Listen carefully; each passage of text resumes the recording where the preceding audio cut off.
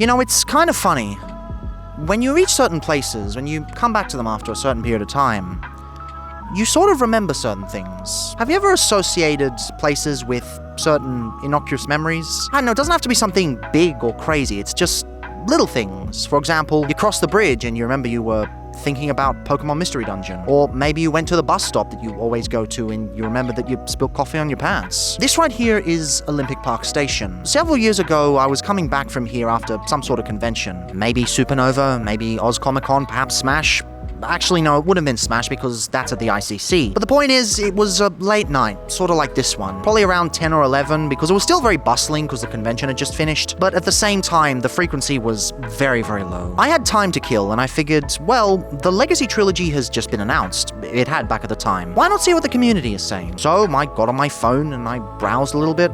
You know, I saw what the community was saying. And I came across this small channel, which, for the sake of anonymity, I'm not going to mention which one it was. They were being very critical of the whole thing. A lot of it was, well, valid. Prime RC, yes, a very frustrating figure. Some of the hollowness on Dragstrip, yes, it is there, and yes, Dragstrip is very plain. But then they extrapolated how Skids was awful because of a simple panel at the back of the head, how Bulkhead was one of the worst figures ever because it wasn't completely accurate to Prime. And then it extrapolated further, and further, and further. And by the end of the video, the message was very clear. Transformers is dead, and the Legacy Trilogy has preemptively killed it.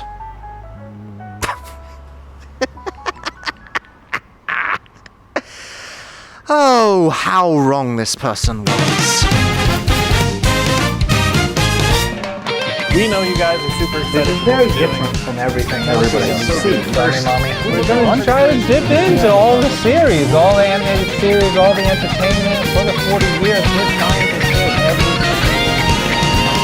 Going into 2022, Legacy was in a really interesting position. It had just come off the back of one of the best toy lines Hasbro had ever done, pushing the envelope on what the quality mainline was capable of, and setting the standard for half a decade to come. In retrospect, it was probably the influx of veteran Takara designers taking hold of the project, while MP fell further and further into the Hypertoon abyss. But whatever the case, the unification era was upon us, and for all its faults, for the most part, it was glorious. So, how do you follow that up? How do you go beyond to another level entirely? Well, that's the other half. There were plenty of elements Hashtag could improve upon. For starters, there was the situation of stock. Getting specific figures was prohibitively difficult, and there were many ways they could make the process more streamlined. Engineering-wise, the ceiling hadn't quite been met. There was plenty more they could do and try, pushing things to a further limit. But perhaps most importantly of all, continuity diversity. Up until 2021, the toy line had been very G1 focused. Doubly so when you consider the 4 years that made up the previously completed Prime Wars trilogy. Triply so when you consider they shoved G1 into Studio Series the moment there was a slight chance of pulling back. And when a lot of that G1 was heavily compromised in ways it simply isn't today,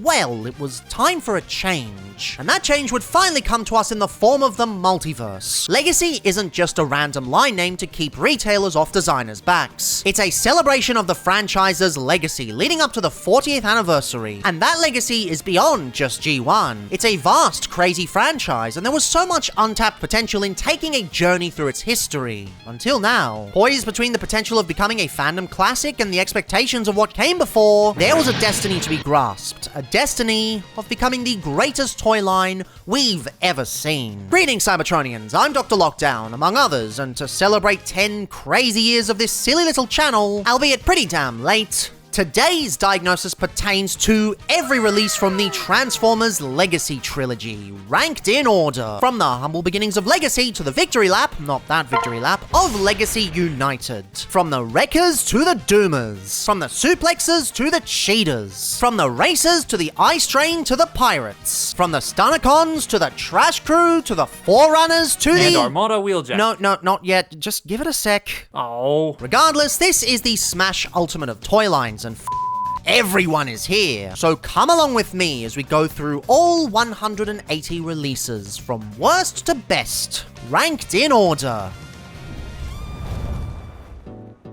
So by this point, I'm assuming a good chunk of my regular audience has probably seen at least the opening few minutes of the previous behemoth. I shudder to think what the length of this will turn out. But in case you're new around here, here's how we're doing things. Firstly, each list entry ranks as a whole boxed release. This can be a singular drop, or a 2-pack, or 3, or 4, whatever happens to be there. Yes, I could split it all up and rank them individually, significantly easier than the previous videos, there's no pesky micromasters to wrestle with, but honestly, it just doesn't feel right. Each release is carefully calculated and crafted. Well, most of them anyway. Plus beyond that, it would just get messy the further along we get. So each list article is a release that sits on a shelf at a store. Secondly, much like all the lists I put on this channel, the rankings are entirely subjective. They are my own personal choices and not necessarily indicative of the collaborators who talk about them. God, it's a whole lot easier to explain this time now that it's not a surprise others will be helping out. But yeah, I don't believe in the idea of an objective fact in the art of reviewing. So if you take umbrage in the way in which these are ordered, feel free to make your own list. That's not snark or sarcasm, your list is just as valid as my own. I didn't even come up with this idea, the original War for Cybertron project was inspired by Commodore Cam. Nothing's stopping you from stealing this and doing your own thing. Coming soon, the anti-woke version of the Legacy video. No pronouns, no politics that fascist AI doesn't agree with, only manly man stuff and ivory supplements. Only difference is that I let the autism take hold of me and put together this monstrosity of a project. Just because I got fancy presentation doesn't mean I'm any superior to anyone watching at home, or on the bus, or in the waiting room of a colonoscopy clinic. Thirdly, this list will only include Hasbro Initiative releases that are specifically categorized into Legacy. So in essence, this includes Retail Legacy, Legacy Evolution, Legacy United, related store exclusives, 2 HasLabs, anything buzzworthy Bumblebee that has the Legacy logo on it, SDCC releases, Legacy-related Pulse exclusives, the Velocitron Speedia 500 collection, Wreck and Rule collection, Toxitron collection, Pre-Cybertronian War collection, Star Raider collection, and Doom and Destruction collection. Essentially, anything Hasbro released with explicit Legacy branding within this period. It does not include Studio Series 86, though those figures are specifically designed to be interchangeable with the War for Cybertron and Legacy trilogies. And the same goes for Shattered Glass and Comic Edition lines, specifically because those aren't labeled as such. They're just sorta their own thing.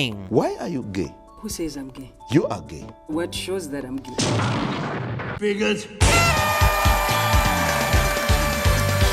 Also yes, reissues are included, but only if they've been packed in Legacy packaging. If it's a full-on package refresh and not a straight reissue, that's okay. If it's still in its old packaging, that doesn't count. Why? I don't know, it just felt right that way. This wasn't as much of a thing in Legacy as it was in Age of the Primes, but it is a ground rule we need to set for certain figures. Furthermore, it's only the Western initiatives, so no Premium Finish, Beast Wars Versus, TLEX, T-Spark, or Dramatic Capture. In the same vein as not including Takara selects from last time. And perhaps most controversially, I'm sorry, but I'm not counting Omega Prime. This thing is truly an amazing figure. Hard to say if it would crack the best stuff with the breakage issues, as I've been really critical of those in the past, but enjoyment-wise, I love this thing. But as far as I can gather, there's not a damn thing in this that says it's from the Legacy line, box-wise anyway. I know the marketing said it was Legacy, but it just feels wrong when it released so far into Age of the Primes. And the engineering feels more in line with that line than Legacy. I also know the wiki classifies it as Legacy, but the wiki also temporarily classified Transformers 1 as a prequel to the Bayverse off one interview with Lorenzo. In the words of a former Prime Minister, no one, however smart, is the suppository of all wisdom. With that said, I'm open to including you in the next potential massive list video, if it happens. And above all else, well, this is my video, it's my decision. If you'd like to disagree, you're free to steal this idea and do it yourself. Like I said, I don't own the idea of ranking lists.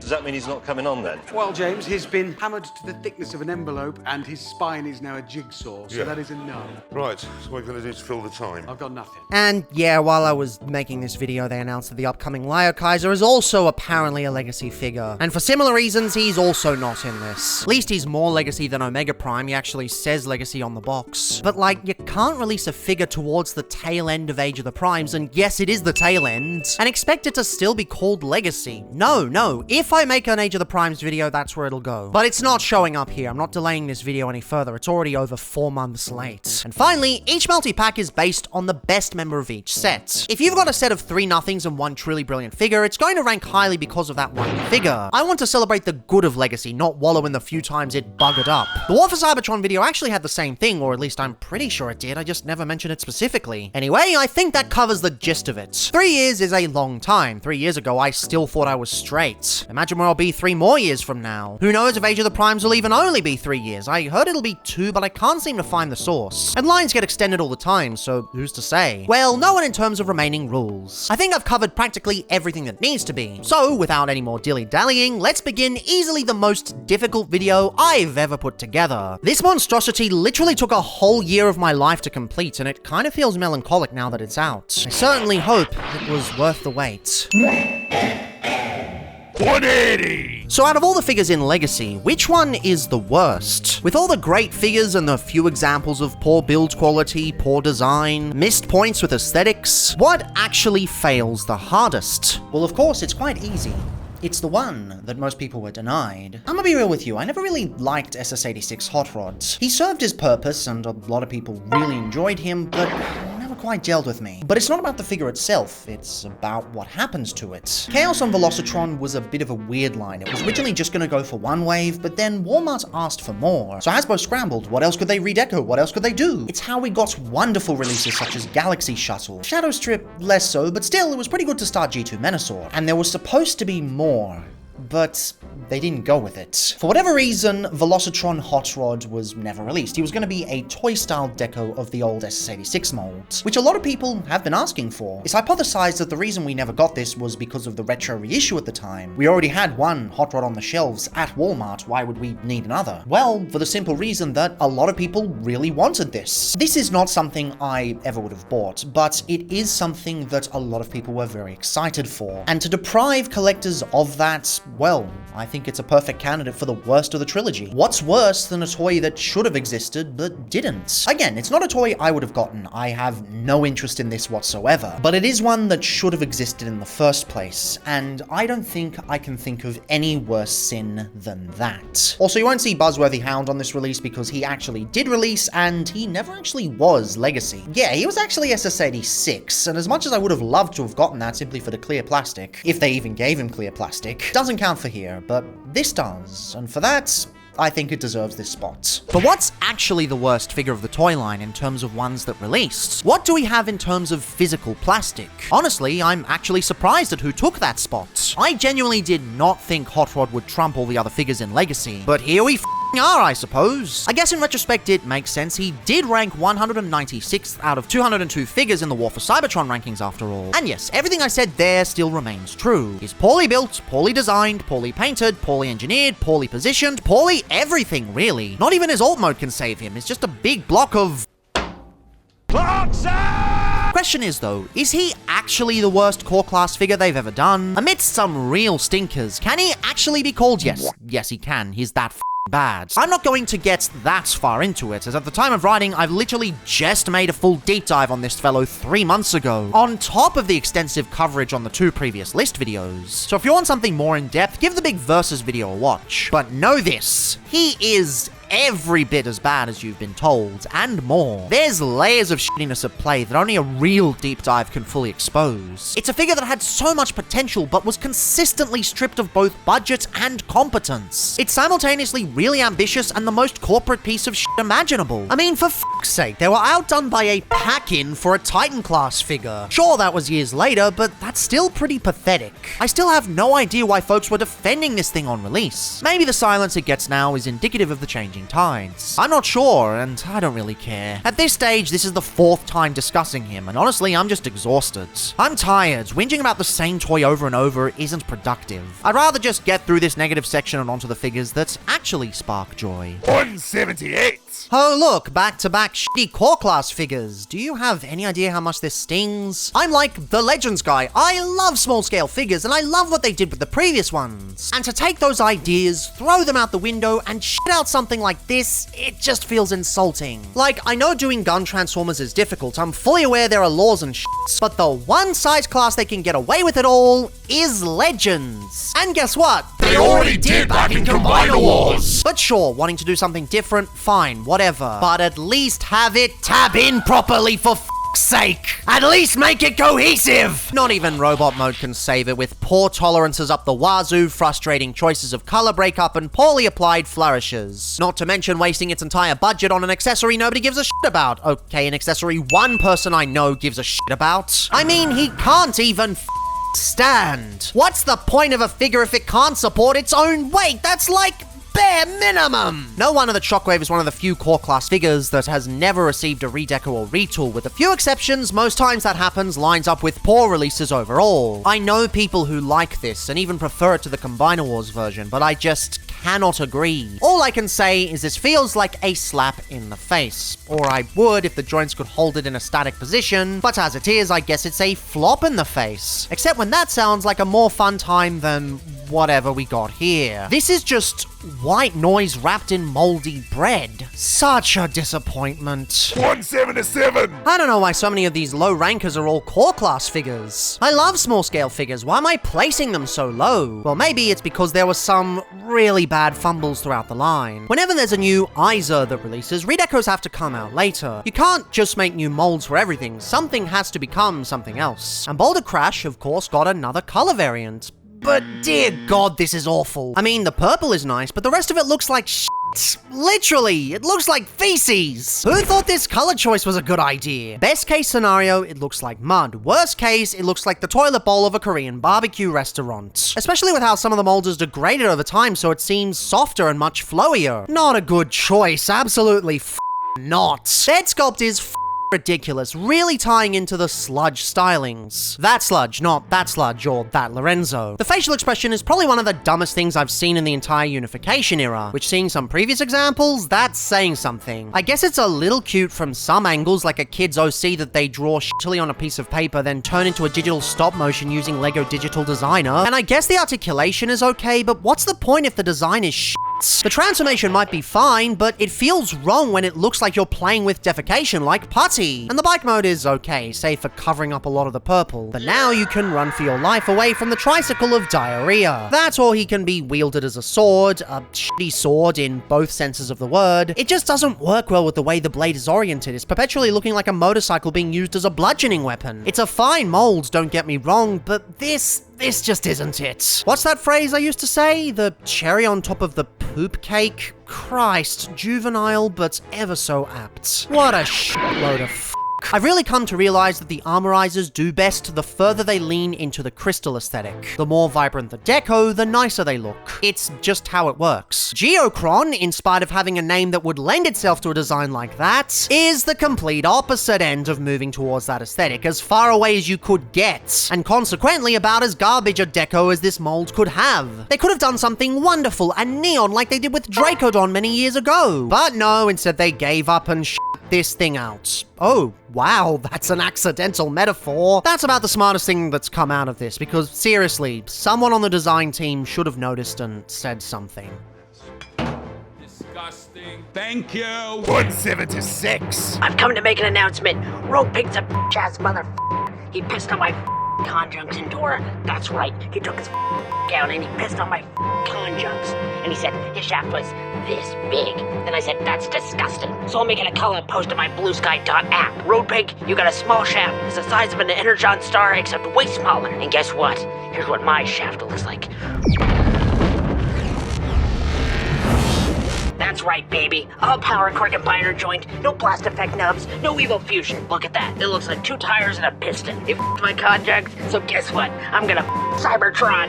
That's right. This is the way you get my super laser piss. Except I'm not gonna piss on the earth. I'm gonna go higher. I'm pissing on Unicron. How do you like that, Obama? I pissed on Unicron, you idiot. You have 23 cycles before the piss droplets hit the Cybertron. Now get out of my sight before I piss on you too. We should send that miserable thing back to France and tell them to keep it. It's what, 25 miles away? You can virtually see it from here. It's not far, is it? No. If only we had something that could fling it that far. Wait a minute. Oh, yeah! I'm gonna have a custard cream. I'ma be real, I genuinely thought this would have been way worse. I don't think I've ever seen a photo so unflattering of a release than Laser Cycle. I mean, that's piss, right? He's pissed himself. How else do you describe it? Half expecting someone to come up with a better way of describing it in the comments. Like pointing out Maverick was close to candle wax, but we're not at that point. If I'm being honest though, honestly, it looks fine. The white and black is a bit boring, but the yellow and green is actually kinda cool. I especially like the segmentation, like the yellow is engulfing the green. No grossness intended. The head sculpt remains nice. Sure, it's derivative of Road Rocket, but it didn't stop being a nice head sculpt just because it's on a worse figure. So yeah, sure, I concede that looks-wise, this is fine, but it's still a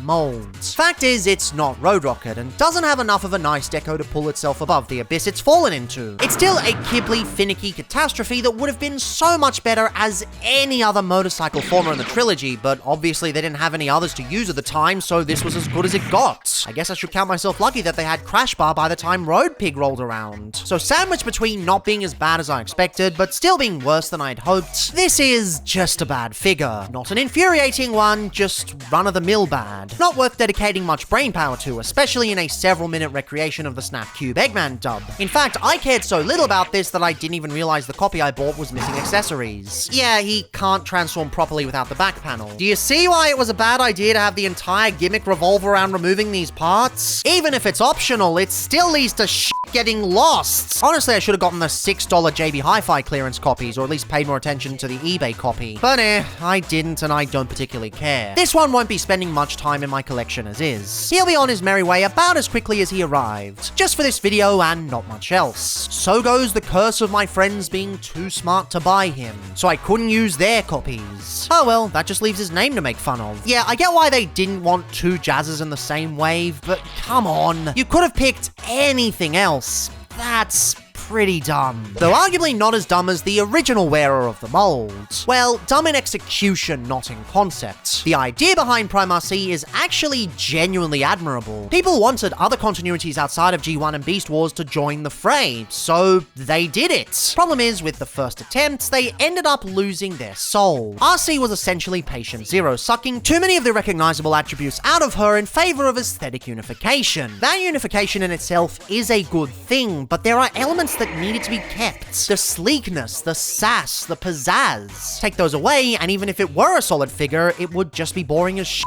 But unfortunately, this isn't a solid figure either. It's just a disaster of lacking tabs, inappropriate joint usage, and half parts forming that ends up making both sides of the parts form or not parts form equation way worse in the end. It's a figure that's fighting between what it wants to do and what it actually ends up doing. And because of that, I can't find myself hating on it as much anymore. Unlike when this first came out, I recognize this as a step in the right direction, both in terms of fembot engineering and in marrying other continuities with the unification aesthetic. But without the failings of RC, we never would have gotten Bumblebee or Skyquake. It all makes sense in retrospect, but at the same time, I can't really rank it any higher than this. All of its issues don't magically disappear just because it's the first step towards greatness. It's still a fumble, and one I'm glad we've moved past, because as it stands, God, this is disappointing. 174! Oh, hello again. What are you doing here? Look, funny as it is that we got two different sandstorms before finally getting the one folks actually wanted, this really stinks. I've already gone over my grievances 2 years ago with the Scorponok mold. While it's admirable what they tried to do, it ultimately ends up just being worse than the original Beast Wars version through over-ambition. It's just a messy deluxe with bits all over the place and awful hand feel. How Kawazu managed to cover Cyclonus before this is beyond me, especially considering his history is spotty, to say the least. And that's why this figure frustrates me. Conceptually and visually, this is doing a lot. First off, it's a BotCon exclusive, redone for a modern audience. That in itself is awesome. It's giving new life to a concept that otherwise would be locked behind the paywall of the aftermarket, a paywall that is not forgiving. And the deco itself is quite lovely. This orange and sand combo is truly delightful. And coupled with the toy-accurate mutant heads, this guy really breathes new life into the mold.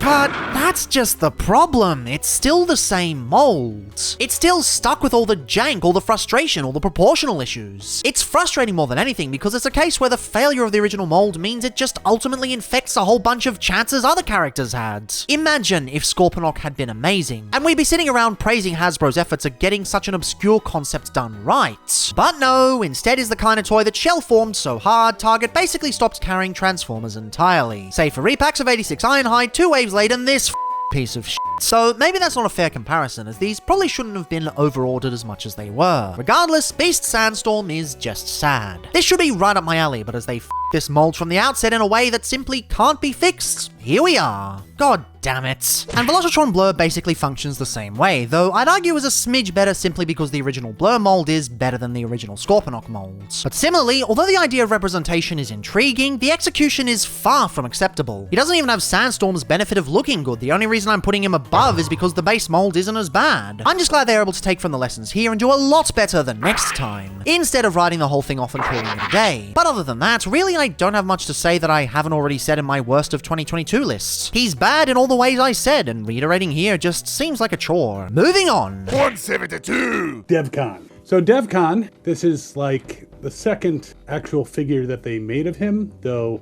the other one was a BotCon exclusive and he's very expensive, and this guy is so much more accurate. Now, I found it very interesting to hear that this is a heavy remold of Blur, because he changes into such a, I would say, accurate rendition of his spacecraft mode from the episode The Gambler. Now, he only appeared in G1 once, and the writer who wrote it apparently didn't realize how rare it was to have non-toy figures show up. I don't know if he had known that, if he would have used Roadbuster or, you know, some other toy, but instead we got DevCon, who, interestingly enough, was also kind of an homage to Boba Fett, because, you know, Bounty Hunter, I mean, he's a bit nicer than Boba Fett. What if he doesn't survive? He's worth a lot to me. And he didn't witness his father's head getting cut off that I'm aware of.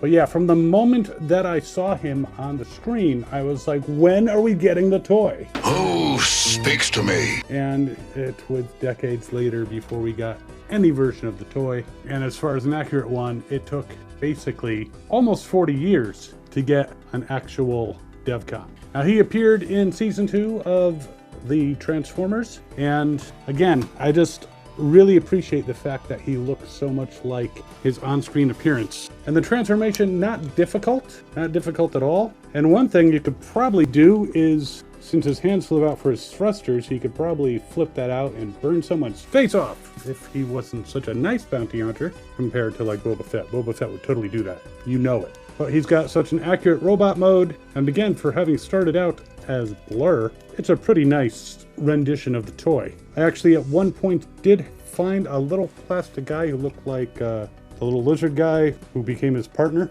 I think he was called Slazardo, and Slazardo only appeared in like BotCon scripts. I think he was in the last one at the last BotCon. Hopefully I'll come across my little Slazardo and then I'll just do a quick video on that at some point. But there he is as a spacecraft. I mean, now that it's pointed out, a little bit of the Blur stuff comes through, but overall he looks like the spacecraft, a character we've been waiting for so many years, and I think he's awesome. Definitely one of my top legacy figures, and there were a lot of great ones. There you go, DevCon.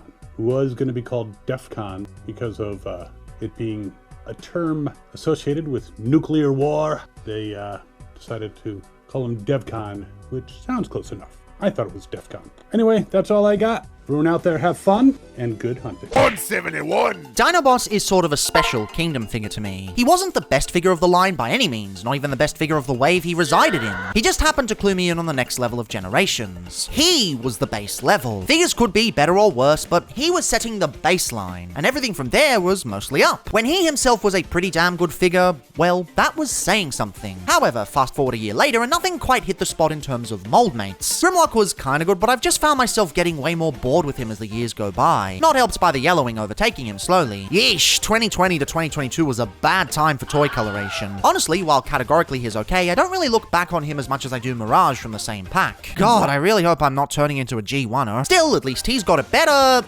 than this piece of shit. Buzzworthy Dinobot genuinely has a rancid deco. I feel like I'm gonna catch salmonella just by looking at the thing. You got a little bit of black and a little bit of bronze, a little bit of black, and that's really it. The rest is just coming out like an uncooked chicken. Yes, the sculpt work is as fantastic as it ever was, but when there's no goddamn paint to pick it out, what's the point? Also, yay, Wobble City. I love how this mold just does this after a while. You can't even blame the dinosaur mode on it because there's no extra paint on show save for the stripes on the legs and back, which is equal to the flourishes the previous two had. Big whoop, what good is it if the robot mode suffers? Dinobot was was fine. You didn't need to do this. Why are his eyes always facing upwards like he's attaining subspace? Why is his tail even grosser than the last couple? Why do they waste all the paint on the inside of the accessory when it means the rest of it comes out looking like shit?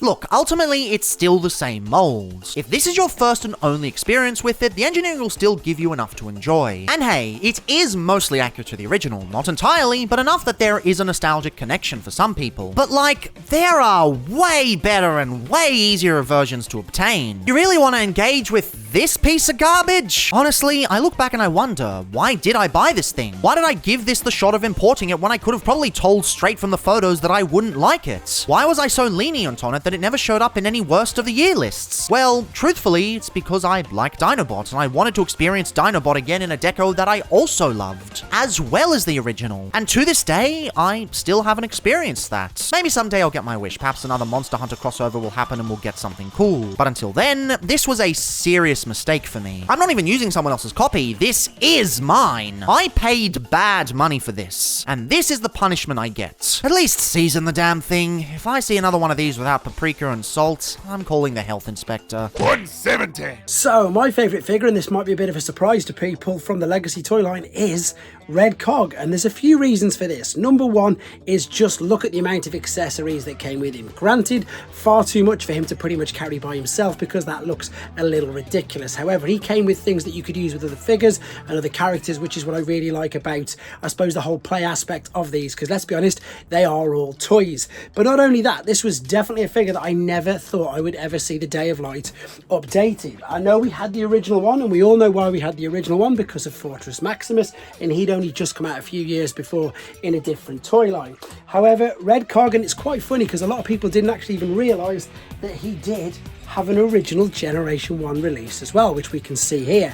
So this, yes, again, is just another repaint of course, your Fortress Maximus figure, which was, of course, normal Cog, but in Japan, he was only available with this guy here, so with which you can see Grand Maximus. So I never ever expected to get one of these, and as I say, because he wasn't just a plain old repaint of this, which I know the main core of the figure is, because he came with so many other things, because you can make him into so many things, and because his play factor and value is just huge, he definitely stands out for me as not only the biggest surprise, but probably the best fun figure from that particular list. Anyway, there you go, guys. Red Cog. 169. God, I hate this figure. It just pisses me off irrationally. Everything with this is carefully crafted to infuriate me, and it's infuriating. Already, it's built off really stupid ideas. The G1 Pretenders are a very specific type of design, and although they were jank for the time, they had their own charm. But apparently, all that shit, Batman over here gets turned into Man-Bat. Instead of a genuinely creative creature of the night, it's just some gremlin. Who cares about uniqueness? He has to be boring instead. And sure, the rest of the robot mode is fine, but that vehicle mode, god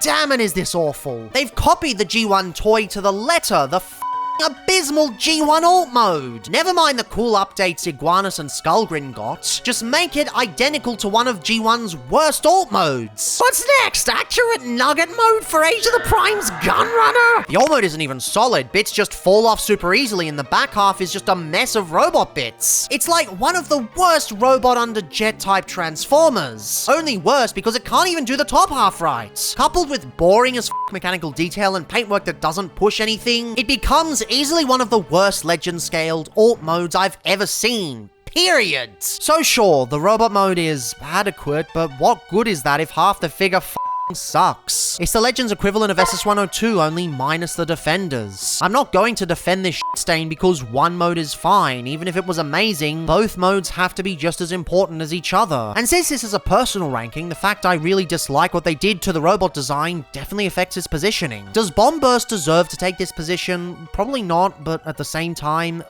this thing. Bomb Burst for killing the Pretender line before it really got off the ground. He didn't, but it feels like it did, and that's an enough for me to really dislike the bugger. 168! The fandom tends to get angry about a lot of things, as they do. Some of those things make sense, whereas others are just baffling. Oh no, SS86 Prime doesn't have his stripe on the alternate mode. Who gives a shit? That said, there's one issue that sort of falls in the middle. A problem that, yes, can cause issues, but the solution people are asking for is way off the mark. Clear plastic is something a good chunk of folks have despised from day one. Not only can it annoyingly show exposed robot bits, but also in the wrong circumstances it can cause pretty bad breakages on load-bearing joints. For years, Hasbro hadn't listened to these complaints, and I can only imagine the frustration a lot of people experience. Thing is though, getting rid of it entirely is basically throwing the baby out with the bathwater. All that will do will make figures look ugly when you can modify clear plastic's use and get the best of both worlds. Really, all you have to do is tint the plastic to ensure nothing gets through, and more importantly, put it inside a frame. Once you do these two things, it's basically a non-issue. You get the nice breakup of clear plastic while still not sacrificing the structural integrity of everything else. And yet, people don't request this shit. No, instead they lash out and insist that Hasbro somehow remove the shade entirely, going for complete opaque. While this can work in some instances, I've always preferred the premium vibe clear gives. But okay, sure, that's not what fans want. I get it, sometimes you have to acquiesce to what might be the best for criticizers. As long as they go for a decent shade and don't pick something cheap, I'm sure it'll be fine. Introducing Sunbow Baby Blue! This blue has been the bane of my existence. From its introduction back in Buzzworthy Bumblebee, I've despised this thing with passion. See, the Sunbow cartoon was, by design, deliberately cheap to produce. It was meant to be rushed out on a weekly schedule, back to back, even using a billion animation studios to get it done. To achieve this, they frequently used really cheap and easy color palettes that could be done over and over again. When you translate this to toy form, however, you lose so much detail and color breakup. Then you add this shit on top of it, and it practically ruins the intent of the toy. It never blends with the realism of the alt modes, instead looking like someone drew the windshields on with crayon. So many amazing designs will go hard in so many areas until, surprise! Basic Lambert texture time! Time and time again, Hasbro insists on using these shitty shades. Over and over, I find myself covering them up because this shit. And no releases have pissed me off more than the Autobot Stand 5-pack. Release-wise, this makes sense. People want reissues of this stuff, some less than others, and in one case they never even had the chance to begin with. But to take some of these impossible-to-get releases and to strip them of everything that made the original so great, off. Earthrise Wheeljack is far from a perfect figure, but with the racing livery especially, he has a certain charm to him. Even in his Netflix form, he's just a swish little Lancha-alike that zooms across the pavement. Well, apparently, that shit. Comic Sans ass text and baby blue windows with practically no color breakup anywhere. Jesus Christ, it's like the MP Plus version. This deco doesn't work. Stop it! Jazz was already kind of but a lot of him could be improved with toy hacks. But with this new baby blue window section, he gets even worse. Oh joy, you added more stripes to the spoiler at the back. Great, still shit. At least Trailbreaker and Hound aren't that big of an issue. Trailbreaker was already a piece of shit, and adding baby blue windows just makes him only slightly shittier. Bottom of the barrel is still trash, who cares? Hound, at least the window is small enough not to notice. Plus, for all the frustration with not getting this for ages, then finally being forced to buy a 5-pack for it, I get the impression the design team was forced to do it this way. It was probably either this or nothing, given the legal red tape. So fine, whatever. But Sunstreaker? Look how they massacred him! The Earthrise one was one of the most stylish deluxes of its time, with an awesome spinning transformation and wonderful mechanical detail. The alt mode was especially lovely, with a double punch of clear blue and a silver backing. Genuinely one of the best figures of the last trilogy. And what did everyone focus on? The color mismatch. Yes, ignore everything amazing this mold does. It's shit, because the yellows don't line up, despite the fact it's one of the hardest colors to do. And apparently that's what makes the Selects version superior, despite the fact the alt mode has been practically nuded of all its shine. Sure, the Robo mode gets some nice toon-accurate paint on the shins, but is it really worth it in the end? Is it really worth it when it sacrifices one of the best features of the design simply because clear plastic bad? Functionally, this set is alright. None of the figures bar Trailbreaker are really that bad. But personally, it's the culmination of one of Hasbro's most frustrating decisions. I genuinely feel repulsed every time I see this shitty light blue as a chosen window shade. And this set just culminates the worst aspects of every use. What could have been a really cool way to get some of the Autobot cars that are really hard to find these days has been, if I'm being frank, ruined. this thing and good night. 167! My distaste for the Earthrise Starscream mold has been well documented, long since its release. Right off the bat, we went from a truly wonderful Tetrajet to whoopsies, we just copied the classics version but made it worse in every conceivable way, which just felt insulting. I'm sure that was never the intent of the design. They probably thought, oh, the original was great, let's do it again. But without making any meaningful improvements beyond the fact the nose cone was no longer attached to the head, which whoop-de-doo, it just felt like a step backwards. Now, with that said, my aggravation has lessened in recent years. After handling the others, it really did seem like Starscream was acting as one of the worst out of the gate. Not great first impression, mind you. Furthermore, time heals all wounds, and with more space between myself and 2020, I am mellowing out a bit. And last, but certainly not least, I actually managed to handle a version I thoroughly enjoyed. The Buzzworthy outing. I don't know, this Air Warrior lad really speaks to me in a way none of the other versions have. It really shouldn't, this should be a figure I hate. But it seems like all of the shittiness was absorbed by the Alicon in that pack. So great, I'm not infuriated with the Earthrise Seeker mold anymore. So why am I talking about one so low on this list? Obviously it's not the Air Warrior, he's fine. Well, that's the thing about shitty molds. Just when you think you're in the clear, they strike. Hot off the heels of this abomination, I thought maybe I'm open to enjoying some of these way more, and figured I'd give Cloud Cover a shot. Unfortunately, while I was giving it a shot, he gave me a shit, because this ain't it, Chief. Cloud Cover is deceptive in his shittiness because the vehicle mode is actually alright. My previously owned outing, being Select Sandstorm, really irks me in this configuration for one simple reason. It didn't go as far as it should. There were just swaths of the figure that were left unfinished throughout, whereas Sandstorm works best when they actually put in the budget. Cloud Cover actually seems to have rectified a lot of those concerns, however. From tip to thruster, he's coated in this gorgeous camo deco. It's sort of deceptive. There looks like a lot of it, but really it's just carefully picked out in a few key places. You still have to deal with the mold issues of no landing gear and wibbly wobbly all the timey-wimey, but yeah, this is a step up. Unfortunately, once you get to robot mode, that's when you realize where the reallocation happens. There's just no breakup with this mode. It's just swaths and swaths of baby blue with no visual interest breaking it up. All of that pale aqua gets hidden around the back and you're left with a few splotches of plastic difference here and there. And I guess some black, but even that somehow comes across as dull. The face isn't doing dull surprise, but with this deco it might as well be. And you think accuracy would be an excuse, but no, the prototype actually featured the same camo effects on the other side. So it would appear they've spent all of their budget on the jet mode, then left nothing for the robots. At this point, maybe I should just resign myself to the fact that the Earthrise Seeker mold just can't get proper coloration. No matter what they do, modern paint budgets just can't seem to capture the simple joys of their source material, except literally every other Toxitron collection figure featured went extremely hard on the paint bar laser cycle. Now, is this the worst outing of this design? Well, no, it doesn't have the paint chipping of Starscream nor the abysmal build quality of Thrust. And even missing a bunch of paint at the front, it's still a smidge pleasing to look at from certain angles here and there, but at the same time, it's just the inferior Conehead version. There's still the wimpy-ass guns and awful leg proportions. Oh sure, fold them forward, see how that fixes nothing. You know, disliking this is a real shame. I thought I'd mellowed out, I thought I'd maybe grown and changed as a person. But no, this mold was always just a piece of shit. And now this figure serves as a painful reminder. But at least the next two here have more of a reason to be here, and more of a reason to be as bad as they are. Many will remember the collecting landscape back in 2020, but for those only joining us recently, 2020 was not a good time to be a collector.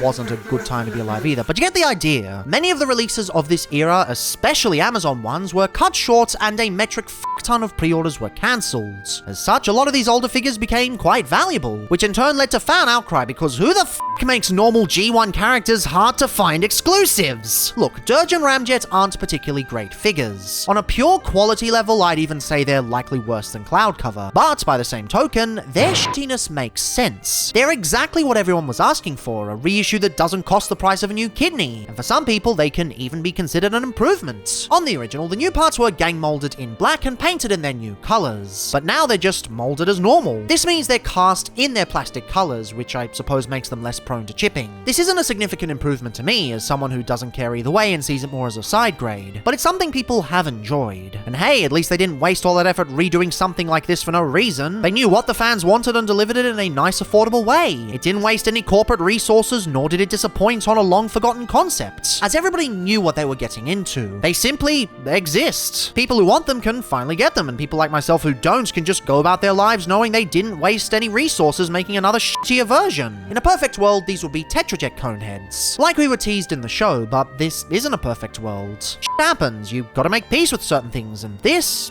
is one such case. 164! You know what annoys me? Hypocrisy. You know what annoys me even more? Self-loathing, because deep down I know I'm a hypocrite myself. For years and years I mocked folks who insisted on getting subpar toys just for the sake of completionism. Like, why not skip it? Why force yourself to put up with shit like this? Not even for the sake of reviewing, just to own so it sits on a shelf. Why would you do that? And yet, here I am buying molds I know I hate simply because they're on the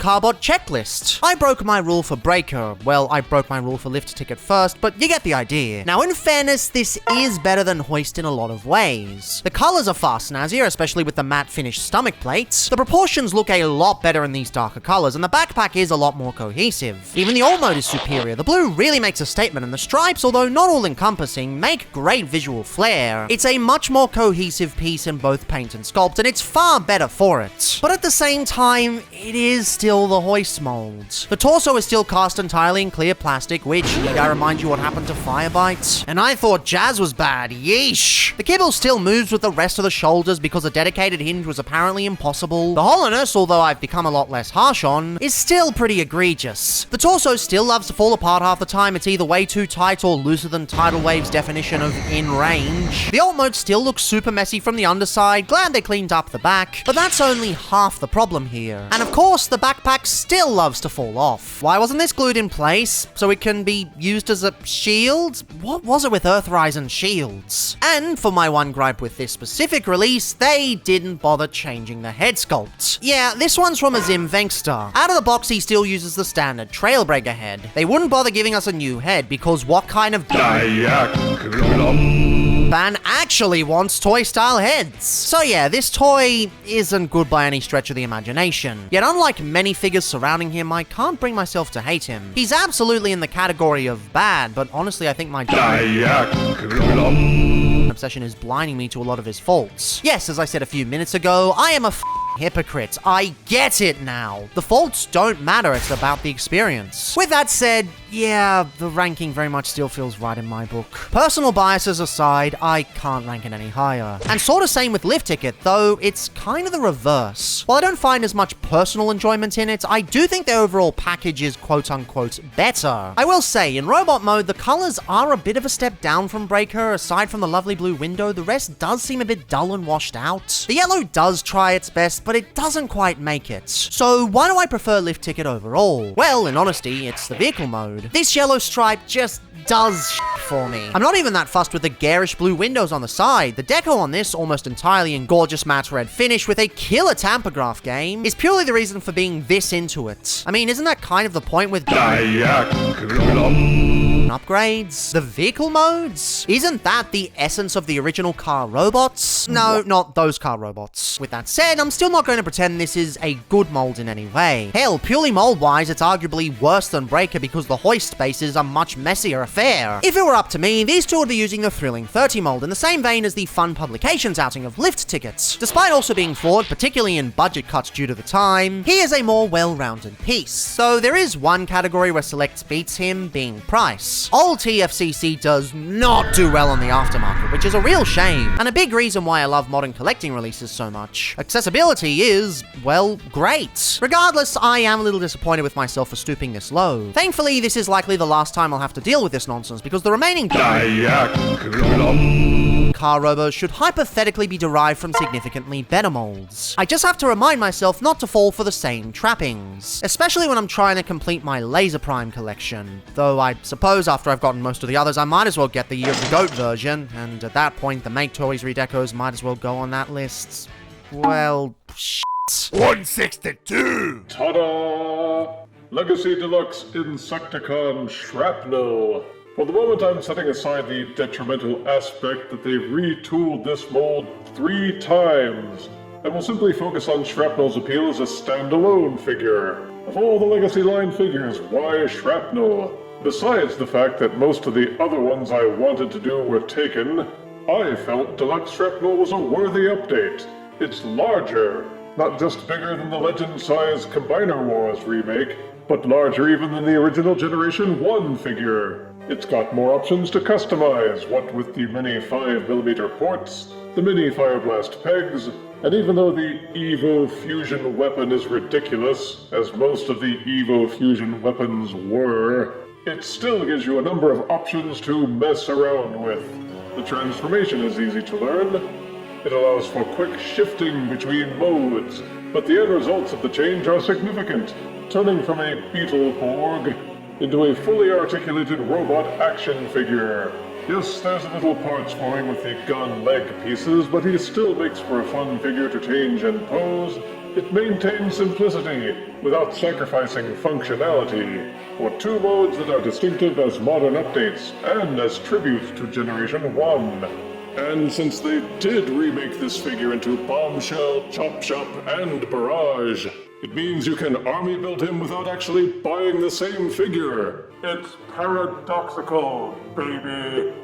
161! Honestly, for all the annoyance behind the Silverbolt retool joke, I genuinely think this next figure would have been better if it was a Combiner Wars retool. After the absolute stellar lineup of Kingdom Beasties, people headed into Legacy with an unsatiated hunger to do the rest of the screencast, and hopefully that cancelled Polar Claw at some point, as impossible as it may seem. But not only did everything seem significantly weaker than its War for Cybertron trilogy counterparts, but they've really slowed things down and spread things out. Apparently the reasoning was Takara's unwillingness to dive into fusors and transmessels, citing abysmal sales back in the 90s when these concepts first dropped. The cause of which being the absolutely awful gag dub that some believe killed the franchise whole scale over there. None of this is bona fide, mind you, purely unsourced designer leaks and fan speculation, but it would explain a lot. But since Kingdom, I don't think I've truly been wowed by a Beast Wars redo. Aside from Big Convoy, really, even with cases where the concept alone should push the envelope. And of the few figures we did get, none disappointed me more than Silverbolt. Just, what the f happened here? This feels off in so many ways, so many frustrating ways. See, most of the older Beast Wars updates created a middle ground between realism and cartoon accuracy, slotting themselves pretty perfectly into the Unification era aesthetic. And for some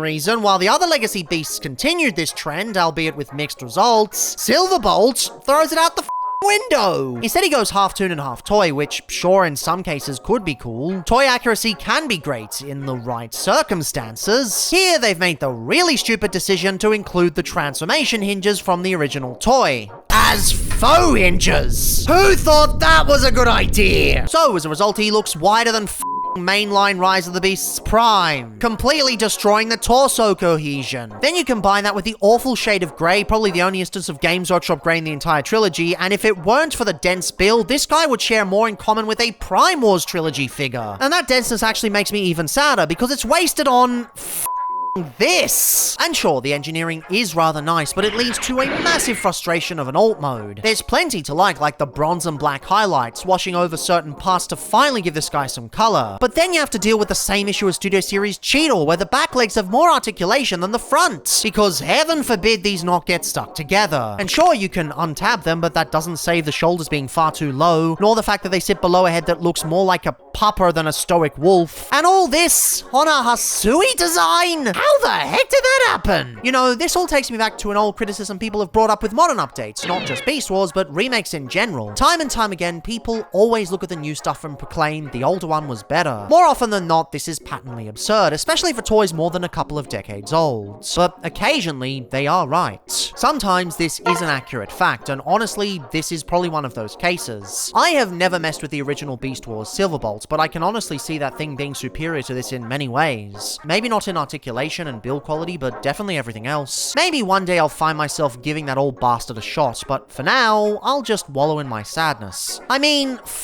Hasui, man. How does that even happen? Okay, ignore that example, but you get what I mean. 160! You know, this seems like a two-pack that should have worked. Conceptually, this seems like something fucking awesome, and in many other cases, it would be. The problem is, pre-war Megatron and Senator Ratbat don't exactly have the best molds at their disposal. Megatron seems like he'd be a slam dunk. The base mold, as much as everyone loves to complain about, is fairly solid. And this deco genuinely rocks. This had the makings of being a fantastic Megatron, but then they had to ruin it with the alt mode. While a lot of this Megatron is truly wonderful retooling, for whatever reason, they removed the solidity of the turret. So all the bits just flop around. Like, what the f***?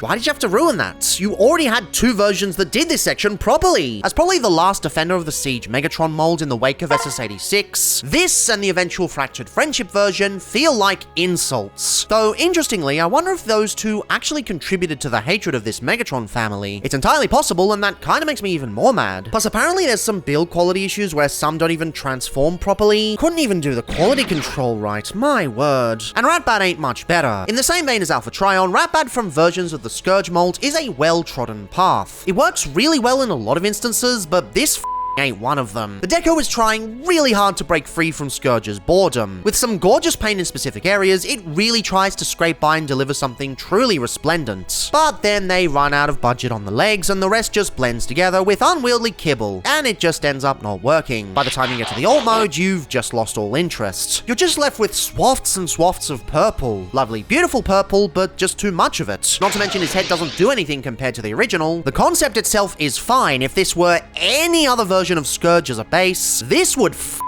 but the combination of lacking the budget to truly go beyond in a base mold that is just complete and utter boredom, there's just no point to it. This isn't the worst pack of the trilogy. There have been far worse outings that have given far less of a reason to purchase. But this is a pretty bland affair, and it leaves me disappointed that I had to pick it up just to film. Of course they had to be too compromised and or boring for my friends to buy copies. So of course I had to buy them myself just to film. What a stinker. 159. I don't think I need to explain what the Black Convoy effect is at this point, right? Like, it's a thing, most people who've seen my channel will know it's a thing, done deal. Thing is, it doesn't always work. Just slapping a black redeco on something willy-nilly won't always necessarily make a figure a lot better. Turns out, you actually need another color to fill things in. For instance, Siege Nemesis Prime doesn't necessarily work since he's missing a lot of that extra turquoise, whereas the Takara one is a lot more successful. That's my main gripe with Select's Antagony. It's sort of a victim of its own accuracy. She's essentially the Inferno mold entirely in black, just as the original BotCon figure was. Great, fantastic. But that doesn't make her particularly interesting. Conceptually, much like the other Bestial exclusives, it's damn cool to get the BotCon beasts at retail. But execution-wise, she's just missing any breakup colors. Regardless of which mode she's in, there's just nothing cool to get excited for. Am I suggesting they alter the deco to try and make her more visually interesting? I don't know, maybe. The Earth Wars rendition kinda did with some extra silver, and it actually looks pretty nice. And even Toy Hacks took those changes and used it as the basis for their upgrade sets. Or at least it would seem that way. But like, aside from some very rare exceptions, I'm not buying a whole figure just for an upgrade set, especially based on a mold that's already pretty mediocre in my book. Again, the fact that this exists, amazing, no complaints. Just the execution, well, it's a textbook case of accurate to a fault. Still, at least it's damn well better than what the previous trilogy had in that category. Yeesh. 158. What? Cheat-all but boring? Didn't we already do this already? Look, much like other figures on this list, I get why this exists. Recreating unreleased Beast Wars figures? Fantastic. I know people who love this to death for that, but much like Shadow Panther from the last trilogy, this just doesn't work. It does come insanely close, mind you. They do pretty well with the breakup going for 2 tones of grey, neither falling into the trappings of Games Workshop. The yellow highlights work reasonably well too, even if the crotch is painted way too thinly, and I especially love the paint on the face. This thing is very close to being good, but it just unfortunately falls short. At the end of the day, it's still a light grade cheetah where, since it's not a particularly interesting mold conversion-wise, you don't see much of the point. Sure, it's nice that it exists, and it's nice that it was relegated to a store exclusive instead of a general retail release, so although it shelf-warmed, it didn't do so as poorly, but at the end of the day, it's still a boring, dull, and grey figure, cut from the cloth of just an okay mold. Maybe I'd have more excitement if I grew up with the original Beast Wars toy line, but as it stands, this just does nothing for me. Maybe this time folks won't accuse me of being too harsh on a figure that's dull and grey, because this time it's even more dull and grey than the last figure I criticized for it. Also, it's not G1, which means it's hopefully less shielded from criticism. 157. I think in recent years I've sort of warmed up to SS86 Jazz. Sure, that's mostly due to the application of repro labels, but like, it's an okay deluxe. Nowhere near on the level of the Reveal a Shield outing, but a passable Jazz for the new unification style of engineering. With that said, it is absolutely the wrong base for a knockout retool. Aside from being a car that has its torso in roughly the same spot, virtually no common ground is shared. The only positive thing I can really say about it is the vehicle mode. Here I can see the potential behind the idea. It does a really good job reinterpreting the existing pieces and giving it a completely different silhouette. The metallic paint could be a bit more vibrant, standing out from the base red plastic, but it still looks pretty good. And sure, the back is a smidge messier than the original, but like, it's not hateful, and it comes with the territory of retooling things. The engineering also remains fine. Unlike many, I've never really taken much issue with the clear plastic at the back. The transformation isn't anything heinous, and it's not where I find its problems. No, those are all to do with the robot mode. This has to be the most sourceless non-G1 update we've seen in the unification era. Not the worst by any stretch of the imagination, but just completely devoid of anything that made the character compelling. The torso turns into a big block of nothing. Where in vehicle mode the overabundance of gunmetal was kind of mean and ruthless, here it looks bloated and boring. Doubly so next to the existing jazz midriff and waist. It looks even worse now that it's been pushed out far further. There's macrodosing progesterone, then there's overdosing progesterone. Though horniness side effects don't seem to have come into effect because the face sculpt is as sterile as a Kellogg's factory. It's not quite as bad as RC, but it erases all of his trademark snark and sass. They've basically unyassified him. They've straight-washed him. He's the Galvatron's Revenge version. Gay conversion therapy. Sure, the arms are fine, I guess, but the lower half is a mess. So much wasted paint on all the color correction and none of it even looks good. And the knees don't even stay pegged in anymore. For some reason, they flop around a lot easier. And no, this wasn't a problem on the recent reissue of SS86. They fixed it for that, but apparently Legacy didn't get the memo in time. So ultimately, you're left with a decent vehicle mode, an okay transformation, and a robot mode that has all its charm sucked out of it, leaving it mediocrity central. If it weren't for the pairing with Breakdown, not that one, and not that one either, I'd probably be selling this off. Honestly, I've been tempted. This doesn't even make sense. People hypothesized it was to make it accurate to the IDW 2019 continuity, but like, no? Do we need to have this conversation again? These pieces of media are accurate to the toys, not the other way around. You can't just write away criticism of these toys just because they look the same on the screen or page, when the reason they look that way is because the toy looked that way originally. Besides, if he really was that accurate, he'd be decked out in pride flags, and he's not. So there! 156. Omega Supreme was always a weird one for me. I originally just bought it to get the Micromaster because I was so set on Legends completionism back then. Surprisingly, I actually ended up really liking the main figure. The modularity aspect was pretty cool. The ramps were great to fold out, and I especially liked the tank module. With that said, it's still a pretty big unwieldy set. Messing with it is somewhat ridiculous, a running theme with a lot of older Titans. While this is better, shrunken down to fit denser parts and better play functions, it's still not the figure I find myself wanting to consistently go back to. It also doesn't have the sheer shelf presence of a monster like Unicron, so it's just sort of decent. Not bad, but not amazing either. So what happens when you take that and give it a worse deco? Generation Select's Guardian Robot, or Omega Sentinel, or Gadep, or whatever the f you want to call it, is a figure that should exist, but it does absolutely nothing for me. Logically, it of course makes sense that they go for the toon-accurate color scheme, but as a result, said color scheme just comes across really boring. The torso lines are cool, making everything extra cohesive, but now that the rest is all just blue and white without the tritone breakups that the original was known for, it just comes across as really boring. And sure, the base mode is still as fun as it ever was, but thanks to the greater emphasis on toon accuracy, there's practically no breakup on the tank elements. It's all white. This isn't how it's supposed to work. And sure, Lunar Tread is a wonderful inclusion, sort of throwing back to Roller from the Dark of the Moon Cyberverse toy line, also included in a massive set. And yes, I did go to the trouble of hunting down just him and not the arc itself, so there's a precedent for me doing the same with Lunar Tread. But I am not buying an entire Titan just for the Micromaster again. Who knows if I'll even be able to sell it off. I'm already a little bit concerned with some of the others on this list. This is an expense I don't need. So at the end of it all, Guardian Gadep Sentinel is a figure that is completely not aimed at me. It's a solid base with a bloody ridiculous color scheme draped over the top. A color scheme that is perfect for its target audience. It's a stand-in and potentially the most expensive army builder on the planet. Anyone who actually wanted this probably didn't care about how good it was, which, in fairness, is absolutely a sentiment I can get behind.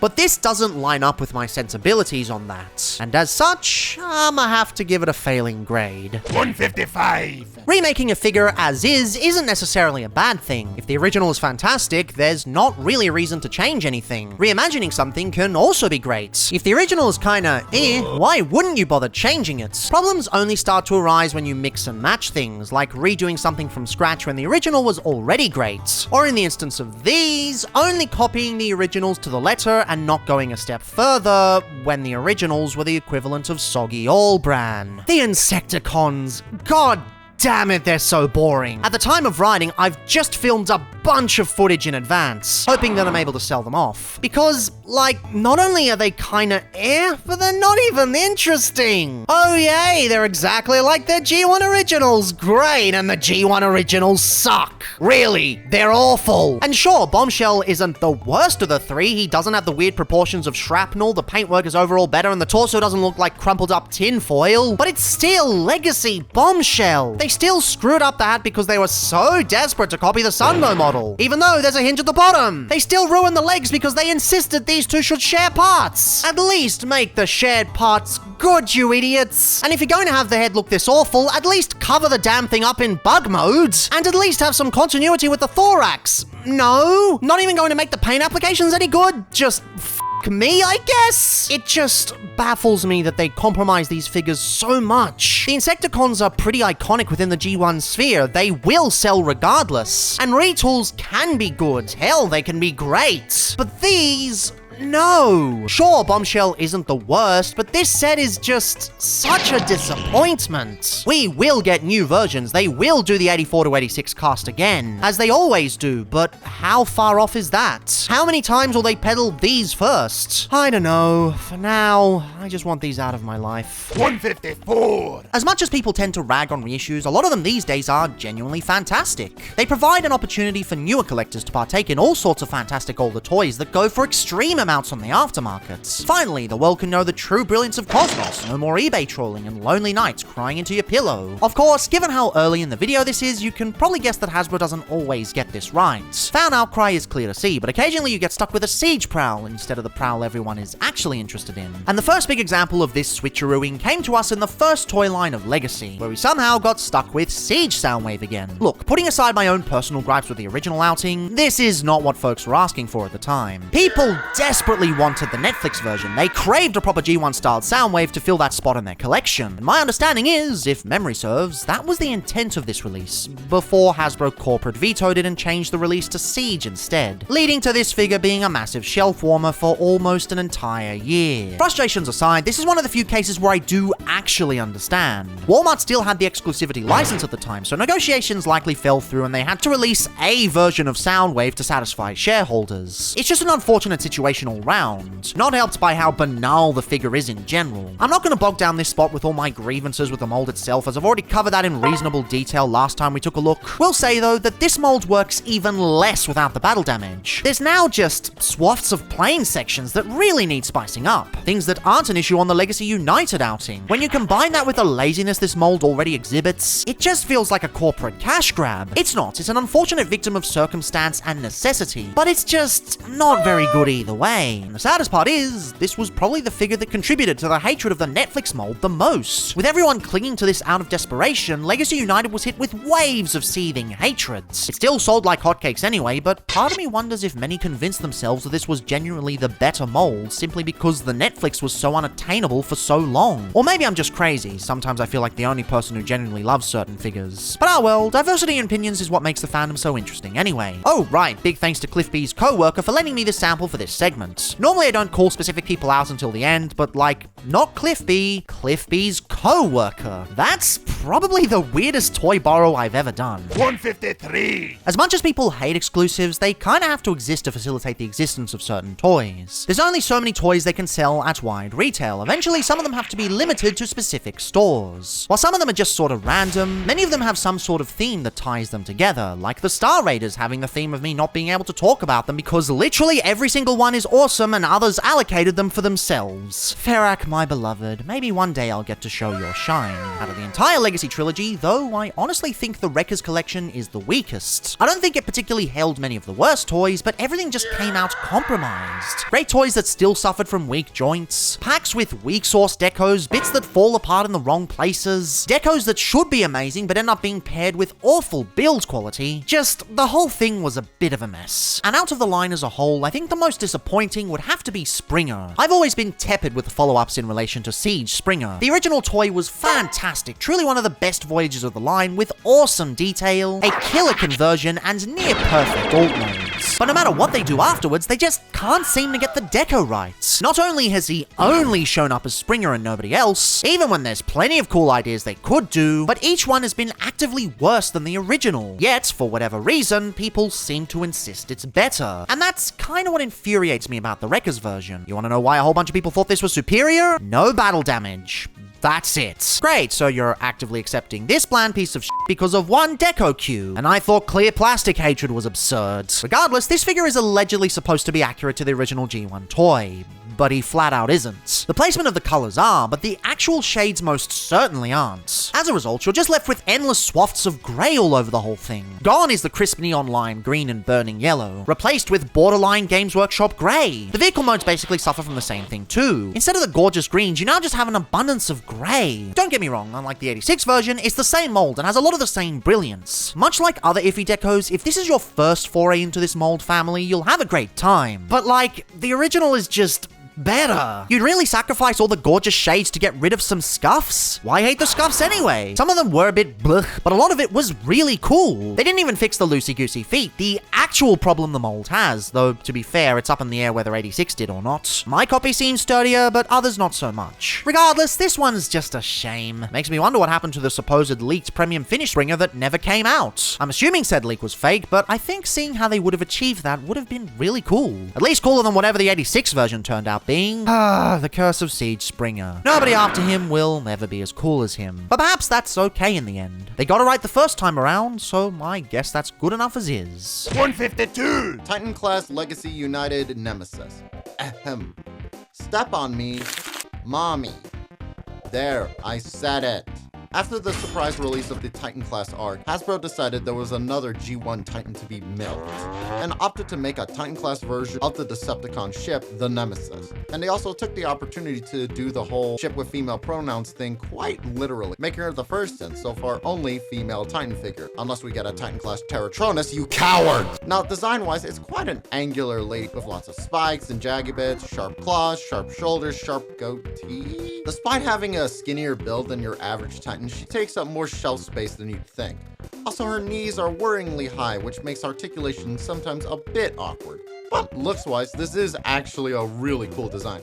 It's not obviously female, I think Tidal Wave has bigger breasts than she does, but this skinnier design does help her stand out against other Titans, which can sometimes look a bit blocky and stiff. And she's got some pretty fun weapons with unique dual pistols stored in her knees. Not an expected weapon for such a large-scale figure, but they look great, and at least she comes with a weapon. She also comes with Evo Fusion, which are these pitiful hand axes that really like to ping off. Speaking of, a lot of this figure really likes to ping off, which ain't fun, so be wary when handling her. You gotta treat a lady right, take her somewhere classy. Overall, articulation is fine, but I just kinda feel like articulation on Titans is more so cumbersome than it should be due to the sheer size. That's why I was kind of rooting for the downscaling with Star Convoy. It's workable, but it's so big and takes up so much space, and my wife gives me looks with her. I swear, there's nothing between us, dear! The transformation is decently fun, a little more complex than some other Titans, but the ship mode, this is where the money's at. Compared to the arc, it looks a lot more complete and a lot more detailed. The arc felt more obviously toy-like with the gaps, whereas this feels more like a nice collector's centerpiece. And there are plenty of little bits to ping off, like a cargo bay and a landing bay with tiny planes representing the Seekers and Coneheads. These little touches do take more advantage of the Titan class size, making it sometimes feel more like a playset. Now, if only we had that pipe from the first episode that causes the show to blatantly reuse animation. Overall, this is a pretty dang cool figure with a great alt mold. A lot of the problems come from the size, but I'd still recommend picking it up. 151! I'ma be real, a lot of the older Titan class figures just don't interest me. They have this problem where they're big and that's really it. They don't turn into anything, and even that feels out of obligation. Often their functionality feels lacking, their sculpting doesn't feel very encompassing, and many of them are just hollow messes of nothing. And Cybertron Metroplex is, at the very least, not hollow anymore. They've thankfully fixed that, which is a plus, but by the same token, he just doesn't do anything. He's a big robot, and that's about it. The designers admitted the only reason they made Metroplex a Titan was because they wanted to see if they could make the scale show accurate, and nothing else really. Yeah, how's that working out for you, with him ending up shelf forming across stores down to essentially half price? Wonder how many units they actually sold too, given so many of them were plagued with yellowing issues. It's clear he didn't resonate with fans. As much as I love Transformers Cybertron and don't want to be the G1er in this discussion, maybe something like Broadside would have been an easier sell. Who was actively looking for a bigger Cybertron Metroplex? Especially since he turns into nothing, even less of an alt mode than the Titans that came before him. He's a robot crouching down, and even then you can never remember how it goes. What was the point here? Why even bother? I appreciate they added the extra robot mode, but like, aside from the mask, this really just feels like a fan mode. And beyond that, what else is there to say about him? He doesn't do anything else. This is easily the least functionality they've given us out of any Titan class figure. They couldn't even be bothered giving us a minicon. Yes, the Western team confirmed there wasn't any budget left, but with a figure at such high margins that does so little, that seems less like pushing the engineering to the limit and more like the pipers of corporate wanting to be paid. This isn't the worst figure ever, nor the worst Titan. He's just a figure that's a whole heap of nothing. Even at the sale price, you could get a whole 4-pack out of it, with far more unique experiences on each figure, far more memorable ones. Especially for such an expensive outing that requires much more deliberation before purchasing, this one's an easy skip. 150. I'm gonna be honest, I don't really have much to say about this guy. I kinda already said everything I wanted to say in the Worst of 2022 video. Great deco, terrible build quality, disappointment, hand over to toy guy. That's basically all I have from the well of inspiration. Turns out if the autism doesn't flow freely, writing is far more difficult. And the well for this character has, no pun intended, well and truly dried up. So no point lingering further. Great concept, terrible execution, bad toy. Big shame. 149. You ever come across a figure that you really disliked at first, then finally warmed up to? One that you assumed was a piece of garbage and not worth anything, but in time you came to appreciate everything it does right? You form a tighter connection with it because the relationship was based on digging deeper and finding a balance within? Yeah, Core Class Nemesis Prime is the f***ing opposite of that. This thing is shit. Pretty much the perfect storm of an awful figure. Already the base mold was awful. Already it had to fight against frustrating engineering, lacking truck mode proportions, and inappropriately placed hollowness. But now, Core Nemesis Prime brings his own shittiness to the table, understanding none of how the Black Convoy effect works and providing no breakup whatsoever. They don't even paint his shins, they prioritize the axe accessory but left nothing for the shins. Like, come on! That's the one big part of the limbs he should have. Solidity is even worse, where the truck mode doesn't stay together as well, and the back panel flops around super easily. Can't even keep the new weapon storage in place, it just fails at the word go. And if that wasn't bad enough, this was also plagued with QC issues. So many copies came broken, not just my first copy, but plenty of others too. Part of me wishes I'd never gone to the trouble of replacing my poor QC reject. Part of me wishes I'd never put in the effort, because clearly Hasbro didn't hear, and that's what frustrates me the most. This was entirely preventable. At any point they could have stopped and thought,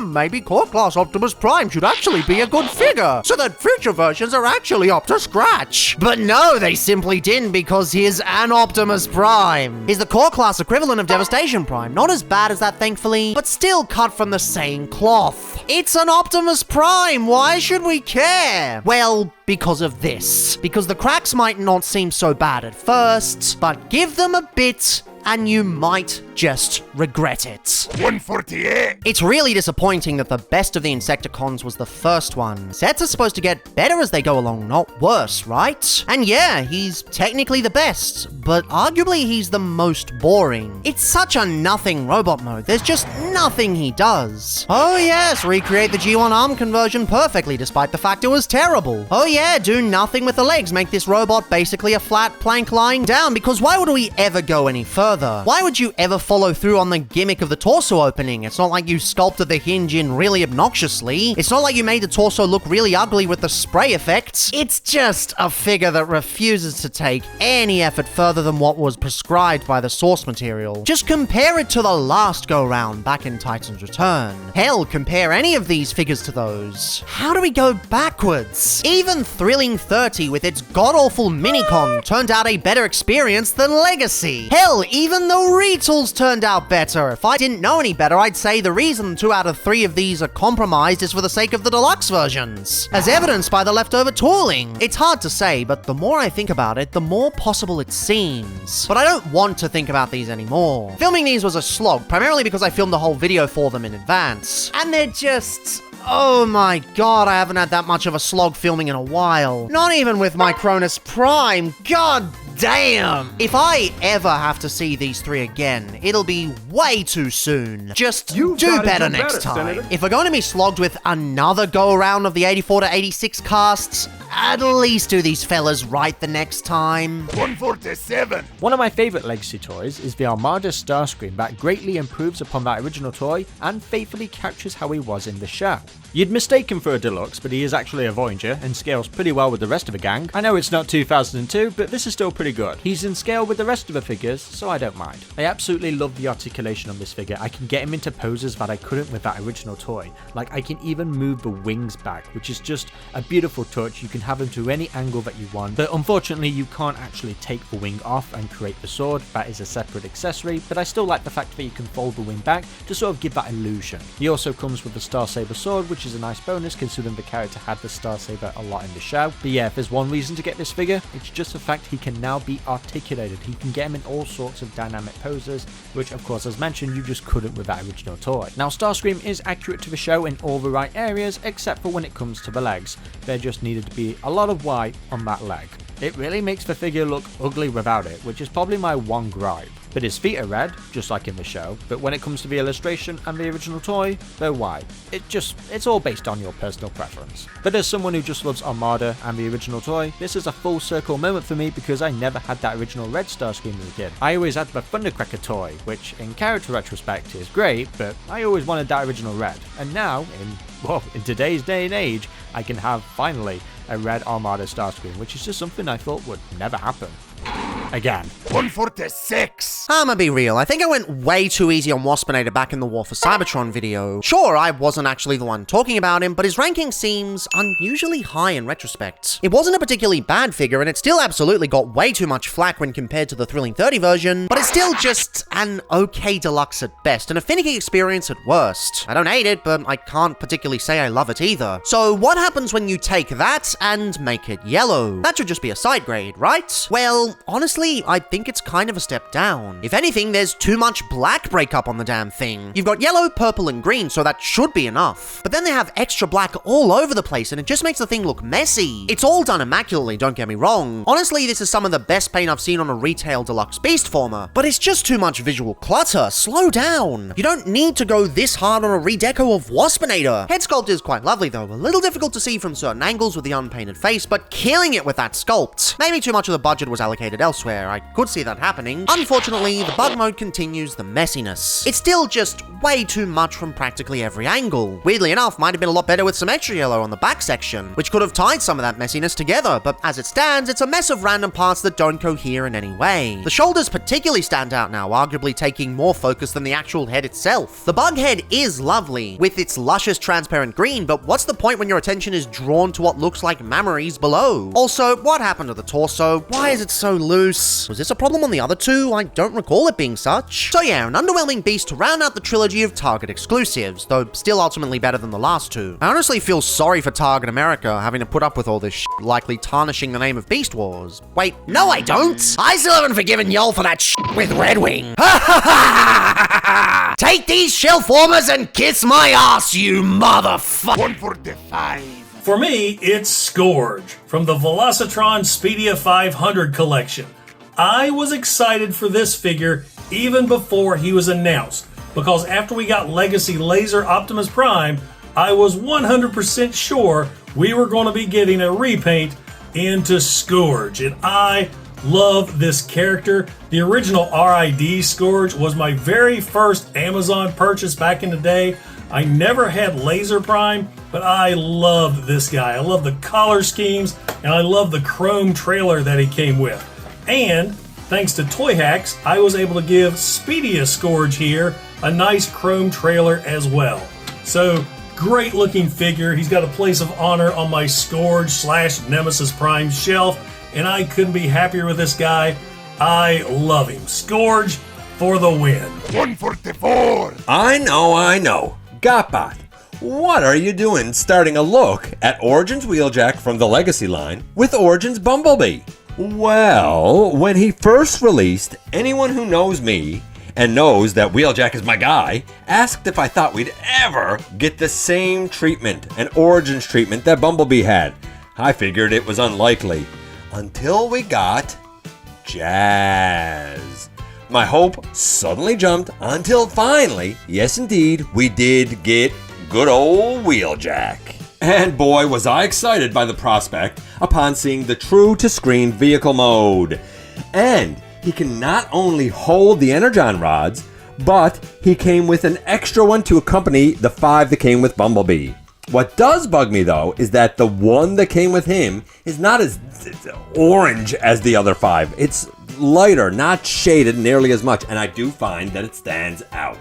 Okay, we gotta kind of discuss this for a second, because as I was editing this, I kind of wondered what the heck this was about. I don't want to interrupt the other Legacy video sections like I have with this one, but the original Origins Wheeljack never actually came with another one. In fact, when I did my own review with Perspective Ends, that was one of my biggest criticisms. Well, one of the biggest criticisms we both had, but yeah, that was never actually supposed to come with that. So this inclusion is kind of weird. Maybe it was a factory error, maybe at some point they were supposed to, but they didn't. Maybe it was refunded and someone left it in there by accident. I genuinely don't know what the reasoning is. Whatever the reasoning is, perhaps we'll never know, and I guess that'll just have to be the way we do things. The front bumper is a pretty neat kind of way of handling the arms, and our guy even has the 2 little disc cutters, I suppose we'll call them.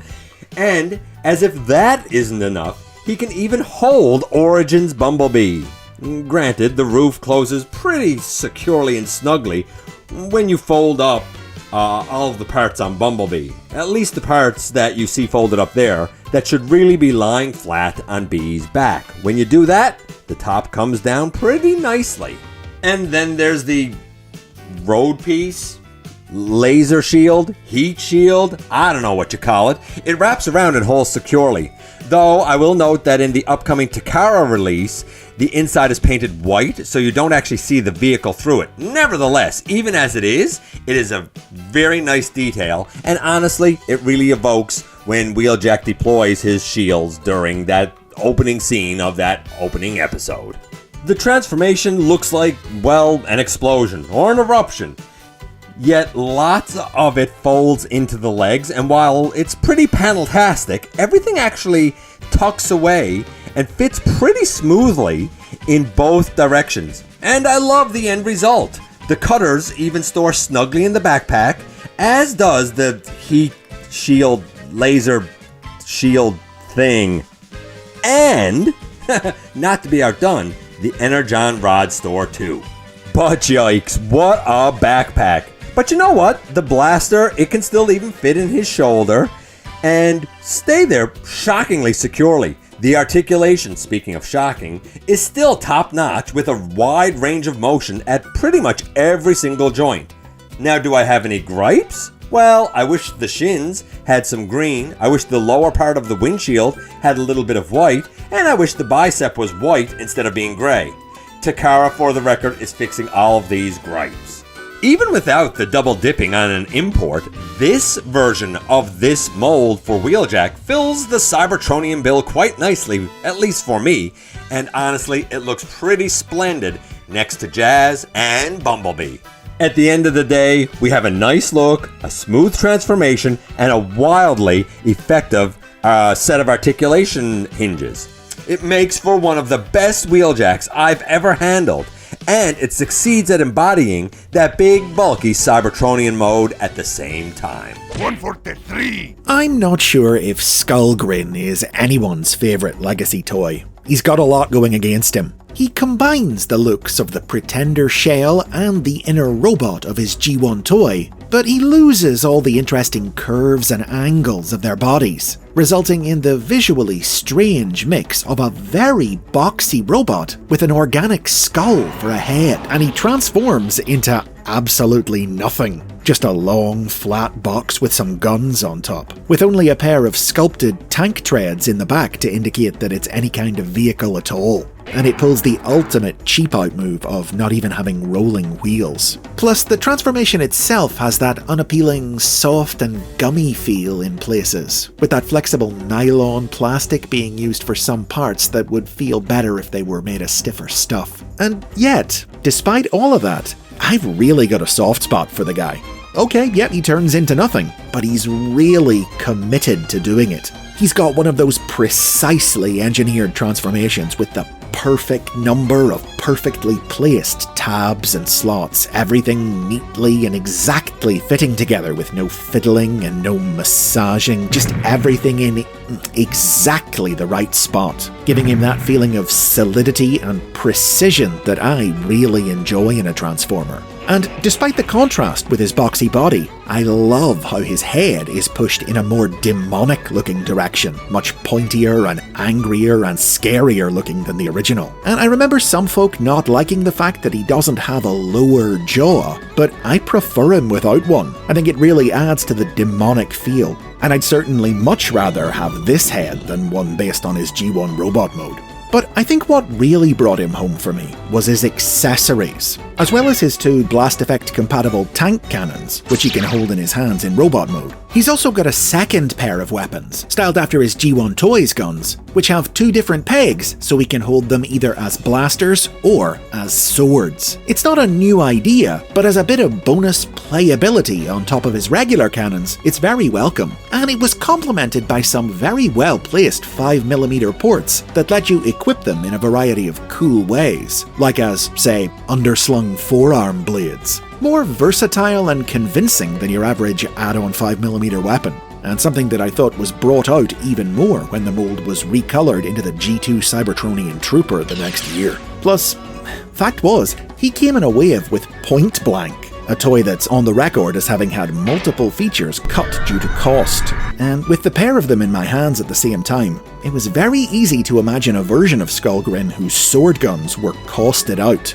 And thinking about how much play value would have been lost in that one little move made it all the easier for me to appreciate Skullgrin for what he offered. For me, a real unexpected dark horse entry in the Legacy line, and a little bit more than the sum of his parts. 142! Oh yay, back to Fleck and Drool. What a fun time. Interestingly, with this release, the reason most people wanted it was fairly different to the reason most ended up buying it. While the big front runner of the set was the comic-style Impactor, most were actually more excited for Spindle. Yeah, surprisingly, the fossilizers were actually really popular and a big draw for many people grabbing this. The only reason they shell-formed so hard is because Hasbro kept restocking them to a ridiculous degree. So by the time the final restock was on shelves, everyone who wanted them already had them. Regardless, this was a set that was very desirable, so it's a big shame that they both exhibit the traditional Wrecker's jank. On paper, Impactor could work really well. They've actually gone to the trouble of retooling the torso as well as the head, so you don't get that aesthetic whiplash like you did with the box set version. If this figure succeeded, he could lay the groundwork for future comic editions, which we would eventually get several years later. But unfortunately, he just falls short in some key areas. Primarily the head sculpt and the colors. He's just so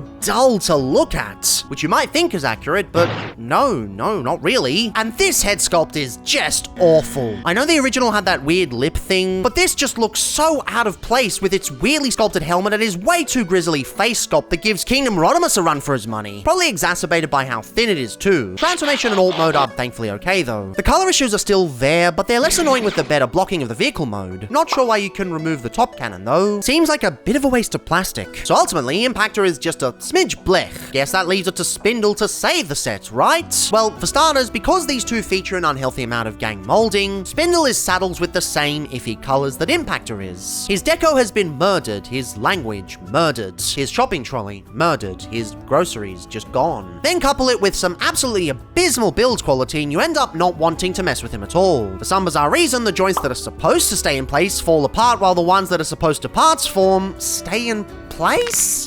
Why? Why would you do that? And it's a real shame too, because the design is pretty nifty. The face sculpt is appropriately mean, or at least it would be if it didn't keep depressing into the maw. The new chest is arguably an improvement over Paleotrex's, or it would be if it didn't stick out ridiculously far and have spikes underneath it. And the idea of doing a Spinosaurus fossilizer is in itself cool, ignoring for a second that this isn't how they're supposed to work. But thanks to the retooling, he just doesn't hold together very well, and the silhouette also really suffers. The head sticks out, the neck doesn't cohere, his jaw looks super out of place, the ribcage just stops before it should. It's a good idea, but with all the budget allocated, I just don't think it has the room to breathe. So great job, one figure ends up being mid and takes the other figure down to because of it. Only reason I'm keeping around Spindle is because I like having a full set of fossilizers. But Impactor? He got no such concession. And ultimately, it's a bad set, just like many from the Wreckers line. Could have been great, but alas, it just wasn't given the room to shine. 141! What do you get when you find the best deco of one of the trilogy's worst molds? Well, this isn't quite that. That honor would go to Flame War, though these two make an awesome power couple with Road Rocket's he-him lesbian vibe. Unifying Red, yes, Monarchs, slay. But Flame War isn't a part of this video. Shatterglass was never designated Legacy or War for Cybertron, or even Studio Series. Sort of its own microline, and as such, Road Rocket is the best we have. And honestly, I don't hate this. It's not the best figure I've ever seen, but as Velocitron's neighborhood femboy, he does a pretty good job signaling this mold can in fact be redeemed. The new head sculpt does a lot for the design, even if it is playing on easy mode. Sure, faceplates are naturally easier to do, but it's still a massive step up. Got some snazzy light piping too,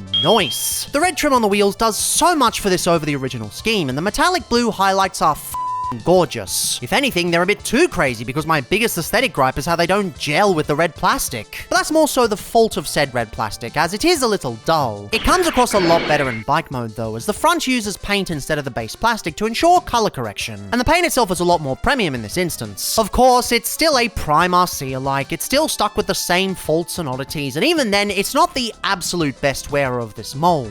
But credit where credit is due, it is far nicer. And it probably opened the door for me to try Flame War later down the road. By proving that the deco could really change my outlook, it made me open to other versions. Which, yeah, kudos. I guess sometimes a good deco really can make up for a compromised mold. Not always, mind you, it's very situational. But in this instance, I think I can safely say that happened, thankfully. Wait, what do you mean they gender-swapped Road Rockets? No, all the jokes I made are gonna age like milk. 140! Yeah, I'm still low-key a bit miffed about this. Don't get me wrong, I've definitely softened on the mold. As I get older, I don't find myself as nitpicky on many of the things this mold does wrong, but by the same token, I still just wish it was better. Just, this reissue was always going to happen. People are always going to be in need of an Optimus Prime, and before Core Class got canned, this was a great budget way to do that. I'd argue way better than what we got years later. But when tasked with doing this right, they just fumbled. Not a lot, but I can see a reality where this turned out real good. But instead, we're just left with consistent re-releases of this, with its weird proportions, not so great baby blue, and stretched vehicle mode. Like, it's not hard to do a vehicle mode for Optimus Prime, even at this scale. You can do better. I'm not asking for them to give us something third-party level, just something competent. And this alt mode just isn't. Though there is a way in which it's surprisingly improved itself, but we'll get to that later. Regardless though, this isn't the worst core class ever, far from it. It is, however, a pretty big disappointment. And although time heals all wounds, it still stings a little bit. 139! Now this is what modern generation's toys are all about. I'm a little bit biased, but it's my review. This is Legacy Voyager class Beast Wars Inferno. And damn, what a way to modernise a now 28-year-old figure. Speaking of which, let's see them side by side before we go into more detail. You can see the same design cues carried over in many areas, whilst almost the same height, improved proportions, and an overall more accurate figure. Taking a closer look at Legacy Inferno, we have to start with that head sculpt, near perfection. With an opening mouth, which is awesome. You can hear him screaming for the royalty. Very cool. The translucent blue inserts on the beast mode eyes look great, and the neat applications of paint giving detail to the arms, legs and crotch, as well as his opening ant butt, or abdomen if you will, which houses his blaster. Currently acts as a jet booster. On the original toy, the jet booster there couldn't be removed as a gun, but it had a spring-loaded gimmick to rotate the abdomen flaps. The blaster's alright, but I'd rather this show-accurate third-party BFG. Something I do dislike though, I do understand cost restrictions etc, but it's the ant legs. They're statically moulded and have minimal options for placement. I get it, but an extra joint wouldn't have gone astray. Otherwise, postability is decent. It does pretty much all of the expected things you'd see out of a modern figure. Inferno, terrorize. Now off the bat, whilst I love this ant mode, it frustrates me that they couldn't have found a way to keep the blaster within the ant mode. I get that the legs are now in the abdomen, but the beast mode weapon storage doesn't work for me. Back to the legs. I would say the main reason for them being so rigid is to hold up the beast mode, which it does quite well. Some lovely airbrush gradation on the abdomen and back, though unfortunately it makes the head look a little plain as it is lacking paint. Inferno is a fantastic mold and an incredible modern Beast Wars figure. I highly recommend him. I definitely have my eyes on the premium finished version. Thanks for listening to my TED Talk, and I'll catch you on the next one. 138! I have always been a massive advocate for the Black Convoy effect, a phenomenon where molds that might be initially viewed in a less than favourable light receive new life when graced with a black-based colour scheme. There's countless examples I can point to, but by and large, if you do it right, you can reinterpret mediocre and sometimes even bad figures into releases that soar. So why does Dragstrip, a figure that was genuinely good, fail in this regard? Yeah, the original Legacy Dragstrip was never a bad figure. It was honestly brilliant and one of my faves from the start of the line. And I love the G2 Stunnicons. They're so weird and wacky with crazy color schemes. And I can't wait for Hasbro to finish them off. But for whatever reason, Dragstrip ends up being probably the weakest Stunnicon in the entire lineup, even more so than any of the G1 releases. Oh, sorry, Shadow Strip. Yeah, can't call him G2 Dragstrip. He's got to have his own original name so that the two can exist in the same universe. So glad they dropped this shit afterwards. But yeah, this is weird. It shouldn't be this boring. It's essentially playing on easy mode, but instead, the vehicle is just fine. It's about on par with the original paint-wise and even smooths out a lot of the exposed hinges and robot panels. But even so, I can't help but feel like there's either not enough gold or too much. It's just stuck in this weird middle ground, and it feels like it's plonked its ass into the uncanny valley. The tabographs aren't helping either, swapping out the gorgeous checkered look for this flag that just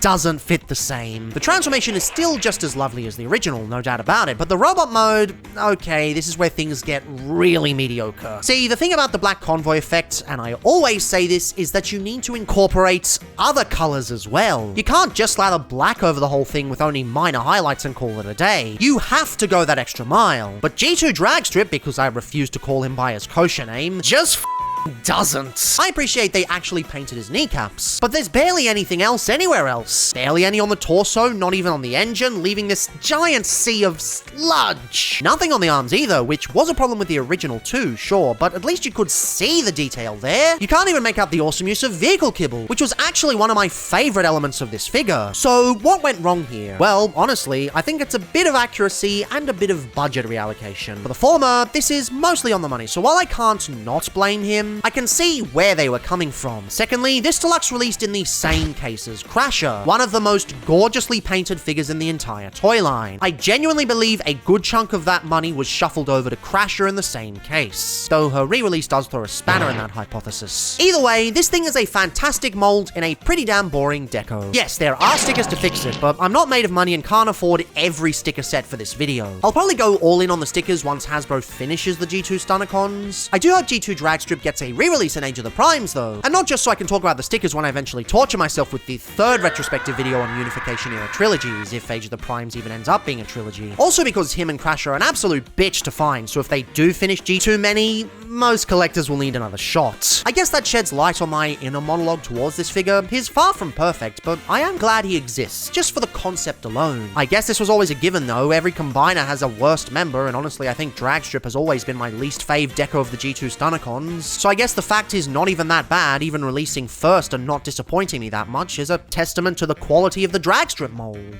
Still, it goes to show that the Black Convoy effect can't fix everything. It's not the be-all end-all. Sometimes you just gotta be like Ryan and give it some oomph. 137! Sandstorm has always been a standout character for me. An Autobot triple changer who's drinking buddies with an enemy triple changer. You don't see that every day. His depiction in Generation 1 holds a special place in my memory. And for the most part, Legacy has done an amazing job capturing that in physical form. It astounds me just how clean and neat everything folds together. The toy's silhouette really matches his original animation. And his vehicle modes are done really well. My favorite is the helicopter mode. Genius engineering. I love how they managed to keep all the wheels from the buggy mode away. It blew my mind when I first transformed it. And the buggy mode is really cool. I love the silhouette. I love the alt mode. It's a very unique alt mode in Transformers. And I'm just amazed that the designers were able to incorporate both these vehicles so well on top of a really great action figure. I feel really blessed to have my favorite triple changer get a brand new toy that's designed just for him that finally represents his G1 design. With serviceable articulation, great looks, genius engineering, and fun accessories, he's a fantastic set to own in your collection. However, there are 3 issues I have with this figure. First of all, lack of waist swivel. There is a mushroom joint situated at the waist, but it's stuck behind his backpack, so you can't really move it. And while most people would complain about this, you can slide it forward so that you can give him a swivel and slide it back for transformation. So it's a non-issue for me. I'm pretty sure this was an intentional feature by the design team that was left out of the instructions. Next up, it's a very minor nitpick, but his hands are molded really weird. It constantly looks like he's about to flip me off. And the biggest issue for me is his head. Oh my god, bro, his head is so ugly and weird, I swear. The entire body is colored like the G1 cartoon. Why not have the cartoon head? We were so close to perfection. Hell, it's not even a G1 toy head. They couldn't even give fans of that design a win. It's a weird mix of the cartoon's helmet and the toy's battle mask. Pick a lane, bro. Don't give me this crap. I'm sure I speak for a lot of people who would rather have the option of 2 head sculpts being included. Use that leader budget to make everyone happy. I'd rather get an optional head than a cage I barely play with. We were so close to perfection. So close. Damn! But I digress. I still love him a lot. Okay, bye. 136. Although G2 was a complete financial flop, I think in retrospect, a lot of the toys were pretty fucking good. It was a wonderful balance between the realism of the first few years of G1 and the crazy play features of the later years, refined into a single toy line with a killer bodacious color ideology. Genuinely, I'm of the mind that it would have done way better if it had better media accompanying it, because the figures themselves were already damn good. And I think the crown jewel of the set would easily have to be Laser Optimus Prime, a figure so good that he even stands toe-to-toe with modern releases. Yes, I'm biased as f***. I don't care, this figure is awesome. Just a near-perfect balance of design, mechanical details, deco, build quality, articulation, engineering, and play features. Even though every copy I own of this has buggered electronics or has them gutted entirely, I still can't help but love this thing. So, with the pedigree of this design, why hasn't any version I've handled reached the same standards? Some have come close, really close, and I can't speak for fans' hobby releases since I don't own either, but like, every time they try to do an update, it's worse? And as much as it pains me to say this, I think the Legacy version might be the worst they've done. It's not bad by any means, but honestly, it lacks any of the charm the original had. I think the ideology can really be honed in by looking at the legs. These legs have been reused almost wholesale from Earthrise, which themselves were mostly reused from Siege. At the time of release, these were 4 years old, and yet they were still finding use. In this instance, this doesn't feel like a super clever retool, but rather an excuse to shit out another Optimus Prime because everyone will buy it anyway, simply because it's Optimus Prime. The head sculpt is really nice, but it's really hard to move around for some reason. On some copies, it's even fused, or because it's painted blue instead of cast in that plastic. In fact, there's no blue plastic whatsoever on this thing. Why? Didn't want to spend that extra money on an extra sprue? Not saying this technique can't work, just saying it doesn't here. At least he has light piping though, which is wild given it's just from 2 tiny holes. The torso, okay, I get what they did here. It's designed after the Takara edition, where there was a matrix tampograph instead of the gaudy text us Westerners know and love. You can actually see those tampagraphs on the eHobby Magnus version too. Even the silver is a throwback to the chrome of that design, so the intent is here. But because they've insisted on transparent blue for the whole thing, despite the fact the original was just normal clear, it just ends up looking dull against the red background. Also ties into the annoyance of way too many matrices. Come on, we don't need this many. The shoulders, okay, I get it. Hasbro is way more into making them stationary these days. Between this and Armada Megatron, it's just a more stable thing longevity-wise, so I do get it. They even added some nice hidden rocket launchers to make up for it, which I really do appreciate. I also like the hidden panel that flips out of the backpack. It's a bit of a waste of budget, but hey, the attention to detail is noticed here specifically. I can't say I'm that big of a fan though when they put effort here, but not into the transformation. The original was practically built on simple fun motions, but here it just gives it all up for something incredibly finicky. Getting the torso to fold around is always a pain, and it just leads to a release that is fundamentally not fun. And what's that all in service of? A mediocre vehicle mode? Now that all the proportions have been truncated, the angular nature is practically gone, leaving the cab section almost oversized. Seriously, just move the cab back here and it would work a lot better. But no, you have to overcomplicate the transformation and keep the 4-year-old legs intact. Also, heaven forbid actually using the proper G2 Autobot symbol, or bringing back the gorgeous gradient because the movieverse homage is more hip with the kiddies. As for the trailer,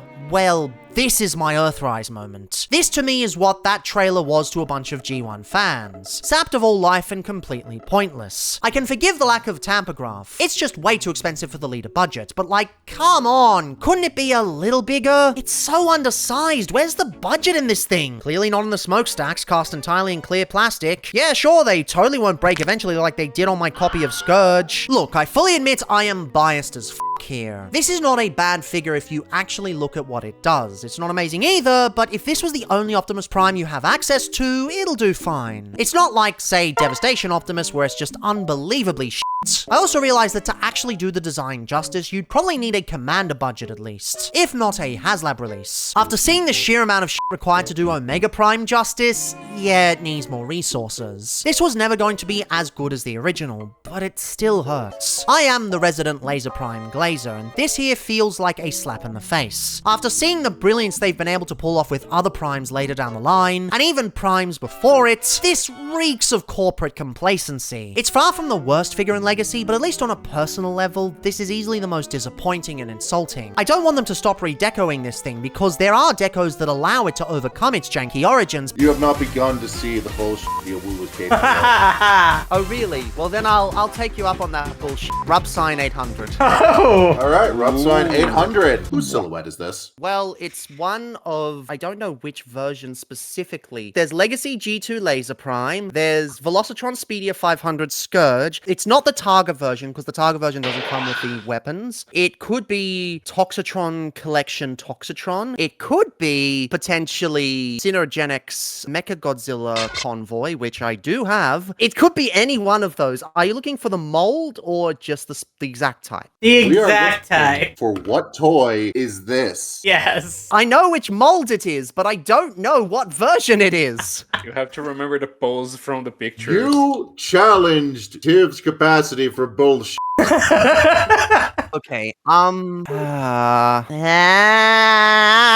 wait, is it Toxitron? Yeah, it's Toxitron. It is indeed Toxitron. Oh my god, and you won't know how I guessed it. You want to know how I guessed it? Look at the stock photography. The handle is broken on the stock photography for Toxitron. The handle for the sword is stuck in the axe. Yeah. It's broken in the stock photography. That's how I figured it out. Amazing.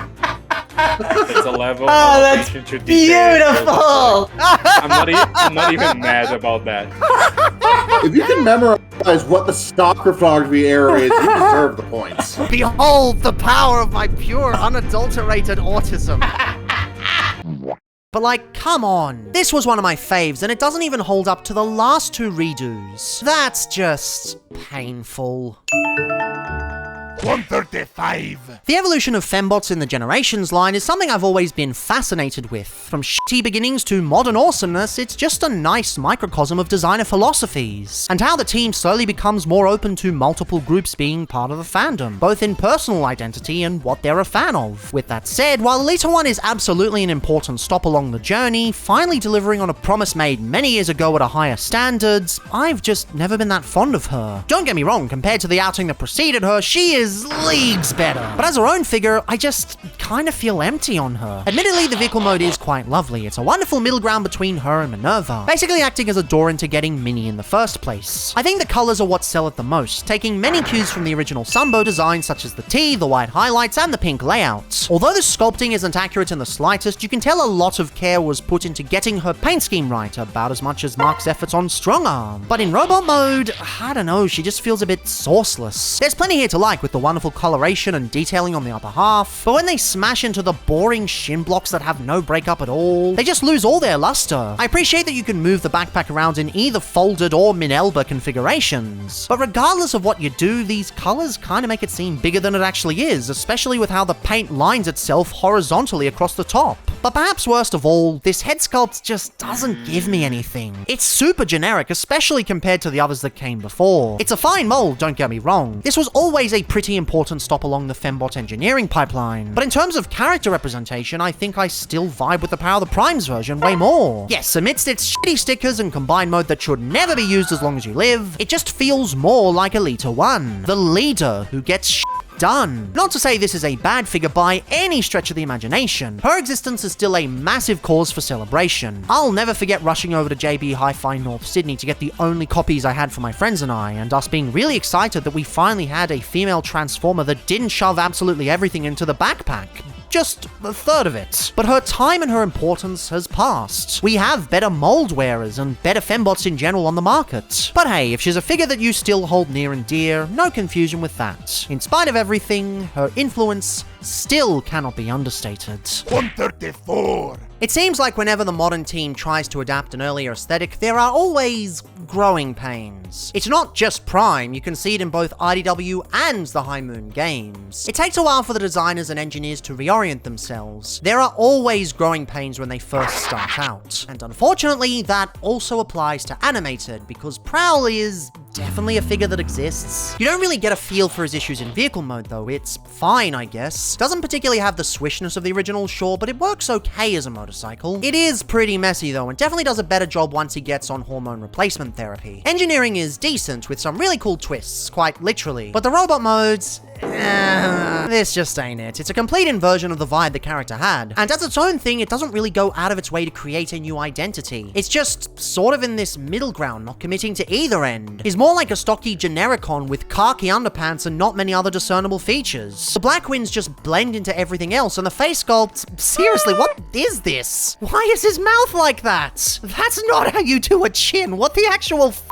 He can't even fix himself with upgrades. Although the samurai armor is well built, a testament to DNA's ability to craft upgrade kits, it doesn't do enough to make him visually interesting. He's still too stocky inside there, and the head looks even more daft inside that giant helmet on top of the existing helmets. Shove an Inception blah in there because this is overbearing and immersion breaking. Ah well, unfortunate but not as frustrating as earlier examples. He's not a horrible toy like some that came before, and I can definitely see folks engaging with his conversion and taking him as a personal fave. For me, that honor goes to Chromia, but I can see the interest here. It just doesn't work like that for me though, and I'm glad they were able to springboard off this into better and brighter things. Guess I should be glad that's the outcome, time and time again, instead of just giving up after it doesn't work like they used to. 133! Given Soundwave doesn't have a lot of redeco opportunities, I guess it was only a matter of time before they splotched the Black Convoy effect all over it. Sound Blaster weirdly never gets as many redecos as you'd think he does, and it's always a 50-50 quality-wise when they get around to doing it. And the Legacy Core is easily on the good side, a sad step down in some areas when compared to his predecessor, but bringing his own lovely qualities to the table at least. The toon-accurate purple chest is gorgeous as f***,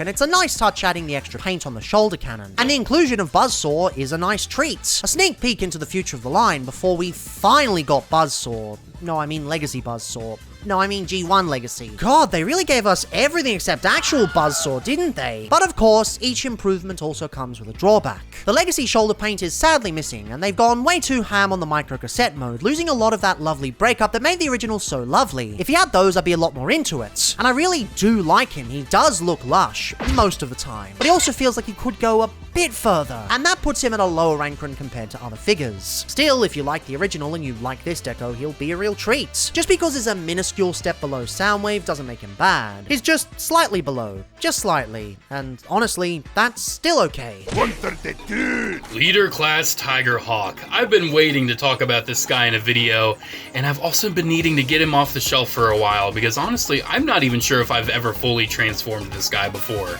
This guy has just so much going on. I mean, just in this beast mode alone, he's got so much little articulation. He definitely has like a lot of nice click and chunk. I think he was definitely worth the price. A lot of his action goes on though in the wings, because he's got these massive wings with this awesome clear plastic. You can have him like pointed forward, you can articulate him. You can have these cannons that look very cool in this mode, but they can also flip out into larger cannons. That is absolutely crazy. And this beast mode just has a lot of great detail. Like, I love that little clear green emblem on his chest. He's just got a lot going on. He's very overwhelming, especially if you're not really used to the whole craziness of Beast Wars, especially once it got Transmetal. This guy's transformation is not for the faint of heart. I can never not pop this piece off. From that one singular piece always popping off to just exploding this guy. Like, look at this mess. What is happening? What is going on? Only a Transformers fan could make sense of all of this. You're gonna find yourself really struggling if you're the kind of Transformers fan that either really needs instructions or just kinda doesn't know what to do without them. Oh no, the head is stuck. The head is stuck, guys. But hey, once we got him in the bot mode, number one, I'm relieved. And number two, he is super, super awesome.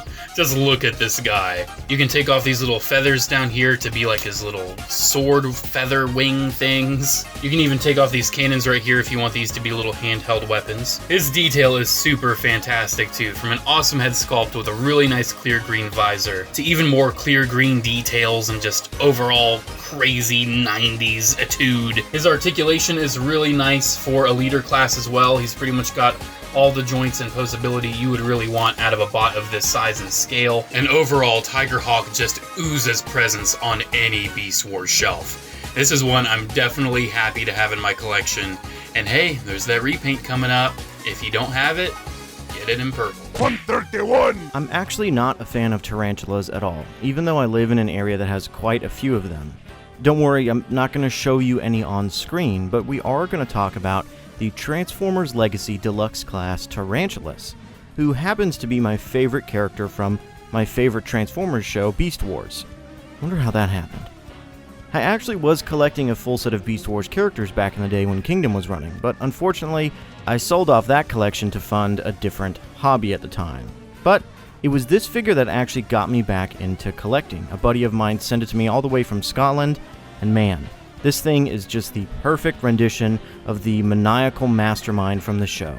Although Kingdom had its own style down that factored into its own beast modes, the Legacy version of Tarantulas, in my opinion, is just perfect. It captures the show's essence amazingly. It's his spider legs in this mode that are highly articulated, each with their own ball joint to be moved around. And in fact, they're quite sturdy. I'm surprised. My figure has gotten a little loose over time, but he's still able to hold himself up rather well.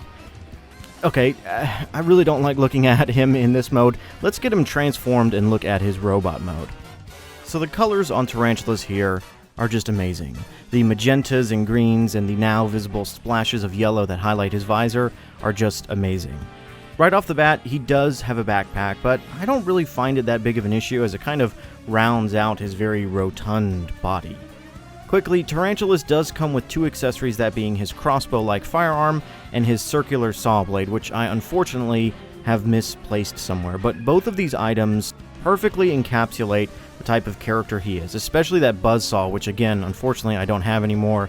I can just imagine him doing some horrible, evil, maniacal science experiments on some poor creatures around my yard. For articulation, this guy is surprisingly nimble, especially in the legs.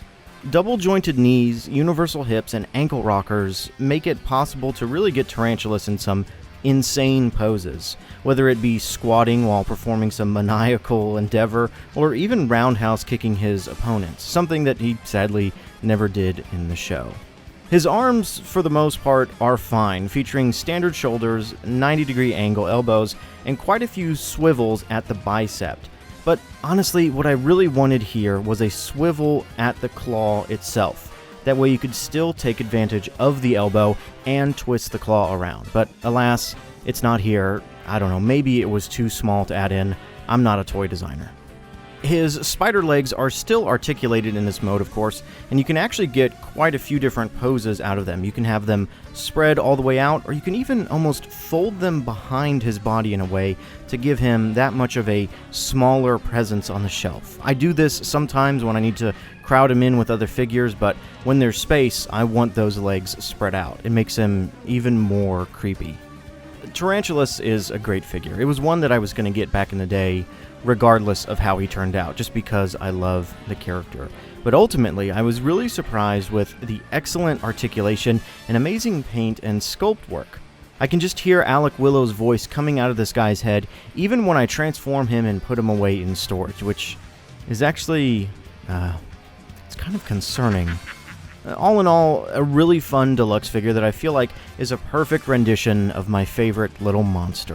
130! Nucleus, no not that one, somehow this one, is a figure that is a pleasant reminder of what once was. Toy-exclusive characters. And characters with gimmicks other than, transforming. I of course love Transformers as a decade-spanning multiversal story of epic characters, but even more, I like Transformers as toys. I think the toy-first character design that has made other series that have been long-running great is somewhat disappearing. It's impressive to turn this into this, but I dislike the inclusion of fake vents and windows becoming almost ubiquitous in figures. But there's no such inclusions on Nucleus. He has no legacy or evergreen design to live up to. He's not even a transformer, he's just a rock creature that transforms into a rock car and rubble. As a stony knight, he enjoys a stubby stout stature, a good amount of textured detail, and a shocking amount of color splitting just out of shades of light gray and white. The gold and silver accents and the one highlight of blue really create a regal personality for him, contrasted by his brutal looking thruster club, a weapon that feels a bit clunky,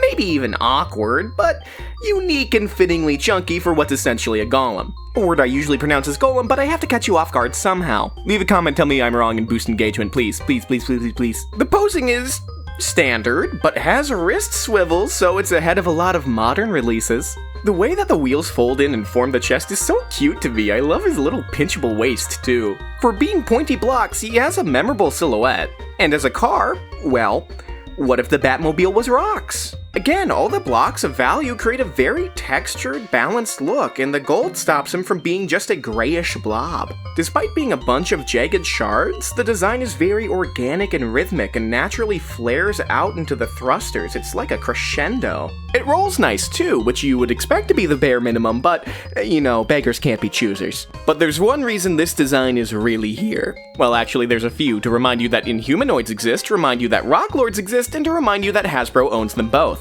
It's also inspired by, as is the case with many things in Transformers, a random episode of the Headmasters. As a member of the vaguely defined Armorizer race from the Infernac universe, Nucleus can disassemble and armorize a Cybertronian host with the underutilized technology of 5mm ports. His design was story-laden play in mind, being made in lore out of Nucleon, the element that poisons and powers up Transformers into becoming liars. In text, if a character uses Nucleus's Nucleon powers for too long, they'll lose the ability to transform. However, the risk may be worth it given that the power-up granted from Nucleus far exceeds his other Armorizer counterparts.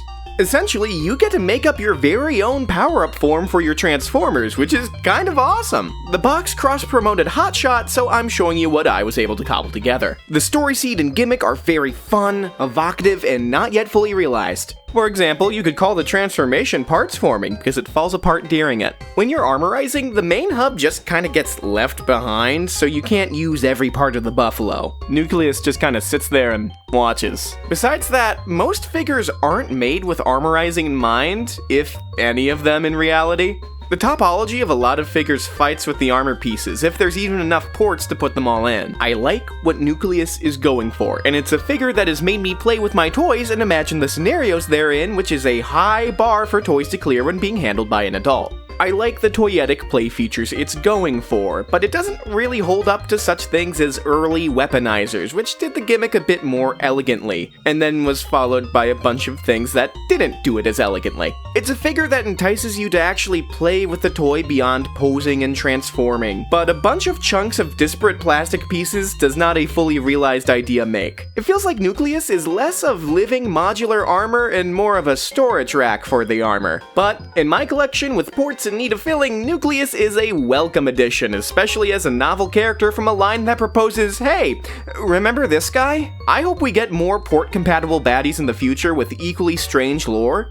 He's a toys toy, an imagination sandbox, and I love him. I mean, I made up everything I know about him. There's no canon to stop me, he is my canvas. Nucleus goes by he it pronouns and has graduated from Juilliard. Tell me anything in the text that says it hasn't. 129!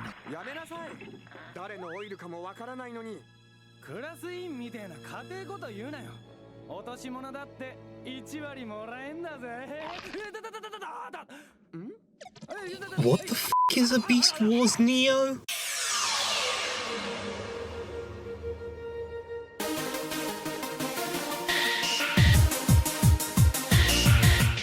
Okay, but seriously though, among the already somewhat obscure strata of Japan-only Transformers shows, Beast Wars Neo has to be up there as like one of the most mysterious and unknown entities ever produced, losing only to the likes of Transformers Go and the Q Transformers series. Plus, it's a show and toy line full of the most freak shit entities of the entire Beast era, an era full of freak shit entities. Ever heard of that, Holiter? To this end, I think it was always a distant dream of ever seeing any of these characters get new toys, and yet Legacy blessed us not only with new figures, but with the biggest freak of them all getting a goddamned Commander figure. Yeah, so I'm talking about Magmatron here, everyone's favorite Super Sentai reject. Dude looks straight out of Bokenger, like his face is a dead ringer for the guy who became Moltar in Operation Overdrive. I haven't watched Bokenger yet. Dude's just a mess. An arcane combination of three creatures which simply do not want to be part of this combined whole. Like, this is cool in a yeah, monster trucks and dinosaurs and ninjas way, but he just looks so awkward. In a good way, I should stress. I love this guy, he's so stupid. I'm a sucker for utterly deranged Japanese bullshit in terms of design, so I adore Magmatron so much. As for the individual beast modes, they are okay. Transformations range from annoyingly awkward to brain-dead simple, but all the fine, pretty unremarkable on their own. For me, the Vansaurus, yes, that's what he's called, has always been the most unsteady of the bunch. His belly refuses to plug in properly, and frankly, I always think I have him transformed wrong somehow. I don't think I have, he's just an awkward bitch, but it's really frustrating. Meanwhile, Seasaurus is like 50% parts forming, but he turns into a total potato of a creature, eminently puntable and just begging to be smacked. His front fins are linked, meaning moving one forward sometimes moves the other back. Not always, this gimmick barely works, but sometimes, and that's nice. Skysaurus is the Bat Queen from Owl House. As for their combined mode, the Magmasaurus...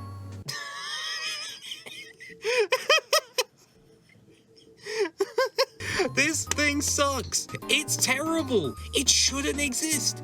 It's a crime against nature and God, and I adore him so much. It is the most we need to jam an extra gimmick onto this toy thing that has ever come out of Japan in the 90s, and I love him for that. Skysaurus isn't even doing anything. He's just the back. Amazing. 128! Trashmaster is a personal favorite of mine, even though I know he's not going to show up on many top 10 lists for this toy line. The core robot in and of itself is really solid. There's articulation in all the places you'd really want. He's got some nice red and silver paint apps to help break up the usual Junkion orange and brown, and I find myself really liking the overall design. The robot mode looks like Bulkhead if he were casting a Mad Max movie, really rocking that mohawk, and a garbage truck alt mode is something we really don't get all that often. He's also the only one of the weaponized robots to transform without the need to parts form, which, hey, points for that. What makes Trashmaster truly fun, though, is the modular nature of the toy. Just like with all the other Legacy Junkions, you can take Trashmaster apart, combine him with other bots or other parts to make all sorts of different vehicles, animals, or, whatever the hell this thing is. And being a Voyager class toy, and currently the only weaponizer of that size, it allows Trashmaster to act as a solid base for these kinds of builds, helped by the fact that he is absolutely covered in ports. Overall, I just really like Trashmaster. He's fun, he's affordable, and in my opinion, a pretty underrated toy. 127! Bulkhead is an interesting figure. Rather than be because he's bad in any particular way, it's more so due to the community backlash. However, the fact that it is not bad kinda makes the backlash even more interesting. If it was due to quality, it would make sense, yet it's not. In terms of the figure itself, he's pretty decent. He's built like a tank with big chunky parts, something later versions would shockingly fail at. The head sculpt is honestly delightful, nosed up, sure, but perfectly grumpy and sunken in. The torso is constructed entirely of clear plastic, but unlike some patently stupid cases, this one's beefy and reinforced. Haven't heard of any cases of it cracking, though you probably all know the YouTube curse at this point. So now someone in the comments will recount such happening after this video goes up. The weapon integration is really fun, especially with how the tarp shield works. It's dumb, but for some reason I really like it. And while the transformation isn't anything to write home about, pulling out some neat tricks but not particularly being all that memorable, the vehicle mode is easily the highlight of the design. Definitely more Age of Extinction Hound than Prime Bulkhead, putting this squarely in the double homage category, but still a wonderful Oshkosh alike. The details on the front are gorgeous, picked out in a wonderful black and letting the transparent blue shine through crisply. The green also looks super premium by virtue of being paint to cover the clear plastic. And not only is it incredibly durable, but the matte finish honestly elevates the whole piece a metric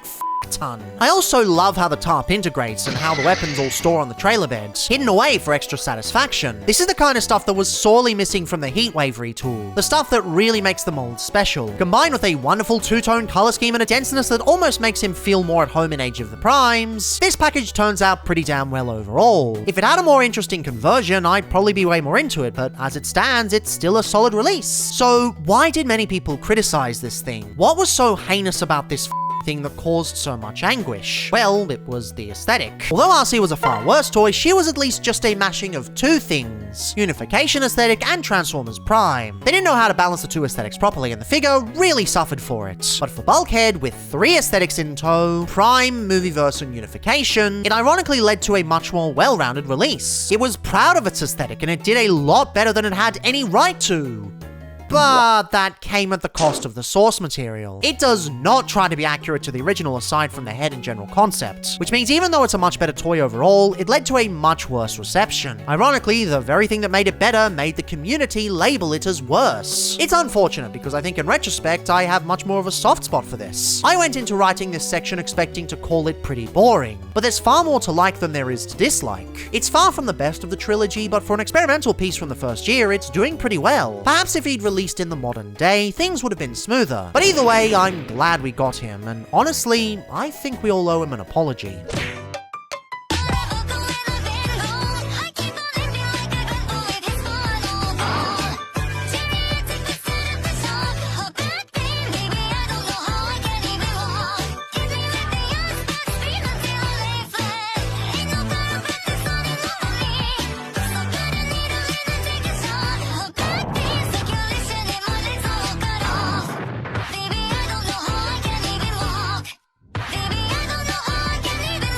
You know, sometimes I find the fandom is unable to just find a figure fine. Everything has to either be the greatest shit since Sliced Retracts or the worst thing since World War II Bumblebee. There's no in-between, there's no nuance. Everything is just completely one way or the other, and that leads to a lot of figures falling between the cracks, particularly retools like Crankcase. Conceptually, I live for this shit.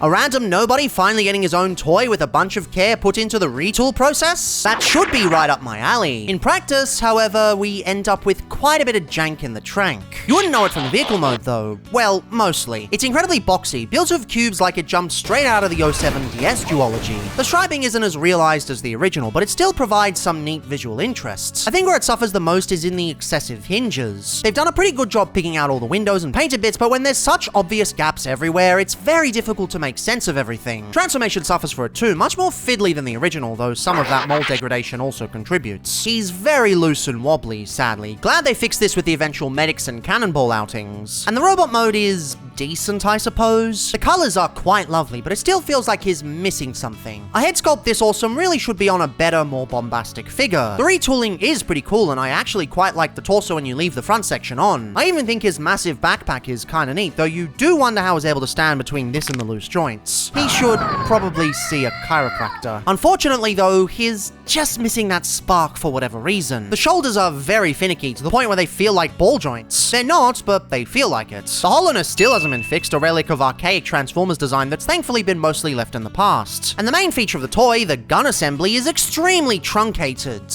Why? Why bother making a crankcase if you're going to leave out his primary personality trait? It'd be like making a Raiden that doesn't parts form to combine. You just wouldn't. It's the entire point of the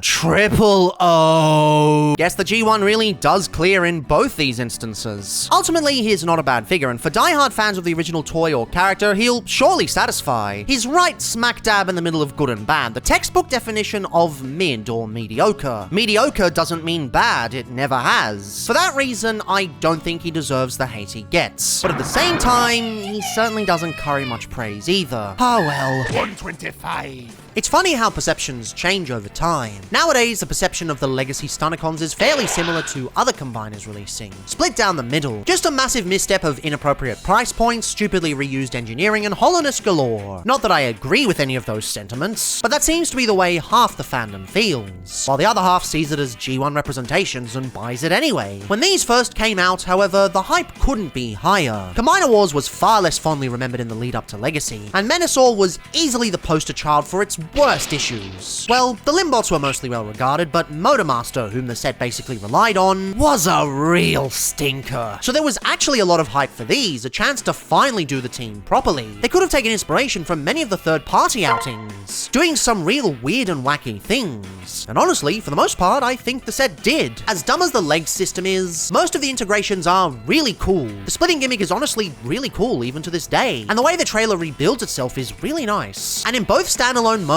they look fairly snazzy together. Yeah, sure, one of the alt modes isn't what it should be, but the style and vibe of these is way better than what we got previously. These figures had hype behind them, and I genuinely believe they live up to that hype to this day. With that said, I do think Wild Rider is the worst of the bunch, with the exception of G2 wave fillers. Don't get me wrong though, he's not a bad figure by any means. The alt mode is pretty good, even if I personally feel Breakdown wears it better in Jalpa stylings. The fact they were able to pretty effectively approximate the original Ferrari, when just a year prior they were scared shitless to get even remotely close with Studio Series Dino, is really commendable. The grille section at the front is wonderfully angled, and the windows are absolutely gorgeous. Ain't no way I'm covering this shit up with toy hacks, it's just too lovely. And the Robo mode is pretty nice too. Pretty good head sculpt with some lovely red on the arms. Even remains durable after multiple combinations. That's strong. But after that, he just kind of falls off. The rest of the body is just swaths of black, improved with toy hacks, sure. And I wouldn't say as bad as G2 Drag Strip, but still pretty bland. And the engineering is just okay, I guess. The backpack is a smidge annoying. Yeah, you can leave it together, but it's still a pain to flip back and forth. I think it's the tolerance difference. It felt a lot smoother on Breakdown for whatever reason. So, what does that leave us with? Well, honestly, a toy that's good, but still the weakest of the bunch. It really just shines in vehicle mode, and given that vehicle hides itself behind the shins anyway, you're not experiencing it a lot. Yeah, I do get the complaint here. Genuinely, a swivel in line with the Magic Square version would have served it much better. But hey, at the end of the day, there's always going to be a worst member of the team, and still, it could be way worse. It's a solid combiner member and a decent deluxe. Just, if you're looking for a killer standalone figure, there are definitely other figures you should get instead. Even better decos. Turns out with some nicer colors, it comes across nicer. At least it works as a solid enough base. A solid enough base that belonged to us. 124. Origins Jazz, everyone's favorite space vacuum from the first episode of Generation 1. turning into a super half-ass pun when he got split in two by metallic Ivanus in the movies. Studio Series 86 Jazz would have been my favorite if the hood of this car wasn't made out of recycled liquid garbage mixed with eggshells, but shockingly enough, it was Origins Jazz that wound up jiving with me more than anything else. This flying space rectangle is a hyper-accurate portrayal of his appearance in the first ever episode of Transformers, giving off a retro-futuristic Jetsons vibe with kind of a Duck Dodgers Looney Tunes accent. This guy kind of reminds me of the Fantastic car from Fantastic Four, which I would show you footage of if Disney weren't a bunch of boxes. Origins Jazz has a snazzy transformation with a smooth, mostly unimpeded unscrunching from a box-stuffing robot cargo into its shell to an absolute slam dunk Jazz, too hit for the human mind to even comprehend. With a gorgeous borderline chrome-painted face with rich chrome blue visor and proportions that are both chunky and aerodynamic, this guy can rock a pose, even without a standard issue flight stand. The best part is his clear plastic backpack is made out of not liquid garbage.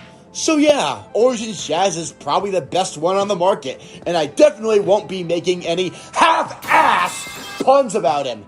123. Taste and quality are two very different beasts. A figure can be the worst thing you could possibly imagine, and yet you still utterly adore it. Conversely, something can be doing everything right, and you still feel nothing. It's a weird feeling. You should love something, but everything in your brain screams at you not to. And that's where I find myself with Iguanus. Everything he's doing is utterly fantastic, make no mistake. He looks great, poses immaculately, has paint on practically every surface, engages in one of the craziest core transformations I've seen, and walks the Pretender bot and shell line incredibly well with his bike mode. By all accounts, this should be one of the best bots in my small-scale collection, and yet, for whatever reason, I just can't bring myself to find much joy in this. Trying to like this figure feels like banging my head into a wall.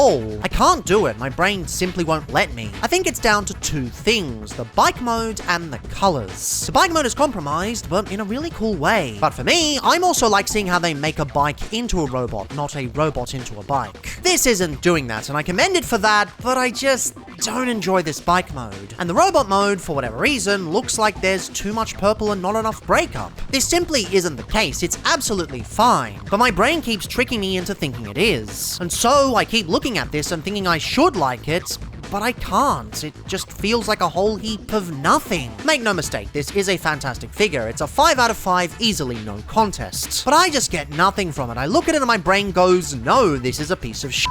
F off. And it's a real shame because I want to like it. It's a cool and wacky idea and I should love those. But it's just not to my tastes. If this list were purely quality-based, he'd be right up there with the likes of Cybertron Vector Prime and Star Raider Ferrac. But it's not. The listings are purely derived from my own personal enjoyment, regardless of how collaborators approach their little bits. And that will lead to anger, sure, but I ultimately have to be honest about how I feel with certain figures. If I like something, I'm going to say I like it. If I don't, I'm not going to sugarcoat it. I guess that's just the thing with personal preference. It doesn't make sense. Often your own sensibilities line up, but not necessarily always. And this is one of those rare cases, one of those situations where logic gets thrown out of the window. This figure is legitimately amazing, but as far as my subconscious is concerned, it's a piece of shit. 122!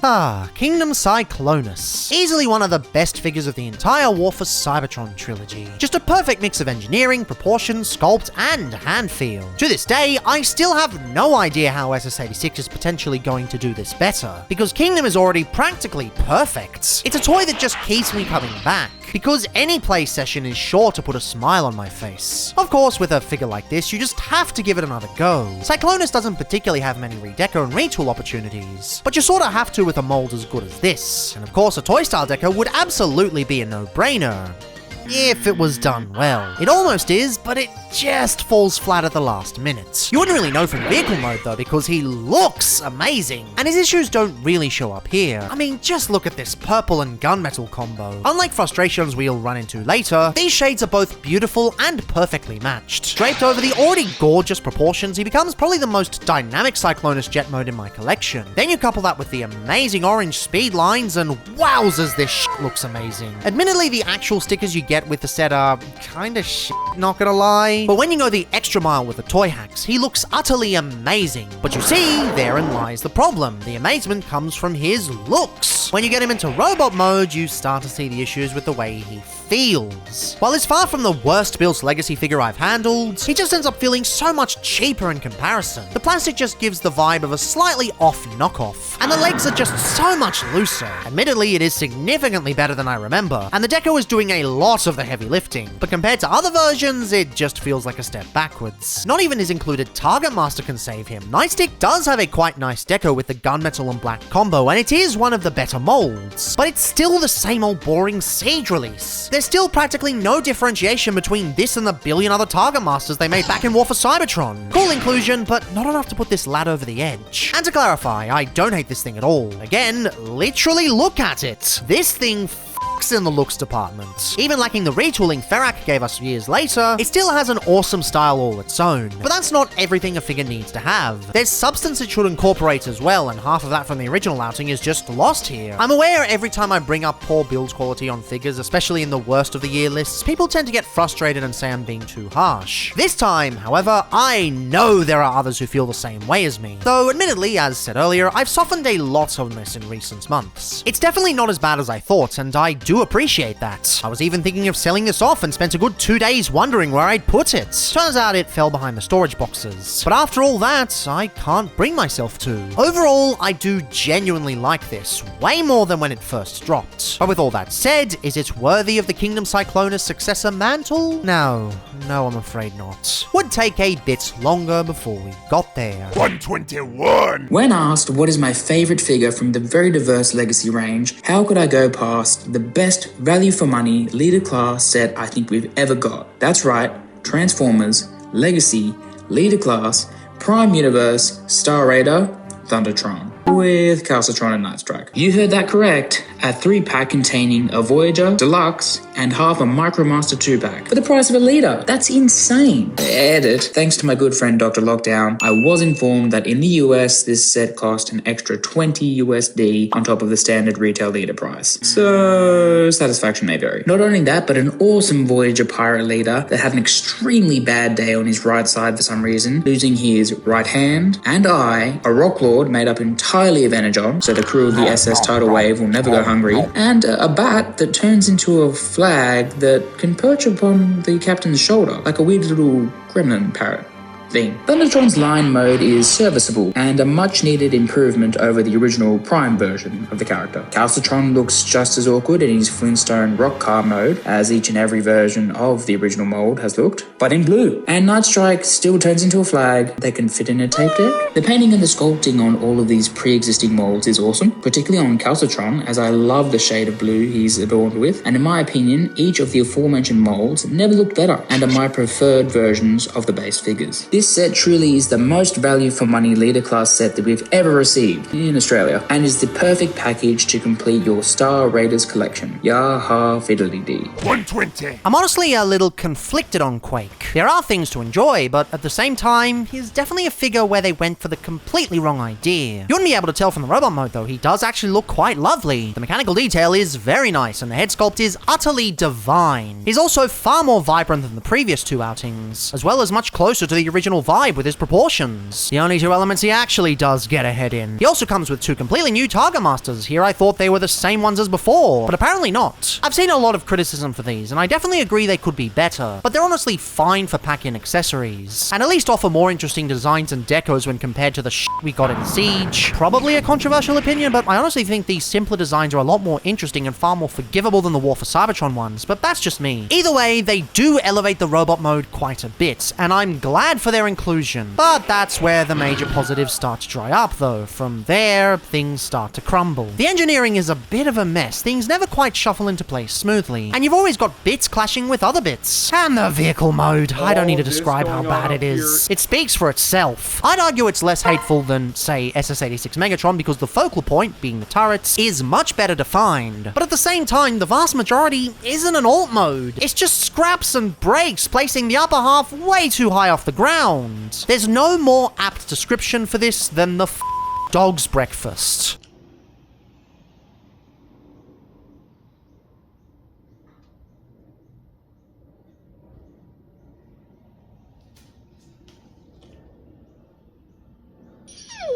Nothing remains cohesive. It's an endless sea of gaps and broken sculpts. It doesn't reek of laziness, but rather limitations, trying to force a proper alt mode out of something that was never going to work with one. It doesn't matter how much effort they put in, this is just something that cannot be done properly. He needed a new mold, a deluxe tank former body that could be used on other figures later down the line. But as it stands, this is basically Guzzle if he were dog shit. But at the same time, I can't really get angry. He's one of those failing monstrosities that you can't help feel intrigued by. And above all else, that robot mode does look incredibly swish and stylish. The blue especially, it almost looks like it's glowing under a blacklight. This is not a good toy by any means, but I can't hate it. Really, I think is basically the equivalent of either Somnium Files, No Sleep for Konami Date. Am I ripping off Nim Suedo's thing comparing to a video game? F it. The third game in a visual novel science fiction mystery thriller series, it's the first not to be written by the main writer, Kotaro Uchikoshi of Zero Escape fame. It's easily the weakest of the series, tonally all over the place, overly explanatory on plot points while it lacks any big reveals. Great in gameplay, but lacking proper connective tissue and way too forgiving with shitty decisions characters make. But by the same token, it also includes some of the most heartfelt and gut-wrenching moments in the whole series. Moments that had me on the verge of tears. It's definitely not a fantastic game, but it is a game that I'm glad exists. And a game I'm glad I played. And the same sort of applies to Quake. This is not a good toy when you take the whole package into consideration, but at the same time, I'm honestly intrigued by him. Even if the engineering goes nowhere, it's pretty interesting, and I'm legitimately here for that robot mode. Sure, the Titans Return one is absolutely better, but that's also just Hardhead in Quake cosplay, which is why my copy ended up being repurposed as a custom head for Studio Series G2 Dreadwing.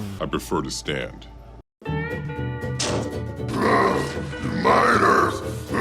I can't forgive the mistakes this mold makes, but I can't hate it either. I'll easily take the wackiness of this over the mediocrity of other figures any day. So while I understand the complaints and wholeheartedly agree, and the G1 toy is probably better, I'm happy the legacy version exists, and nothing can take that from me. 119! It might be oddly specific, but I've always wanted a version of Alpha Trion that looks like the G1 version and turn into something that wasn't a lion. Yes, I know the Beast mode is a reference to the unreleased Beast Machines figure, and there's more of a precedent for him to turn into that, but in most continuities, I just didn't feel he worked well with that alt mode, and even less so when they went full furry in the robot mode. Of course, there weren't a lot of options a few years ago, as the Age of the Primes version hadn't released yet. Really, it was just Titanium Saint, who was infamous for his lack of paint and tabs in either mode. He was basically held together by duct tape and dreams. So I don't want to say excited, but definitely intrigued by the idea of a legacy version. Turned out to be a bit of a disappointment though. While this isn't a bad figure, it's definitely lacking in a few areas. I'm not against the idea of turning Scourge into Alpha Trion, it's a proven concept. The problem is entirely on the 86 mold, just a boring release with no dynamicism whatsoever, and engineering that accomplishes nothing. I get that Scourge has to be a shell former, but there are creative ways to do this, and this mold has never accomplished that. I like the colors, and there's a healthy dose of retooling in both modes beyond just the head, but it's just underpinned by an air of blandness and a conversion that relies entirely on pieces on the sides stringing themselves on the backs of the wings. The limbs accomplish nothing, and that leads to just a boring overall experience. So it wasn't a bad figure, but it definitely was a disappointment. Experience over, right? Well, color me shocked when the Orion packs actually turned out really damn good.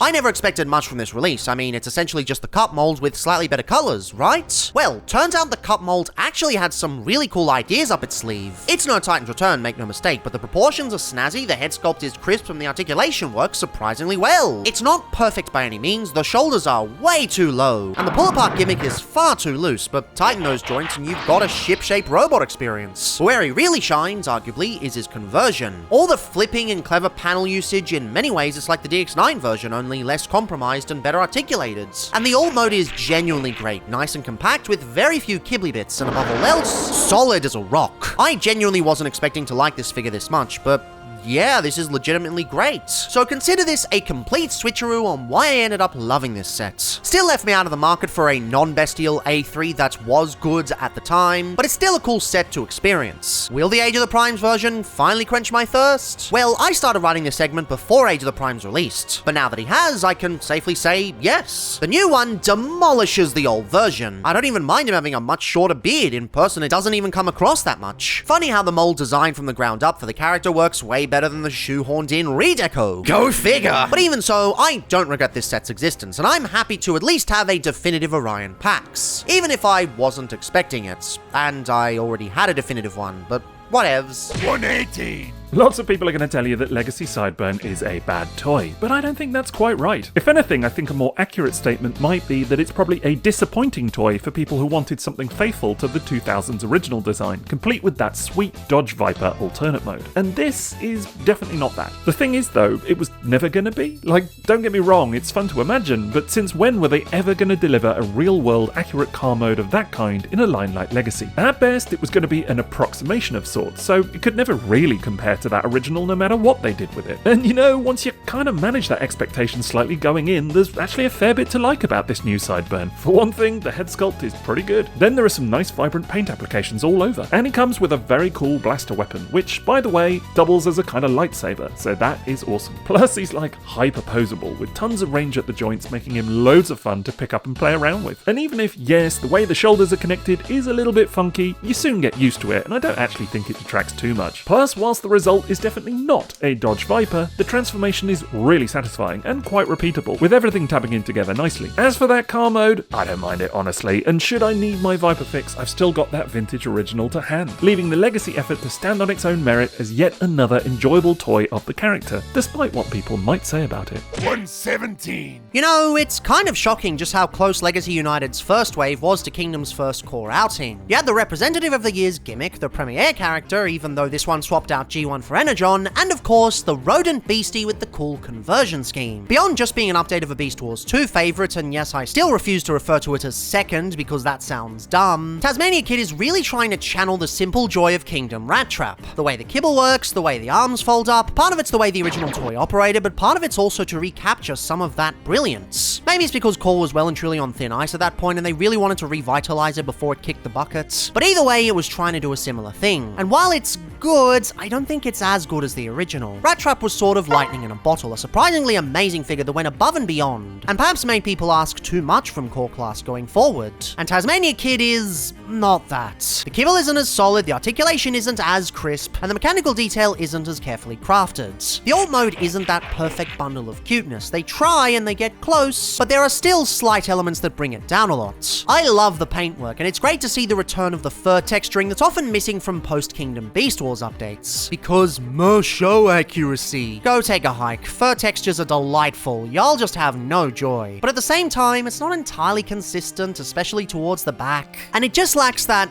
cuteness from earlier. It's good, make no mistake, but it's not Rat Trap 2.0 like I think they were hoping for. Many, including friends of mine, tout this as an infinitely better figure than his predecessor, and I don't think it's that. There are elements that are more creative, but they still aren't quite handled as deftly, and it leads to a toy that doesn't quite reach the same standards. Maybe trying to reach that standard in the first place is a bit of a fool's errand, to be honest. It might make one attempting such crazy inside a rubber room, perhaps. But at the same time, it's still a decent figure. Might not be the most amazing thing ever, but I am glad it exists, and it does do things quite well. They tried something with this figure, and even if it didn't quite succeed, it still catapulted it into good territory. Fact is, not every idea is going to be up to the standard the designers want. Things happen, not even budgetary or corporate restraints, but just the way projects work. I can't tell you how many compromises I've had to make with cuts to this video. I've tried to keep it 100% in line with my vision, but not everything is going to be feasible. Often, perfect is the mortal enemy of done, and eventually figures are going to have to come out.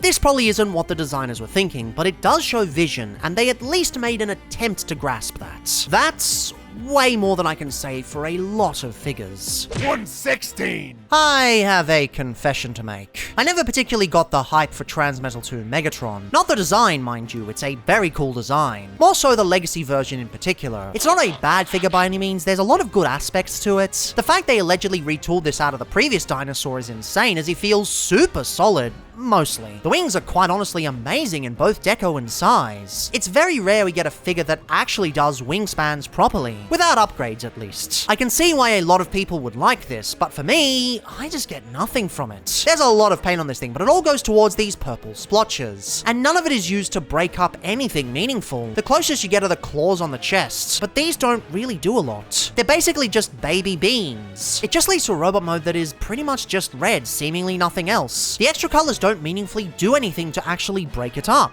Coupled with articulation that's there, but for whatever reason doesn't seem to work, he just lacks the dynamicism I expected from this design. He should be a monster ready to tear into his enemies, but none of that really gets carried across. Plus no accessories, save for a blast effect in dragon mode. Come on, you can do better. As it stands, no gun, no girls, girls gotta die. The engineering gets super fiddly, so many gaps, and a lot of bits that just don't have the grip they need to stay in place. And don't get me wrong, the dragon mode is delightful. It's clear this was the focus of the design, with lots of extra paint, color breakup, and even hollowness covering with extra panels. No need for gap fillers, they come pre-installed, letting him and his improvements. Again, the wingspan is lovely, allowing him to jump in the cack without any need for TLC. But at the same time, the base body is still incredibly messy. It's very scrappy, more than the previous Beastie's Meg's outing. And even though the dragon is better, when is it okay for figures to only be okay in one mode? Why do people keep giving the other mode a pass because they're never going to use it? I really think those who love this figure have a more checkbox standard of liking and disliking figures. If enough categories are ticked, the figure should be categorically good, right? That's a perfectly valid way of enjoying figures. In fact, the person who was meant to take this spot but forgot about it loves reviewing things this way. And there are plenty of figures like this that get the same love, like the recent Quick Strike or a lot of the older Earthrise figures. But that's just not how I see Transformers, it's not how I enjoy them. I'll admit I'm a lot more into this after taking a closer look,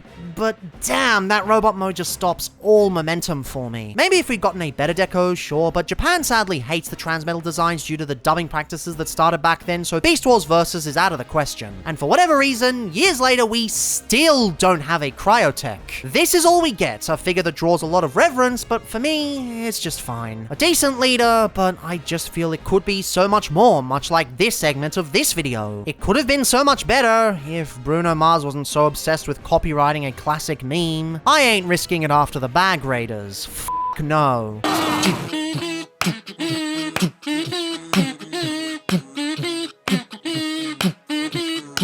115. I never really got Thundertron per se. From his announcement, I was always just wondering why he was here. Why him of all characters? So many fan favorites in Prime and so many weird and wacky toy-only releases. Why him? In retrospect, it's so he could headline the Starseekers later in the year, but even after that, I didn't quite comprehend the release. To be fair, this was primarily because we didn't get the standard release in Australia. Yes, him and Windblade passed us by, not even an online release, stupidly enough. So instead, I was left with a figure that was overshadowed by his pack-ins. Haven't particularly seen that since Thrilling 30 Scoop. But whatever, I wasn't even that interested in him anyway, and I only really got the exclusive version because I wanted the Crystal Meth dude. But the shitty Aussie release system did put me in a pickle. Nobody had him, and as such I couldn't mooch off their collection for filming. So I had to source one from America for the sake of this project, and holy flying f***, why didn't we get this? Seriously! We were shafted with Baby Blue Pants McGee when we could have had Resplendent Richie over here? In the dark blue and bronze, he just makes sense. He stops looking so toyetic and actually looks like a collector-grade figure for once. Not throwing shade at toyetic figures, mind you, but I usually love how Legacy toes the line, and the multi-pack version never quite did. And in Lion mode, the darker blue has a secondary effect. It actually works better with the double homage. It's a reference to Zoids! This has to be intentional. Celebrating the 40th anniversary of the Transformers franchise, you'd expect they draw from multiple areas. It's not the craziest line mode, mind you, it could definitely be more limber and posable, but honestly, I f*** with this, at least more than what we got down under. The only downsides I can think of are the lack of a hook hand and a shittier head sculpt. This isn't Thundertron, this is Colonel Sanders. This had to be a sales tactic, sell one version and then sell a more accurate version later. I don't often like to accuse Hasbro of this, as figures take so damn long to prepare that it's hardly as coordinated and insidious as many believe. But given how close these are together, come on. They had to have planned this. Smidge scummy if you ask me. But even so, I'm glad I had the opportunity to behold this version. He's far from the best figure of the line, let alone the trilogy, but is a unique experience that I hold much closer to my heart than what we had to make do with over here. Darn Americans! You win this round. Only this round though. Seriously, y'all doing okay over there? Take a break and pop over if you can. 114. I always had a passing interest in Dion ever since I found out that Orion packs from the same subline was quite good. It wasn't enough to go hunt down the full set and go crazy, but it was enough to wait for a sale. And lo and behold, eventually this shit dropped to half price. How could I possibly pass that up? Of course, he comes with Ariel, a redeco of Prime RC, but I'm gonna do something a bit sneaky and gloss over her, as I've already said everything I want to say about her in a currently scripted upcoming Worst of 2024 portion. I promise I'm still doing those videos eventually. Just give me some more time. This video took way too long. I mean, even then, she's a redeco of a mold with worse colors. What more is there to say? But for Dion himself, he's basically Orion packs in better colors. There are a few retooled bits, in fact a lot more than you'd expect, but they're subtle enough where they fit in with the existing parts. Except the torso really makes the shoulders look even more far down. The new backpack is great, though it does have a tendency to make his back a little heavy. Not to worry though, you can use the bricks as guns to alleviate such, though they do look quite silly. Head sculpt is killer though, can't decide whether I prefer his or Orion's. Hard to say. Transformation is as good as previously, and the alt mode is just delightful. The sexiest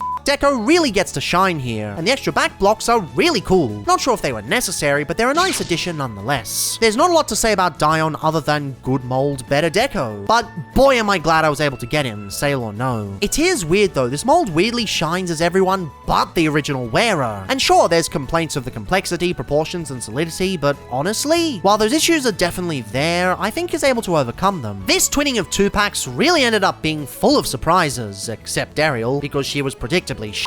Part of me wishes they continued it and given us stuff like Sentinel Prime later down the line, but for what we got, shit was pretty good. Now, if they could just give us an animation accurate deco for Primer, that'd be great. 113. Those of you who tuned into DrLockdown's War for Cybertron tier list would know that Doc invited me on to talk about Siege Astrotrain, a figure which was one of my favorites from the entirety of the War for Cybertron trilogy. This is, in part, because triple changers are one of my favorite gimmicks in all of Transformers. Having a robot turn into two vehicles as opposed to one is not only a natural progression of the base concept of transforming, but also leads into some incredibly fun and creative engineering. As such, in keeping with this little theme I have going on, it only makes sense for me to talk about the other main Decepticon triple changer, and a figure that taught me a very important lesson: Legacy Blitzwing. Sorry, Octane. I know you'll get your day in the sun soon. Back in 2022, Legacy Blitzwing was revealed to immediate controversy, first for the Transformers fandom. Many people, including myself, were very critical of many aspects of this guy, from the seemingly restricted shoulders, to the immense undercarriage kibble in the jet mode, to the now infamous tank mode cockpit. It was to the point that I skipped this guy at first. However, when I did eventually get this guy in hand, my opinion really shifted. His robot mode is a delight, capturing the vibe of G1 Blitzwing flawlessly. He's got the broad shoulders with the linebacker pads, he has the brick wall of the chest with a tiny bit of cockpit detailing, he has the combination treads and wings backpack, and of course, he has the turret standing proud above his head. I also really dig that head sculpt, with the overbearing brow and the sullen scowl. His pose ability is also excellent, leading into him oozing with aura in whatever pose you put him in. I also quite dig his alternate modes. Jet mode is bulky and blocky, and yeah, that is a lot of undercarriage kibble. I will fully admit that this is something that every other Blitzwing that I own does better. But at the risk of sounding like an apologist, this is something I can live with, given everything else this guy does that I love. God forbid a diva have flaws. Tank mode is where he really shines for me. This thing is a brick, in a good way. You have the block of a body, the ripping treads, and the geometric turret with the gun barrel piercing forward. People have complained about the cockpit, which is fair, but, it's accurate to the cartoon. Say what you will about whether or not slavish cartoon accuracy is a good thing, but that is the aesthetic they were going for. They did capture the weird tank cockpit quite well. Plus, honestly, I kinda like it. Makes him look a little sci-fi. I think where he really excels in my eyes, though, is the transformation. Much like Astrotrain before him, Blitzwing is a joy to convert. I love how the wings unfurl from around the legs, and how the backpack shifts down, bringing a chunk of the chest with it to reshape the torso for the alt modes. I also love how the backpack wraps around the legs and joins up with the arms to form the boxy shape of the tank. And everything moves and settles into place with satisfying snaps. This guy's so fun to handle, and it makes me always want to come back to him. Blitzwing may not be the best figure from Legacy, but he served as an excellent lesson in how I judge figures. As I said, I was very critical of this guy when he was first revealed. But the moment I got him in hand, every criticism I had for him was systematically dismantled by how fun he was. Blitzwing taught me not to immediately write off a figure based on first appearances and the fandom zeitgeist. It's more important to form your own opinions with a figure in hand than immediately write it off based on pictures. Now, if only I could find a use for the iconic Energon gauntlets. 112. If I can be totally candid with you all, picking out a single figure or box set from the Legacy Trilogy to call my favorite in a segment for this video has been incredibly difficult. The trilogy felt like a never-ending hype train featuring all of the biggest weirdos of G1, acknowledging neglected backbenchers from the Weeaboo era, a bow towards BotCon and the Collectors Club, and a handful of Junkion and Drocklord OCs. The trilogy taught me that customizing my figures could often make me fall in love with figures I didn't like, and the dangers inherent in judging a book by its cover, especially when books like Twilight don't exactly broadcast the fact that they're poorly written vampire smut to the entire world, though I digress. Point is, I was spoiled for choice when it came to making a section for this video, and Doom and Destruction, Bludgeon, and Ruckus were not originally in the running. To be frank, I wasn't looking forward to doing this. All I thought I'd have to say was that Bludgeon was the superior figure in the set. I was scared that I wouldn't care enough to do this set justice. But hey, I like to paint my figures with Gundam markers before I film them, so I figured might as well make them glamorous for the shots. And as I did so, my opinion began to change. While I still think that Bludgeon unmodified is pretty good, and is the better of the two in the set unmodified, Ruckus just left more surfaces and details for me to paint. And while I think that Bludgeon is more fun and easier to pose owing to the fact that he's not doing it in stilettos, I only realized how truly poseable Ruckus was after I decided to add my custom paint. Plus, hearing that my work was so official looking that it made a friend double check the stock photography to see if it was modified or not always makes my day. Really makes all the time I put into making my customs feel worthwhile. Plus, Ruckus's vehicle mode is just flat out superior to Bludgeon's. I'm sorry, but it's just no contest. Honestly, I wasn't expecting to love Doom and Destruction, Bludgeon, and Ruckus, but I'm very glad that I gave them the time of day. 111. Again, why doesn't this work? This should be a slam dunk. This should be an awesome continuation of the G2 Stunnicons. It's better than Darkness, Shadow, Super Edgy, the Hedge Blob, I guess, but like, something feels off here. I can't really explain why. I should love this. It's my favorite of the G2 Stunnicons, conceptually at least, as I'm never owning the originals. I did review it way back in the day when the format was complete dog shit, and that thing was lovely. So what went wrong here? Well, for the robot mode, I think it's a very similar issue to the first wear of this mold, Wild Rider. There's just too much of the same color on show. The original had far more purple, but they're just unable to do that here. Coupled with the mohawked head, which I still don't understand why they did this, considering it's not accurate to the original G1 toy in the slightest, it just ends up dumpier than the G1 version. I know I'm unreasonably biased, as for some bizarre reason Breakdown is my favorite of the Legacy lads, but this, I don't know, it just feels like a massive letdown. And getting to the vehicle mode just feels way more in line with Wild Rider than Breakdown. The tolerances went right back to rickety and too tight. In fact, I had to disassemble it out of the box because the overhang on the windshield was too tight. I don't know if it was QC or not, but legitimately this was more difficult to fix than Omega Prime. Still, the alt mode thankfully lets it shine, which is why I think it's ultimately better than the original Wild Rider. Although the turquoise isn't as vibrant as I'd like, it's still pretty killer and the purple trim works really well. At least better than on box set Breakdown. Love the bold G2 Decepticon symbol. And while I would have loved to have seen the roof sticker make a return, I get that the budget is sadly out of reach for that. So ultimately that leaves us with a figure that is pretty good. But like, standard Breakdown was awesome and they were drawing on pretty great source material. But instead they just made something that's okay. And that's ignoring the fact that this probably shouldn't have been released in this format. The final wave of Legacy was a juggernaut of re-releases of hard-to-get figures, giving them a second lease on life and letting a whole plethora of newer collectors experience truly brilliant figures. And this would have been a perfect way to re-release the G1 version, who stupidly has become the rarest of the set. I love that we have the G2 version, but maybe this wasn't the best time to release it. Still, ultimately we really shouldn't complain about what this figure isn't. Instead, we should relish in what it is, a decent G2 Breakdown. As it stands, it'll probably look better combined with Menasor, or perhaps with Toy Hacks later down the line. But for what we have now, is good. Not great, just good.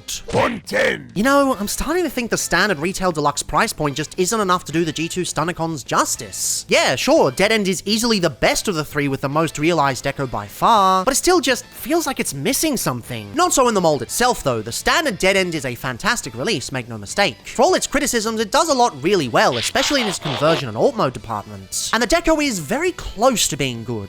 They've really gone ham on the torso paint with a metric ton of silver and metallic turquoise. The combo gets really close to picking out the extra details well, but in all honesty, I think he just needed a little more yellow in the middle. And sure, the base plastic actually has a nice sheen to it and the arms do a great job with the breakup, but that face, that just doesn't work. I get the desire to want to redo these based on the concept art, but it just needs a bit more jazz to it. And those shins, they're just... no. They look even worse in this red, which is a nasty habit of washing out those lovely details. Nowhere near as bad as some previous offenders, but still not great. The transformation is great, same as ever, but the alt mode, it's trying so hard to be accurate, and as a result, this just isn't it. The silver windows just look so bad, legitimately worse than Sunbow Baby Blue. But hey, it's accurate. That's exactly how it's meant to look. And sure, the front Deceptor badge works very well, but they really didn't have the budget to do the side stickers in tampograph form. It just wasn't enough. And I think that's the overall issue with the current G2 Stunnicons. None of the molds are bad by any stretch of the imagination. We've seen them do exceptionally well in their G1 loadouts. I just think they need a bigger pool of cash to become the quality they were always meant to. As toys, they're fun, and if the decos are perfectly satisfying to you, these are probably the most engaging way to get them. But I know for a fact I'm going to be going over these with a coat of stickers and bringing out their full potential at a later date. Maybe had I applied the stickers prior to this video releasing, I could have given these higher praise. But I can only criticize what I have in front of me, and in terms of that,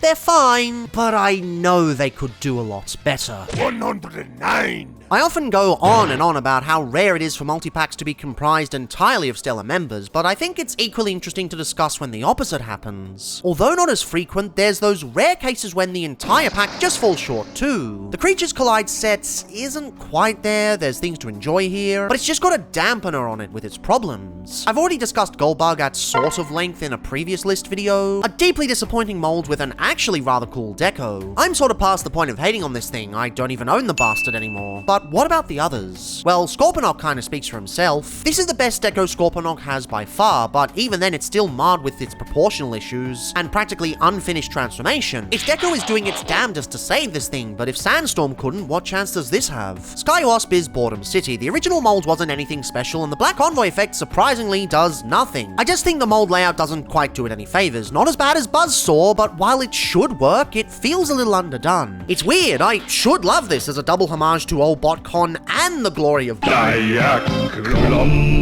But for whatever reason, it doesn't quite hit the way it should. So I suppose that leaves Ransack, who was actually quite a lovely surprise. In fact, the whole Deluxe Insecticon set has been a lovely surprise, mostly in taking deeply disappointing molds and recontextualizing them with killer details. But Ransack started this trend, and he's actually quite lovely. Sure, he's still the Legacy Kickback mold, but this new yellow and black draping does go a long way, as does the new head sculpt. He's kind of the Roy Ritchie to Black Zarek of the Legacy line, where you put your trust in him and see if they actually do the rest. Really glad I took a chance on this, hoping they'd make the rest of these. Lovely how it paid off, least I didn't have to spend 6 months hunting him down after the fact like Cliff B did. But even then, he's not particularly enough to save this set, and the mold still has all the issues with how plain the conversion is. So what does that leave us with? Well, maybe not necessarily a terrible 4-pack, but most certainly an underwhelming one. Really feels like they were struggling to justify this set, though to be fair, that does tend to be most 4-packs on the market these days. More so this than others though, likely because the molds they had access to at the time were somewhat limiting. Oh well, ultimately it was still worth it for Ransack. Just barely, mind you, but still worth it. Making it over the finish line a millisecond before 4th place is still a bronze medal. And that's really the ethos of this set. But as for the rest, I don't know how long they're gonna remain in my collection, especially Scorponok, because sadly there's no other options. God damn it! 108. To explain why I love HasLab Victory Saber so much, I kind of have to explain some of the few halcyon days of my time as a larval tib. I was a bit terminally online as a kid back in, like, 2005. Arguably, I still am, but once I ran out of watching Beast Wars reruns and clips on Hasbro's website back in the day, I kinda wanted more, and so I browsed every Transformers website I could, until I came across TFCog and their fan dub of the Transformers Robot Masters' little FBPBs. And you know, it was in those first few moments of those videos that I was exposed to Victory Saber for the first time. And so enamored by the portrayal in that dub, I sought out as much Transformers victory as I could. I just fell in love with Star Saber as a character, and Victory Saber as a super mode. A bit of a crush, honestly. I mean, what isn't there to love? He's a master swordsman, a brilliant scientist, and a bit of a DILF. Not to mention, Victory served as a gateway drug into Takara's Brave series of mecha for me. That blossoming fandom and love of super robots is why it became a goal for either me to get the Robot Masters figures, or better yet, a modern update of Victory Saber. It sort of became my white whale. And for a time it seemed like we might actually get something like that with Masterpiece Star Saber. But to this day, we still have yet to see a Masterpiece Victory Leo. So to me personally, something always felt missing. So when the HasLab was announced, I saw my opportunity and swooped in to support it right away, and got as many other people to support it as I could. And once the set arrived, I honestly knew I'd caught it. My personal white whale. And I really wasn't disappointed. So let's say go! Now the Brain of Courage is a small unit that Saber uploads himself to either escape an emergency, or when he needs to interact with smaller scale life. It's a simple little figurine, and it's much better painted than we'd have gotten with the main toy line.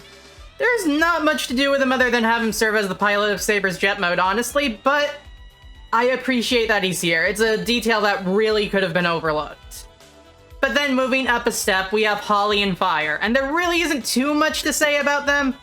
They're show-accurate replicas of Stakeout and Red Heat, and they're as solid as those two have ever been.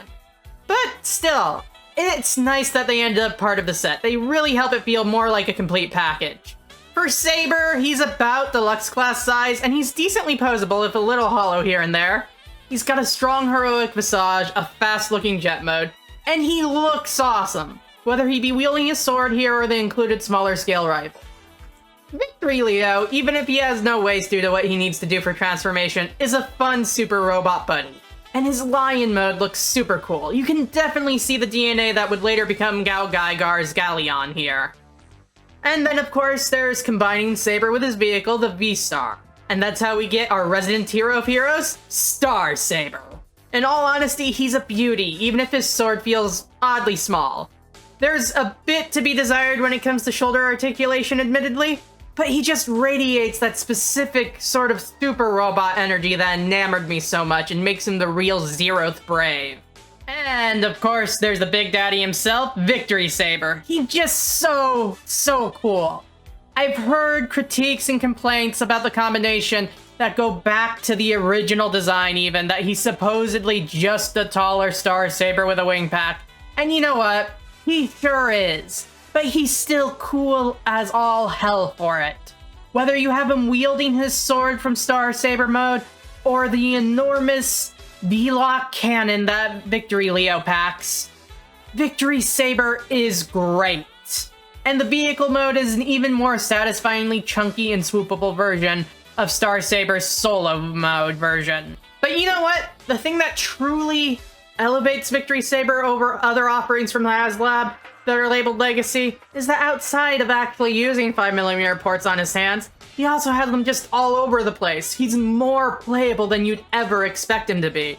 For one, that means his included Micromasters are actually still able to interact with him in the way that Siege designed them to. And via interactivity with the rest of the modern generation's toy line, you can just do so much with him. Some examples I've got on hand, you can combine the V-Lock cannon with Slammer to make a Goldion-style Victory Hammer. You can give Saber a Croc Claw. You can combine him with Six Gun to make Six Saber.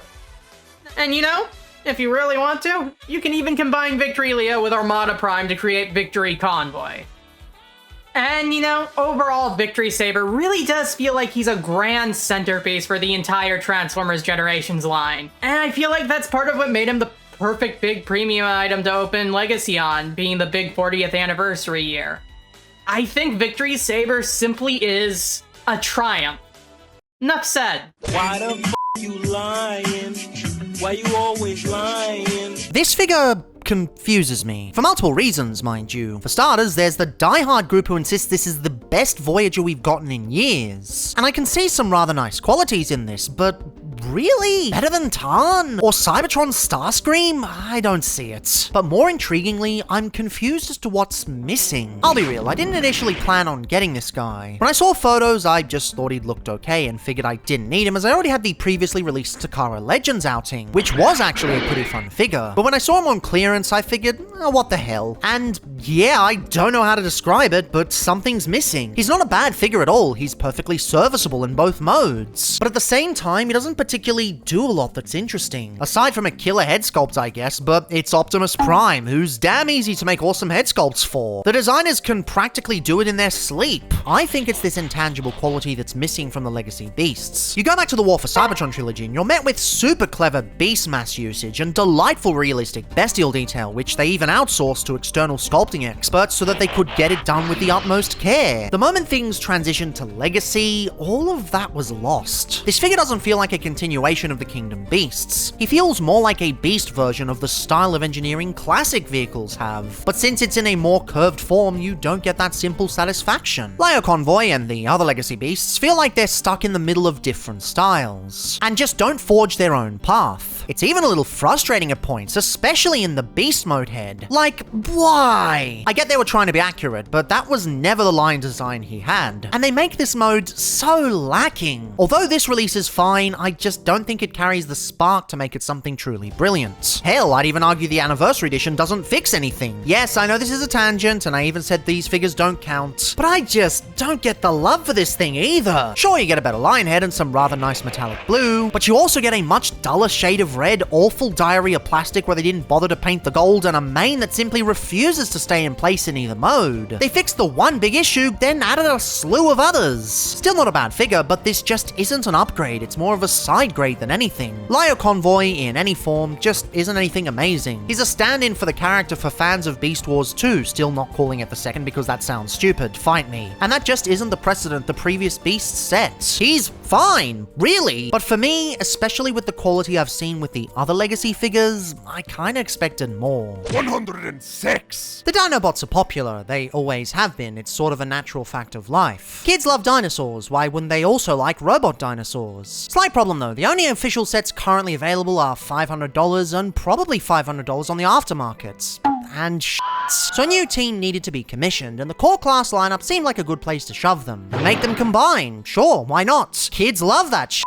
It might sound like I'm being a negative Nancy about these, but I'm genuinely not. The core Dinobots are a set that works incredibly well, in spite of all the issues leveled against it. It's sort of at odds with the concept something corporate was always going to commission, but an idea that fundamentally shouldn't work at core scale, and yet it kinda does. It's a fun set, it's compromised, but it works. With that said, there was always going to be a worst member, and no, it's not who you think it is. I'm sorry, but I just find Grimlock so boring. For a dino that's supposed to be the leader of the team, he just doesn't seem to carry that presence. The squashed out head, flat as a board torso, overabundance of grey everywhere, and legs that refuse to make use of their thigh rotation. He feels a lot older than he actually is. And sure, they had to make his dinosaur mode compromised so that he could combine. But did they also have to make it eerily similar to Power of the Primes with his big dumpy? Feels like there should have been a better way to do that. But beyond that, and despite not having a lot to balance out the it's fine, I guess. He's just a bit underwhelming overall. Not a bad figure, just an okay one. I think his combination is probably why I prefer him to other figures around this list section. It's a really cool conversion with the way everything comes together. It's a figure that could be a lot better with some extra paint and resculpting and reintegrating that thigh swivel. It ultimately could be a lot worse, and it's got a lot fighting against it. I think we can cut it some slack. And interestingly, this is where we actually see a change in the lineup, because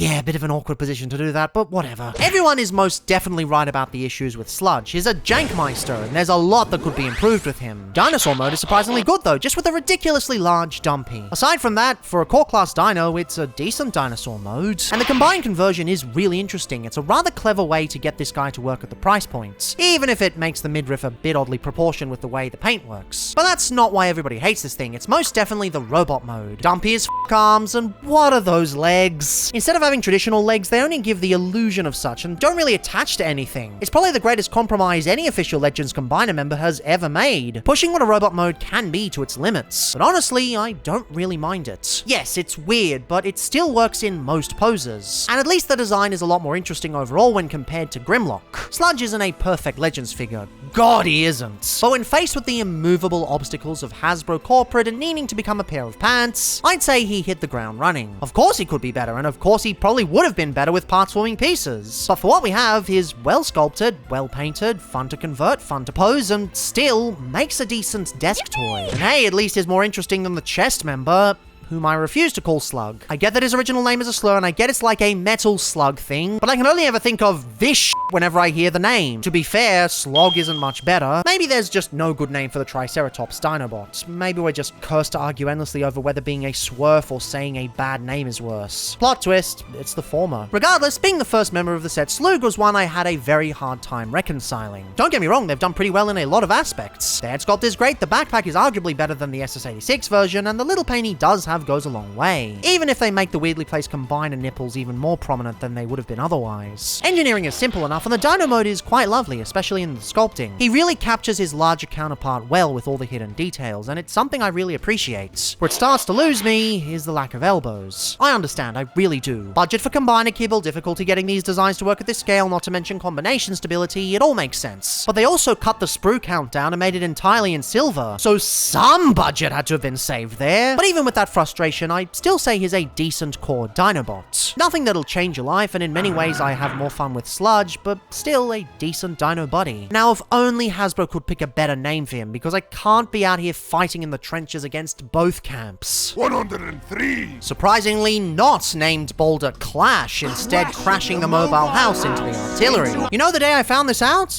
The day a coworker tripped over my bag at work, which happened to have Boulder Crash in it for scripting purposes. And he ended up snapping one of the tabs. He really did get in a crash, and this isn't even the first time a figure broke during the filming of this video, or the first time someone fell over my bag specifically. So maybe that nonsense is clouding my judgment, making me rank this guy a little lower than the rest. Nevertheless, Boulder Crash is good, but not amazing. His deco is pulling a lot of the weight, with the gorgeous rusted rock and the magma flowing underneath. It might feel more appropriate for Magnius, as if their names were swapped at the design phase, but it's a lovely deco nonetheless. The head sculpt is awesome. I'd be playing on easy mode with the mask, but still with the two tones, it's mean as fuck. The posing is mostly great, save for getting stuck on the post at the back, and he looks reasonably cool with his sword accessory that has an entire bike cockpit attached to it. You know, I feel like there should have been a better way to do this. Bike transformers often have some fairly wacky conversions, so although I don't mind the parts forming, taking the entire front with it seems like a cop-out. The transformation is okay, and the tricycle mode is fine. Bit of a letdown after the really cool details in robot mode, but still okay. Honestly, I think it's the wheels that are turning me off. They don't feel particularly rocky like the rest of the design, and having 3 of them seems a bit strange, not so purposeful. Then there's the fact this technically counts as a Battle Master because it has a 5mm peg on the back of it, and it turns into a backwards sword. Seriously, no matter what you do, this never looks like it's facing the right way around. I wonder if all 3 modes could have benefited from having the blade flip the other way. Just some food for thought. Oh, now we're in trouble. Hammond! You moron! I didn't know you were there! Hammond! What the hell are you doing? I didn't know you were behind me! Nevertheless, it's a fine core class. It's at least trying to do something unique and interesting, even if it didn't particularly work out. And hey, the deco is certainly better than, well, the redeco we got waves later. Fact is, not every idea is going to work, and of the bunch, this is pretty much the worst Armorizer mold by default. The way the others handled their conversions was just more creative, unfortunately. Nevertheless, it's a fun core class, and a pretty cool addition to the Rock Squad. Maybe the Boulder Gang didn't hit the way the designers were hoping, but they sure as shit never were boring. If there's one thing you can't call legacy, at least for the majority of it, it's boring. 102! Legacy United Core Class Beast Machine's Cheetor is to Transformers figures what Dear Evan Hansen is to musicals, in that he is wrongfully hated and scorned while actually being of the utmost quality. And he's really beautiful if you just give him a chance, and even though he learned to slam on the brake before he even turned the key, you forced him to lead with the worst of him, and no, I have more to say, you can't silence the truth! There is something to be said for taking any design from Beast Machines and adapting it into plastic effectively, Lastly, the show, for as much as I defend it, has less probable transformations than the Beats headphones from Age of Extinction, but aiming for that kind of nonsense at a core class price point? If nothing else, you gotta respect his gall and bravery. He's like the kid who misguidedly wears a suit to his first day of freshman year, or me exposing myself to direct sunlight. I was a very brave girl about it, thank you very much. If you're having a thought about describing this yellow as pea-colored, please see a urologist. It should not look like this. McDonald's Arches is more accurate in my opinion, and it also brings to mind the other thing he looks most like, a Happy Meal toy. And while the big, serious, collector-minded among us might see that as a negative, I think it encapsulates what I love most about core class in 3 simple bullet points. Silly, small, fun. The rest of the paint helps clear up the stench of cheapness though. The metallic oranges and greens are in the key places they need to be for both accuracy and for monotony removal. The gold udders are a nice touch too, and I really love the cheetah print patterns, which you get in 2 whole colors. The pinkish maroon one is better, but I'm honestly just so grateful we got this many paint apps on such a small dude from such a hated show. And yeah, maybe the face is... but that is what he looks like. The articulation is unremarkable, but to be expected from this size class. A pair of ball-jointed feet would have, if I can break kayfabe for a second, turned this from an ironic guilty pleasure into something genuinely great for what it is. But as it stands, the Digidegrade dick kickers are a nice consolation prize, but much like myself, feet aren't his only powerful, sexy weapon. He gets these sweet frickin' blades, oh mommy. Asymmetrical even, which lets you do this thing, and even though it's dumb, it is accurate, and they didn't have to do it, so nice touch. He transforms with ease and grace into a lifeless, dead-eyed feral thing, the same way I do after half an episode of Armada. And no, it isn't good, per se. It's definitely made better if you ignore the designer intended slots and tabs to give him his good girl arched back stance. His tail is flaccid, and he seems to be suffering from a goiter, so I'd say our little guy is overdue for a physical, but I still love him. And it seems like the designers loved him too. For some releases, half-assed does not feel like a strong enough descriptor, but there's a lot of love dripping out of such a tiny package, much like your dad after a night with me. He's also the only Transformer to have a Comedy Stream Award named after him, so yeah, your move, globalists. 101! I know the previous outings of the Earthrise Datsun mold have gotten a lot of ire for their use of clear plastic.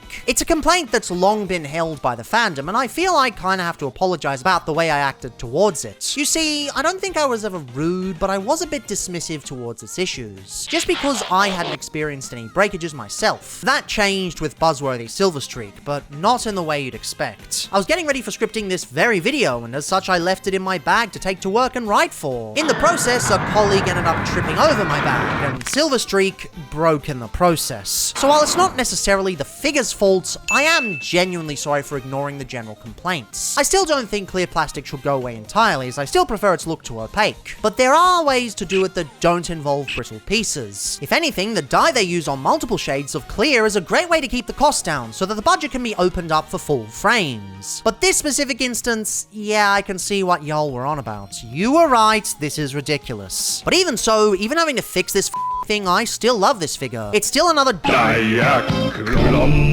release, so of course I was going to love it from the outset. The dark blue and silver combo is delightful, and I love the Prime-esque details added by the toy hacks. I went for sort of a middle ground on this one, using both repro label sets. And the base mold, for all its fragility, is still fun. It's still super dynamic with its upward swept door wings, its awesome car boots, the posing working as it should. It continues to be a great mold, even if this release is a little tainted for me. Maybe this could benefit from opaque windows, as much as I really dislike them in concept, but even with what we have, and even with this the way it is, I still like it. Plus these survived until someone practically tripped over it. That's something at least. 100! Hi, it's me, Doc's partner, Skids. Skids! I love Skids, and I'm not sure why. He's only in 2 episodes of the original show, in which he achieves a whole lot of nothing. He tries and fails to stop the Insecticons. We're on our way home! Robotic insecticide? Good work! Then crashes into Prowl, gets run over by Blitzwing, and dies. But there's just something about him. His legacy mold is okay. I know a lot of people take issue with the hollow legs, though they are a bit better with some gap fillers. He's a bit simple overall, with not too much going on, and nothing fancy. While I like his transformation, sometimes he doesn't quite want to click together at the end. And when you drop his shoulders, his overall proportions can make it look like his mum said it's his turn to play on the Xbox. But I love he.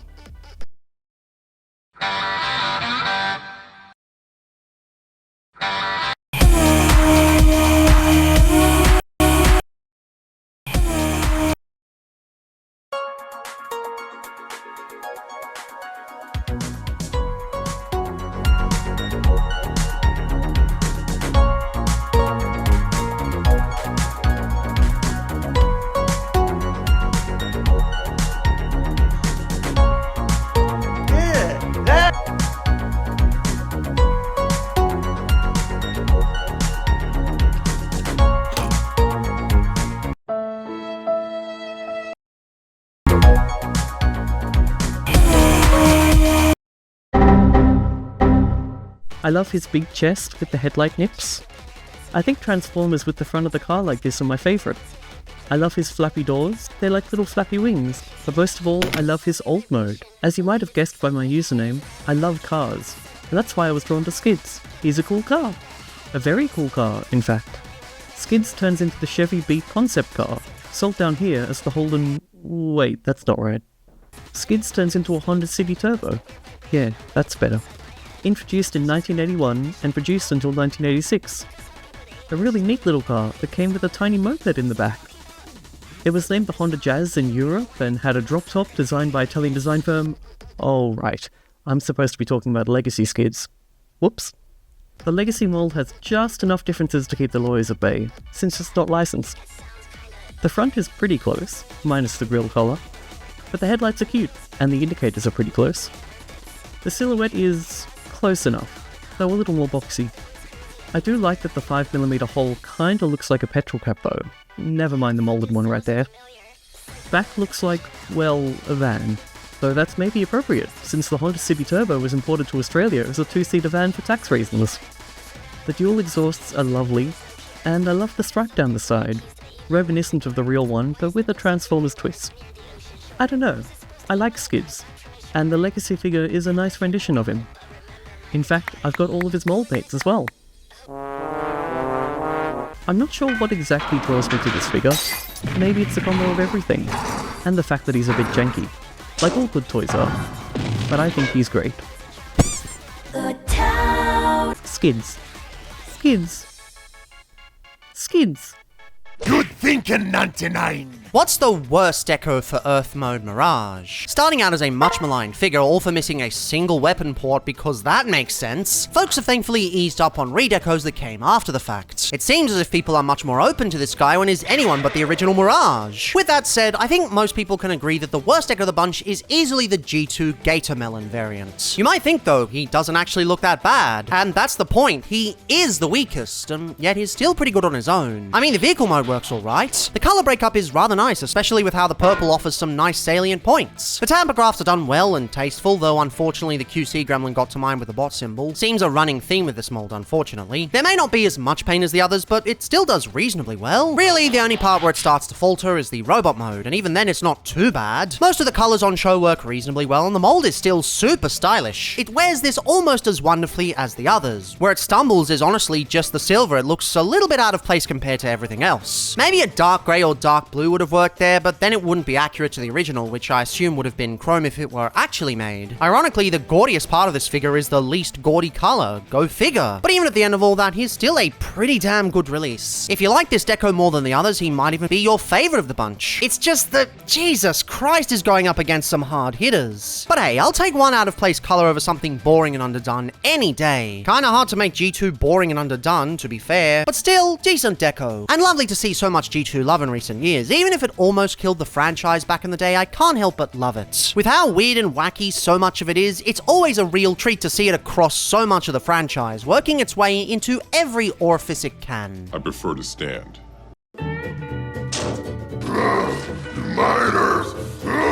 Yes, there is a toy hack set that improves it greatly, but should I really be putting in extra money into a toy I'm just lukewarm on? Wouldn't that money be better spent on a toy of higher quality?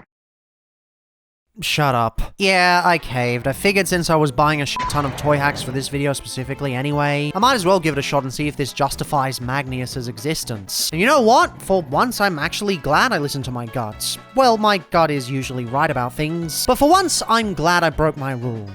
Or twice. Or however many times. Am I wrong for thinking this is how he always should have looked? No need for that grey wash, just some extra lava and you're golden. Now it looks like the magma is acting as joints in the transformation pieces. He looks like he's a living thing instead of just another slab of rock. He also lives up to his name way more, though I still believe these two had their names switched at some point. Now to be fair, it does help that the base mold was always solid. Not very interesting, mind you, save for a cool torso wheelie flippy, but fun to convert and built like a tank at the very least. So finally, couple that with a better deco and he's able to do a lot better. Though, I guess the other two retools kind of prove that already. Either way though, I'm happy this figure now has a deco that doesn't betray it. Just please hold me accountable this time? I don't want to keep doing this, but I keep being compelled to. Number 97! With the release of Kingdom Core Starscream, it was only a matter of time before we got the other two later down the line. It's an easy sell for an already pretty good mold, so it made perfect sense. Of course, every lineup has to have a worst member, and Thundercracker exhibits just a little bit of jank and gets allocated such. Mold-wise, it's still a pretty fun core class figure. None of the charm of the original is lost, detail-wise, and surprisingly the build quality remains pretty solid too. You'd expect things to get a bit wibblier this late into the game, but interestingly that's not the case. It's still as solid as ever and as fun as ever. So where did it fall short? Well, easily in the paint. Every paint application has something wrong with it. The black is caked on way too thick, the silver has overspray up the wazoo, the red is super thin, and even the face goes back to the gloop of the Starscream version after they already fixed it on Skywarp. It still feels great, make no mistake, but it looks pretty underdone. Like many figures from this set, this will do fine as a trio completer, or if this is the only version you have. That's fine, no problems there. But the paint issues are still there, so it loses a few points with that. Paint is still just as important as build, engineering, and sculpt. You have to put effort into all categories. Because of this, Thundercracker ends up being just good. Not great, not terrible, nor mediocre, just good.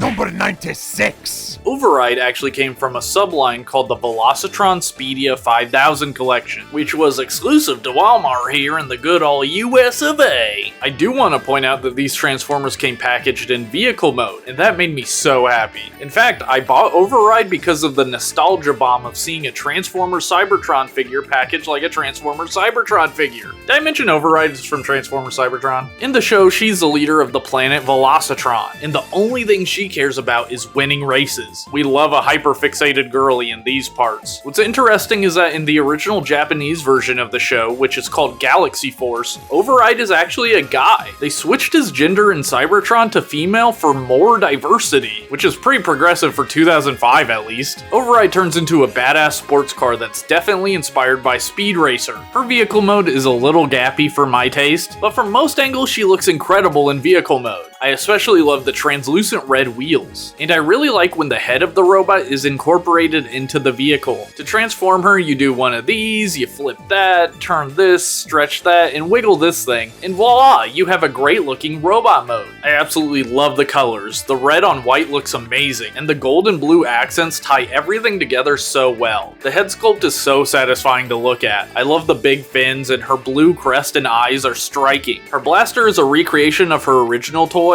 though this time instead of using a Cyber Planet key to automatically do it, you have to manually pull out the blaster barrels. And sadly, she was released before Hasbro started throwing in those mini Cyber Planet keys. Overall, she's an utterly fantastic remake of a 20-year-old toy, and I hope Hasbro keeps up this slow trickle of Cybertron toys for us fans that are older but still younger. Number 95! Core Class Skywarp is a figure where my own personal enjoyment is sort of at odds with his position on the rankings list. Quality-wise, he's so close to being great, but he just falls short. The detail is still great with fantastic mechanical detail, crisp paint that blows Thundercracker out of the water, and even fixes on things like the face so that you can see his nose and mouth. He's a decent mold with a color scheme known to show figures in a favorable light. What more could you want? Well, weapons for a start. Due to Hasbro's insistence on combining weapon gimmicks in the first wave of Legacy, he's left without his shoulder cannons. And while that might not seem like much at first, it leads to a lot more than you'd expect. Without the extra purple in those important places, the black sort of takes over the design, not leaving a lot of room to breathe. Out of the box, it's a real problem, and it just makes you wish they'd stuck with the standard system, leaving the weird and wacky combiny thingies to the full-sized wankers. They couldn't even give us the guns later down the line in a Centurion drone-esque pack,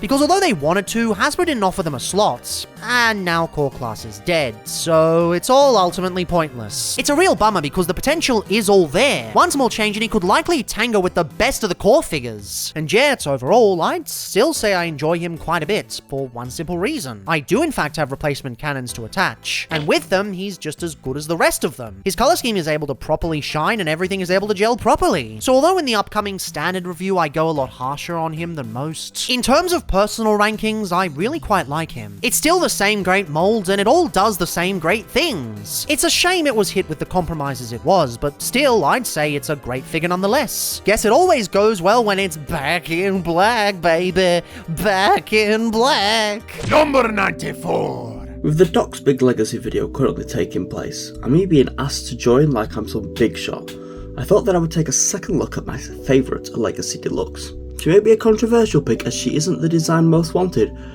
but she's a striking figure that comes out of the shadows. First of all, I want to apologise for describing her as a robot Makima, as I hadn't read all of Chainsaw Man back then, but now I view this as an insult to a character who only wanted to belong. She is truly an evolution of her original design, as she manages to betray that with her gorgeous purple and her gorgeous head sculpt. I can't describe how this purple feels in person unless you get one in hand, as it's just beautiful.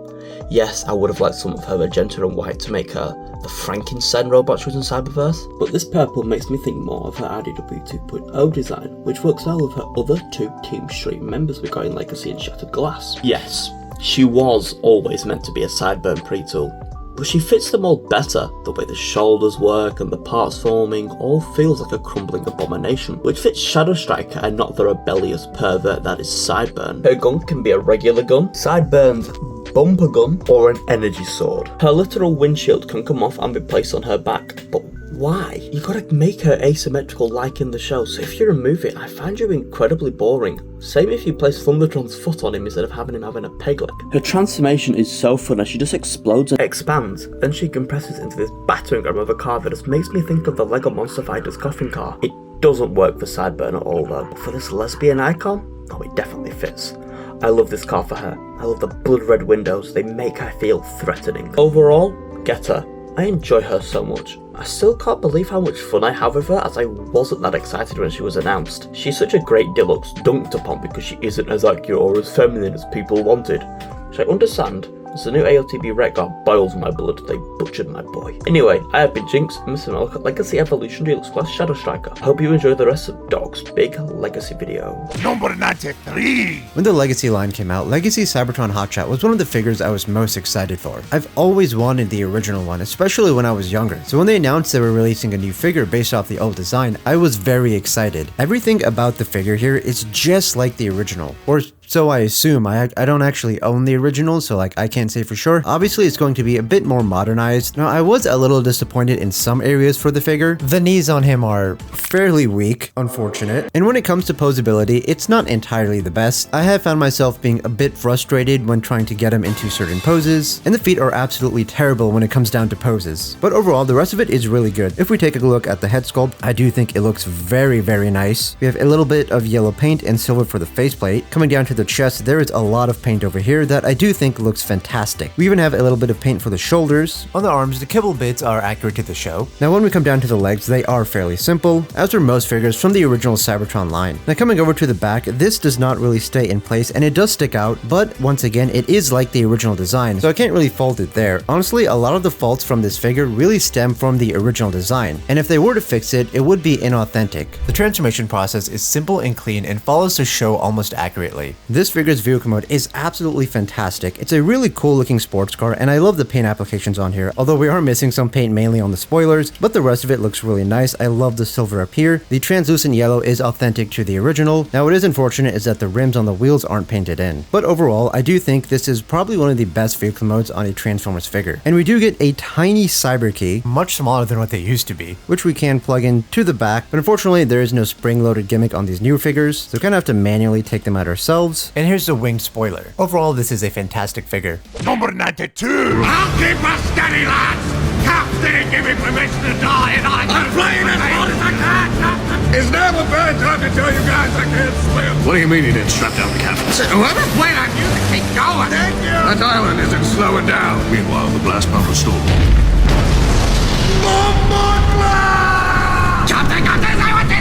What do you mean the rope's gone? This might shock some people, but Lockdown has never particularly been my favorite Transformers character. Yeah, it's not exactly been a secret or anything, but the name Dr. Lockdown literally just popped into my brain while running on the treadmill one day. No clue what spurred it on, but I started this channel as a side project in the wake of a failing podcast. Not OVA Hell, as that's still going hella strong. I want to talk about the milk. We already want to talk about the milk? We We barely talked about the milk. So, there's nothing to say about the milk other than homo milk. Homosexual, and milk is a slang term for male semen. From this, we can gather that in the Guyver universe, there is some kind of sperm delivery system that goes to every single house. There's in fact Either so that- much sperm, they had pipes of it in the ending. Exactly. So See? from this, Oh my we can God. gather Why the does it have- Guyver universe runs on cum. And it's stuck, and the rest is history. But for the character or the character design itself, it's not something I have any immense undying love for. I'm not automatically going to go bananas over any version of him. In fact, I don't know if I even love any specific character that much to do so, save for maybe Laser Prime, maybe Raiden, I don't know. But yeah, interestingly, Lockdown was actually one of my least hyped figures in the lead up to the Star Raider collection. If anything, I was more getting him out of obligation because of his namesake. Not to say he's a bad figure, mind you. Alt mode is pretty decent with some wonderful red windows and a nice enough green. It wears the axle grease base reasonably well, but it does kind of feel a bit too high. The one thing kept across all incarnations is the low to the ground feeling his alt mode has. And that gives him an air of tacticalness. Is that a word? Tacticality? Casual but tactical? Whatever, this mode just works better on Greaser. Also suffers for the lack of green plastic. Due to the mold layouts, it's all paint, and I just don't think it goes far enough. Also, painting one gun gold is daft. I know why they did it, but come on, this is just silly. And the robot mode is similarly just okay. It's already a decent mold, so it does reasonably well, but again, there's just not enough green on show. Not to mention the head looks really out of place. It's a lovely head sculpt, but next to the flat as an ironing board torso transplanted from axle grease, the aesthetics really clash. At the end of it all, I think he just might be the weakest wearer of this mold family. In Legacy, that is. Yeah, this was written before Jalopy came out, so,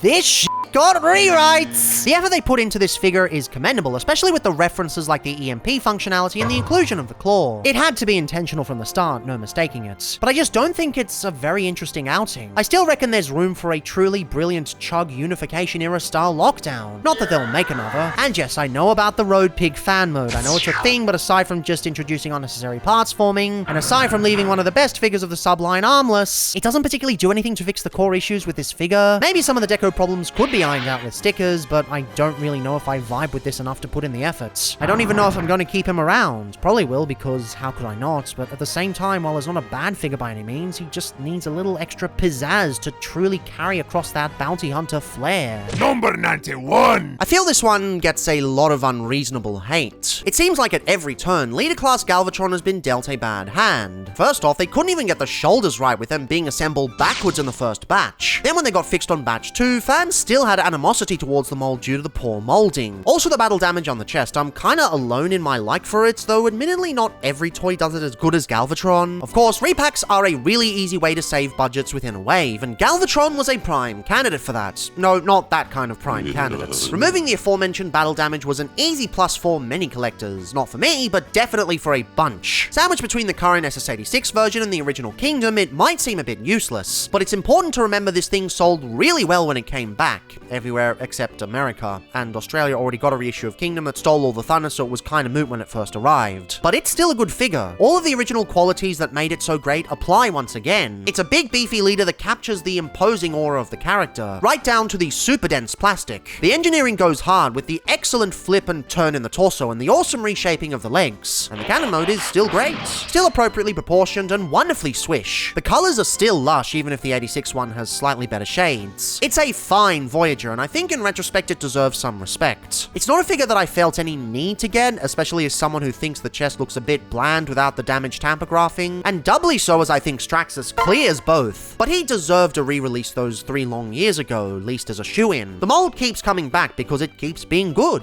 What else is there to say? Number 90! Robots in Disguise 2015 is much aligned by fans. Some of it deservedly so, but it has its good parts. And one of those good parts is Filch. When I first watched it with Emperor Kumquat, I fell in love with the character. She was so cute the way she always went after shiny things. Something I can kind of relate to. So I was very excited when she finally got a proper toy of her own. Yes, she is a retool of the Kingdom Airraiser mold, but they've changed enough on her to evoke the original character without it feeling like a purple Airraiser. Her head looks great. It's pretty much spot on to her RID 2015 head design. Same goes for her bird mode head. but even though we don't get a really good look at her robot mode in the show, she is pretty faithful to the original. The other parts they change on her really help her stand out from the previous repaints and retools, especially the wings. I love the fact that you can move parts of her wings to her forearms to evoke her original design. My only complaint is that she doesn't come with any sort of weapons. It would have been nice if she came with some swords or something, but I still love her. She's a fun toy, very articulated, very posable, and very swooshable. Number 89!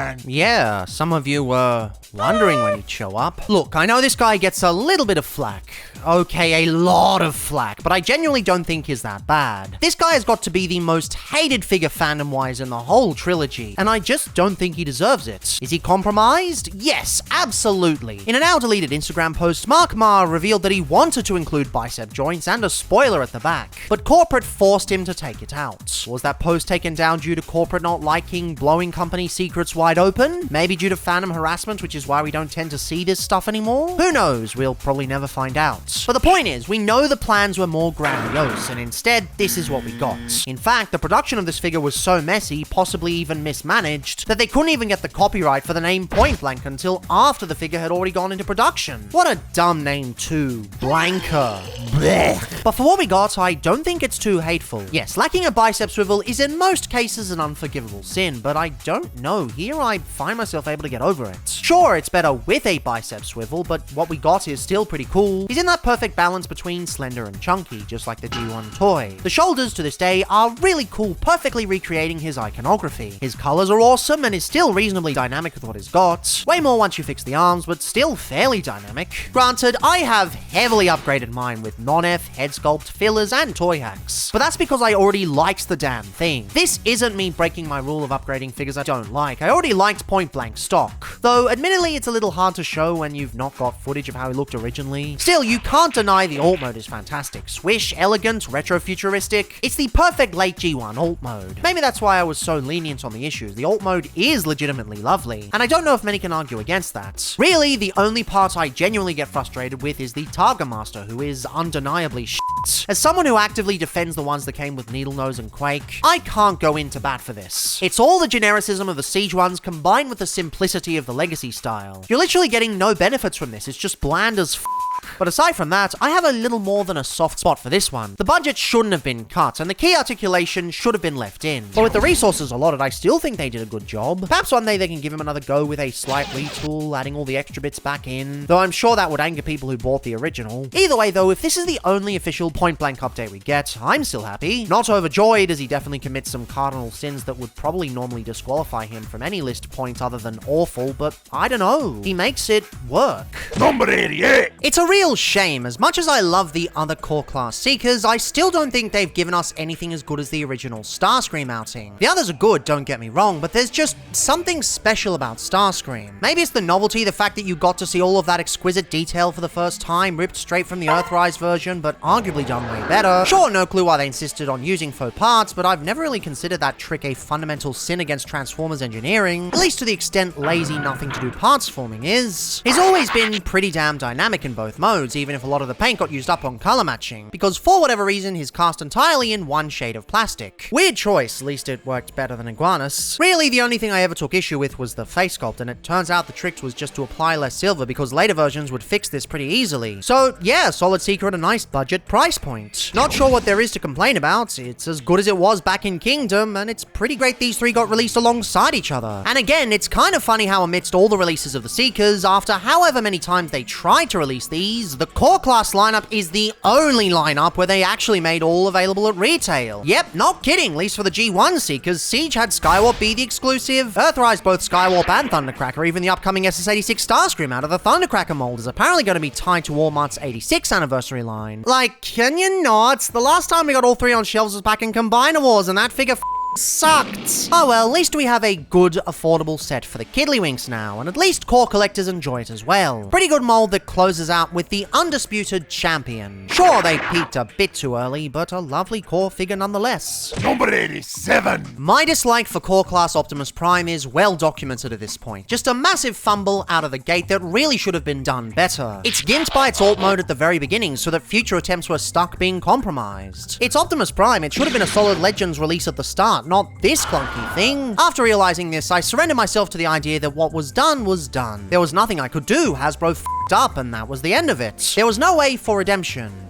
Or was there? Initially, I didn't buy the core class double pack for any reason other than completionism. Although my obsession with third-party legends was well and truly beaten into the pavement, I was still going for the official stuff. Except Studio Series Bumblebee, because after Laserbeak there was no way I was torturing myself again. This wasn't a set I was particularly excited for, and yet it kinda blew me away. Optimus Prime goes a long way to making me actually enjoy him. For starters, they fixed the alt mode with the inclusion of the trailer hitch piece. Immediately this thing has much better proportions, where the front of the truck doesn't look nearly as squished compared to how thin the back is. It's not perfect, but it is a stark improvement all things considered. Then you start to see some of the color differences, and he just ends up being so much more vibrant. The higher saturation, the white thighs, the 2 shades of stripes and grille, the better painted head. Prime just feels so much more filled with life as a result of all these changes. Then you bring the trailer into the mix and it just becomes an overall fun set. Oh, and I guess Bumblebee is here too. He's fine. Not quite as good as the original buzzworthy release with gaudier paint and fewer applications in general. Also weaker plastic, which is a bummer. But that does nothing to take my enjoyment away from Prime. He's still not perfect. The plastic washes out some of the detail and I'm still not a fan of the Sunbow windows, but is now actually a decent toy. Genuinely, I never thought something like this was possible. I thought it was pure folly, and yet, here we are. I guess anything's possible in Legacy with how crazy the line is. Even one of my least favorite core class figures can end up a banger eventually. What a world we live in. Number 86! Topspin and Twin Twist have always been two of the best figures of Titans Return, and by extension, as Titans Return was the high point, the entire Prime Wars trilogy. Although not perfect, especially with some of their decos, they had truly fantastic engineering and really awesome mechanical detail. They were a perfect showcase of what the toy line could do and eventually served as the blueprint of what the Unification era would use as a baseline afterwards. It's honestly wild that these two went from figures so bad they acted as a litmus test for if a vintage store was taking the piss, to genuinely some of the best deluxes they've ever made. I've always said, if you get 1 figure from the toy line, get Trigger Happy. If you get 2, get Brainstorm. But if you get 3 or 4, these are a must buy. They deserve pretty high praise, especially since the toy line was home to banger after banger. One thing they were marred with, however, was distribution issues. Like many Titans Return figures, these were a bitch to get. I never saw either of these locally, stumbling across a Topspin for sale at a Transformers meetup, and finding Twin Twist at Kaboom in Singapore airport on the way back from Greece. So many people had difficulty getting these, so a re-release was kinda necessary, and surprisingly, they actually killed 2 birds with 1 stone on this, giving us the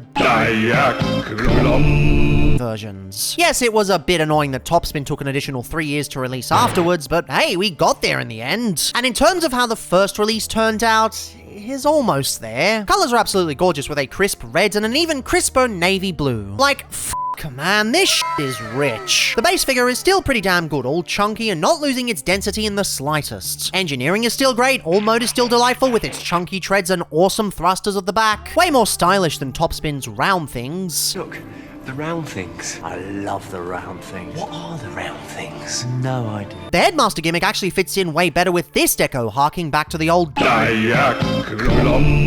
pilot system. Doubly so with the red cockpit. This is peak early 80s robot design. So for the most part, the base is still as solid as ever, but on the other hand, it still carries over some of the original issues, like the cockpit falling off semi-frequently and the face sculpt being a little odd. I mean, I get it wasn't a priority to change it, but this still doesn't quite hit right. And on top of that, you've got a few new issues as well. The yellow is very wispy. Sure, it's against 2 shades that make it extra difficult, in addition to being a very difficult color itself, but come on. This thing is so close to looking pristine. And now, for whatever reason, the f***ings are as loose as Microsoft's definition of a consumer-friendly pricing structure. They did get around to fixing it somewhat on the Topspin release later, but here it's quite annoying when trying to pose him. These issues don't ruin him, he's still one of Titans Return's best, but they do dampen the experience and prevent him from being the best of the best. Not like this line really gave us the best of the best, mind you, but still, it's disappointing we got so close, yet so far. Still, a pretty damn good figure in his own right, and a nice surprise being released to bolster the ranks. Kinda wild they did this before Red Mirage, but hey, what can you do? Number 85! It's funny how the perception of this little guy has changed since I first took a look at him. Originally, he was just a cool little soundwave, but now he's largely considered better than the Netflix and Legacy United versions. And I mean, I guess I can see some of the reasons why. He's decidedly no frills and designed from the ground up instead of using bits from the old Siege take. Compared to the original Netflix release, the paintwork is better. As that ugly yellow they originally used, just no. In a lot of ways, the alt mode is superior minus the cat ears it originally had, but people seem to conveniently forget those. But I can see why people held this in such high regard, at least until 86 showed up. Now, do I agree? No, not really, especially compared to the Legacy United outing specifically, with its aesthetic and tolerance improvements. It lacks a lot of the cool things that make me love that figure. It's not a bad core by any means, and as I said in the last Trilogy video, it's wonderful to have a legend-scale soundwave that isn't stupidly overcomplicated or weirdly proportioned. The simple brilliance cannot be understated here, and it has to be respected. But I also just prefer the Voyager. I also love the Voyager. I'm still convinced that the lack of accessibility previously clouds people's judgment to this whole thing. After half a decade of being stuck with the Siege one over and over again, as scalpers ran rampant, it's no wonder a lot of people focus on the negatives. Not to say people's complaints weren't valid, but I just genuinely don't think they're as bad as anyone says. But as it stands, my enjoyment of this figure is the same as it's always been. It's a fun, pocket-sized figure that does a lot with a little, and it's pretty cool. It's not the greatest Soundwave ever, but it's not really trying to be. It's just pretty good. That's what it's always been. And that's what I've always liked. Number 84! This is Transformers Legacy Velocitron Speedia 500 Collection Voyager Class Road Hauler. Which is a lot of words to say, grapple, but green.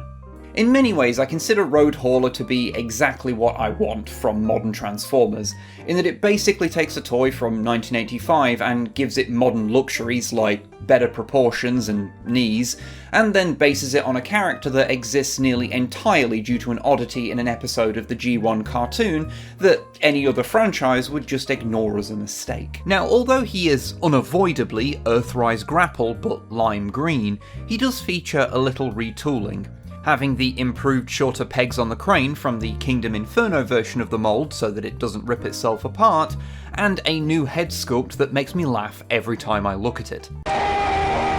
This mould does look very swish and green, although I do kinda wish they'd put a little bit of purple on there to really cement the ex-Constructicon theme. At least he's got pretty much all the articulation you could reasonably expect from a Voyager of this era, so he's pretty fun to pose. Accessory-wise, he's got a gun, a big grabby claw with an airlock connector in there for some reason, and a nozzle. Those latter two can replace his hands, but if you don't want any of them, they can all be stored on his back with varying levels of subtlety. The transformation is basically just a refinement of G1 grapples, so not only do we get the fun of giving him a giraffe neck, but we're left with a semi-clean, those are definitely robot arms in the middle there, crane truck with a fun extending arm that can rotate all day long. And of course you can fold in the crane hook and replace it with the other accessories if you like, all of which can still be stored on the vehicle. So whilst the Legacy-specific changes to this mould are limited to making it green and then putting a silly face on it, I have a lot of love for Legacy Road Hauler. He's just a really solid toy that I find myself pulling down off the shelf to mess with fairly often. Doesn't exactly reinvent the wheel or anything, but not everything has to. Also, I probably like him a bit more since I got him discounted to half price. I guess toy based on an eHobby redeco from 2003 isn't exactly going to fly off the shelf. Number 83! I bet you've been waiting for someone to finally lay into the combiner frame discourse. Nah! Maybe a rant about the lengthy chase of the Stunticon Quintet in Legacy. Nah! Perhaps even a simple 5-figure review of the team. Nah! In this marathon collaborative video piece, my contribution is to speak on the topic of Commander-class Motormaster and only Commander-class Motormaster, focusing on my feelings about him as a standalone high-profile entry in the line. It was early on, as designer Takio Ejima mentioned, that Motormaster was scaled to stand as a rival to Earthrise Optimus Prime, when my attention got surprisingly enraptured by the concept of a King of the Road born to feud with the incumbent Autobot leader. Ideas fomented within my cortex of a Stunticon leader who was, perhaps, also a Decepticon leader in his home continuity. I decided that with Legacy just pulling stuff in from all over the place while implying a fiction but never defining it, why not enjoy my headcanon and pump its juice through every fiber of this motor monarch? Unfortunately, I do feel the need to mention that there were scattered reports of photo degradation on the figure upon release, sometimes distractingly asymmetrically. On the bright side, mine was fine. Being built from a basis of rivaling Earthrise Optimus provides Motormaster with a compact and boxy alt mode shape, with the truck cab transforming its way through a rather stylish conversion sequence to assume a somewhat heroic robot silhouette, wielding a properly massive sword to rebel against Autobot oppression using the power of effective and basic modern articulation. The trailer breaks apart with brutish chunkification, forming a turreted base that's peppered with 5mm ports for hypothetical other guns to mount and store upon its bulk. However, when Motormaster finds himself stranded and surrounded on an alien world, he must release all limiters and activate his final form of defense, the Menacer frame. I was very pleasantly surprised by how much tactile satisfaction and storytelling there was in the Menacer combiner frame transformation, and ecstatic when I realized that Motormaster can just wear the thing as an emergency super mode, making the Commander class piece still standalone playable despite being part of a 5-toy combo, as the Menacer frame gives its user an immense and dangerous boost of power on a critical deadline. Yes, I am a fan of Garo Season 1 and 2005's Daikumaru Gaiking. There's a very silly standing turret mode for the remaining trailer chunk, but even with the full team, I am a much bigger fan of storing it on the back, like a semi-winged jetpack, or simply having it shouldered as a scene-ending cannon with a fully shoutable name like the Menacide Buster. Commander-class Motormaster was a surprising hit for me, debuting the self-contained super mode concept to the price point, even if perhaps unintentionally, and maybe even setting the stage for Armada Optimus Prime's eventual arrival. A big part of that is thanks to the whole package feeling so playable to me, with the trailer's reassembly systems generally carrying a toyetic vibe more so than a fiddly one. And it did create the demand within me for Age of the Prime's Silverbolt to be able to achieve the same ramshackle super mode with his own hunk of Superion. Thankfully, he can. Number 82! If y'all know me, you know I love me a Tetrajet. Even in its shittiest decos, it's remained one of the biggest and best surprises of the War for Cybertron trilogy. And even though it's unfortunately steeped in melancholy, it's still something I absolutely adore. Fact is, if Hasbro puts out a Tetrajet, I will buy it. It's basically that and Laser Primes. Those are the ones I go nuts for. So when the pre-Cybertronian line gave us not one, but two, I was definitely excited. Though, weirdly for one of them, things got a bit odd. Senator Shockwave isn't the worst of the Tetrajets. That Golden Razzie still goes to the Rainmakers for obvious reasons. But he's easily the weirdest. His robot mode surprisingly fits okay despite lacking in the wing department. He's still quite swish and stylish, as any Tetrajet would be. But by the same token, the colors are overbearingly aqua and the torso just does not fit with the rest, and they've had to make the head super flat to fit into the cavity. Maybe that's why they don't do cone heads. Bit of a shame. But really, my biggest gripe would honestly have to be the winglets. These just needed to be bigger. As it stands, they're way too small for the rest of the design. And that carries over to the vehicle mode too. It's surprisingly working a lot more than I'd expect. With these awesome new thrusters, at first I really didn't like this thing. It felt almost like a perversion of something I loved. But in time, it genuinely grew on me, and I kind of vibe with this remix. But again, it's just those damn tiny wings. I just wish these were bigger. The fact nobody's made any upgrade kits to fix this is honestly confusing. Still, at least they tried something new. Even if it didn't particularly turn out well, they gave it their best shot. And it turned out better than his pack mate, Orion Pax, who I'm not really going to cover that much in detail, simply because I just did recently in an overdue worst of year list. The remaining lists are still coming. I will not be defeated.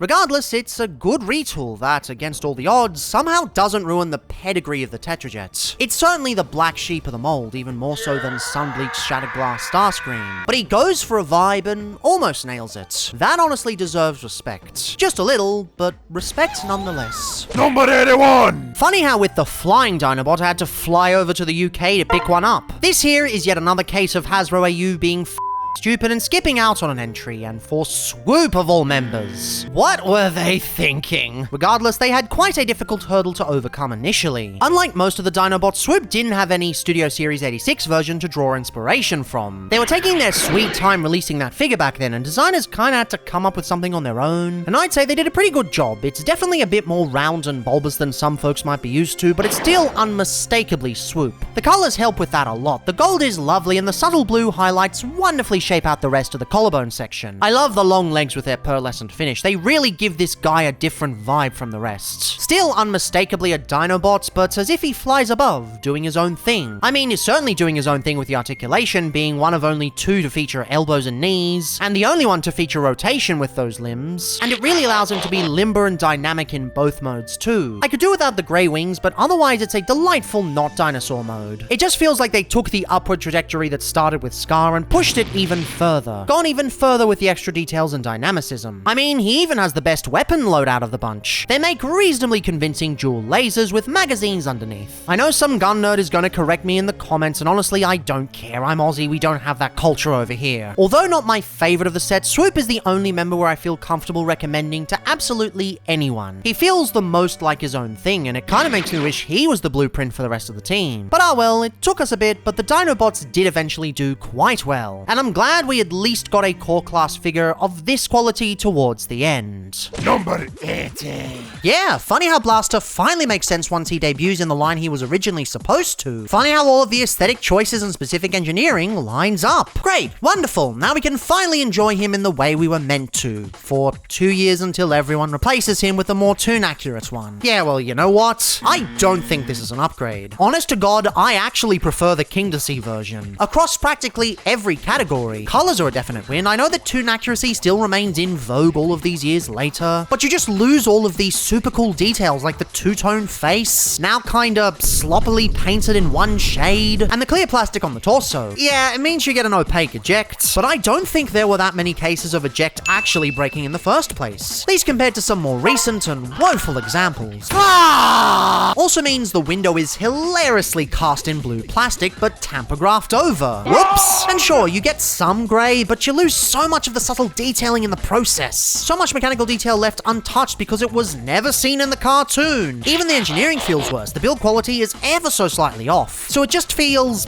iffy. Things don't quite hold together as well. I know a lot of that doesn't pertain to the actual toy I'm covering itself, but 1, I've already covered it in a previous video, 2, it is a very simple figure, and 3, its legacy, no pun intended, is sadly mostly defined by its perceived inferiority to the 86 release. But there's so much more this figure does, so much more it can be. It's the perfect recreation of the G1 toy. We didn't need a more accurate update, and yet people will always swap out for 5% closer adherence to the screen model. In the process, I feel a lot of that identity is lost. A lot of what made this figure so great. So I'm standing by the King to See Blaster. I'm standing by a figure that deserves more respect. I'm standing by my definitive version of the character, even in the face of Sunbow obsession. Though I will say this unpopularity does mean you can pick it up on deep discount. I've seen him go as cheap as $5, which is great. Regardless, he's great, and you should give him a chance. Sometimes you don't really need a comeback. He's already been here for years. Though fortunately, I don't just get stuck on talking about other versions with the next one, on top of being a superior version of the same mold. Turns out a better deco makes a better toy. Go figure. I'll admit, I'm a little confused as to why Twincast is in mainline. This seems like prime real estate for a Selects or a store exclusive release. I mean, not that I'm complaining, unlike some other examples, he's actually quite lovely. Just seems like a weird way to release him. Regardless, the blue here is quite resplendent. It's sort of in this middle ground between pastel and deep.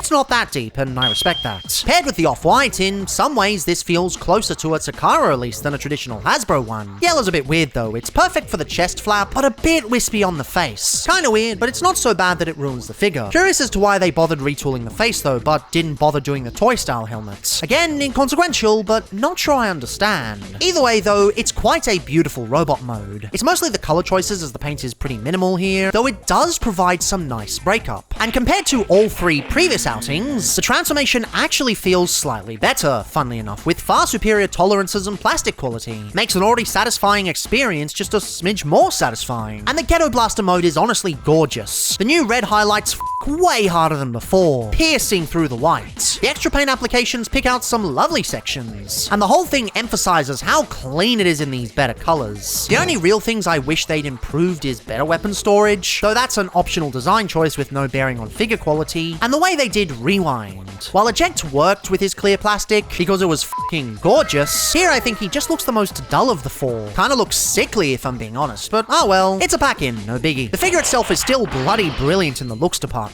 At the base is still just Blaster, so the engineering isn't going to wow you or anything, but I don't think this is a design that has to. While Blaster didn't have the deco to push the fun factor, even less in a 6 form, Twincast does. And hey, it's really cool we even got this to begin with. A decade ago, they wouldn't have even entertained the idea beyond a Titan Master wait, no, that was the Takara version. Randomly using names doesn't count. Regardless, decent mold, great deco. What more is there to say? Number 78! I feel I should have been way more into the Junkions than I ultimately ended up being. They seemed right up my alley, a perfect response to the 86 Junkions being one mold I disliked, copy-pasted over and over. These were actually original and unique molds and designs, and for the most part, they were bloody good. Well, the deluxes were. They did get reused a bit, but at the start there was a lot of potential. Scrapbook was especially a wonderful start into this system, with a style of truck we don't often see. Last time I saw a truck this scrappy was probably Dark of the Moon Megatron, so it's lovely to see this Mad Max-inspired shit in a different area of the franchise. The matte mushroom finish makes it look far more premium than it normally would, and the subtle highlights go a long way. It really feels cobbled together from a random selection of metal sheets, held in place with infinite spikes and studs, capped off with some awesome angle pieces, and this disheveled toe mater is just about ready to scream what a lovely day it is. Transformation is almost there. The legs and torso work wonderfully satisfyingly, but the arms consistently have trouble falling off. But still, having parts formers that don't have to parts form to convert is a real treat. And as much as I love some of the old War for Cybertron outings and hate some others, this kind of makes me wish we'd gotten them done in this style. The robot mode is quite nice too, bringing out the extra reds and browns in a wonderful balance of junky colors. The head sculpt is appropriately wastelandy, and the kibble management works really well in ways you wouldn't particularly expect. He really feels like he's made of his alt mode, which is more than I can say for the other G1 junkers. And sure, some of his accessories are a bit naff, but at least he's got a lot of them, and they all do really well in armoring him up. He does a lot with what he's got, and fits the idea of the Junkions way more than any other toy I've handled. So by all accounts, I should love this figure, and in fairness, I do. Well, I mostly do. I do really like him, but for whatever reason, he just doesn't stand out as much as I expected him to. So, what went wrong here? Well, part of it is that he was quickly outclassed by his deluxe partner. Crashbar took the concept and just did way better in every conceivable way. And as much as I love the fact they gave us other alt modes, it's clear they put a lot more effort into the motorcycle gang. I get the vehicle requires it as it's a weirder shape to pull off, but I just get more from this. Then part of it also comes down to the fact that both of these were instantly outclassed by infinitely better decos and retools. You put Scrap Hook next to toe line and axle grease and he just feels inadequate. Hell, Crashbar doesn't even hold a candle to Road Pig. How can you compete with that? And thirdly, well, it's honestly the combined functionality. I love being able to mix and match bits between them. It's a lovely feature, don't get me wrong. But compared to the previous combined mode they did, which was more of a bonus than a feature, this just doesn't feel as cool. Now, to be fair, this is my own personal bias. I just don't particularly like combiners that have a combined beast form. You give me a choice between Infernicus and Dragonstorm from the last night, and I'm always going with the former. It's not a bad combined mode by any means, but I just get nothing from it. So all of that acts as a bit of a barrier to Scraphook endearing himself to me. And it's a damn shame. This is a really well-designed toy. But I think the legacy of this design for me, no pun intended, is that it walked so that others could run. And that's okay. There are a lot of examples that do that. It's nothing bad. It's fine. But that's why he isn't particularly high compared to his mold mates or the other Junkions. He's good. Very good. But not in a way that gets on my wavelength. Still, I kinda wish there was a way to fix those damn arms. It just feels like it could do so much more with this were they locked solidly in place.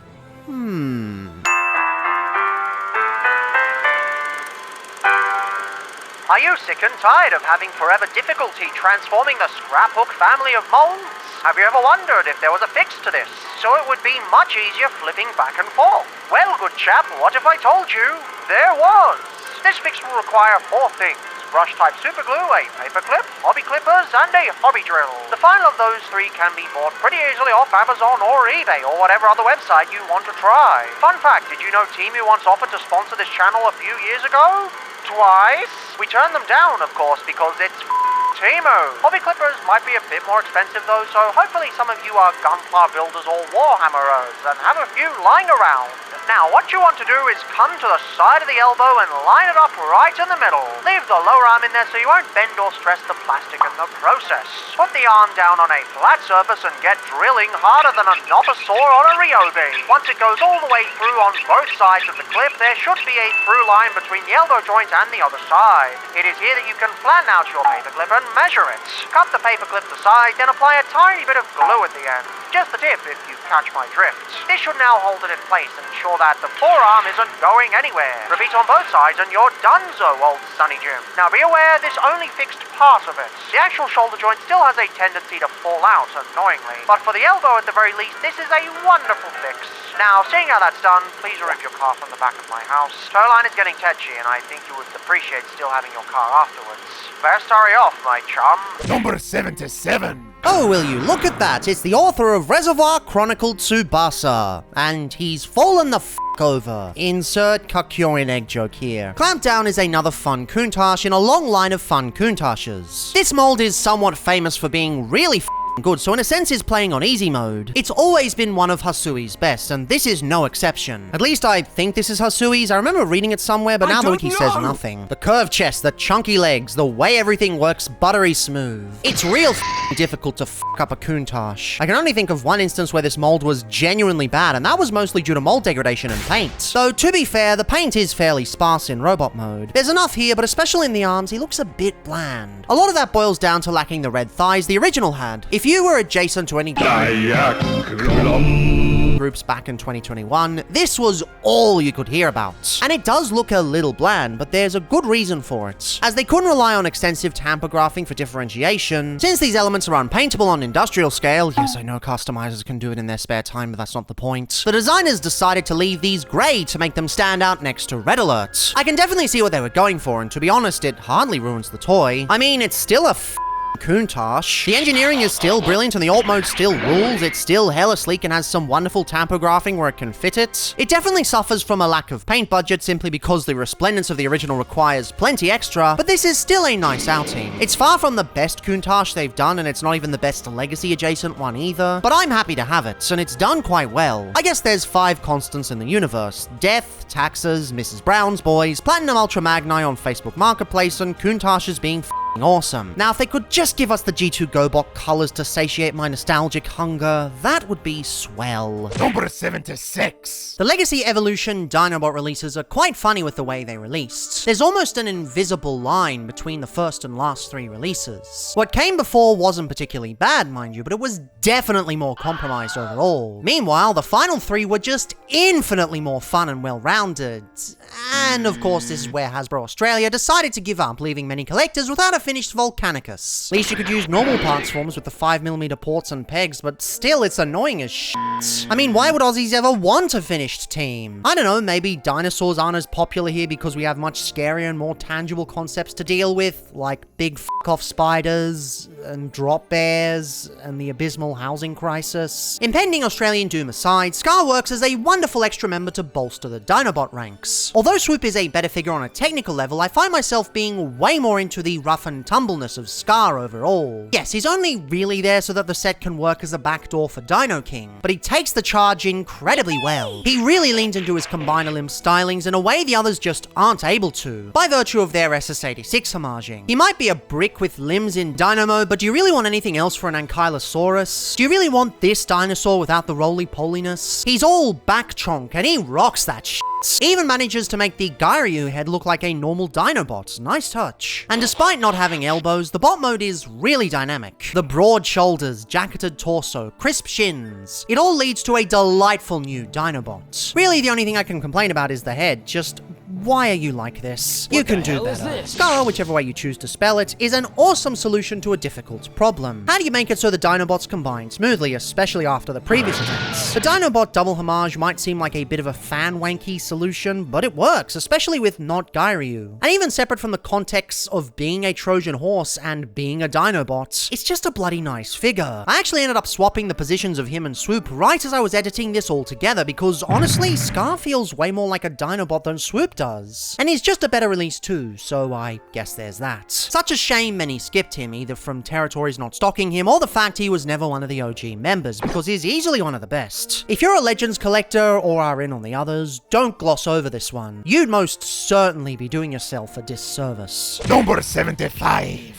So my pick from the Legacy toy line is G2 Universe G-Axis. You may have heard him pronounced J-Axis or even just Jaxus said really quickly. I stick with the traditional Furman pronunciation of G-Axis, as that was his little gag included in the comic, because he was so certain the G2 comic book series was going to get cancelled any day now, he put that in there. This isn't the first time we've had a G-Axis toy. We've had repaints of Beast Machine's Jetstorm in a bright orange for the RID toy line. We also had the Thrilling 30 Armada Starscream repainted, which was used quite heavily in the Dark Cybertron storyline. This is, however, his first unique toy designed just for him. Yes, there was a retool of him into Vector Prime down the line, and there is an argument that can be made to say this was just a pre-tool all along. Personally, if this is how we get a character like G-Axis looking like he does in the comics, and it's taken us 30 years to get it, if we have to have a pre-tool to do that, I'm completely fine with that. The robot mode is fantastic. He's got a great, very expressive face straight out of the comic. He's got those cute little Namor the Submariner wings on his legs. Everything moves exactly how you'd expect it to. There is no ab crunch, and I know that's the kind of thing that really bothers some people, but everything else is there and works exactly how you'd expect it to. His transformation is a fun transformation. It's a bit more involved than you'd think it would be, but everything makes sense and works in a logical way. You don't need the instructions for this, which for me is a mark of a really good, fun toy. Because it is a transformation from the comic book, it is a bit freewheeling, so they had a bit more of a blank slate to approach this toy with. They have ended up with a rocket that looks a little bit phallic. If you want to go for a more traditional Decepticon jet mode, you can do that if you just rotate the main wings forward, and that actually helps the little wings become a bit more visible as tail fins on the back end of the toy. Overall, he's a great fun toy of an original character, a little prone to yellowing, but with a toy that's got as many yellows and greens in it as this one has, it's not as obvious as it otherwise might be. It doesn't stand out as much as, say, Shattered Glass Starscream. But fun toy, he was a good price point. You can still pick him up fairly easily now, and I recommend you do, because he's a great toy from the Legacy toy line. Number 74.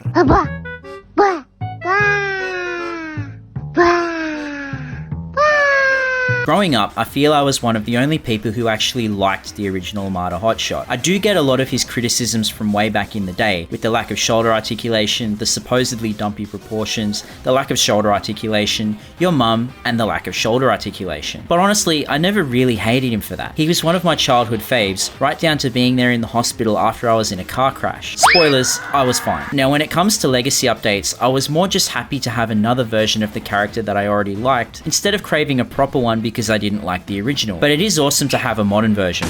No, that doesn't count. Sold that shit as it was more of a side grade to the original by getting rid of one arm issue and adding another in its place. Although I prefer the original colours, I think I'm more happy with the Power Links version just because he comes with Jolt. One thing that always pissed me off with both the original and Universe versions was that they couldn't stand. The original I get, but come on, if it's meant to be an update, it should be an update, not a sidestep. If you're going to update minicons, do them right, and Legacy very much did them right. All whopping two of them. But hey, sometimes it's about quality, not quantity. I do get why this set shelf warmed. Armada sadly doesn't have the character recognition of our Lord and Savior G1, leading to everyone who isn't Optimus Prime still hanging around. Doc and I are recording this in April, but we both guarantee Red Alert will still be hanging around when this video comes out. It's a shame though, because this really is a nice hotshot. Unlike a lot of collectors, I was always okay with Legacy prioritizing articulation over gimmicks. If you want the gimmicks, the original toys still work great. You can still go back and get them. Legacy is cool because it gives us these characters with much better articulation. With that said, I love how they were able to still give us all of Hotshot's gimmicks even if they aren't spring-loaded anymore. The claw at the front of the car and the JM cannon in vehicle mode are both lovely to see. Would have been nice if Jolt could fold over the back, but I still love the balance between articulation and gimmicks. They're both here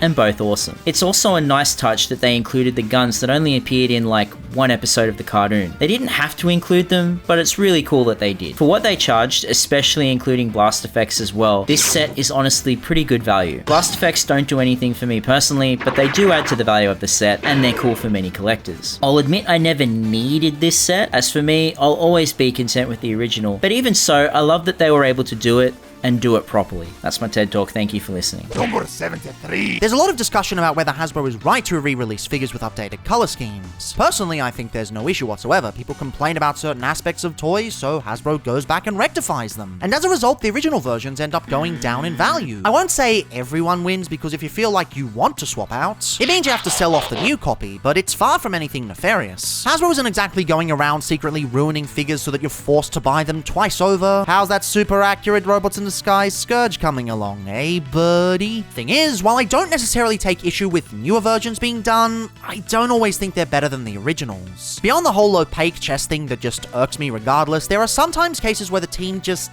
doesn't hit the mark as much as they could. Legacy Evolution Metal Hawk was a decent figure, but it always had problems. Beyond just being an overall weaker version of the Cyclonus mold, it was a smidge clunky in certain areas. Still good, mind you, but nowhere near as good as its predecessor. The main issue, however, was not with the mold itself, but rather the deco. People did not like the abundance of mustard and Games Workshop grey, a colour not really seen in a very long time. For a character famous for being so resplendent it practically crumbled to pieces, they seemed to drop the ball. It was improved by repro labels, sure, but folks were still clamouring for a premium release that fixed all the issues. Hasbro figured they could get in there and smooth things over, though, as a slot was open for a re-release, and Metal Hawk was within the correct production cost budget bracket for it.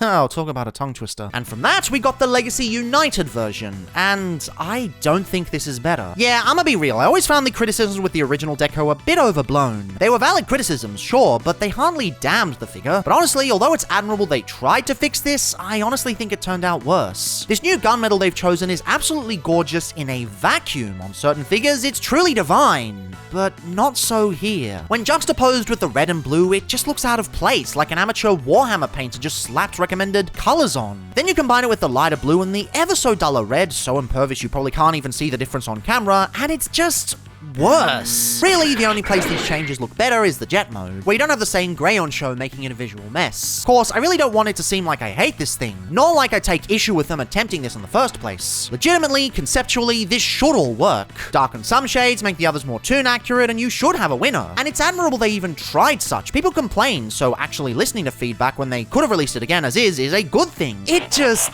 doesn't work. The base mold is still cool, and the deco is still fine, but it's just not as good. And again, none of this is to throw shade on the actual mold itself. Legacy Evolution Metal Hawk is genuinely a good figure. Without a lot of the Cyclonus spinning and contorting, he definitely loses a lot of the charm he could have had, but it's still a nice solid figure as is. The fact he's able to give a vibe as different as he does is honestly a testament to the retool process, and I love how chunky he feels. This really is a Voyager that squeezes the whole budget out, and in its original deco, I honestly think it shines quite well. Not literally, and the Games Workshop grey is distracting, but the 1-2 red-blue combo is quite lovely, especially the blue. Like, goddamn, this is deep and rich. Sure, I'm biased to this version as I did give him toy hacks, but even beforehand, I genuinely liked this. I do kinda wish his sword was bigger and the guns are kinda naff, so I'm probably gonna keep them glued to the sides of the legs after this, but it's still a nice feature to have without f***ing with the budget too much. And honestly, for all the criticisms it gets, I really like this jet mode. It's no Monado Cyclonus, sure, but it's got a lovely wingspan, an awesome blue top, really cool integration of the arms in a different position, awesome air intakes, and an awesome nose cone. It's definitely one of those modes that kinda needs toy hacks to shine, but even without, it's a lovely jet. I think if I had to rank each version, it would go Ferrax, Standard Cyclonus, Evolution Metal Hawk, United Metal Hawk, then Select Cyclonus. Poor Select Cyclonus, he could have been fantastic, but no. Either way though, this is a really nice mold, and whichever you prefer will give you a good time. There are absolutely better adjacent releases on the market, and Hashtag could have done a lot better, but the fact they tried in the first place, both with the retooling and the redeco attempt, is really admirable. Maybe this would have been better as a G-Axis retool, as many speculated this would be upon listings leaking, but for what we have,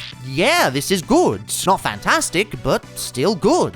Number 71. This isn't originally a figure I had an intention of getting. Don't get me wrong, the base mold is fantastic. Easily the best of the 86 Dinobots with its simple brilliance and fantastic build quality. Like, this right here is peak Transformers, though it's a Hasui project, so that's not exactly surprising. But like, I don't need more leader Dinobots. They're cool, but do I really need to double up? Should be an easy skip. Don't want too many sets to get stuck with. Unfortunately, there's one simple factor I forgot to account for. The colors. Yeah, turns out these are the same colors as the pansexual pride flag, and yeah, my queer heart quickly realized this was practically a mandatory buy. Fortunately, it was on deep clearance at the time, so I was able to click and collect it and go running down the street to grab the bastards. And having him yeah, I can see why he was on deep clearance. Like a few other Toxitron figures, he's pretty much accurate to a fault, throwing his color balance way off. See, it's not just G1 figures that can be accurate to a fault, right? The main problem is that you end up with an abundance of yellow due to the mold layout. Granted, that's pretty much how 86 did its stylings too, and it is accurate to the original artwork, but at the same time, yellow is a very gaudy color to go crazy on. It's not exactly something you can go too crazy with, but by the same token, he's still the same mold. He's still super chunky, nice and posable, and wonderfully detailed. Flipping it back and forth is still pure joy. It's not something that suddenly goes away just because the colors are slightly worse. I reckon if this is your first or only foray into this mold family, you're going to be absolutely blown away. It's just that I've already experienced it before in superior colors, so it's not something that does it specifically for me. Still, it's once again really cool that they actually did this, given the obscurity of the deco, and it's awesome my identity gets a toy to represent it, even if I don't personally feel the dinosaur encapsulates my queer experience particularly closely. Apparently, dinosaurs go closer with trans masks from my friend's explanations. Dinosaurs and Honkai Star Rail, supposedly. Still, even if this isn't up my alley, it's a nice novelty and still a pretty good figure. Now, no more Dinobots. We don't need to clog up everything again. God damn it! Number 70. When Core Class Galvatron first leaked listing-wise, a bunch of people assumed it would be a G1 homage. I mean, why wouldn't it be? Why wouldn't they follow up on all the G1 stuff they did back in Kingdom, especially with how prevalent he was in the Netflix series? Oh, wait, nobody watched that shit, and Netflix didn't even advertise it. Whoops! But no, turns out it was just a redeco of the Energon rendition. Maybe this somehow ties into why this price point failed, its inability to stick to one thing where it instead flailed about with things kids weren't really interested in. But that's neither here nor there. Fact is, this is a pretty good figure. Categorically, it's about as good as the Megatron original with a crazy unique alt mode, a snazzy transformation, and a solidly built robot form. Whichever of the two you're more a fan of, it's a pretty safe bet. There are things that are better, mainly in the application of the purple. It's far less gummy than Megatron's was on the wings, and makes for a really lush chest piece. It's good, real good. But for me, I just think the original does a much better job bringing this mold to life. Without that fancy Predator missile green, it just feels a smidge lacking comparatively. That might balance out the pros and cons overall, but it is an element that really made the design for me with the original. As such, it's just slightly below, not that much. Still a bloody good core figure. Kinda wild one of the best Legacy United cores came to us from the Energon universe, not that Energon universe or that Lorenzo. Maybe that line gets too much hate, hard to say. Either way, it's a shame this one fell to the wayside like many cores did. Part of that's the fault of the line, part of it the fault of stores not stocking it, but also part of it because it's so tangential. And yet, it's still a really fun figure, just like so many of the figures in this line at this scale. Oh well, maybe the fun with this can be our little secrets. Just between us. Remember when Hasbro consistently pumped out figures? Remember when it seemed like they'd actually do everyone? Good times, good times. Burnout is very much an opportunistic redeco of a basic as mold, and because of that, I think she often gets overlooked. The entire Skids lineup tends to be. I mean, why bother engaging with a figure that's just a simpler downscale of the masterpiece, missing most of the class? And why engage in the lowest hanging fruit possible? Well, I think this mold has always had some brilliance to it. It's a lot more visible on far more visually stunning versions, but even in more reserved colors, it does exceptionally well. It does a remarkable job of capturing the G1 chunkiness the original was known for, without going too far and making the limbs look ridiculous. The detail remains as good as ever, and the clear plastic is actually far more durable this time. Nice to see. The articulation is pretty standard, but the base level is already pretty high as is, so that's not necessarily a bad thing. And sure, the legs can be a little hollow out of the box, but I can see what they were going for at least. There's actually teeth near the joint, so it's supposed to create a sort of faux ratchet when it rotates. Of course, the tolerances weren't quite figured out, and it never quite works that way, but on some copies you can get that effect when you install gap fillers to keep it from depressing in. Nice attempt, even if it didn't pan out. Really, I just wish this mold would stop using the crosscut head and give us new ones when necessary. Twice now they've not bothered with the retooling, and it's kinda annoying. And the alt mode is pretty good, to be honest. Obviously, it was never going to be on the level of the masterpiece. The Honda City is an iconic beast, and this can't go for that license. But as a boxy approximation, this does pretty damn well. Maybe not as good as some other figures, but it's still pretty nice. Really, for Burnout in particular, I'd wish they'd given her more yellow like the original intent, but it's still pretty nice. And overall, she, and by extension the rest of the mold family, make a nice experience. Sure, there are better ways to experience this mold, but whichever you get, you're bound to have bare minimum a good time. It's just a nice solid deluxe, and although this version isn't the most interesting, it's still a fun time. Though, mostly I'm just talking about Burnout specifically, because other folk took the other versions. It's alright. I'm not mad. I'm not mad at all. Number 68! Rescue Bot's chase is an interesting one because there's a lot here that works in his favor. By all accounts, he should be one of the best figures this line has ever seen. I mean, for starters, he's the first Rescue Bot that actually uses his own molds. In fact, so far, he's the only one to do it, even if he's a sort of double homage to the Backdoor's later releases. The proportions and kibble management are really damn cool, especially with the way the legs come together. That light placement is magnifique. The paint goes ham with tons of glossy dark blue and extra silver. The transformation does take a bit of getting used to, but there's no denying he's an engineering marvel. The leg extensions are just a stroke of sheer brilliance, and at the end of it all, you're left with a car mode that should work really well. It's got an absolutely lovely deco, with the blue taking center stage and the transparent yellow windows being a wonderful focal point. Despite the grille being made of a bunch of parts, it remains wonderfully chunky, like a Rescue Bot ought to. Yet, for whatever reason, in all aspects, it's just pretty good. This feels like a figure that should be amazing, but somehow it isn't, and for whatever reason, I just can't put my finger on it. If I had to hazard a guess or two, there's a few things that could be it. The car mode is just a little bit messy, with a few weird panels here and there that don't quite tie the thing together. It's not bad by any means, but it definitely does it a disservice. Maybe a more unified paint scheme with some stripes for visual cohesion would have greatly improved it, but as it stands, it's just pretty good. And the robot mode kind of brings things to a bit of a clunk. Yes, the transformation to get there is delightful, but it screeches to a halt when the articulation never quite works in the way you'd expect. It's just those damn annoying shoulders and weird elbows. Accessory is a bit daft too, which doesn't help. Most of this figure's quality is achieved to a high standard in a way that will probably make massive fans of Rescue Bot swoon, but as someone who's more into the designs and teen compositions because the idea of watching a show for toddlers doesn't particularly appeal to me, the robot mode makes it just adequate. I know there's other complaints people have, such as the face sculpt apparently being a little derpy, but to be honest, that doesn't really bother me. It's more so that this figure is just missing that extra bit of fit and finish. Still, far from a bad figure. In fact, categorically, I think it's quite brilliant. Perhaps there's another character on the horizon who will wear this in a much more gorgeous way. Other than Cliffjumper, I mean. But until that day, I'm still glad this exists, and I'm still glad the Rescue Bots lineup is being done, even if some figures aren't quite up to par. Number 67! It's still wild we got Energon representation in this toy line. Granted, it was only a core scale, and unfortunately it never really extended to other price points, like the design team had hoped, but it was still a blast to see. And out of all the designs they could have done, Megatron seems like the most appropriate. Sharktacon could have been a better pick, but honestly, who would have bought that at this scale? Nevertheless, none of the charm is lost on this design. The regal head sculpt, the chunky torso, the powerful boots, the green popping out all over the place. Bit annoying the guns don't rotate, and it's the one thing I'd change if I could alter anything, but it's a damn fine design nonetheless. The paintwork is exquisite, maybe a bit thick in certain areas, but still doing wonders practically everywhere. The engineering is delightful. It might not have all the tabs I'd want, but it's still super fun to flip back and forth, and gives us this wonderful Bird of Prey alt mode. With guns galore, lovely paint breakup, and a killer cockpit section, this becomes easily the most swooshable aerial core class figure. Really, it would be basically perfect if it had an enemy stand port for flight display. Wait, Grandma, stop, it's just a meme, it's just a meme! They even brought back the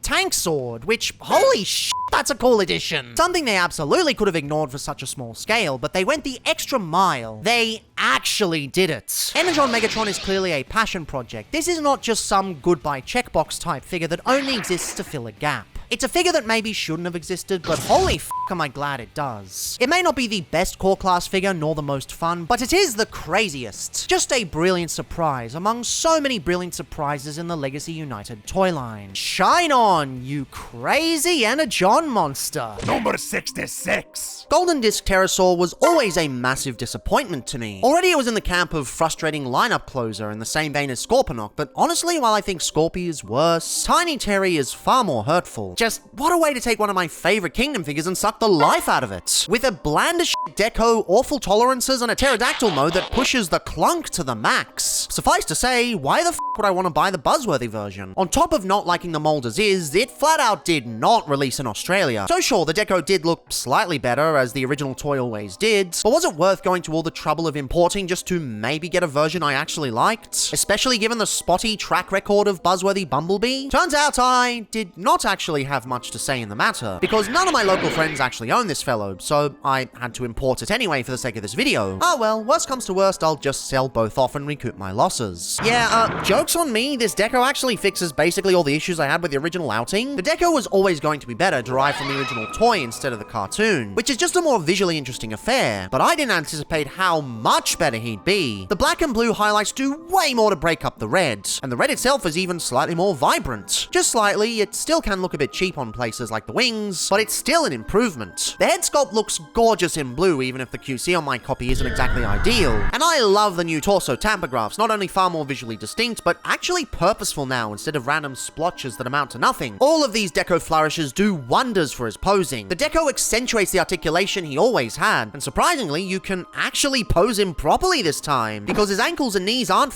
terrible like the golden disc version. Wow, good joints. What a novel concept. Of course, as improved as everything is, sadly it doesn't quite save the beast mode. It comes close, very close, with the gorgeous green returning across the whole back, instead of keeping itself to the front section. But unfortunately, the improved ankle tolerances aren't quite enough for this beefy bird, and there's no saving the wings. Plus, they got rid of the yellow beak, which is accurate, sure, but come on. But the thing is, I can live with this. With the original golden disc outing, it was a real clusterfuck of mediocrity at every corner. Here, there is a good part of the figure I can latch onto, and it's genuinely shocking to me. I didn't expect to like this shit at all. I bought this simply because nobody locally had a copy, and I wanted to minimize that thing where I stand in front of the screen and point to the figure. But this, I can genuinely f with. Part of me does wonder if I would have had the same reaction if I got this back in the day, as I feel I've mellowed out a lot in the past few years doing some internal searching, but I'm glad it's here now. And more than anything, I'm glad I have a chug pterosaur that isn't a steaming pile of shit. Now, if only they'd do the same for Scorponok. No, Rise of the Beast doesn't count, although, yes, that thing is amazing. Number 65. It might seem like a redeco of this sort is a pretty big surprise. I mean, who the f signed off on G2 in core class? But looking deeper into it, who else could they pick? Megatron doesn't really work well as anyone else. And there's already a precedent on this from way back in 2008. So it's pretty predictable, all things considered, but that doesn't mean it's bad. Already Kingdom Megatron was a fantastic figure, but honestly I think I might like the G2 version even more. Not only has the saturation been turned way up, meaning he's more vibrant than ever, but they've gone really hard on the paint. There's places where I wish they added some more, but for a $20 core class, yeah, this is awesome. The existing mechanical detail meshes exceptionally well with the new color scheme, and they've continued all those wonderful small flourishes from the original molds. I love the new head paint, picking out the helmet crisply and letting the orange eyes pierce into your soul and take root in your insecurities. Still, while this was able to do the head sculpt perfectly, but they f***ed up on both the Earthrise and SS86 versions. Like, what the f***?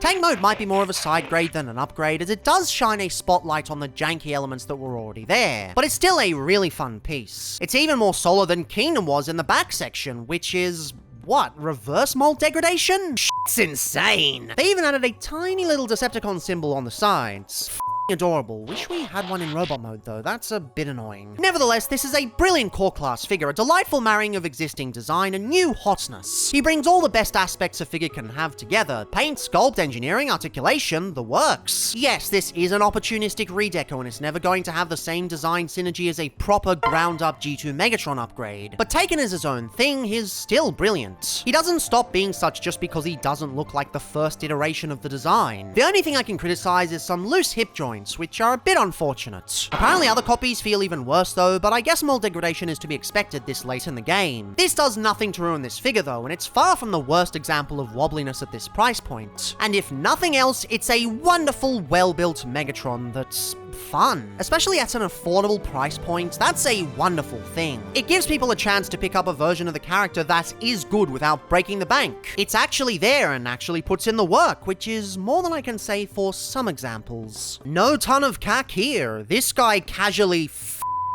Number 64! I think out of all the figures I've covered on this list, this one's the biggest example of what he is versus what people want. Tourline is basically the Gears of Robots in Disguise 2001. Having a single episode to himself, then just kind of being there in the background for the rest of the show at various points. He's not quite literally nobody levels like Gil 4 or Mr. One Line in the whole show skids, but he's hardly a heavy hitter. But y'all know what happens to random nobodies in this franchise. They become super popular. So when Hasbro used an existing mold mold instead of giving him a Machine Wars accurate body, people weren't happy. How dare they give all the G1 characters new molds, but this guy has to share with literal junk. It's outrageous. Unfortunately, this was always going to be the destiny for Toeline. What else could you really do out of Toeline? Is not exactly the multi-continuity hard hitter like Skybite is, and nobody particularly cares about Machine Wars except for Mark Clonus and fans of Thunderclash. This is as good as we're ever going to get, I'm afraid. However, as this series has shown us time and time again, just because something is inaccurate doesn't mean it's bad. In fact, it can sometimes bring us some of the best toys the series has to offer. And while the scrap hook mold isn't quite on that level, the deco does nearly get there. This green and turquoise combo is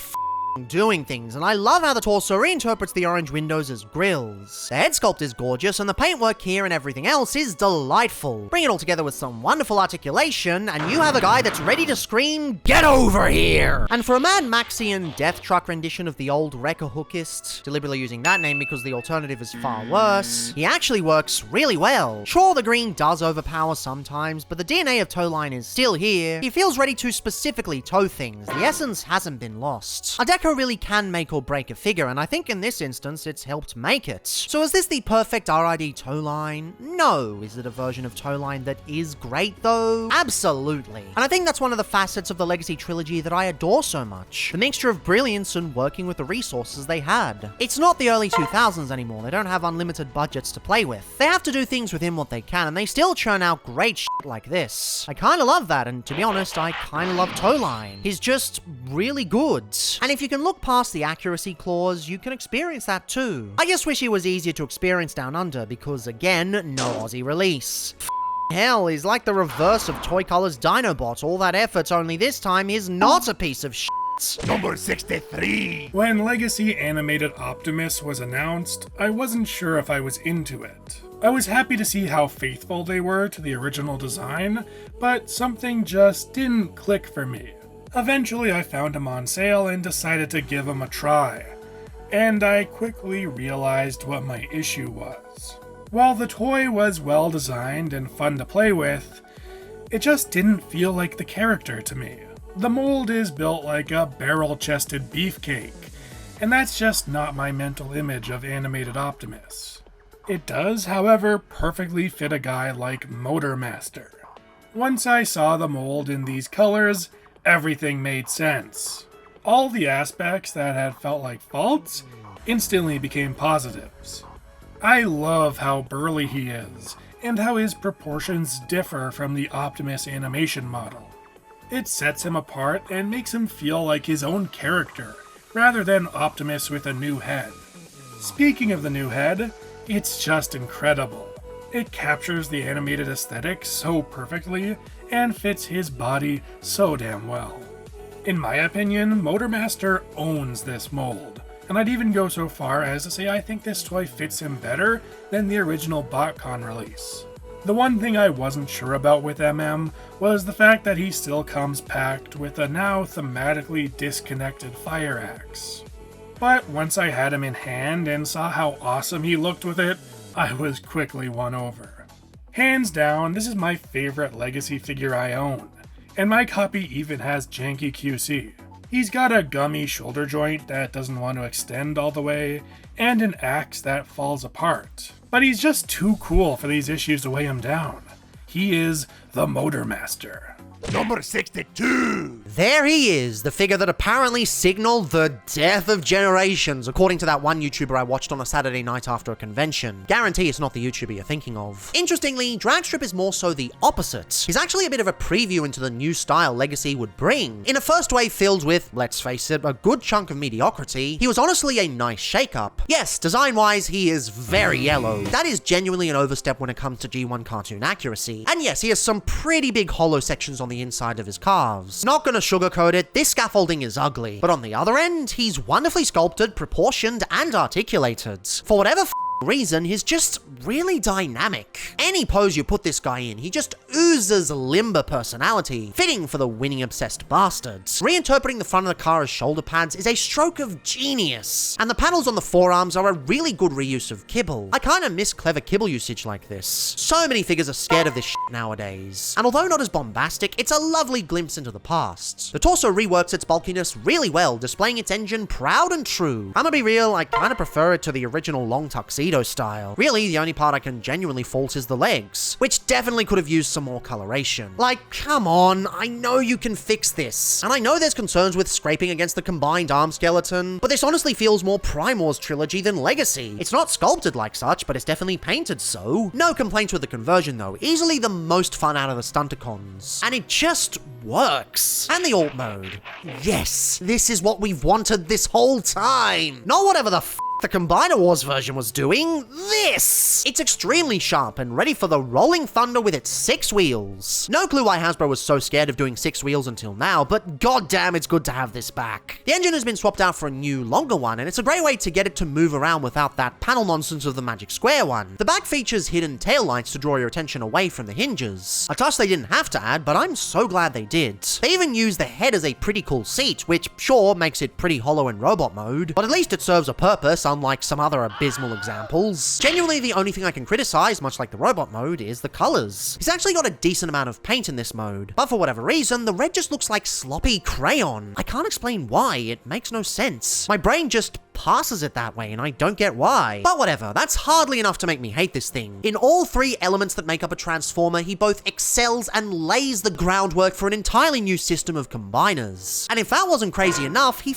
bisects himself, but only when pegged in. When people found this out in a live stream, it was mind-blowing. Sure, you could jam a knife in there and force it out, but this style was just magnificent. In fact, I'd still say it is. This still remains one of the coolest combination gimmicks I've seen. Like Power Core Combiner drones, only actually functional. I'm tired of pretending this isn't awesome in the face of people still craving the return of Scramble City. But as for the figure himself, he's still fantastic. There's a reason he ended up being on the best of 2022 list, along with Armmate Dead End.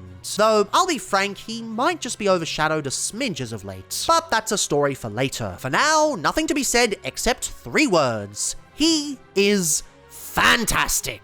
Could have been 2 words with a contraction, but f*** it. Dragstrip deserves the full 3-word praise. Number 61. We are looking at the Legacy Destruction and Doom 2-pack. Well, a 3-pack really, because it has got Chop Shop, Barrage, and Malleus Minotaurus. So let's take a look at those 3 right now. Barrage is based on a group called the Deluxe Insecticons that were in a lot of the old Marvel comics, well, some of the old Marvel comics, and were in the 85-86 toy line, but unfortunately never made it to the cartoon. So Barrage, he's quite well proportioned there in robot mode. I do like the color scheme. It's very faithful to the original toy, original character, and Barrage is a fairly obscure character. In fact, besides the original toy, the only other toy he's had in the last few years is this little fella here. Good proportions, decent articulation. The Beetle mode is very boxy, but at least the horn can move around a little bit there, and it's alright. So he is a significant retool of Bombshell, who you can sit there in the background, and overall it's a nice update of the original character. And here we have Barrage's partner in crime, Chop Shop, and Chop Shop is probably the best known of the Deluxe Insecticon characters. He's turned up in the Robots in Disguise 15 cartoon. He's had a few different toys as well as the original, as you can see. Now, he is a retool of Shrapnel, you can see in the back there. Now, unlike Shrapnel, he doesn't need these guns to become legs of the Bug mode. The Bug mode comes with its own extra legs, as you can see, so that means he's got some extra weaponry going on. I really like this character. I think they've got the distinctive face down right, a bit boxy, but in this case it's sort of flat instead of a vertical, but I think that's okay. And you can see you can attach the weapons there and underneath him as well. Out of the 3 characters that came in this pack, Chop Shop is by far my favorite. He is very, very cool. And the third of the toys that you get in this little trio is Malleus Minotaurus, and he turns from a little Minotaur Micromaster into this big mallet here. He's a new character, but he's got a funny backstory. He used to be the assistant to Solus Prime, but then the Insecticons have kidnapped him from the Wreckers, so he's ended up from the the records at some point, so don't know, but he's a new character and he does look cool. And of course, if you've got the new Soulless Prime character, then you can join Malleus with his old workmate. As I said, I really like the set, and Chop Shop out of the three would definitely have to be my favourite. And if you didn't pick these back up when Legacy was in the shops, keep an eye out because this is definitely a set worth having. Number 60! Crosscut from Legacy Evolution was the fourth and at the time best use of the skids tooling, and is a straight redeco of Burnout. What makes Crosscut so special compared to the other uses is the lush silver paint that adorns his vehicle mode. It gives a level of class and panache that an aristocratic senator character should have. The red accents are perfect, and if you harvest the wheels from the undeserving crankcase from Legacy Evolution, you get probably the most realistic alt mode of any Legacy Deluxe. There's an energy that cannot be matched emanating from a silver boxcar. It looks like it belongs to some drift tuner, but no, 'tis the humble Crosscut. Robot mode is no slouch either, and just at a glance you know this is a G1 body type. Crosscut takes full advantage of the Diaclone head sculpt to give a whole new feel to a worn-in mold, with accessories that can Evo fuse a couple different ways. Posability is super solid and it feels like they tuned in the tolerances, at least on my copy. The red makes another appearance here and just elevates the deco. It's so clean, so different. I'm used to gray Decepticons, but a silver Autobot makes all the difference.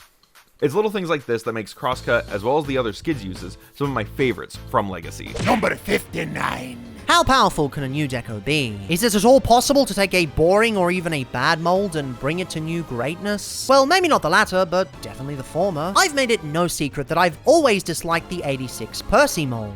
On both standard and More Than Meets the Eye releases, it just lacks that oomph, that pizzazz. It just didn't have the punch that the Titan's Return rendition brought to the table. The sense of physical construction and crisp detail. Jeez, it's no wonder he was never invited to those types of parties. Are you seriously watching porn by yourself?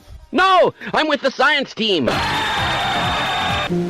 around me are familiar faces. Then they made the damn thing even worse with the More Than Meets the Eye collection, where an entire mode got thrown out the window in favor of adding a back panel. Some say it was a necessary sacrifice. I see. Is it too much to ask for both? But at this point, you probably know intimately the power of the Black Convoy effect. I'm not going to waste time explaining it again for the 6 billionth time, just know this is one of those cases. Magnificus might have had somewhat dinky origins, but you cannot deny the end result is killer. It's definitely one of those figures that is wholly dependent on repro labels, but those repro labels really do bring it to life. He finally looks lore accurate with all his scuffs from battles hard fought. He's quite the looker from all angles, but particularly the head and chest. The layers of detail and bloodthirsty vibe, it's a true delight.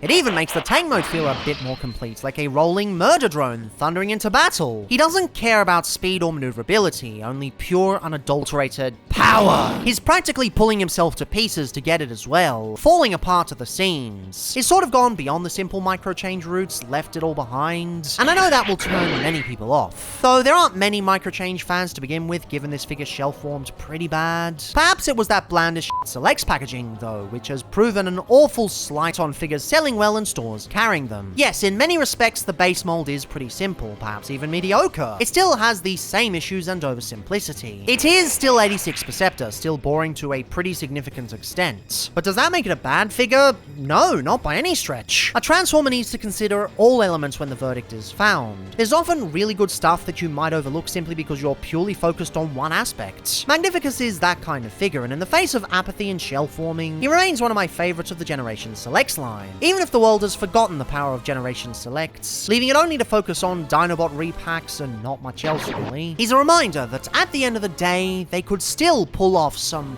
pretty great releases. Number 58! Den End is very much a disliked figure in the community, and from the get-go, I never really understood why. I've always tried to understand which angle people come from, but really, it's always just come down to the proportions and the hollowness. And sure, he's a bit wide at the top, but it's not exactly hateful in my eyes. And as for the second issue, I think it's actually one of his biggest strengths. The way he incorporates the back into the feet is honestly a brilliant way of doing things. If this is how the Magic Square had done its method, I'd honestly have been a lot more forgiving of its conversion. It's got some gappy calves, but it's all in service of a great ankle conversion. And honestly, I love it. But that's all the criticisms lobbed against it. How does the figure itself fare? Well, honestly, pretty good. The torso is a bit of a departure, but given it's in service of slimming out the car mode, I absolutely get it. And genuinely, I think it's quite lovely with its layered details. The head sculpt rules with its mouth plate and goggles combo. Really, it's just the legs that suffer, and that's primarily in the stock configuration. They really come to life once stickers have been added, especially now that the molded tires actually get some attention. Though, annoyingly, my first application was weirdly printed, so it kept flaking off. Never saw this on a repro label set before, and the weird thing is, TF Hype Guy had the exact same thing a week earlier. Plus, a commenter a week later must have been a bad batch. Not good. In fairness, Hype Guy does have literally the worst quality control luck ever, so maybe I was just somehow cursed by him for buying it on the same day. I don't know. Transformation is lovely. The arms could be a bit less fiddly, but the rest is nice and satisfying. Especially the shoulder and backpack mechanism, where they all swoosh together. I really like how despite having the same internal gimmick mechanism as Dragstrip, they're still able to incorporate an entirely new conversion. Honestly, this is why I'm kinda glad Scramble City was left in the past. Doing the same transformation over and over again on every deluxe in existence was pure unadulterated monotony. And the alt mode rules, pulling the same no licensing boldness with Porsche as Wild Rider did with Ferrari, though this one had a precedent of Jazz beforehand, and there was actually a licensing deal a mere year later. The crisp black windows are mean as f***, and the metallic hubcaps really give them a premium feel. But really, the best bit would have to be the racing stripe. Elevated by the improved Toy Hacks continuity, sure, but still a wonderful salient feature. And sure, the feet do have a nasty habit of not sitting entirely flush with the back, to the point where even I'm less straight than this shit.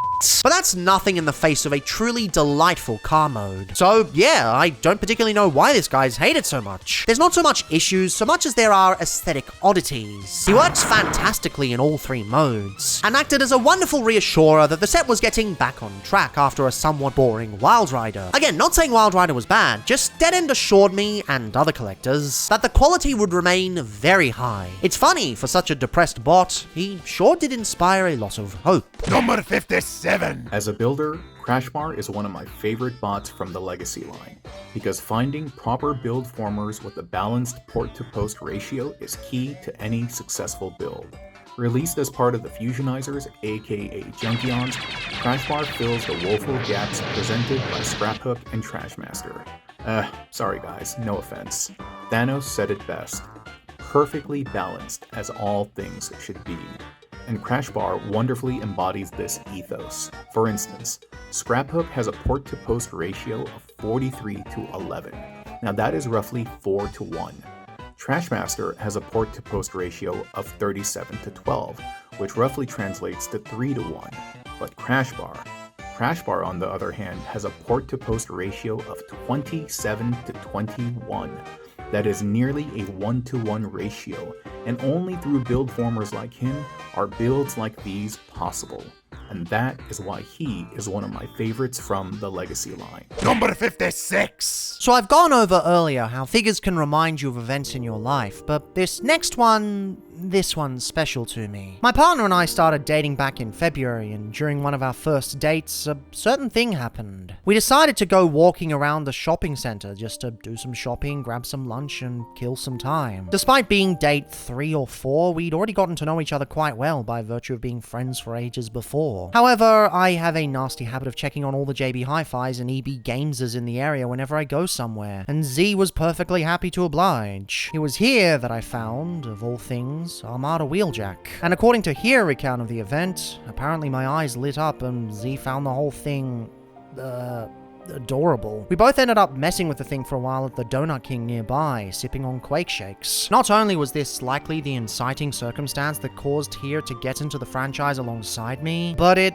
actually ended up bringing us closer together. That's kind of one of the things that makes this figure so special. On a base level, it's not exactly the most interesting release. It's another Countach, and the Siege Countach itself is a fantastic release, well worthy of collecting the full set. Still looking for a Netflix sideswipe though. But in terms of Countaches, it's not the craziest. The retooling is rather nice, especially the way they did the torso. Sneakily awesome of them to Trojan horse the new sprues in with the shattered glass deco. I genuinely did not think they'd actually retool in the Slash, but they somehow did, and it's great to see. Also works really well with the existing Earth mode retooling at the back, and the sword inclusion from the original toy is a wonderful addition. But at the same time, the deco kind of betrays it. The toon-accurate deco feels a bit bland for this deco, not living up to the potential of the Black Convoy effect, and the swords don't quite blend in particularly well. Really, in vehicle mode is a worse version of Deep Cover or G2 Sideswipe. Of course, the transformation remains fantastic. Nothing can stop this from being brilliant in that department, not even collaborative. And the robot mode fares a lot better, with a nice outline of blue, black, and white. This has the potential to be a first-timer's favorite because the base is legitimately one of the best Hasbro has ever done. But as someone who's pretty much completed the lineup, save for one, I unfortunately just think the Shattered Glass version is better. Not just because he comes with a minicon either, though that definitely is a plus. Still annoying, Hasbro corporate is allergic to including minicons in general retail releases. But even minicon aside, the minty fresh deco is just far superior in my opinion, as well as the build quality. Armada Wheeljack just isn't on the same level. He's not the worst, but he's not in the upper echelons either. But that's not really why I love this thing. For me, the memories behind this toy are far more important than the toy itself. At face value, it's another Countach, a continuation of a great mold and another neat addition to the Armada lineup. But not a must-have if you're not enamored with the idea of that. But for me, it's not that I'm enamored with the toy, but rather I'm enamored with the MB whose memories it's intertwined with. In a sense, I have Shogo Hasuri to thank for an aspect of my relationship. A relationship that fills my heart with joy and bliss in a way I cannot describe. Yes, I'm biased, but that bias is built on a foundation that makes me whole as a person. I don't think any other toys in my collection have the same denomination. While many visualize this figure bursting onto the scene with a deadpan yet somehow invigorating shout out by that toy guy, much love to him, I just look at this figure and imagine the smile that heals my soul. And for all this figure's faults, nothing can take that away from me. Number 55! You know, it's rather interesting how Strongarm doesn't tend to get much notice in the fandom. On one hand, she's got some remarkable qualities, so there should be a die-hard fanbase keeping her in public consciousness. But on the other, she's a retool of a previous fembot, so fans of the character should be decrying this as the worst thing ever. And yet, she gets neither. Matter of fact, she doesn't get much of anything. This is probably one of the most forgotten fembot releases, with the exception of Override, of course. Despite 2 separate releases across 2 separate lines, people tend to act like she doesn't exist, leading to her getting shunted off to the clearance piles at various stores. Maybe it's because at this point she's the 3rd use of an oft-criticized mold, or maybe because it's Robots in Disguise 2015 fans are already few and far between. Whatever the case, I think it's a real shame because she's honestly quite a lovely release. The Elite Nova transformation scheme works remarkably well for her existing character design, only having to slim down things slightly, and I do mean slightly. No amount of muscle mummy artwork is going to change the fact that her original artwork was never a tank to begin with. No shade against the artwork itself, fandom creativity is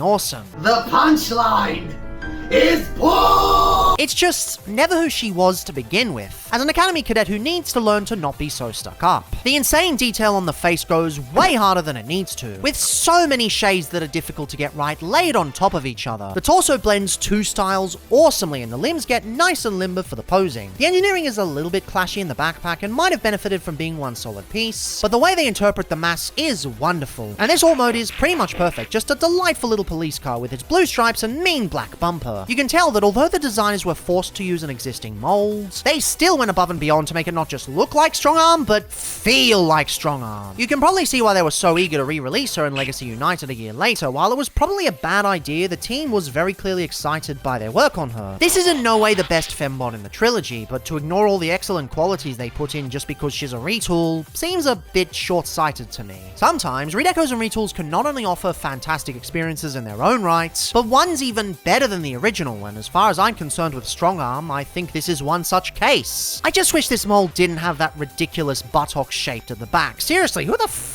actually wants this shit on toys? Actually, some people might be more into that than you think. Just saying. Oh no! Oh no! Number 54! The difference between Toy Style and Toon Style G1 is pretty damn difficult to pull off sometimes. It's not always the case that you can swap out the deco and things will automatically work. Sometimes the details are specifically calibrated to be one specific style. This is actually one of my biggest gripes with some of the old Takara Legends releases. Not all of them, mind you, but definitely some of them. So when Hashtag put together a nice handy-dandy box set for Menasor, honestly it was a pretty easy pass for me. While these figures could incorporate toy details for a nice extra flair, much like the G2 stunties, they just didn't have the budget for it. Wild Rider is probably the closest to his original, but even then he's a massive step below. I appreciate them adding extra silver to the bonnet, but the shade they chose just clashes way too much with the rest of the thing. And this new gunmetal, something about it just seems off. It outlines the details a little better, but there's this slight olive tint to it, and it almost looks a little gross from some angles. And you lose the red stripe.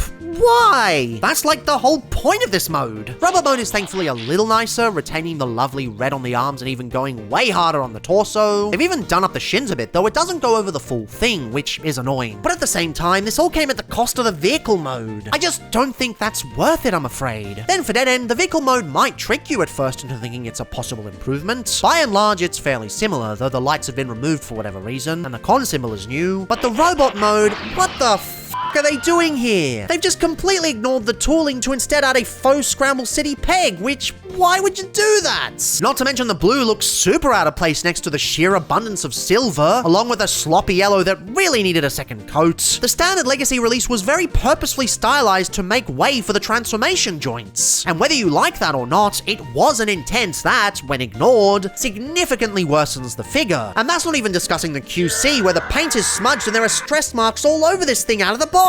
I can't even refund it because it was bought secondhand off a friend. Reselling this is going to be a pain in the ass. At least they did the knees up nicely, seems to be a common theme. But perhaps most frustrating, for me at least, would have to be Breakdown. For those not aware, the standard release is my favorite of the Stunticons. It's sort of hard to explain, but it's just the kind of figure that works for me in a way few others do. And at first glance, these two might seem the same. They've even added the window outlining that Toy Hacks did on the standard version, albeit a little wispier. But then you get to the wheel trim paint and this just doesn't work. The reason the original Breakdown succeeded is because it works with the layers of dissonance and created its own experience. Ironically, trying to get closer to the Countach makes it worse. It's actually kind of funny. I initially lamented the lack of wheel trims on the original, but now, seeing it in person, I'm glad they skipped them. Leaving the standard stripe is just so much more swish. But where it really insults me is the robot mode. The shins look super out of place against the blue, mostly because they don't extend all the way, and the arm details just clash with the white so much. Good call with Toy Hacks just going for standard grey. This just doesn't work. The torso again misses the point, going for another faux Scramble City peg. It's nowhere near as bad as Dead End, but for f***'s sake, just paint this properly. These weren't designed for this style and detail. Either retool or don't bother. And this head, why did they do things this way? It's not even accurate to the toy or the box art. It's trying to be, I guess. But this mohawk just looks so ugly. And it's the only retooled head out of the 5. Why go to the trouble there specifically? I guess it's because it was possible in production where they'd finally decided to do the box set, so they baked it in just in case they wanted to use it later, but the others were before that and they didn't think they needed to. I don't know, it's just a stupid head sculpt that feels even less like a Scramble City lad than the one trying to be cartoon accurate. I'm probably overreacting here, but it genuinely feels like it's just throwing all the things I liked about the original out the window in favor of things the mold wasn't designed to do. It feels a bit insulting, even if I know that's not the intent. Even the combined mode is a significant step below. The arms are about the same, but the torso goes from the traditional black to this weird out of place grey and silver combo. It just doesn't work with the existing detail. It's a great big block of blah. And now that the thighs are also grey, the entire bottom half of the body is just this giant sea of nothing. Couldn't you paint the doors at the front? I know there's been a criticism with both of the skeleton style fellas I've had, but more so here than other instances, because this is specifically supposed to be toy style. Come on. Also, no new torso and head. The latter I get, there's not a lot of room in the chest cavity, but at the very least give us new many breasts that look more in line with the physical plastic version. As it stands, it's basically just the toon version, only with slightly worse colors. I understand that really doing the toy version justice would require perhaps more budget than they were willing to provide, and I'm also glad this figure exists for folks who weren't able to get the original before scalpers lapped it up. But at the same time, it's just a step below. With that said, you may notice that for the Legacy project, Menasor is ranked significantly higher than he should. If I dislike most of him, why is he so high on the list? Well, it's actually because of two specific members. I did not buy this for myself specifically. With the way Legacy went, I couldn't access all the figures I wanted. Unfortunately, I was basically forced to buy a bunch of these figures, including a whole unopened set of these bastards, because nobody seemed to have these open in my area. Everyone bought him to keep in mint until the Takara version came out with better box art. I don't get mint and seal box collectors. But regardless, I didn't want to get this, even temporarily, until I sold it off. But I'm so glad I did.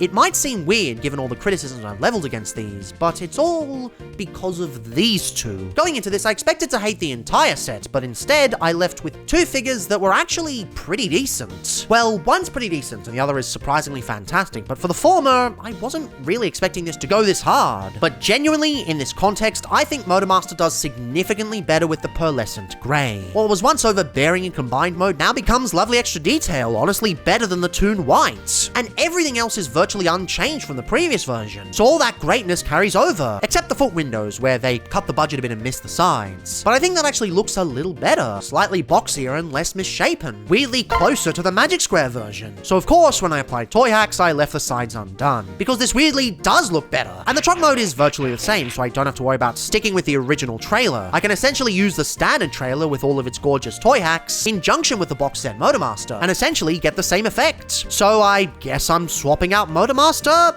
That's cool, I guess. But really, the star of the show is Dragstrip. I always loved the original, just a simple but effective release that did a lot with a little. And you're telling me I get to experience it again, but with a superior deco? With far more gorgeous racing stripes all around, as well as extra black on show? And in Robo mode, you get the fantastic burgundy head sculpts. Like, there aren't a lot of differences overall, but those differences are just night and day when you put them side by side. It's a piece that stands out way more on its own, now working with the deco instead of against it. I don't have a lot to say here because everything that worked previously works here again, just elevated significantly with a more vibrant shade of yellow and more breakup on the torso. But there's a reason why I've applied toy hacks to these two instead of their stand-in counterparts. These two will be my definitive versions of these molds, G1-wise. Normally I wouldn't bother swapping out, but since I'm in this situation anyway, no reason not to. This doesn't forgive a lot of the shortcomings of the set. 3 out of 5 members are still actively worse, and I wouldn't recommend it unless it was significantly cheaper than the retail price of the members individually. Maybe it can give you a leg up against scalpers, but as it stands, these are still just inferior releases. But for Motormaster and Dragstrip alone, I'm glad I got access to this set at the very least. It means I can enjoy each member of Menasor to the fullest in a way I simply wasn't able to before. This is not how I expected this segment to pan out, but f***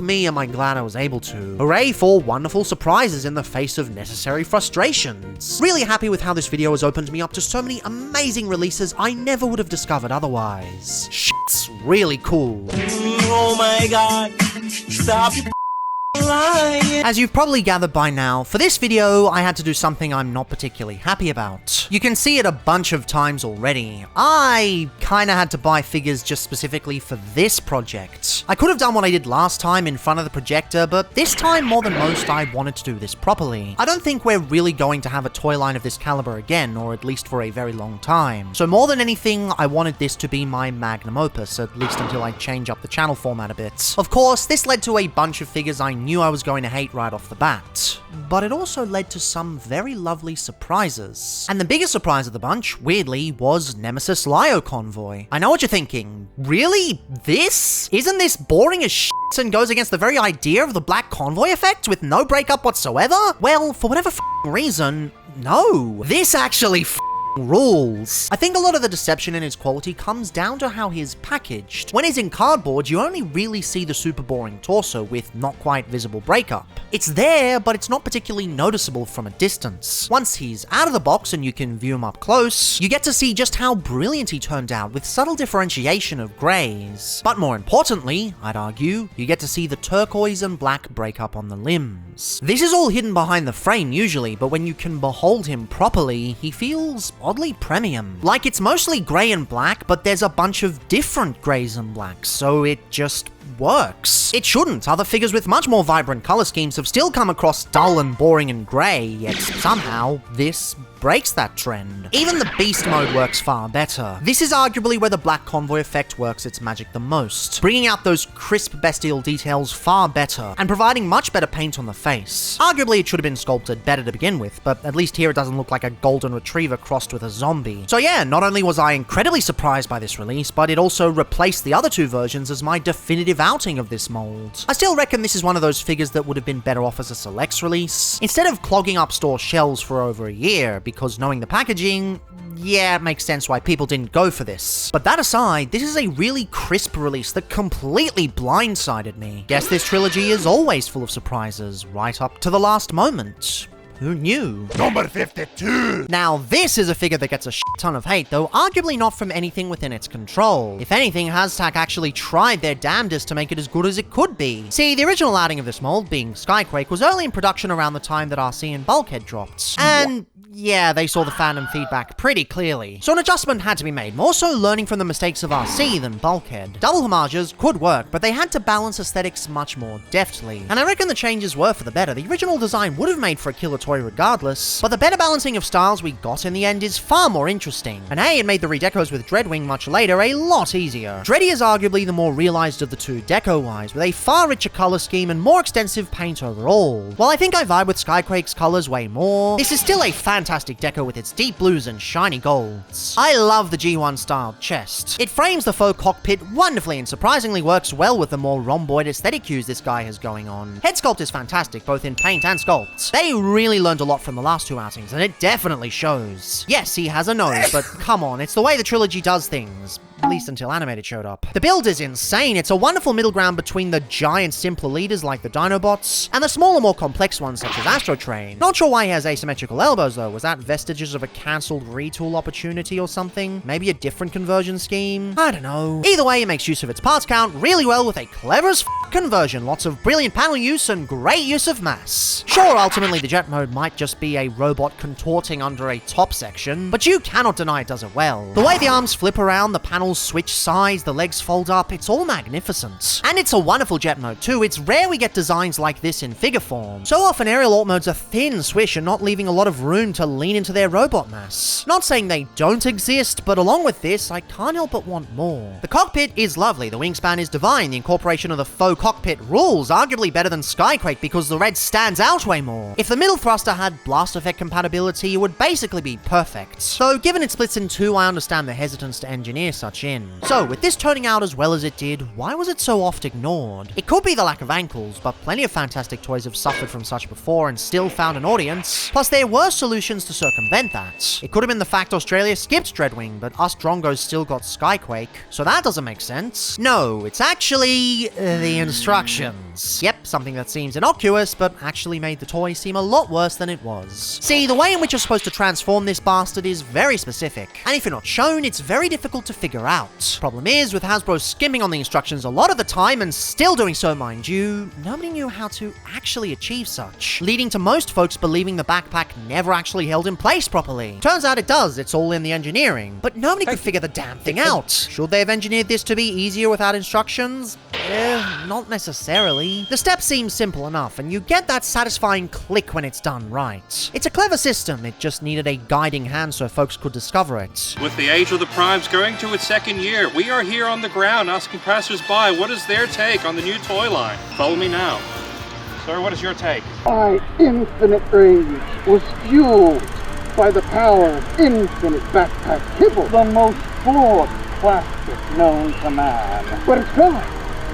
What do I feed my rage now? My righteous indignation. Where does it flow? Where does it focus on? There's nothing left to be angry about. What? Where? I don't know. What life do I have? I don't know. Thank you, sir. It's not really a fault of the design itself, more so Hasbro cheaping out and not giving the printing its due. Still not the worst packaging issue, that easily goes to the lack of window plastic. It's a real shame because this is a brilliant mold. I know a small subsect of fans have been raging for a properly accurate version, even both ways in the case of Skyquake, but I really like this thing. It's got a tiny smidge of jank, make no mistake, but it's easily one of the trilogy's best leaders. It just so happens there's stiff competition, and when it's playing at a disadvantage, the fact it's still able to overcome that is still a miracle. But I guess that's kind of what Legacy is known for, miracle after miracle. Still glad they were able to course correct and give us this lovely f***er. Number 51! I still find it funny that technically Hound is a redeco of this guy, due to the releasing lineup up with the cancellation of Buzzworthy. As Detritus came out first, he was the progenitor. As I said before, lol, lamau. I'ma be real, initially I didn't really have any intent to get this figure. It's not that I was the biggest fan of the Siege mold, but more so that I just wasn't a fan of the Earth renditions that came right after their Cybertronian counterparts. With a few exceptions, of course. But for whatever reason, I gave it a shot, and oh boy am I glad I did. Not just because Earthhound turned out to be a bit naff and got stuck in a box set everyone was pissed off at, but also he kinda rules. Really, the colors are way more vibrant than the standard hounds, even without the stickering details. The sand is just way more striking, and this rich brown is incredibly lush. Some of the red might be a bit wispy, but it's actually one of the few instances where a wispy, half-assed red actually makes sense. Because on this supposedly cobbled together, worn down Junkmaster, why would his reds be crisp? Even the muted gold works. In so many circumstances, this would look cheap and shit, but surprisingly not here. And I actually really dig this alt mode. Sure, some bits are left a bit underdone without upgrades, and set upgrades can be a bit loose. But on the whole, this is a pretty successful earthification of the old Siege lad. At least more successful than much of what we got in the War for Cybertron trilogy. It's a bit weirdly shaped, but I really think it works for the design. It's almost like it's been put through an anime filter, specifically that early 2000s aesthetic, where this was a weird middle ground between angular and round, and studios were just making the jump from cell to digital. I love the little touches of the silver wheels and the gold engine at the front. The brown at the back makes a lovely passenger bed, even if there's a bit of hollowness left over from how the mold was originally designed. And clear windows. Nice, that's how it should be. This isn't the best Jeep mode we've ever gotten from Hashtag, but it's quite a lovely one nonetheless. And I'd say it ultimately leads to a figure that does way better than initially expected. I honestly wouldn't care if they never gave us a new mold for SS86, this does me just fine. Is basically all I've ever hypothetically wanted from a detritus, which I guess was nothing initially, but that allowed him to really surprise me, and that's cool, I suppose. I just wish my mother had told me it was pronounced detritus and not detritus. Yeah, Pipes is technically a redeco of Puffer, as the Amazon pack came out first. Laughs in detritus. She's an English teacher, so I figured I could take her word for it, but apparently not. Bloody hell. Number 50. I have such a soft spot for rescue bots, and when I learned Hasbro was including them in Legacy for the first time, I was absolutely smitten. And while I'm a little disappointed this guy isn't the Rescue Bots Academy version of the character, the end result we got I think is actually pretty dope. Definitely based more on the BotCon toy and the original Rescue Bots toy, as a repaint of Legacy Crankcase, who's a retool of Skids, with the head of Crosscut, who's a repaint of Skids. He's basically like the 5th mold in this family. Anyway, I think he's awesome, and I know the mold's very split among the community, but I love it, and this is a great reuse of it. Even if it's not particularly accurate to anything, sure, the head and body combo leaves an unsightly gap on the hood cave divers can explore, and he comes with entirely too many guns for a medic. I am your Doctor of Doom. Having like 6 on his person, and if you want to include the chest as one, that makes 7, but that's more play value, I guess, even if you end up shoving all of them in the back. But my favorite thing about this guy is that visually, he pops. He pops more than any other use of this mold, before and since. The white is crisp. The green and orange are super vibrant against the black highlights of the deco. And hell, the gray doesn't even look that bad. I know I'm probably in the minority here, but this is probably my favorite use of the mold so far on visuals alone, regardless of continuity or character. And I'm not sure where DrLockdown is going to put him on the list, but I can safely say that he is a standout in the Legacy line. Also, high-key store exclusives. I get why they're a thing, but just stop. Just stop. Number 49. After his boyfriend decided to get a new Legacy toy without him, Breakdown decided he needed a new, sexy maroon man in his life. As a big, beefy, burly, beef man, blue, man, why, help me. As a beefy, burly, blue truck, he is good at ramming headfirst into anyone's backside, with the added bonus of having protection on him at all times. This protection also doubles as a hideaway for his special toys. But being a man of change, he does convert. And in his robot mode, he is extra thick with 4 C's. And those 4 C's stand for Cheetor, Chromia, Chase, and Calcitron. Now, most people don't like the fact that he's wearing this design from the Bulkhead series, but, you know, I think of any man to wear this, Breakdown is rocking it the best. Being built like a brick house, he can use his special toys like this big ball fist and his hammer to really get in some good foreplay. Especially with the purple-tipped shooter here. And who better to hold a fixed shaft of that than Windsweeper? Initially, I was disinterested in this man, but after some time, I've grown to enjoy his company. Wearing an ensemble from the Needle Nose collection, Windsweeper here proves that anyone can be a twinky little jet man. Did I say man? I mean daddy. I fucking hate this. That's right, this handsome devil is a daddy. Because he's got 2 sons. Yeah, his guns here are actually his sons, Own Zone and Clean Sweep. They're very cute, but don't move around a lot. Like a good dad, his transformation allows him to have a backpack to carry his supplies for his children.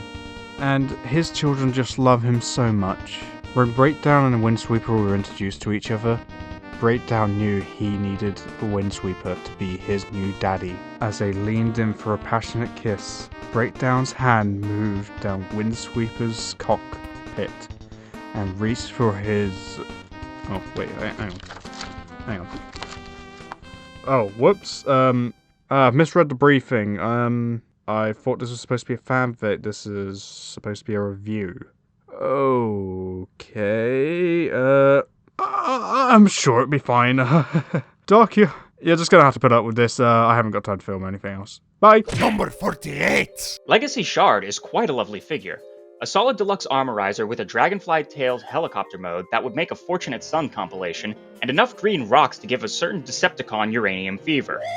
Despite that, she is not actually made of a certain infamous green space rock, but actually from the death crystals that gave Cup some dreadful PTSD back in G1. This has been confirmed by the designers, with early concept art of her from Mark being made of dark energy. Despite this, there's actually some mechanical detail for her intakes, as well as toward the rear where her robot mode kibble can clearly be seen. Now, let's get her transformed. Thankfully, her being a modernizer means that you can fully transform her without the need for parts forming. Just be sure to get the clearances right with her intakes when you do. Now that is a lovely robot form. Sleek in the metal, yet jagged in the rock, Shard is armed and ready as soon as she transforms. All you have to do is slightly raise her intakes on her forearms and rotate them around for improvised blasters, or you can have them in either orientation to hold the blades from her back. Sadly though, she can't hold them like swords since they look to have tabs for the intakes, keeping the blades locked into position when inserted. But was that really necessary when that sacrifices her playability with other figures? Now the only ones that can hold them are those with cutouts for the hands, which isn't many figures in modern or even older standards. Now, being an armorizing rock lady means that you can split her apart into different components for weapons and armor for your other bots. Specifically, 2 pointed limbs, 2 flat armor panels, the previously mentioned intakes, 4 blades, her arms, and her torso? While it may not seem like much, you can partially convert the body to make a fairly convincing crystalline buckler for your bots to use. Your uses for the parts are only limited by your imagination.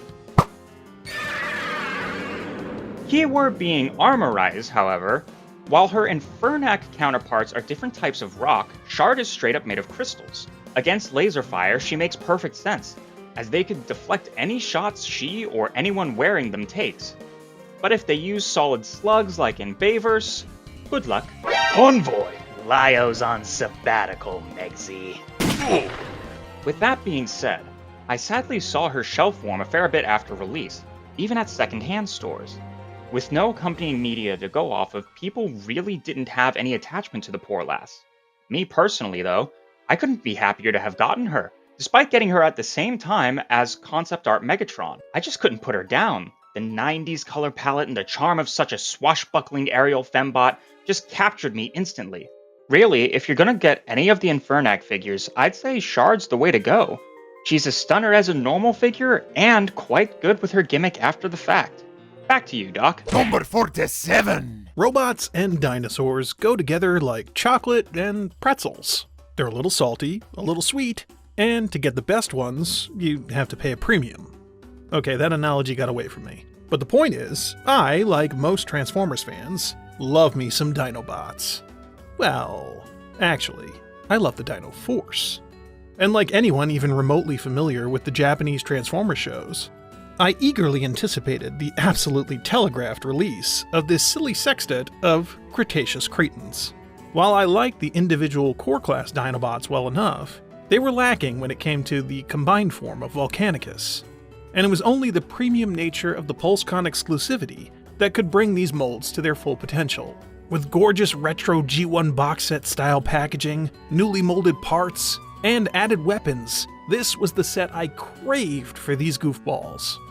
The Dino Force consists of Goryu, the T-Rex, Doryu, the Stegosaurus, Geryu, the Ankylosaurus, Yakuryu, the Pteranodon, Kakuryu, the Triceratops, and Raryu, the Brontosaurus. This team of Decepticon dopes are as lovable as they are powerful, and to me are a perfect example of pushing the most potential out of the core class price point as you can get. Individually, the Dino Force, like their Dinobot mold mates, are wonderful pocket-sized figures with just the right amount of articulation and detail to be fun for all ages and nostalgic for the older fans like me, with really only Raryu suffering from the limitations of the price point and combining gimmick, as his legs are a bit wonky to pose. Other than that, each of these delightful dorks are a joy to mess around with, sporting excellent details and fun weapons. The original Dino Force were Pretenders. This new iteration does one of my favorite trends, and blends the Pretender shells with the inner robots to form the ultimate hybrid for the Pretender characters. Now, we've had tiny combiners in the past, and they are fun, but this core class set blows them all away in quality, looks, and stability. Dino King is solid. The way everything just locks in and works is honestly a marvel of engineering, considering he's a core class. The new parts fix all the problems I had with stock Volcanicus, adding in bulkier hands, actual feet, with ankle tilts, and combinable weapons. The combined form just looks fantastic, feels great, and poses pretty well. I love the mishmash of colors coming together around the gold paint in his torso. And that wonderfully generic, but still cool head sculpt just works for me as a fan of the mid-card characters. Dino King represents everything that brings joy to me as a fan and a collector. And simply put, it makes me happy. Number 46! When it was time for Legacy United to get the annual buzzworthy Bumblebee 4-pack, I think I had the same exact reaction of basically everyone else. Oh wow! It's the Cliffjumper and Friends 4-pack. Don't get me wrong, there were definitely characters in here I was interested in, but it was a Tarn repainted into a Tarn, a Tarantulas repainted into Tarantulas, an entirely new Cliffjumper that was supposed to be Prime Cliff, and Squeezeplay. I bought the pack because I wanted Prime Cliffjumper. Cliffjumper is my boy! And then I realized this toy kinda sucks. I don't know, maybe Chase is better. This is the only version of the mold I've messed with. But the QC is just a nightmare. He can't properly transform because part of his grill wasn't glued in place. That also impacts how he stands. But even worse than that, when I try to use his arm, it pops out at the shoulder. This Cliffjumper was one of the biggest disappointments of the year for me, and was kind of a sore spot in Legacy United. Which is why it's so good that the rest of the pack carried. Tarn is a deceptively good repaint. When I first got him, I thought that he was basically still the Legacy Evolution Tarn, but put them side to side. The vibe is so different. And Bludgeon's Sword gives this Tarn a ton of new options when it comes to posability and playability, and then we get to Squeezeplay. And of course, he's a good remold. I like his weird serpentine monster, but it's the Glock. The Glock is what makes Squeezeplay worth it. And yes, I know, actually, that's Browning. But no, that's just a Glock. And it's really funny that a Decepticon rolled in with a Glock. That's all I need. But my favorite toy of the pack, and one of my favorite toys in Legacy United overall, was that toy Tarantulas. And I wasn't expecting it. I never wanted the prototype Tarantulas. I've never once in my life before then thought that prototype Tarantulas looked cool. I liked my purple Tarantulas. But orange Tarantulas has such a new and unnerving energy. It has all of the ickiness of the baked chicken Dinobot, and yet it feels better. Tarantulas is supposed to be creepy and unsettling and feel weirdly gooey and wet in hand. And when you roll in that perfect spider mode, I adore this so much. I don't keep any of my Transformers in alternate mode except for this Tarantulas. And because it's orange and gray, you can see the sculpted detail of the spider so much more clearly. Before this, I liked Legacy Tarantulas. but this was what made me fall in love with the mold, and might be my favorite Tarantulas toy to date. It is such a perfect reuse, and overall, it made for a good pack. And that's without getting to the fact that for the price of 4 deluxes, you got a Titan's Return Deluxe, which at this point is basically a Voyager, and then an actual Voyager. Tarn, Squeeze Play, and Tarantulas came out so incredibly well that even the suckfest of Cliffjumper couldn't drag them down. Number 45. Hi everyone, it's me again. I've been invited back for a second bite of the cherry of the Legacy line this time. So who am I reviewing for you this time? I am going to be reviewing for you Pathfinder, Treads, and Small Fort. You've never heard of these kind of Transformers before, have you? Where have these ones come from? I can tell you, because that's my job. What they are is actually GoBots. But instead of the meeting that they had at Hasbro where they decided, well, should we throw some GoBots into this line? Because it's like Legacy and it's all these different kinds of ones that have been done before. Yeah, let's throw some GoBots into it. But let's not put the ones that everyone knows, like Leader 1 or Psykill or the one that looks like Bumblebee. Let's put some random ones in there. Let's just do that instead, shall we? And so that's what they did. They essentially found 3 really random ones that nobody's ever heard of before. That random, that the only GoBot I actually have out of the 3 of them in my collection, is Pathfinder. It doesn't exactly look exactly the same as that, but it is what it is. The reason I got these things is because in the UK we get these few sellers and few big online shops like Kapow and In Demand and things like that, and occasionally you find some real good bargains, and I picked up all 3 of these for the grand total of, I think it was £25 for the 3. I never thought I'd see the day when I saw a GoBot sign on the side of a Transformers box, but there in a massive big logo on there. It's beautiful thing. So beautiful I threw it away. Pathfinder, which is a repaint of the Cosmos toy. It's just a lovely toy. Lovely blue with yellow, nice red head and everything. It's great and it works really, really well as a toy. The transformation's very, very nice. And I do like the chunky little UFO thing that it has in this. Treads, which is a repaint of Warpath, is great. It's got an absolutely beautiful head sculpt. And those red piercing eyes are fantastic. Absolutely glorious. It's very, very nice. Transformation on this is not as fun as the other 2. I'm not a massive fan of the little tea-tray thing that has to be put in part of his transformation, so a little bit of parts forming. That bit is a little bit of a cop-out, which I'm not that fond of. And the plastic feels a little bit cheaper than the others. It's of the 3, it's my least favourite one, but it does look pretty good. But the pièce de résistance is Small Footlong Girthatron, I don't know what it's called. Anyway, this thing is fantastic. Based on the Gears mold, and it just looks sublime. The actual transformation is sublime. Everything it's one of those back and forth transformations, and I just love this kind of stuff. It doesn't look like it's brilliant, but it's some real love. You can tell it's got real love has gone into the actual design of this thing. Apart from, I'm not a massive fan of the pink head, so I decided, because these things are essentially, they're supposed to be the GoBots in the Transformers line, I decided to make them all shattered glass. So I just basically put a shattered glass thing on there, and job's a good one. Anyway, that's all from me. I'll see you later. Number 44. The Legacy line produced so many great toys, and a lot of stinkers, truth be told, but one toy that really stuck with me is Skyquake here.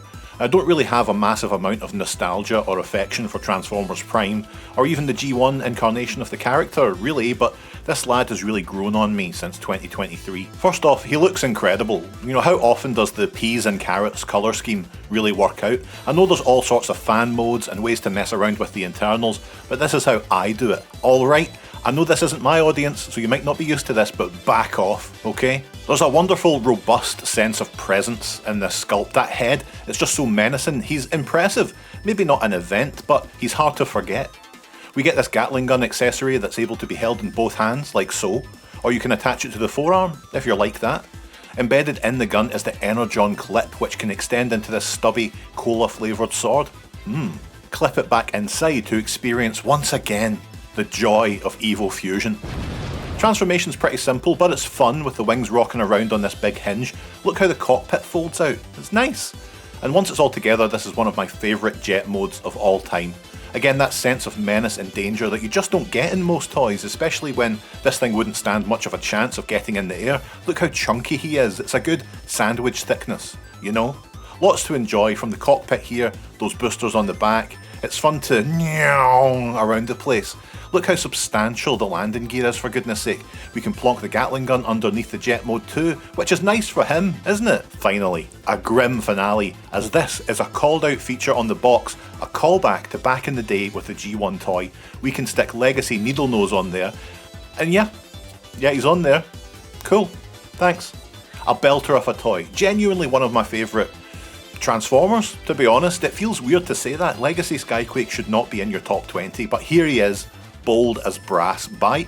Number 43. Do you like Optimus Prime? Do you like vibrant colors? Do you like leaking battery acid? Based on the character that started as an unreleased toy but slowly became more and more available, this Legacy toy is a direct repaint of the G2 Leader Class Laser Prime remake from 2022. Nemesis is the evil clone, Shattered Glass is the opposite Prime, and this is the Goober violating all the health codes. He's a long-nosed green screen on 6 wheels that roll easily, with a strong grille and weapons that can be stored in the truck or inside the trailer. The transformation can only be described as, I like the general shape of the robot with the tall, commanding type shoulders, typical Prime breast, and pants from the Siege and Earthrise toy. The purple is a nice contrast, especially when you open up the trailer. I like the center gunner, claw, and ramp, but it feels empty on the sides, even with the portholes. The sword is nice, though I don't understand the tab on the handle, and the axe is a fine addition. You can combine it for no reason. There's also a crushed orange flavored matrix. You've also got shoulder launchers. I think the overall figure leaves more to be desired. The shoulders hold back the arms, but it's fine. I'm just glad a relatively easier to obtain Toxitron actually exists, unlike the myth of Australia. Number 42. Legacy Blitzwing has always been a controversial figure on many levels. Already he had way too much to prove, coming off the back of one of Titan Return's best molds, as well as 2 brilliant triple changes before him.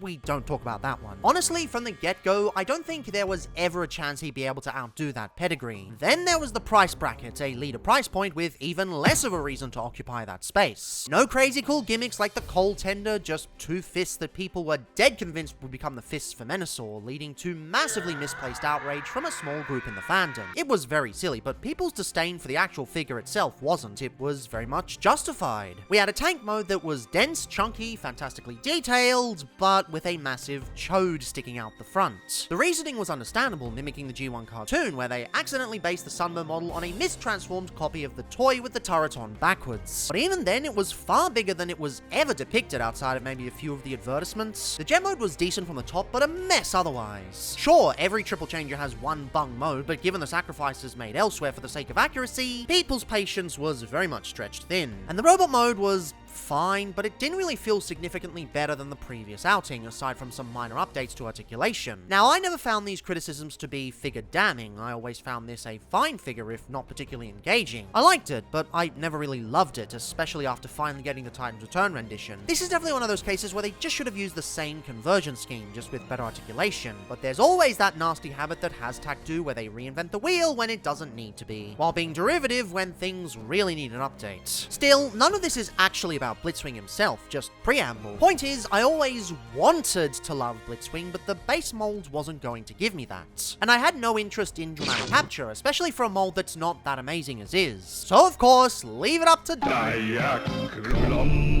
to bring the brilliance out this thing always had under the hood. For years, I've been hoping and praying that they finally complete the Diaclone Carbot lineup. There's really only 4 figures they still need to do, so I figured that's where they'd focus above all else. But no, instead we got the unreleased Diaclone Blitzwing. Well, unreleased in the sense it never released prior to the E-Hobby outing in 2005. Still, an obscure E-Hobby release. In any other toy line, this would have been a big fat nope, but this is Legacy. Of course they live for that shit. And beyond concept, this is just a really good deco. The fact they're able to do 2 different shades of grey that both skirt the edges of Games Workshop grey but don't fall into the abyss is honestly kinda crazy. And the army green really works with the stockier proportions this figure has. They've really gone to town on this new deco, and it accentuates the mechanical detail wonderfully. They've even retooled the head sculpt, completely superfluous, but a nice touch regardless. Of course, it's elevated by the extra blue, but even in stock, this is way more engaging than Blitzwing ever was. Now, admittedly, the jet mode looks a bit bit plain, even more so than Blitzwing's ever did. The grey is just way too much, even if it does help cover a lot of the junk underneath in these new colours. But with upgrades, honestly, it's quite gorgeous. It's still nowhere near as good as the previous Voyager, but as said earlier, every triple changer has one bung mode. As mentioned earlier, it does hide under the bits better with these colours. And above all else, it's very swooshable. Is that not the most important aspect of a jet mode? The swooshability of it all? And this tank mode easily has to be one of the best the Trilogy has to offer, even if some of the figures it's up against are a bit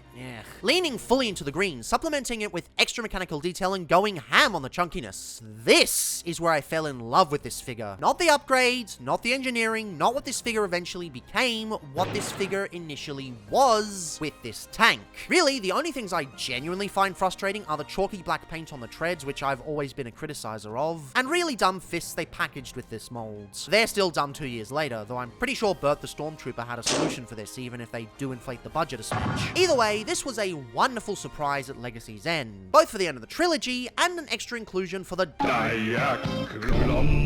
buddies. I never expected them to do this, nor did I expect this release to blow me away to the point where I'm half tempted to sell off Blitzwing, but here we are. And that's just another great thing about this Trilogy, the surprises around every corner. You never know what the next wave would be unless you'd looked at the leaked listings. And even then, the reveals and sample photos were always a treat when they dropped. So many wacky experiences in a lovely buffet, and most of it of an immense high quality. That's really what Overcharge represents, and it's a big reason why I think he's pretty rad, aside from the fact that he's rad as a figure as well. Number 41! I don't think anyone will be surprised to hear me say that this 2-pack rules. The best use of a mediocre mold and the elevation of another from good to great?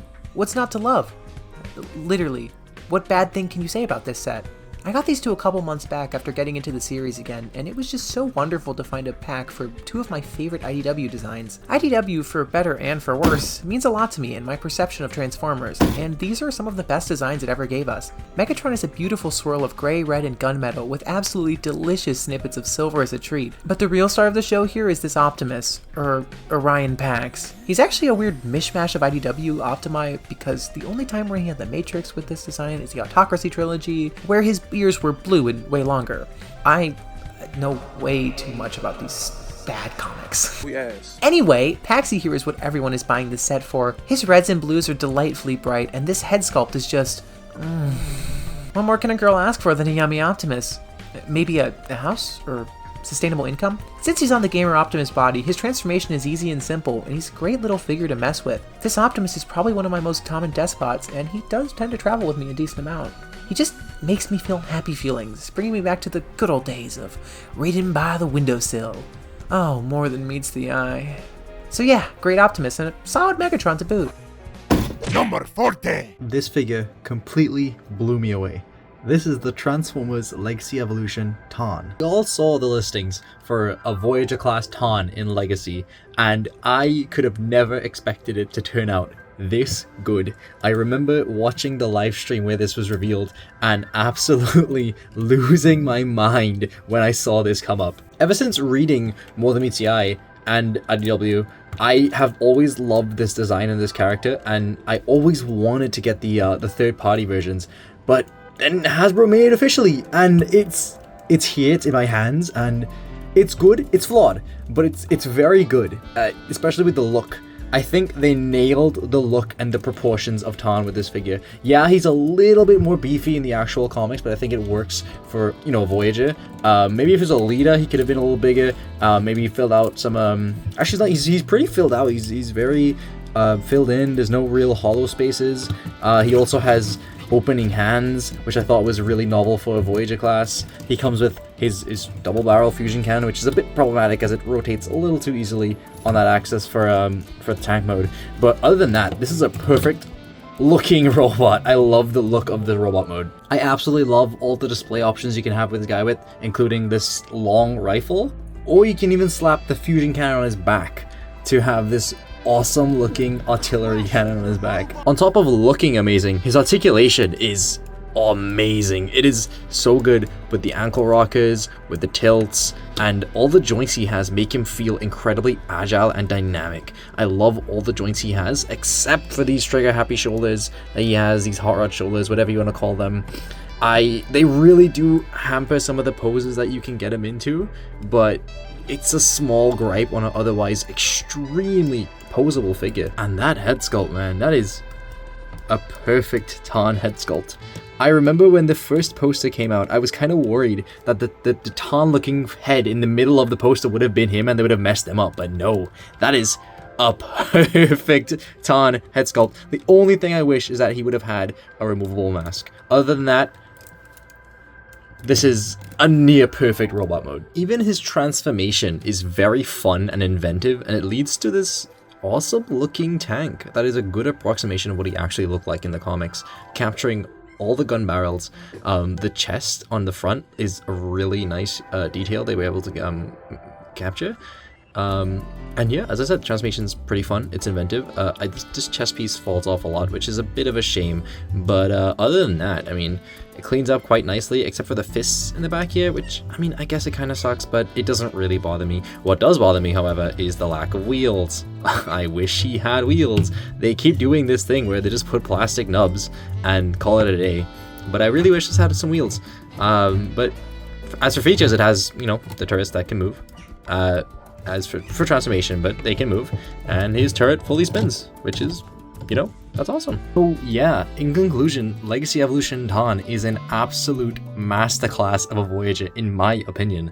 I think this is one of the best Voyagers in Legacy, and some of the best stuff they've put out since the new era of figures. Number 39. Origin Bumblebee from Legacy United is near nostalgic perfection. In fact, I'm old enough to have seen the very first episode of Transformers when it aired, and Bumblebee was of course the second character we saw on screen.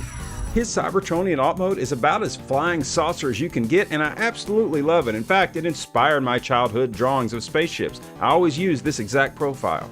Yes, the alt mode is pretty panely, but it's still flat and smooth, which is incredible engineering as far as I'm concerned, and there are 2 different tones of yellow on it, but that's not a big deal for me because the effect is still great. This Legacy version is a repack of the buzzworthy Bumblebee edition, and it comes with a cool jetpack and pew-pew that you can snap onto his back using any of the 3 5mm ports.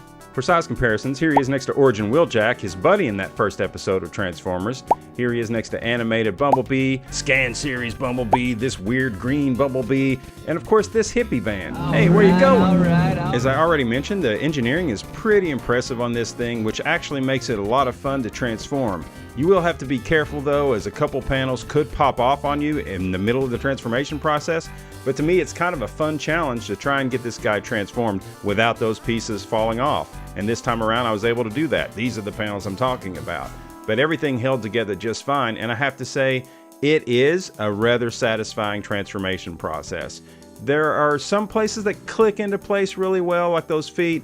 Other things, you just sort of mash the panels in. I don't like that. I love it when every single part snaps together perfectly. But for what they did with this figure, the transformation process, like I said, is a lot of fun and pretty satisfying. And once you have it all done, you're left with a pretty decent version of Origin Bumblebee. Though he is definitely the weaker of the 2 modes for this particular figure. He does come with 5 conductor rods right out of episode 1, so that's pretty cool, even though it's pretty tricky to get him to hold even 3. I really love his smiling face sculpt and upper torso, but his legs are certainly weak, and that has to do with the panels that need to go somewhere, so they just kind of get folded to the sides and back. Sure, there have been a lot of Bumblebees over the years, which has even caused some resentment in the community. A lot of people just don't like Bumblebee, but I don't know how you can hate on this Origin Bumblebee. And finally, let me just say my favorite aspect of this toy is just how pocketable it is. I've been able to take this guy to see waterfalls in New Hampshire, to my son's graduation, and even to see the Mothman. And more recently, I even took him to Universal Studios to the Transformers The Ride to see the actual Bumblebee. And I have to say, I think my man was pretty impressed. He even did a dance. Never forget where you came from, my man. Number 38.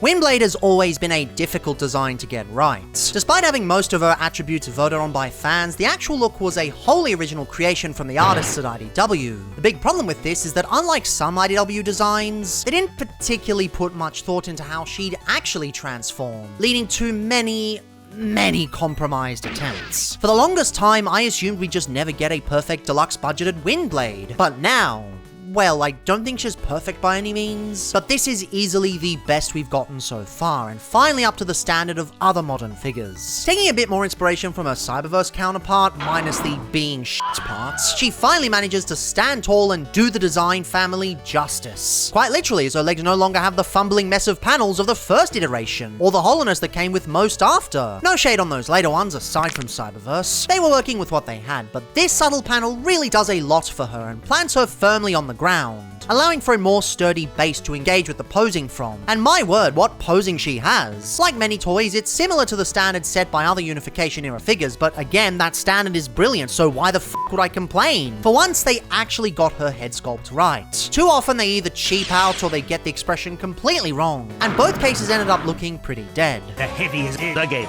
Yes, again! Why is the cart not moving back? And why is the heavy is dead? I don't know. I think it was... Here, they've managed to get both, which is greatly appreciated. It also doesn't fold into the torso anymore, so there's none of those solidity issues that plagued previous releases. It's just a good robot mode, which is hard to come by with Windblades, to be honest. And sure, the jet mode isn't perfect, it's a smidge chonky to the front, but you cannot deny they've done a remarkable job with the color balance and swishness. At least it pulls it off way better than the Space Bus from RID, though I still love the Takara one. Ultimately, this isn't the Windblade I've always wanted. For me, as much as I've distanced myself from third party, I'm still holding out for a proper 3P version, or at least one that's not excessively horny and based on an allegedly swindled design. But this is the case where Hasbro finally cracked the code, where everything they'd learned previously combined with far better budgets. It sucks that both releases never made it down under, meaning us Aussies sadly had to import, but she was easily worth the import. She may not be the peak of what Windblade is capable of, or the greatest fembot mold ever, but she does a damn fine job, and that's honestly quite a lot for a character that they fumbled out in the way they did. Number 37. And so ends the saga of the prehistoric Wrecking Squad. The original Wreckers, the original crew that fucked shit up. As the lineup continued, changed, and evolved, the figures really did come into their own. They really improved with each individual release, and my word, what a way to end. Scar was easily one of my favorite Dinobots from the SS86 lineup. Not my absolute favorite, but definitely up there in an already great set. So to see the core class version so lovingly crafted with its homage, it warms my heart. They cared just as much as I did. Aww. This guy looks fantastic with the gold, silver, and red. He's the only one to do the color breakup properly, and one of the only two to do breakup at all. Whether paint or plastic, it's finally looking like what a Dinobot should look like, all adorned with lovely mechanical detail. The head sculpt is wonderful, the torso is monolithic, and I'm enamored with the way the tail works. It's a fantastic way to approximate the usual backpack and carry the same spirit while still having him combine. And hey, it lets them hide the combiner peg without looking ridiculous. It genuinely doesn't look like he combines, which is a real achievement. You don't even mind the little things because the rest of him is so awesome, like the lacking swivels in the arms and legs. It's annoying, but easily gotten over. Or the downward slope in Dino mode. It's there, but does it really anger you? I don't think so. Really, the only issue that genuinely bugs me is the lack of an Autobot symbol in robot mode. There's a spot for it right there, and I just get weirdly frustrated that they left it blank. Come on, people, you were so close. Nevertheless, this isn't just a wonderful Dinobot. It's a great core class figure in general. In fact, it's so good that he almost doesn't feel like he's from the same set as the rest. Him and Swoop genuinely feel like they were released in a different toy line at times, a toy line where they didn't have all the same compromises and corporate kerfuffles to deal with, a toy line where they were allowed to just be themselves. And with a toy this good, they finally dared you to dream of a Dinobot combiner that wasn't a steaming pile of dog shit. It laid forth a promised land of actually good engineering and solidity, all at a core scale. And shifting focus to Volcanicus, yeah, I'd say it works well. Not so much stock, as the lack of proper hands and feet really cause issues. But with some upgrades, yeah, he's pretty great. It might not be fair to judge this combination this way, but this is a project about personal experiences. And this is how I have always experienced Legacy Volcanicus. A hulking monstrosity of density and chunkitude. It doesn't even feel like a normal Hasbro figure at times. It tangos with the best of third-party legends. It may have had a rocky start, but Volky eventually rooted itself in some solid releases and sprung to life at the last minute. And it all built itself on the back, or knee, of a delightful release. The best combination conversion of the set easily. And for that, I think this adorable little snart deserves some praise. Number 36. I've always been a pretty big fan of G1 Bludgeon. He was one of the first proper minty G1 toys I got. Not some junker out to fix, but something genuinely pristine and for a bargain too, comparatively. Of course, for options that match the same vibe, not many line up. There are plenty of great bludgeons out there, but ones that match this? Not really. And that was initially the area Legacy Evolution fit into. By all means, this is a fantastic toy. It's based on a really solid mold. Tarn is a truly wonderful figure, somehow demolishing all the other versions on the market even when they have much higher budgets. Just such a simple yet stylish figure that does everything it has to do with very few concessions made. And Bludgeon carries across most of these, along with some gorgeous new colors and a killer new head sculpt. I adore how the cannons almost glow with the way the transparent orange punches through. And that toy guy is absolutely right. Giving a sword makes the articulation work even better. But by the same token, he kinda just feels like Tarn in orange and green with a new head. Yes, they made subtle differences to the chest plate from the original model so that it would feel more at home with Bludgeon, but it still feels 99% Tarn. He's a great figure, but I can't help but feel he could be so much more. It took a while before we got there. Several kits were released, but they always required parts forming or were made out of way too brittle 3D printed plastic. Finally though, Non-F Productions pulled through, doing practically everything I wanted them to do, only for the ICE Portland shutdowns to landlock my order at the border. So thank my lucky stars Non-F himself was able to ship a replacement to me directly. Seriously man, you're amazing and I can't thank you enough. Of course, once we put everything on, now we're talking. Simultaneously slimmer and more grounded in his proportions, this gets me way closer to the vibe I was looking for. The new torso fits exceptionally well. I always thought those IDW accurate ones seemed a bit off. Now, though, this works so much better. The waist pieces do a great job bulking out the bottom, while the slim shoulders look more armored and less gaudy. He goes from an elite assassin to a utilitarian beefcake. And sure, you lose some of that vehicle solidity, as getting the arms in is a bit annoying, but like, I've got 3 other versions of this tank. One being not as together isn't exactly a deal breaker, especially when it kinda turns into nothing anyway. Still, I don't really think he's quite there yet.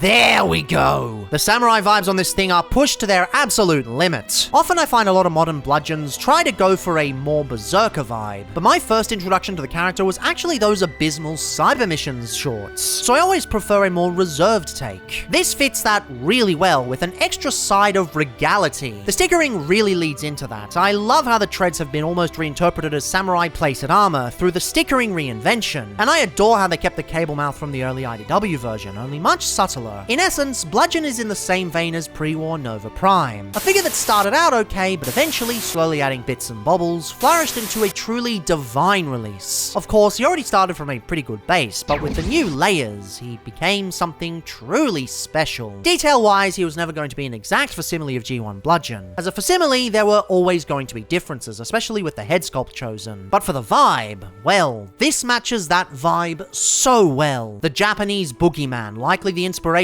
in ancient folklore for Oni many years ago. I haven't seen Master Force, but I assume that's what happens. And beyond that, he's just actually different now. When I put 4 of them all together, they actually feel distinct. The original, the G2 re-envisioning, the zombie, and the samurai. And as for this, I think I've found my definitive version of the character. This is the one that matches what I want the best, my love for the G1 toy and my intrigue with the Cyber Mission's mysteriousness. This is Bludgeon for me, and I'm happy with where I am. Number 35. Sometimes I buy a figure just for work and it causes me to fall in love with a character I barely knew anything about. Legacy Slipstream came into my life solely because she was a mold partner with the previously released Windblade that we had already done a kit for. But when I got her in hand and saw all those vibrant purples and teals, there was no way I would be happy with just recoloring the previous set. It didn't help that my partner was already in love with Slipstream and knew exactly what was needed to bring this figure to the next level. I'm trying not to, Leo. It's just hard to talk about this figure without talking about our kits, because she's a solid figure out of the box, but she really does have some flaws. Her stock weapons leave something to be desired as Seeker and Null Rays, and her overall design is a bit of an amalgamation of several different appearances without quite scratching the itch of any single one. Then she suffers from the same hollow wings that Windblade had, but she cuts a mean silhouette, with both modes having great proportions and tucking away all her bits nicely. Other than the aforementioned wings, her robot mode is sleek without any egregious holes, and the only kibble being the nose cone, which can be popped off for better balance if you're displaying her in her biped form. The transformation is easy and smooth without any daunting issues, and pegs together to form a really nice jet mode. It's actually one of my favorite jet transformations, and I hope they continue using it going forward. Slipstream was a great figure when I got her in hand, but with some Toy Hack stickers and one of our kits, she absolutely jumped to the top as one of my favorite Legacy figures for 2024. Number 34! And so, we finally come to my favorite of the 5 Stunnicons. Hell, technically my favorite of all the Stunnicons currently out in the unification era. As weird as it may seem, this is the one I keep coming back to, over and over again. However, I'm not going to talk about him this time. At this point, I've already done a full video on Breakdown, as well as a spot on the best of the year list. I could talk about him again, but I'd be retreading old ground, and I'd rather talk about something new. So instead, I'd like to use this opportunity to actually talk about these as a unit. What Hasbro has done here, for all their faults, is really commendable, and I think it deserves some respect. Take the vehicle modes, for instance. They just work. There's no weird compromises or stylization that misses the point entirely. The one time they deviate a little for the sake of the budget, it still differentiates itself reasonably well, and manages to maintain both visual interest and cohesion. As much as I love the Combiner Wars truck molds, this lineup is just better. It doesn't have that weird toyetic feel that clashes with the previous version, save for one instance with a truncated trailer, and even then it's far from hateful and completely fixable. The robot modes also look fantastic together, each painted reasonably well and sculpted excellently. They all embody the Scramble City blockiness remarkably well, even if that feature is long gone, and convey their designs with minimal hollowness. Sure, part of me will always wish they took more cues from the way Magic Square did things, but it's still a brilliant quintet of roller derbies. The combination is really fun. Part of me wishes it had a fully integrated trailer conversion, or at least a base mode on par with the G1 original, but you cannot deny the way everything comes together is really cool. And if nothing else, the arm-splitting gimmick is a stroke of genius. And the combined mode is easily worth every minute of it. It's chunky, imposing, extremely good with its posing, and finally delivers on the broken promises of Combiner Wars just over half a decade prior. The way Motormaster integrates into the torso is pretty sweet. Perhaps a bit loose in some circumstances, but definitely an improvement on how many third-party versions handle it with the cube style. The way the arms are proportioned works really well. Compared to a lot of instances, it actually looks like they're part of the arms themselves, instead of stapled on. Even my previous Magic Square version can't do that. Even the head sculpt is pretty damn good, with a stern grimace and a pretty reasonable interpretation of the toon spikes. I still prefer the toy/Studio Ox style head, but as far as Sunbow Many Faces go, this is still a great reinterpretation that works much better in the Unification era stylings. Really, my only complaint is fairly similar to that many have, excluding proportional oddities that were fixed with the DNA kit, that is. The legs are still pretty ridiculous. There is absolutely no reason for these to be designed the way they were. They could have easily given you both options with the shins, cars on the front or the back. Locking people into one style, then making it the default on future combiners too, is just lazy, especially when stock it doesn't come with any of the shin details, on either leg no less. Like, if you're not going to paint the fronts to reveal some hidden details, at least give us both options. Not that hard. Can't even fix it either, because every option I've come across, tried or no, just looks like the equivalent of duct taping things together. It's an oversight, and I'm not a fan. But that is in no way enough to ruin my enjoyment here. Improvements over Combiner Wars aside, it's just a really good combiner. I know the skeleton system still gets a lot of complaints to this day, and no matter how much I try to argue its benefits, it's going to remain a sore point in the fandom, possibly decades to come. You can talk about the solidity improvements, articulation benefits, and even the fact that each toy gets to be different now all damn day, but to detractors, this will always be a fake combiner, an insult to toy design and a lazy cop-out that acts as a slap in the face. But I just can't see that. Is it the best instance of a skeleton combiner out there? No, absolutely not. But it does do the concept very well, on the first try no less, and delivers a wonderful experience all around, in all 3 loadouts. Menasor isn't the greatest combiner in my collection. He's not even the greatest chug combiner in my collection. He is, however, real good.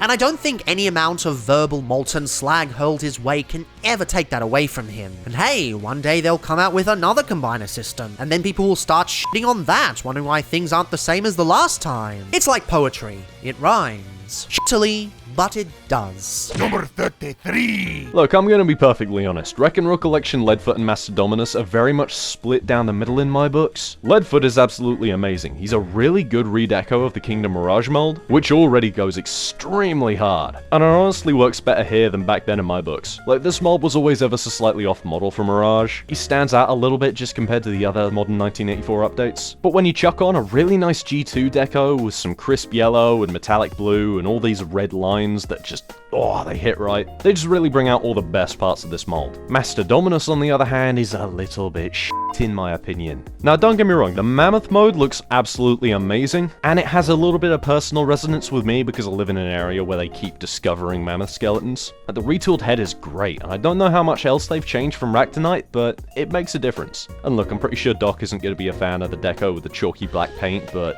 I like it. And the robot mode does have a definite vibe going on, but the arms are just f***ing awful. And the weaponizing capabilities are hindered by the fact that the mold he's paired with barely has any ports. And also one of the arms on mine is way too loose to do anything. I'm not a fan. Like I say, split right down the middle. Number 32! Hello there, my name is Joe Hasbro, the one and only. We here at Rhode Island have heard your complaints. After years and years of waiting, we are thrilled to finally announce the return of Netflix Earthrise Soundwave. Now this is big. It's taken a lot of back and forth between companies as he was previously under exclusivity contract. I myself had to personally fight the Walmart CEO in a parking lot. And let me tell you, it was a close call, but finally, we're just about ready to release... No, don't look at that. We worked really hard on this. Please do not do this to me. I have a family, please, no. It's been a bit of a long journey to get my perfect G1 Soundwave. Siege definitely was not it. I know it has a lot of fans, but I just cannot get over the way the vehicle mode was designed. I know the concept of actually turning into a vehicle is a massive pro for some people, but I look at what they were doing back in 2010 and I just don't think this compares. However, even though Siege wasn't up my alley, it did form the basis for a much more well-rounded attempt. He wasn't exactly G1, but he was close enough and dynamic enough in the articulation where I was pretty satisfied with the outcome, at least between this and the Robot Paradise version. I kinda love how wide he is almost as a precursor to the Transformers 1 design, minus the Bumblebee movie style alt mode. Still kinda peeved they chose the worst Soundwave alt mode for that film, but maybe this will give them an opportunity to make an actually good version of it with the eventual studio series outing. At the time of writing, there's no evidence of one, but come on, one's absolutely on the horizon later down the track. Provided they don't draw things out with too much G1 again. The paintwork, for the most part, is immaculate. And the cassette functionality is as fun as ever. And sure, the arms are a bit different detail-wise to everything else, but I never really found that ruined the figure like many did. For me, this was always a great retool, just doing Soundwave at a reasonably good level. So why can't I necessarily love it? It's very good, and I stand by its positioning in the War for Cybertron ranking video, but I always felt it was nearly there, just not quite. Hell, back in 2020, I actually gave the Best of the Year spot to Music Label. It really just felt more up my alley. In retrospect, there were things that could be improved. Minor things, really. I'm not sure I really vibe with the yellow cassette door, especially with how it clashes with the gold on the side. Not sure why they did this, it's not even accurate to the Sunbow model. And it sure as isn't accurate to the original toy. I also always found the shoulders a bit frustrating. They sort of lock into place until you got past the 45-degree mark, making posing them dynamically a bit of a chore. And worst of all, the yellowing. For those who weren't around in the fandom during the War for Cybertron trilogy, during the 2020 pandemic, Hasbro wasn't able to check up on the factory and ensure everything was operating properly. As a result, something slipped through the cracks. The flame retardant chemicals weren't mixed together properly, leading to several figures across Earthrise, Kingdom, and Legacy Year 1 yellowing within shockingly short time frames. My copy of Soundwave wasn't hit the worst, but it definitely put a damper on my overall enjoyment. But it was alright, he was still a decent toy, I didn't need a replacement for him, I was fine with what I had. Or was I? See, I was lucky enough to get this fella, but unfortunately most weren't. Also thanks to the Covey-Wovey, not a lot of these bastards were made, and so fans, particularly G1 fans, have been begging for a re-release for years. And Hasbro has always been listening. Even as far back as the first year of Legacy, they wanted to break free from the exclusivity contract and release it at retail, only to no avail, leading to a re-release of Siege instead. But with Legacy United, they finally managed that. And I think this might have fixed everything I wanted. The torso now looks resplendent in its pure gold finish. It's like that gold you used to see on the Warhammer Ultra Smurfs. They've also brought back a lot of the red striping that was missing on the Netflix version, now that they have the leader budget to work with, and it really brings this figure to life. Same with the different paint choices. While I really like the silver on the original, I think I prefer this new pearlescent grey. It's the same kind of paint you see on MP36, or the same kind of effect you see on SS112, and it looks gorgeous, doubly so on the darker blue. It's subtle, and you wouldn't notice it unless you were actively comparing the two, but dear god, this just just feels right. And yes, he does suffer from some mold degradation after all this time, but ironically it actually works in his favor, because it's in the shoulders. Since they've broken down, you can actually pose the things in a natural way, which yeah. And beyond the lacking of yellowing, which, thank God, the silver chosen is far more vibrant too. I don't know, just everything about this is an instant improvement, and I find myself way more hyped with this release than I did the original Netflix. Netflix was never bad, but this is truly special. And that's ignoring the inclusion of Buzzsaw. Do you have any idea how long this has been in the works? How many times Hasbro has tried to, only to be shot down by corporate because Laserbeak more iconic? And the other cassettes are quite lovely too. Ravage is just Ravage over complexity and all, with a slightly worse deco than Netflix, but still a nice inclusion for the leader price point. And Rumble is delightful, not only giving us a way nicer deco with the toy stylings, but offering a great repack of a hard-to-find figure, because for whatever reason they decided to re-release the cassettes for the worst Soundwave instead of the one people actually wanted. Part of me kinda wanted Laserbeak in it as well, just to round out the set fully, but if given the choice, Buzzsaw was probably the release that mattered more. And it seems 3 is the sweet spot for what's possible at 100 Aussie dollary dues. It's not my fault the Earthrise outing only charged 50 down under. That pricing wasn't exactly consistent elsewhere in the world. I know there's a bit of controversy surrounding upgrading characters with better versions. Where does it stop? Where does it end? Is Hasbro secretly releasing worse versions knowing you'll upgrade later down the line? Well, I don't believe that was ever their intent, minus maybe the jump from Siege to Earthrise, though even that's debatable. I cannot deny how right this feels. This is the Soundwave I always wanted, I just didn't know it at the time. These subtle differences turn what was once a good figure into a fantastic one. They didn't need to make all these improvements, they could have just reissued the original and called it a day, and sometimes that is all you need. But in this instance, they didn't. They overhauled the deco, and it's just stunning. Yes, to many, the SS86 version that came after is better, and to those same people, this Legacy United release feels like a slap in the face. But not to me. I still plan on doing a Versus review in the medium future, but even if that figure never existed, I'm already satisfied with this. It's everything I've always wanted from a Voyager G1 Soundwave, even if at the time I wasn't aware of it. I realize exclusives will always exist, they always have to exist, but at least for now, it's nice to know that the best version of this mold is at least somewhat easily accessible.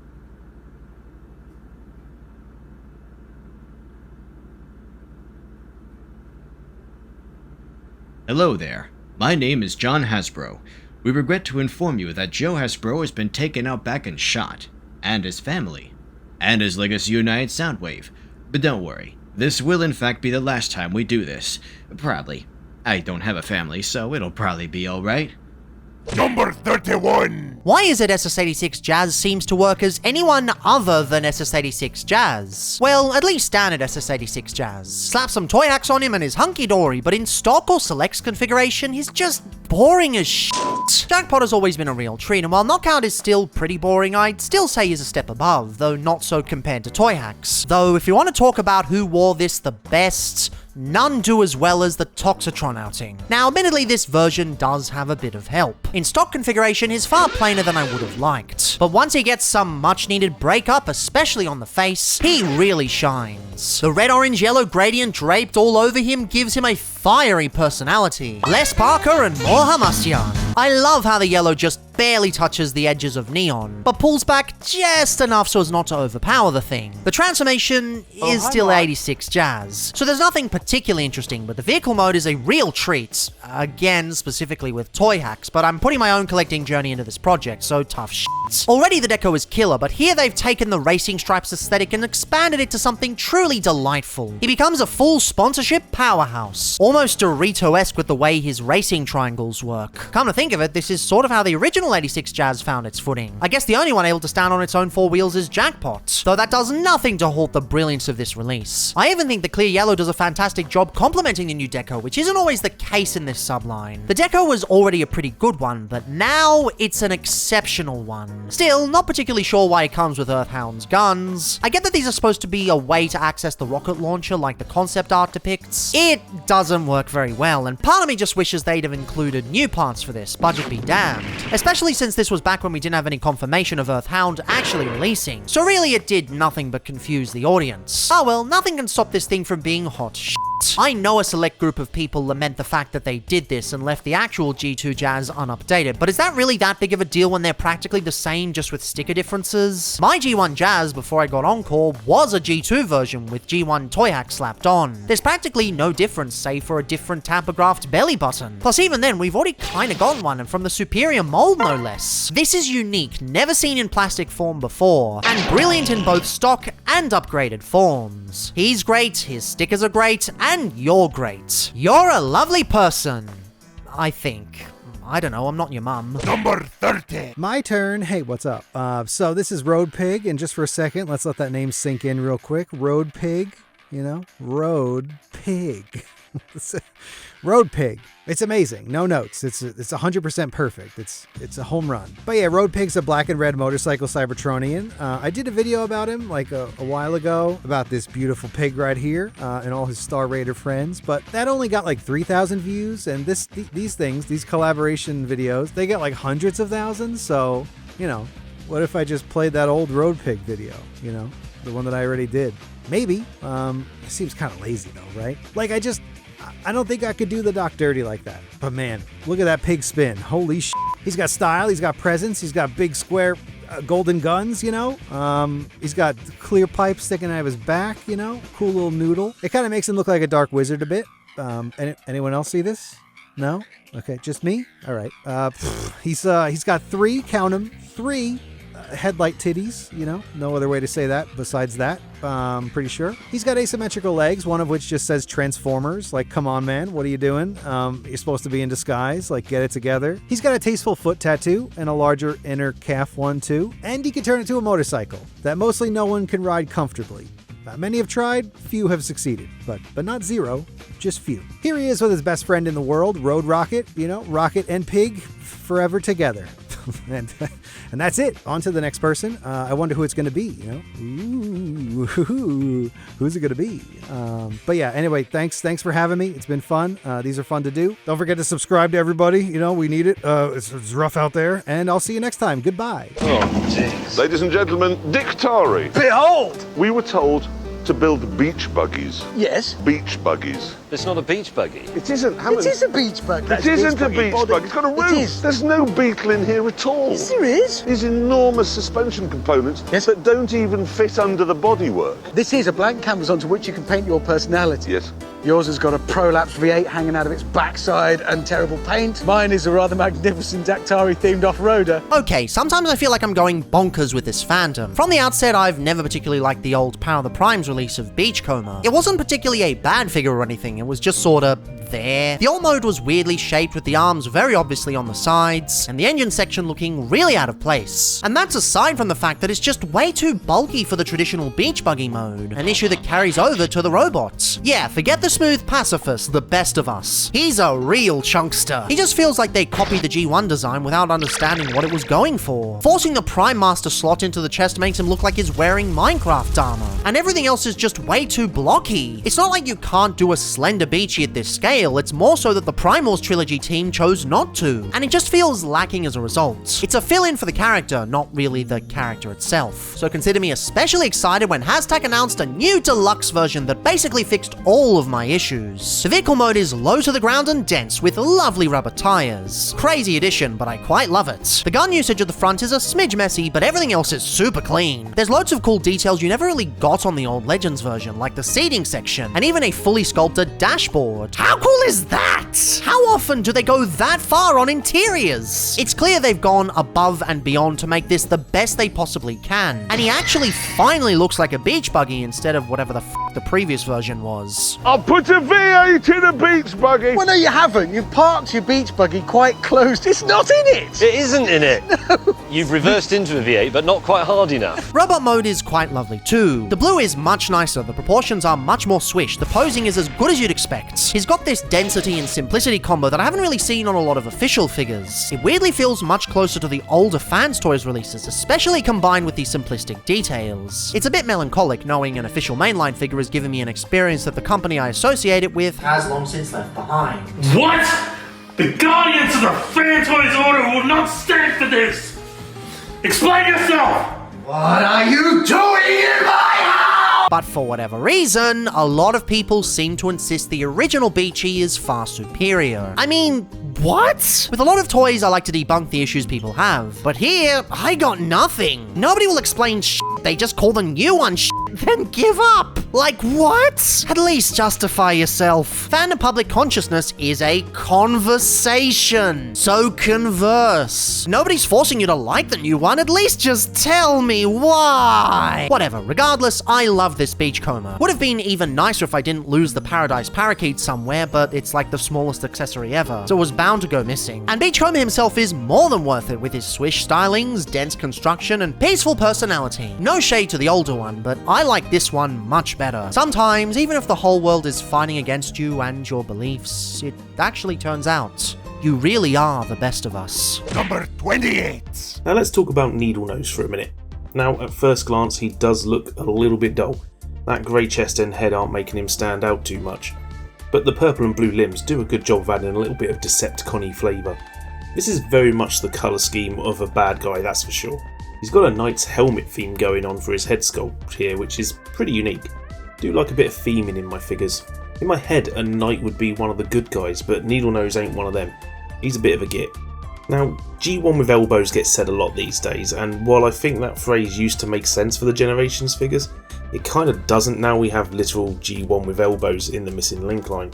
That said, Legacy Needlenose is pretty G1 with elbows. He's a perfect example of taking a classic design from 1988 and popping it through a modern lens, all greebled up and giving it the articulation you'd expect today. He's able to strike up quite a pose with a deep elbow bend and a knee bend that allows for the full tiger knee. The waist doesn't turn far, but neither does yours, and how far do you need it to go? Quickly, let's check out his double target master pals, Sunbeam and Zigzag. Gotta have the least threatening Decepticon names ever. Not much to say, they're just little man-shaped blocks that unfurl into gun shapes. You can peg them together for some double target master fun, just like the originals. They really are just slightly larger versions of the G1 lads. Transformation is nice and simple and follows the DNA of the original toy, but with some neat arm compacting and use of the hollow space from the back of his legs. He sort of does a yoga pose into a futuristic jet form. Now again, he's very grey, but the extra touches of blue and red in the cockpit do give him something to draw the eye. Always like the wing decals, they got a bit of a shine to them. Very much a robot folded up under a plane, but I do like how the head just fully disappears. Doesn't happen on many of the Jet guys. Imagine looking up at a plane and seeing a face staring down at you. That'd be unnerving. So yeah, Legacy Needlenose. He might not be the most exciting or ambitious figure out there, but he does a superb job of being a transformer. Fun to flick back and forth between modes, poses up well, and looks spot on in any Decepticon goon lineup. Plus, for a deluxe price you get a pretty tall figure and 2 target masters. Recommend this lad for deskbot duty. Definitely worth adding to the collection. Number 27. Time, monster. You don't belong in this world. It was not by my hand that I was once again given flesh. Hey, what the f is going on? Dude. We skipped one part. Damn. Oh, are we doing the thing? No, we didn't. Okay. Mary, we're doing the thing. Yes, we did. Where's the die monster? We did thing. H. Oh. ... Isvald Savksdasks. Scroll up, homie. Skaish Dabasadst. Okay, again. Time, monster. You don't belong in this world. It was not by my hand that I'm once again given flesh. I was called here by humans who wish to pay me tribute. You steal men's souls, and make them your slaves. Perhaps the same could be said of all religions. Your words are as empty as your soul. Mankind ill needs a savior such as you. What is a man? A miserable little pile of secrets. Gamer. But enough talk. Time, monster. JK Sach Stabs Sax Sads. When Transformers debuted in 1984, Most fiction portrayed random, unnamed characters either in the background or actively participating in battles. Most fans will remember the random Decepticon seekers in the background of the G1 cartoon as an early example of this. Over the years, we'd see more of these troop builders, including the Sharkticons and G2 Decepticons in the Marvel Comics. However, having actual toys of most of these characters seemed like a pipe dream. Fast forward to the last 20 years, and thanks in part to convention and Transformers Club exclusives, there would be troop builders released, including Auto Troopers and Seekers, but they were locked behind the premium pricing that such events and clubs would charge per figure. Even if you owned a set of Auto Troopers, having an army of them was just not financially viable for most fans. Then in 2023, fans finally had a chance to not get 1, 2, or 3, but rather 4 Troop Builder bots in one pack, thanks to the buzzworthy Bumblebee Troop Builder multi-pack, featuring the Decepticon Seeker, a Quintesson Trooper, a G2 Cybertronian Trooper, and the animated Auto Trooper. This set was a Target exclusive in the United States, but it was readily available online, and it was found very easily in stores that year by most fans. This pack is one of the best things to come out of the Legacy era. One of the smartest things Hasbro did was create alternate heads for 3 of the 4 figures, which nudged many fans, including yours truly, to purchase an extra set so you could use both heads. The G2 Cybertronians even came with different horns, allowing you to create different head configurations and thus possibly making you buy even more of these packs. The Troop Builder multi-pack was one of my favorite releases of 2023. It gives fans characters previously relegated to club or event exclusives, and it does so with aplomb. I'm very happy we got this and look forward to more surprises like this in the future. Number 26. Deluxe Class Minerva is good enough. Her car mode looks pretty weird, but it's cute. The simplistic transformation results in a very exposed undercarriage, which isn't an issue, just funny. As for Minerva's robot mode, it's decent. Now, many fans sing this toy praise for not relying on the Fembot backpack engineering, and while she still has quite the backpack, it's manageable. Well, besides yeah. On my copy, the backpack is super loose, and the paint on the face is all messed up. Is it just mine? Her articulation is pretty good, especially the wrist swivels. I have some other issues like the lack of a 3mm stand port and the exposed hollow car bits, but these are just nitpicks. So overall, I like Minerva. But there's something missing here, right? She doesn't have a headmaster, her car mode doesn't look realistic at all, and the robot mode only looks like Minerva in broad strokes. Why? Well, it's because she's just a redeco of Legacy Elita 1. Again, why? Well, if you look at Elita 1, she's also inaccurate to her design. Now, to me, it seems like the toy designers changed both Elita 1 and Minerva's original designs, just so their legacy toys can be recolors of each other. They did the same thing with other Fembot toys like RC and Road Rocket or Shadow Striker and Sideburn.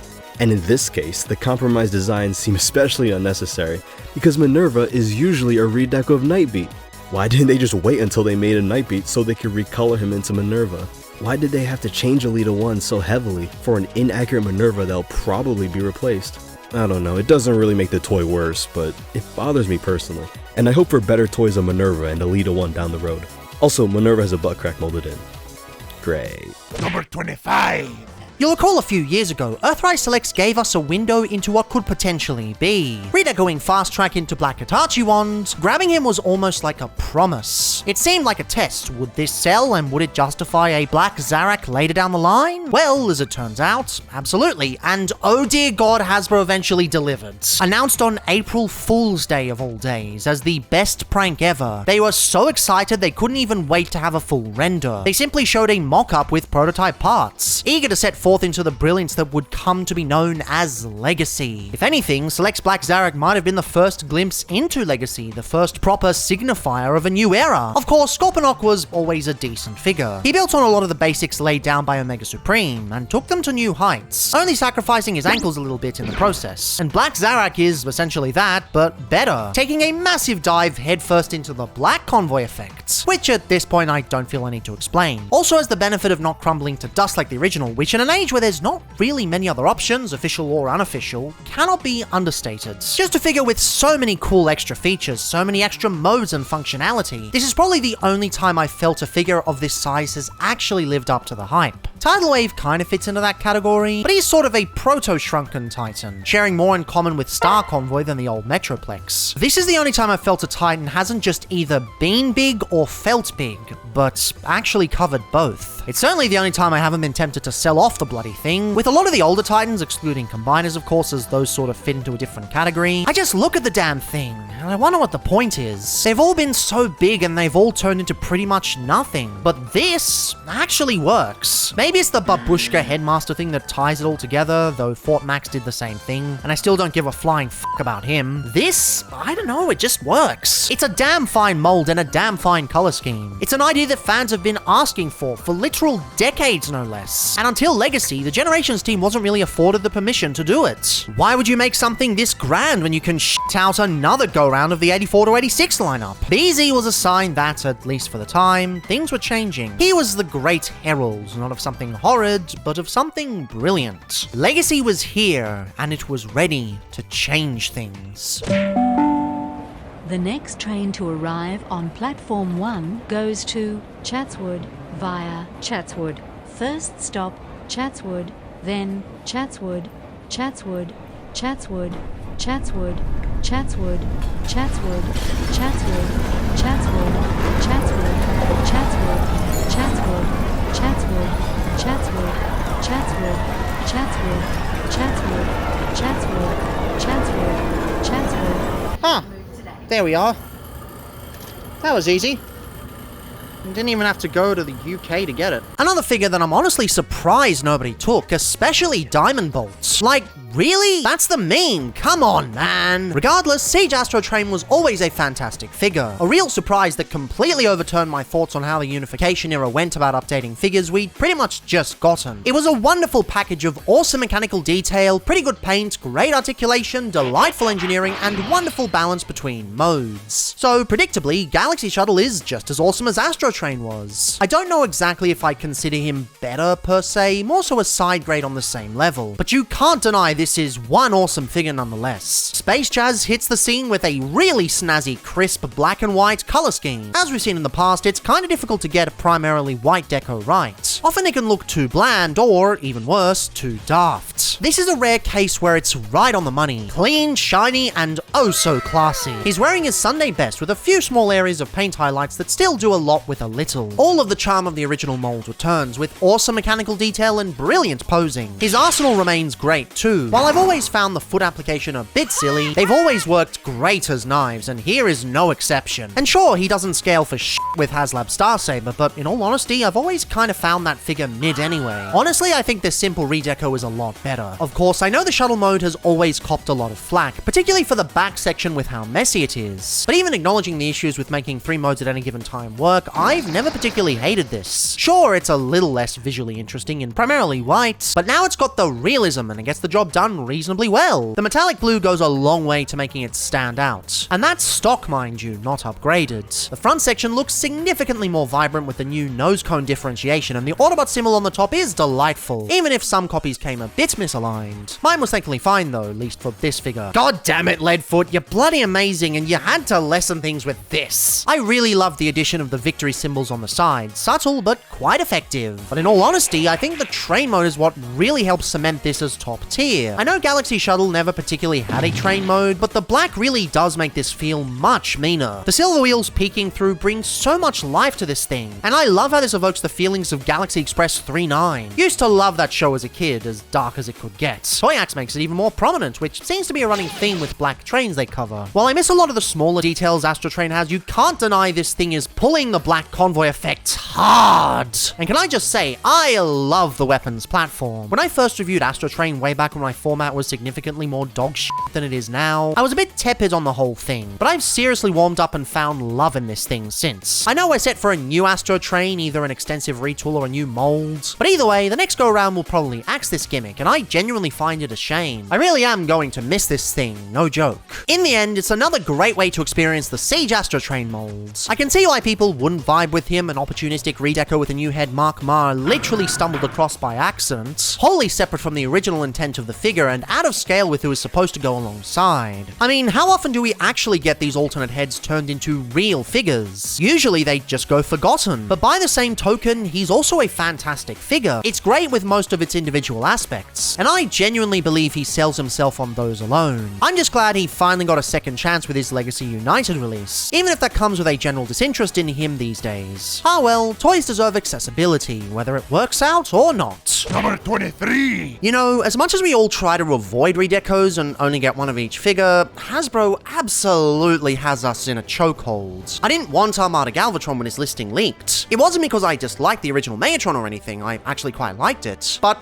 really? This deco? This ugly thing? Why the f would I want that grey, dull piece of shit? It's basically like the Horicons on steroids. What could possibly— oh, that's actually quite sexy. Yes, by ditching the grey and going for this lovely cream, all my problems quickly dried up, and you're left with a pretty f***ing sexy deco. Yeah, it turns out this is one of those cases where going more toon accurate actually does him some favors. Go figure. But yeah, this thing surprisingly rules. Helps that it's built on a solid base, a Hasui banger that excels in the simple chunky category. I know a lot of people hate this mold for removing certain functionalities of the original, as well as being really simple and small for the leader price point, but I've always found it damn awesome. And this new color scheme gives the original a run for its money with Killer Crimson, Delightful Lilac, and again, the wonderful addition of Cream Shin Shades. Couple that with some tasteful extra deets carried over from the tank mode, and you've got yourself a wonderful remix of the Armada. Not really classic because he kept getting shits on, so let's say Dark Horse. Tank mode is also a riot, leveraging a much higher concentration of off-white for a much more militaristic look. He looks way meaner than the green and orange previously, and while some of the uniqueness gets lost in the process, you can't deny this is pure class. It's basically like one of those old Movieverse desert battle sets, or with the Red on show, he becomes quite the snack. And you could call him the dessert battle set, because this deco is delish. He even gets to use the tidal wave bits far more effectively, now that the colors match closer. It's a weird compromise having bits pull off to make smaller tidal wave parts that represent the original toy, but I guess that's what you have to do if you want to represent the sheer size and craziness of the original while also maintaining the functionality somewhat. At least the backpack brace works well and the parts integrate pretty alright. It's daft, but it's exactly what it's trying to replicate. Really, the only thing I can criticize is the head, or rather the expression. Just compared to the original, I'm not feeling it. Seems messy in comparison, but beyond that, damn, this figure So yeah, it's a great package, even if a lot of it boils down to good mold in a cool deco. Not as good as the OG, but still very good, and a wonderful surprise from Legacy United. But I guess that's just the line as a whole, wonderful figure after wonderful figure. With a few stinkers, sure, but comparatively, it's pretty good.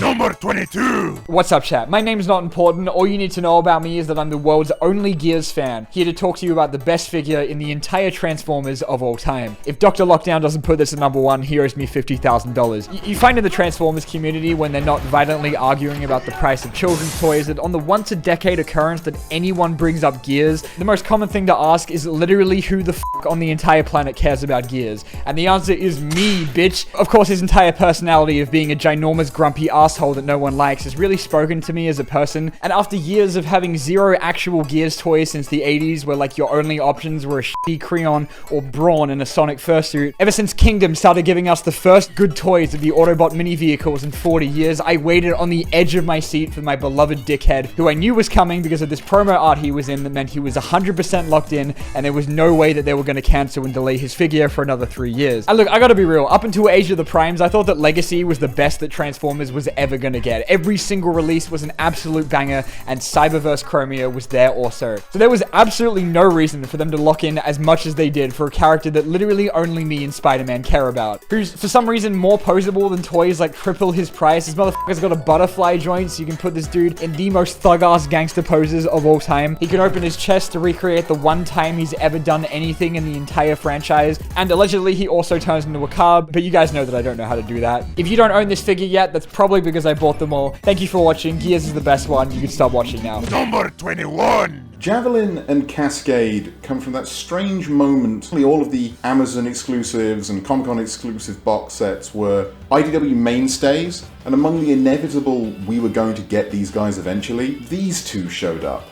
And they are my favourites of them, which doesn't even make a lot of sense to me, because... who? I know that's me. No, I haven't read that section of the comics, but... come on. Reading up on them wasn't a long job, but I'm really glad they did it, because they're kind of great. We'll talk about Cascade here first, because it lets me get most of my complaining out of the way. She's a retool of that Siege Chromium mold that was itself all of the fembots from Power of the Primes. I'm gonna be honest, I kinda hate that mold, because Siege was such an incredible step forward in so many ways. I'd have loved to see what a Chromia with full Siege budget behind it looked like, which sucks, but it happened like 6 years ago, so... It kind of means she inherits all of the worst elements of that toy, like the backpack, which is better than Power of the Primes, but not good, and the slightly weak articulation, like it's there, but it doesn't feel good. But all that being said, I do quite like her. I don't know why, I can't intellectualize why it doesn't bother me now.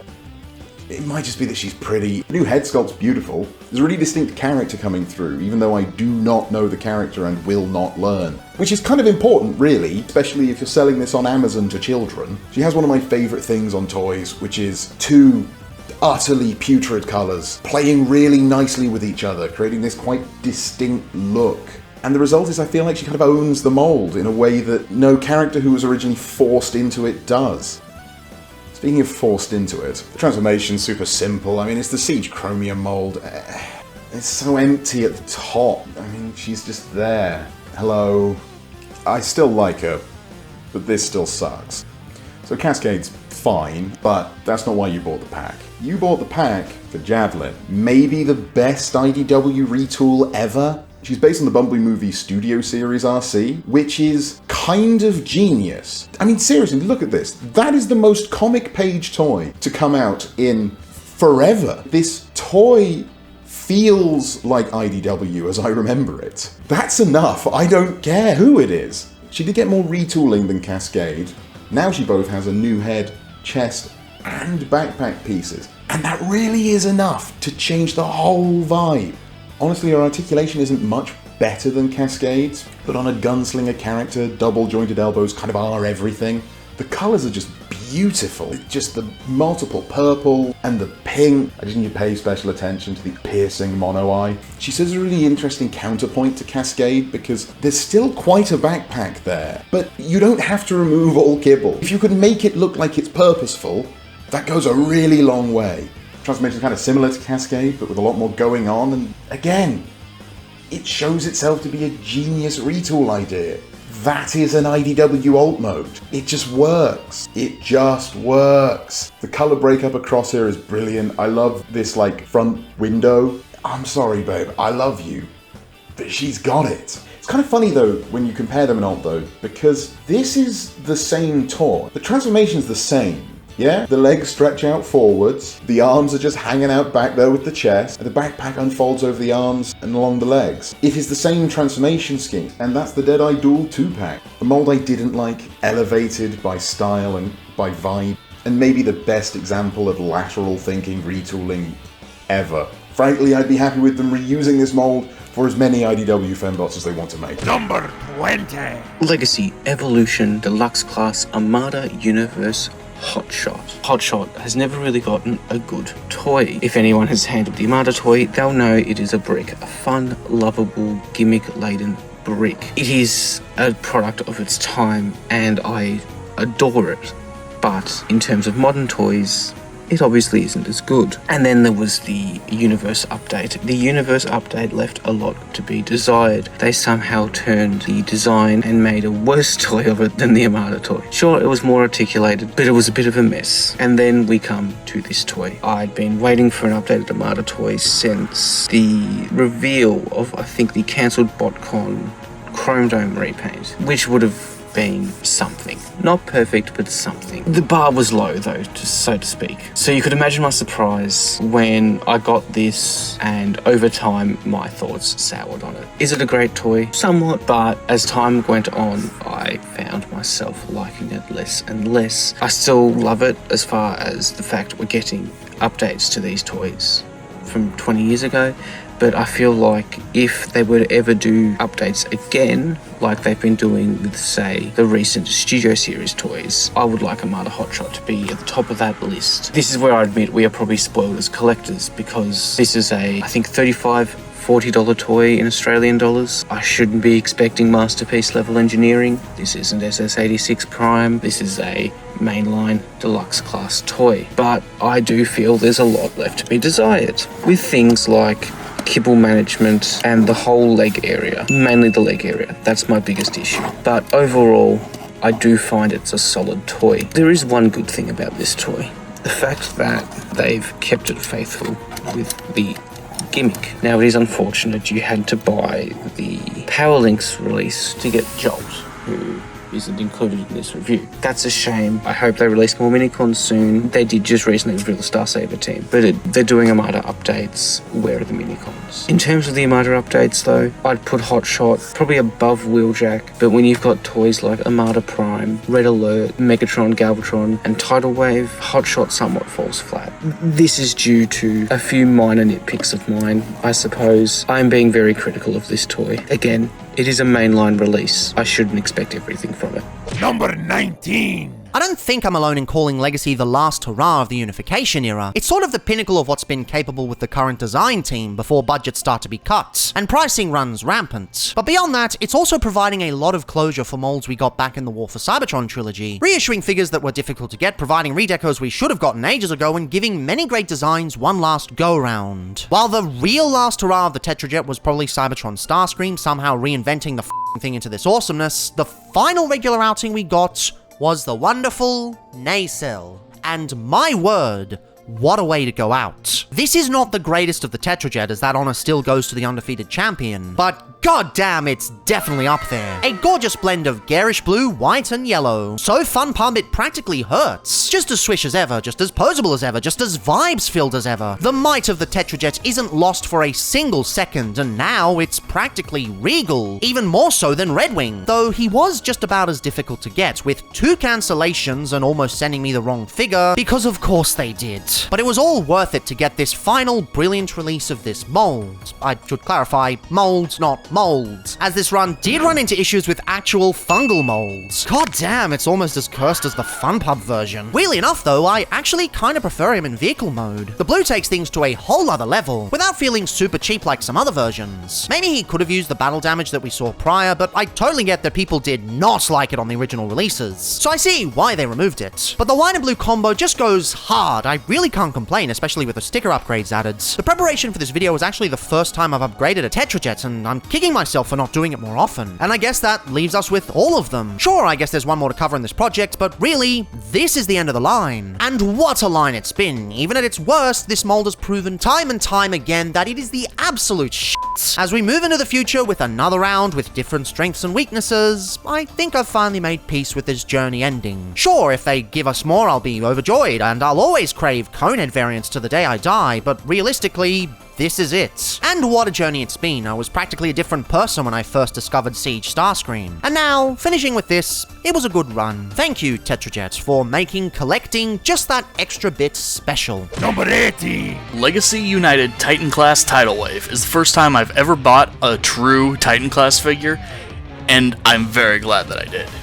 Due to his new status as a Titan, on top of his original 3 modes, he now gets an obligatory base mode, and that's where we're going to start.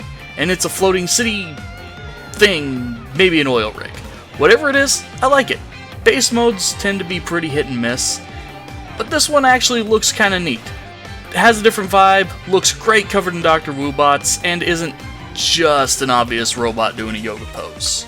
The 3 boat mode, or Dark Armada, is as silly and fun as ever, with little rolling wheels that are just big enough to let him sail along on your desk. Shame he doesn't come with an updated version of his Minicon Ramjet, though. They even faked us out with what looks like a Minicon port on his chest, but doesn't actually function at all. The hovercraft can split in half pretty easily, but it also pops together pretty easily as well, so while I know it is a complaint that some people have, it's not too big of a deal to me. His giant combined ship is as imposing as ever, and holds together pretty well, assuming you remember to fold out the extra tabs, and still can roll on the little wheels from the Dark Armada mode. Not a whole lot to say here, but I will point out that the original Tidal Wave was able to convert from this mode into robot mode while remaining together. That's not the case here, but we got knees this time, so worth the sacrifice. The robot mode is awesome. Matching the cartoon look over the original toy look, he's dark, he's big, he's crazy posable. The large feet and weight distribution make him really stable and able to throw some pretty good moves with the best of them, aided by his really strong ratchet joints. One of the things that always kept me away from Titans was a worry that due to how big and heavy they were, I wouldn't be able to pose them very well for display, but this guy happily proved me wrong. He was also engineered with a small number of parts you can remove from him in order to combine them onto his contemporary Megatron or Galvatron figures. But while that's cool, it also brings up my only real nitpick. He looks kinda bad when you take all those parts off. So maybe get one of the third-party Dark Armada kits that goes on Megatron and let Tidal Wave stay together.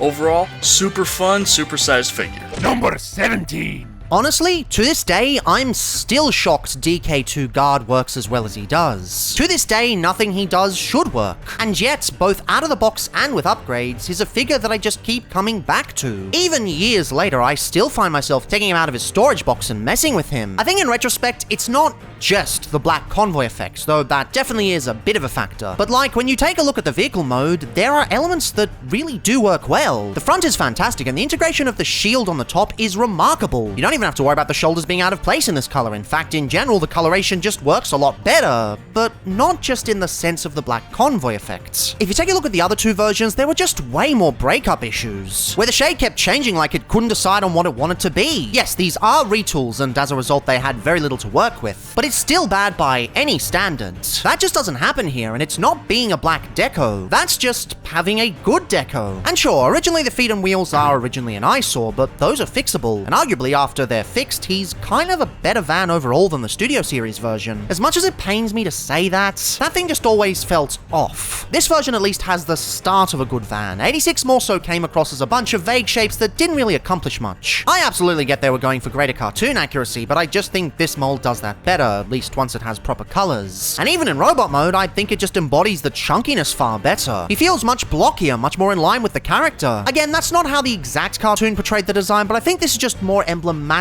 of his vibe, doubly so for the black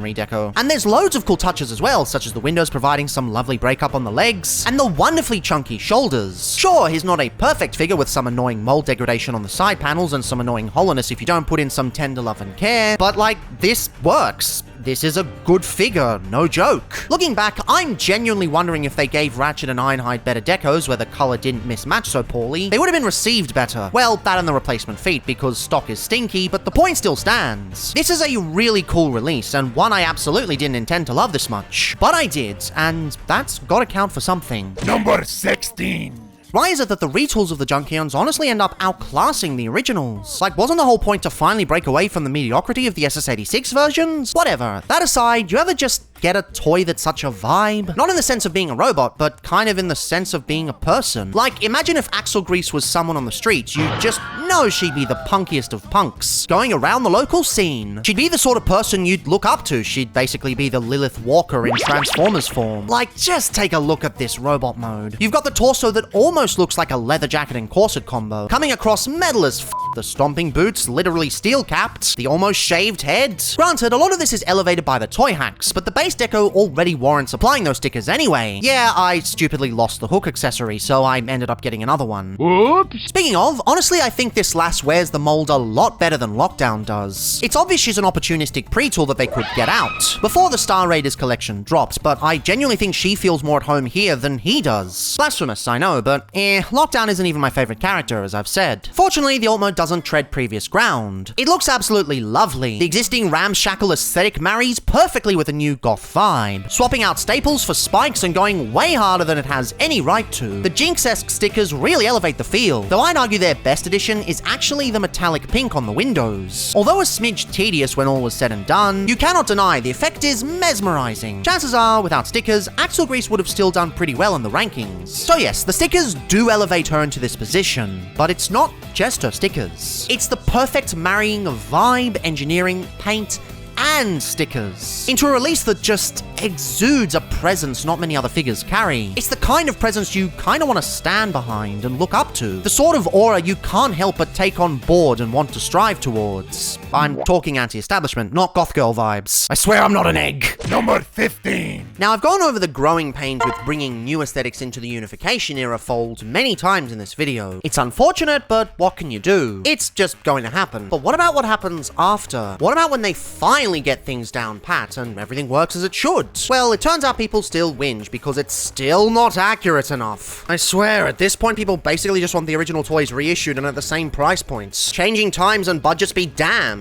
Oh well, I for one fully acknowledge the improvements and progress. When Animated finally hit the toy line, they were ready. They knew how to do things right the first time around. And things weren't going to be wacky and unbalanced. And that's what led to easily the best Bumblebee of the unification era. Just a perfect little bundle of density, fantastic engineering, and truly delightful sculpting. Now, of course, right off the bat, you can tell this is one of those parts count over plastic quantity deluxes, where he's incredibly small, even more so than the Cliffby mold before him. And of course, he was saddled with the same sorts of complaints. This should have been a Legends, this is terrible value for money, yada yada yada. But, no, not at all. It's the same complaints as with Earthrise Cliffjumper, and the problem with that figure was never his size. It was just the fact that his entire backpack disengages every time you want to switch between modes, without doing anything on its own like becoming a cannon or a realistic shield or a platform. Seriously, didn't they learn anything from Star Trek? Separation is a one-time thing, unless you've got an expensive movie budget. But Animated Bumblebee doesn't have that issue, and his engineering more than justifies the price points. Flipping him back and forth is a true delight, and his posing is wonderful. The head sculpt is delightful, a little blockier than the original so that it fits into the unification stylings, but unmistakably animated, though I guess they did do things better since at least Skyquake, which we know was a massive undertaking after fan feedback. I adore the shoulders, the roundness and compactness. Guess it goes to show you should never trust stolen factory samples. Toy leakers don't know shit.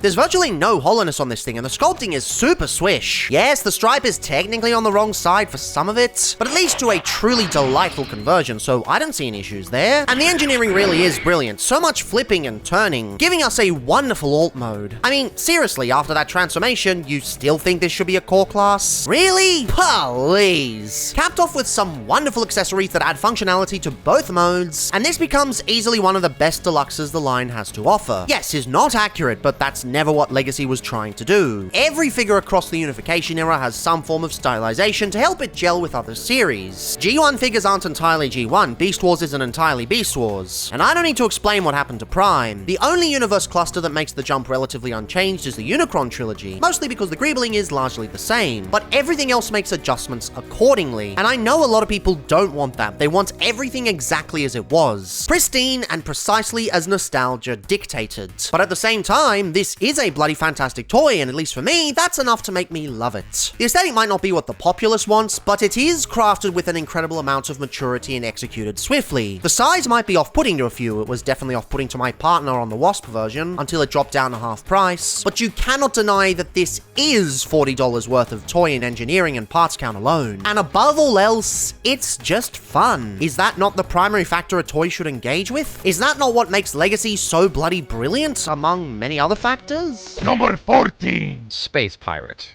If that alone doesn't draw you into Cannonball or any of the Star Raiders, or Star Seekers, depending on which one you go with, then what are you doing?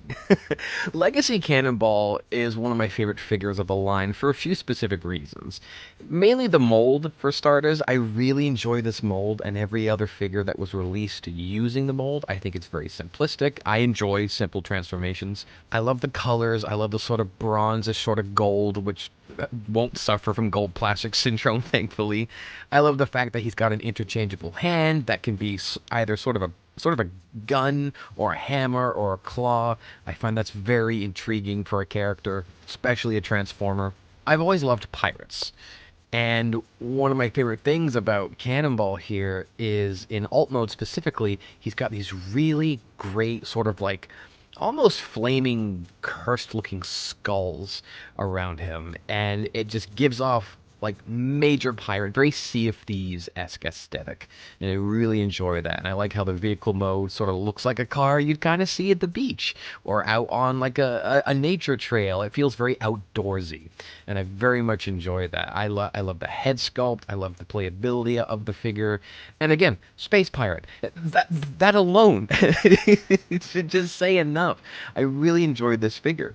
It's made me really want to honestly get more into the expanded lore of Transformers when it comes to characters like Cannonball, and possibly use him a lot more in future projects that we do. All I can say is, more Space Pirates, please. Number 13! Dude, this figure is so cool and is the best use of the Siege Magnus mold, and I will not humor any other opinion. Oh, the shattered glass one's really neat. Okay, it doesn't have wings, does it? But seriously, aesthetically, this is one of my favorite Transformer figures like ever. He really has the whole Death Angel thing going for him, with his white and gold color scheme and Archangel looking wings. These gigantic cannons are just a holdover from Galaxy Prime, but I don't know, they kind of fit here. Wasn't this guy's whole thing that he wanted to forcefully enslave the whole universe? Makes sense he would have these massive cannons of overcompensation. And while he can feel a bit clunky to handle, this is mostly attributed just to his chunk. All of his joints do feel nice and tight, and he's pretty solid, which I cannot say about his predecessor. So this guy's perfect, right? End of story. That's it. The next segment of the video. No, wrong.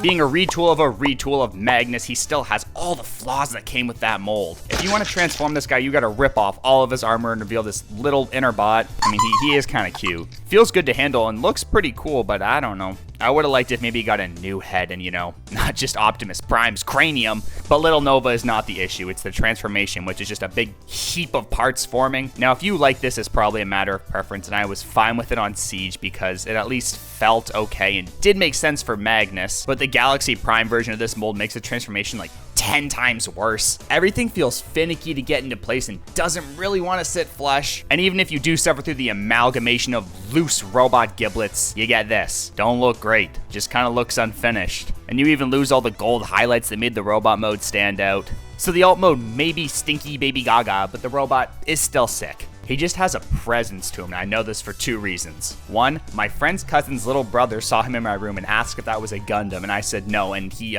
immediately lost interest, and he just didn't care. And two, my wife's boyfriend saw this figure and said, yeah, that guy looks pretty cool, and the only other figure he has ever shown interest or commented on was Black Arachnia, because in his words, that Transformer has boobs. I just really like this guy. And if you don't like him, like, that's fine. But your opinion just makes me really uncomfortable, and I don't really want to talk to you about it. I don't know how it's got here. Number 12. Not my first pick for favorite legacy figure, but that's my fault for being late to pick. And while Dragon Megatron is my favorite from the line, this was very unexpected to me. Ferrac on the surface seems like a very basic Cyclonus retool, and like, yeah, he is. While I was lukewarm to the Cyclonus mold, I still know that it is a very good toy. And the subtle changes they did here make this one a lot more enjoyable to me, even in those kind of bland-ass colors. The reds are nice and sharp and all painted, so that's gonna be fun for longevity. I really enjoy the new face sculpt though, with the scowl and those beady yellow eyes, and the wings. They just kind of make this version stand out a bit more to me. His knees are still weird, but that's like the only weird articulation thing, because the rest of this is very smooth and he can do a lot. Not to mention, because of how clever the transformation is, he's extremely clean. That transformation in the torso is still genius in getting the cockpit folded out, then collapsing the legs is super smooth and getting the wings tabbed in on the side. And this X-Wing but only 2 wings jet mode thingy looks like it could potentially exist in the real world, mainly because of the colors, but also those new wings give it a bit more of a sense of grunt and realism, with the vents front and center and the actual moving wing flaps, though the wing flaps are also on the Cyclonus version. I've actually been debating getting rid of Metal Hawk and keeping this as my only version of this mold, because I like it that much. It's great.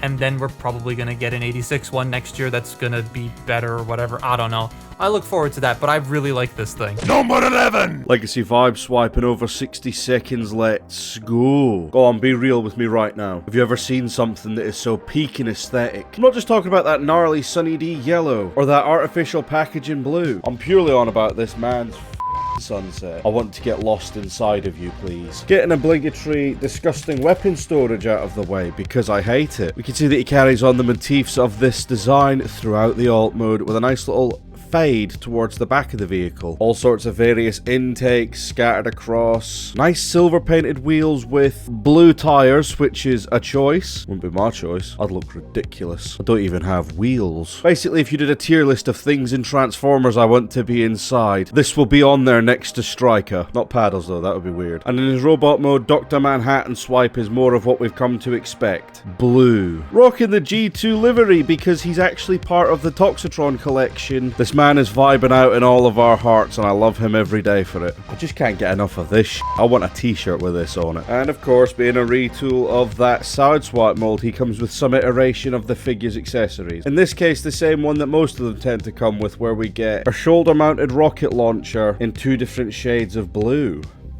Even though this one's just painted from yellow. So that's fun. And of course, he maintains the rifle that we've come to expect from this mold ever since Red Alert, I believe. He just looks like something out of Miami Vice, and I love it. And of course, with the figure that I've joked that everyone owns, we've come to expect that there's very little kibble on this guy. I like it a lot. I'm paint chipping.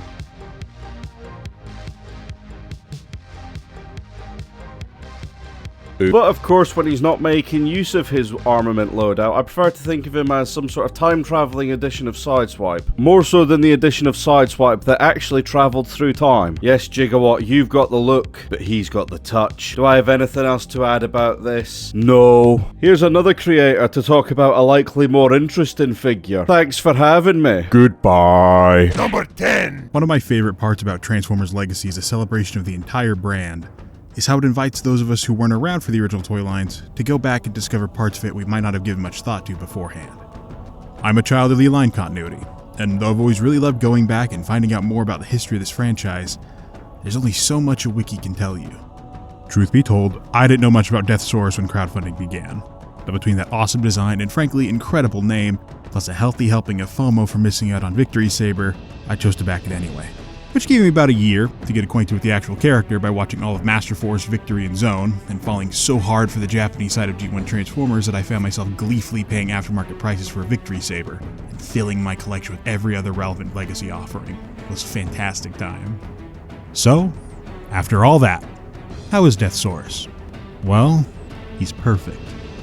Where Victory Saber was a robot Russian nesting doll, Deathsaurus aims for the blunt, simple approach. Just be a big, imposing, posable robot with some fun animal friends to keep him company. He's got a satisfying solidity to him that is constantly tempting to pick him up, and a style and presence that looks effortlessly cool, with the gold chrome adding a sense of premium splendor. Perfect for a new Emperor of Destruction looking to flex his might, and his bling, across the known universe. Deathsaurus has a pretty satisfying transformation into a Deathsaurus. A massive, mechanical kaiju that feels right at home facing off against Starsaber, or any tokusatsu heroes in the vicinity. I love this mode. The kaiju feels like the ultimate logical endpoint for a Decepticon leader, the final boss of evil alt modes. A kaiju isn't a weapon or vehicle made for war, it's a beast whose very presence invites untold destruction. And also you can give him a gun. The accessories are great. First off, he comes with some Autobot Micromaster prisoners to round out the rescue team that started with Victory Saber. This is Boater and Peepo. Both new molds and both a ton of fun, and their diminutive stature gives a sense of scale to Deathsaurus himself, especially in Kaiju mode. Deathsaurus comes loaded up with his entire arsenal. He can either wield his weapons against his foes or store them behind his included throne. Any true Emperor of Destruction is going to need a worthy seat from which to rule over his underlings. And Deathsaurus definitely fits the bill. But moreover than just being a nice chair, the throne exemplifies what truly makes this set special, a sense of premium completeness. Not only is Deathsaurus a phenomenal figure in his own right, but he comes with everything I want him to. He does everything I want him to. And in that regard, I consider him a perfect figure of one of my new favorite Transformers characters. Number 9. Hello there to the viewers of Medical Professional Lockdown's hit video. I've chosen to talk about Legacy Optimus, and right now he's wearing armor that I just remembered did not come with it originally, so I'm gonna take it off. You should edit in like the da-da-da-da, like the spinning thing. That'd be fucking crazy, that'd be cool. No. Behold, he's done. Originally, they released, look, the Cam from Toy Hacks gave me this. Anyway, originally Legacy released this Prowl, and it was just kind of mid. And then they released this rotten Bumblebee, which I did not like one bit. And I was thinking, I just don't see a point in translating Derek Wyatt's art style into something G1ified. I just don't necessarily think it's gonna work. And then they revealed this thing, and I said, by golly, I stand corrected, because this looks really cool. The way that this transforms is so fun, so completely different than it worked in the show, but so unique, where everything accordions up and folds up around the head. It also integrates this black and silver stripe on the side of the cab in a way that's really fun. And look at the attention to detail as well, because inside of this cab, they sculpted the steering wheel and the console from inside of Prime's truck mode. As seen in Season 1, Episode 8, Nanosec, written by Marty Eisenberg. Season 2, Episode 2, The Return of the Headmaster, written by Michael Ryan. Season 3, Episode 1, Transport Part 1, written by Marty Eisenberg, Michael Ryan, and Marsha Griffin. Season 3, Episode 4, Three's a Crowd, written by Rich Vogel, although this particular B-plot was written by Marty Eisenberg in an uncredited capacity, according to the DVD commentary of Transport. And Season 3, Episode 9, Human Error Part 2, written by Tom Huxley, although that was not right. I do have that memorized, though. They're like, I've made a big list of all the locations in the show and what episodes they appear in. And Prime's cab, it's only in 5, the inside of it, of course. I love Transformers from the hit show Transformers Animated, and I love this action figure. Thank you, medical professional Lockdown, for your patience in me getting you this clip. This is the correctly transformed robot mode. Bye, everyone.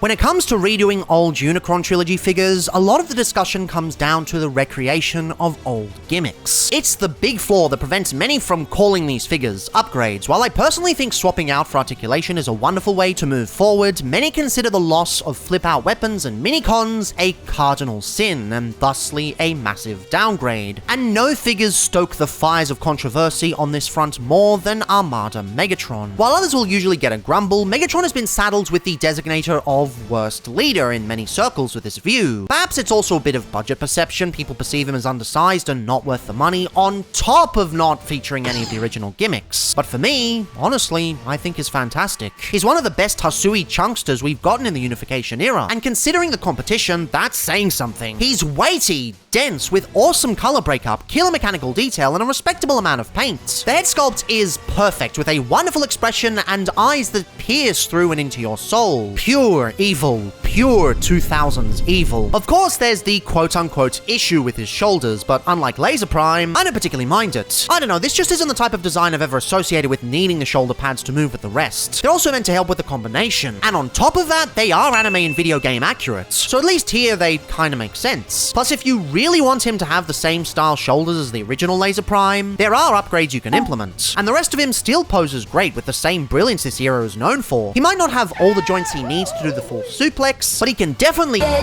down, you little and it's not like he's devoid of gimmicks. You still get the stomach cannon even if the functionality is disabled, partially for stability, partially to avoid parent complaints, as well as the tidal wave functionality that comes with it, as daft as it is. You can give him a hands cannon, which honestly I find much more use with than the original features, and you still get the extra gun in tank mode, which is a lovely feature. And you can't tell me this tank mode isn't awesome. Sure, you lose the slope that made the original so iconic, but it makes up for it by being a mean, green, low-to-the-ground killing machine. He might not have most of the gimmicks of the original, but he more than makes up for it in solidity. He's a monstrous chunkster of doom and makes the 86 version look a little more than inadequate. Fact of the matter is, gimmicks like these aren't really possible in today's climate. Cost of production increases and safety concerns mean that a toy line like Armada can't ever happen again. The closest we'll ever get is Cyberverse, and we all know how that turned out most of the time. Not to say it didn't have a few really nice gimmick toys. Optimus Prime, activate your spark armor, you asshole!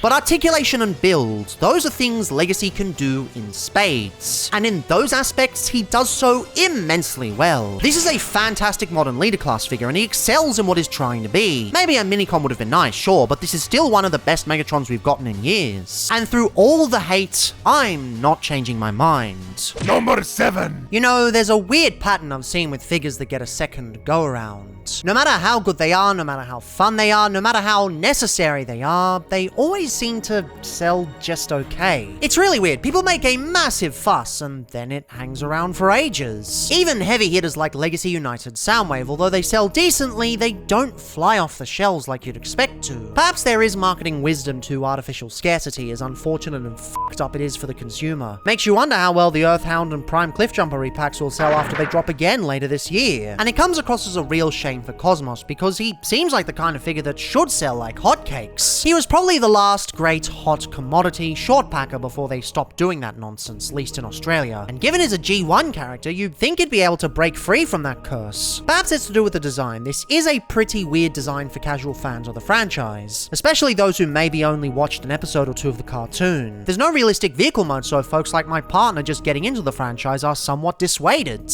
And it is a very simple figure by virtue of the way it came to be. For those not aware, Cosmos was initially supposed to be a retool of Origin Bumblebee, only given 3 new sprues to use for the overall figure. Mark, however, figured out him and Hasui could actually rejig the design so that an entirely new figure could be built out of those 3 molds. It was an insane ploy, but it led to entirely new figures for him and Cybertron Override, whom was originally going to be a retool of SS86 Hot Rod. This practice was honestly revolutionary for the time, and although they don't talk about behind the scenes stuff as much anymore, I honestly think this is what gave us a lot of other eventual new mold releases, such as the Timelines Fellows, or Sea Spray, or Cybertron Sideways. This does come with a drawback though. These are much lighter and simpler than your average deluxe, even minibot wise. In an exclusive line where fans are deep into this shit, this is usually understood and accepted. But in a standard Legacy wave, yeah, I can see why some folks would turn their backs on this. It's lightweight and in several areas quite hollow. It does make up for it with a lot of extra paint, but when he's sitting in a box on a shelf on his own, folks aren't particularly going to notice such. But even so, with all his little quirks and oddities, I still adore this man. And not even on concept on the fact he did what he did with the resources given to him, mostly because it's just real fucking fun. The tubbiness is perfect, brought about with a perfect torso, a wonderfully squished head sculpt, arms perfect for waving at you like a giant plushie, and stompers that do a surprising amount with a little. I love when the front of the vehicle becomes the feet. So many newer designs refuse to do that, insisting on going into the chest. Would be nice for some variety. The engineering, much like many other updated minibots, is simple but super engaging with every step. I suppose it's to be expected from a Hasui design, but even so, the subtle flips and clicks are just a real treat. And the alt mode is perfect. In the past, they've tried to modernize it and bring it into the 21st century, but there's a certain charm with the G1 original that honestly doesn't need to be changed. And Legacy Cosmos just does that design perfectly with no compromises. They even circumvented the paint chipping issues that plagued pretty much every previous version in some sense. The only version that wasn't affected was the Titan Return repack of Thrilling 30, but that's because they already made the mistake on the original Thrilling 30 version. Cosmos is an unfortunate case of hidden brilliance. Unfortunate because many won't take the plunge simply for who he is. Fundamentally, he's a design that repels casual consumers, and build-wise is a simpler beast than most are willing to take a chance on. But dig beneath the surface and you might just find something truly awe-inspiring. And hey, a toy line where one of the most abrasive toys is still pretty amazing is a pretty good toy line, all things considered. Number 6. If you're anything like me, and I'm sure a couple of you are, you probably like it when Hasbro genuinely surprises you. And if you're also anything like me, you probably like the GoBots. Everybody knows what the GoBots are by now. We're all beyond the schoolyard discourse of who's better. Leave that shit in the 80s, because it's 2025, and here's what they won't tell you. They're all Transformers now anyways. Because Hasbro owns the GoBots now, it let the designers sneak references in the line over the years. Other than releases just to hold the GoBots name, they put cheeky little nods in like Leader 1 in Armada as Megatron's bitch, Copter with Transformers Collectors Club Dion, or sometimes some really deep cut stuff. However, nothing really one-to-one. Even with the Takara GoBots e-hobby mini-bot set, we got some characters in name only, with colors that were very Bandai Warner Brothers Hanna-Barbera legal friendly. When leaked listings of the second wave of store-exclusive figures just said Velocitron Crasher, it was a big deal. Speculation was abound. Is Hasbro openly acknowledging GoBots? Will this be a Mirage recolor, or will this just be another name hold? Well, in my humble opinion, they went the extra mile with this one. Crasher is a boxy bruiser type with an amazing maniacal laugh. The Mirage mold perfectly complements her wider cartoon design and then some, more so than 2007's Fracture, and just skirts the line so Warner, Hanna-Barbera, Lego don't come knocking on Hasbro's doors. She has your basic Kingdom Mirage transformation, posability, and accessories, and thankfully, no clear plastic, thank Primus. Kingdom Mirage is a great, albeit unspectacular toy, but with a new color scheme, it makes it pop that much more. The black, white, and red accents look incredible. The color placement is almost on point with the original show model. The head is something else too. That striking, saturated pink face perfectly complements the neutral colors of the body, while her piercing yellow eyes and black eyeliner gives her the classic raccoon mask-like look of her cartoon counterpart. She looks less like the absolute maniac she was in the cartoon and more like a stoic murder machine ready to stomp on some Autobots. A+ in my book. And because she has the original toy Mirage head, it's like she'd never left the 80s. While this sounds all well and good, Hasbro decided to make it a real pain in the gear shaft to go and find one. Not sure about the rest of the world, but the Velocitron Speedia 500 line was a Walmart exclusive here in the States. And like the more recent Cosmos, she was only one per case, so that made it extremely tough trying to find her, forcing you to pick up one of the many shelf-warming blurs as consolation. Then by some miracle, she eventually started showing up at Ross discount stores in droves for like $7. Hasbro distribution is wacky, man. Thankfully, she's getting a well-deserved re-release in the Age of the Primes line. Now everyone can pick her up at a reasonable price, and I highly suggest it. Awesome mold, fantastic colors, great posability, fun conversion, and it's a GoBot. Crasher is an unabashed love letter to fans of 80s transforming robots. Hasbro really gave us GoBots fans a really nice treat, and you can't go wrong picking her up. Now come on, Hasbro, give me a Psykill in the Wreck-Gar mold. You know you want to. Wait, that's not Cyberverse Chromia. It's the wrong design. It's a retool. She's supposed to be accurate. She's not. It's just completely wrong. It's a retool. They ruined her. She's completely inaccurate. It's a retool. Why would you do this, Hasbro? I'm honestly surprised and a bit saddened that nobody picks this lovely lass to cover. She's a fantastic figure with 2 great modes and an awesome conversion, but she's oft forgotten when people talk about their favorite figures in Legacy. Then again, I've always had a bit of an unexplainable appreciation for fembots. I don't know, something about the way the franchise handles them is intriguing, and I always appreciate when they're done right. Must reiterate though, I swear I'm not an egg. I think the problem comes from people's obsession with accuracy, along with a healthy dose of mismarketing. Given every figure in Legacy United had to have a universe associated with it, the marketing team decided to slap the rather inappropriate denominator of Cyberverse on this thing. And yeah, this isn't Cyberverse. Nothing really lines up. Honestly, this would pass better for an IDW version. As a result, she often gets glossed over. I've even seen people going around saying, I wish we had a good Chromia, completely forgetting she exists. Also completely forgetting the Thrilling 31 exists too. What, does the Siege one just have that big a hold on the population? It's a real shame though, because Legacy United Chromia is genuinely fantastic, taking the decent Prowl molds and pushing it to new heights. Just look at this lovely lass, filled with Tron lines, crazy dynamicism, and a head sculpt that just rules. She's badass in practically every pose. She's far more limber than the character is usually associated with, but it kinda works for this reinterpretation. And the Tron vibes go even further in pseudo-light cycle modes. Doubly so with that slick DNA kits. Don't really make use of much of the other shit, but yeah, the base mold is already fantastic. I swear even in stock though, she's doing more for the Tron community than Ares is. Probably due to the lack of Jared Leto, and AI slop,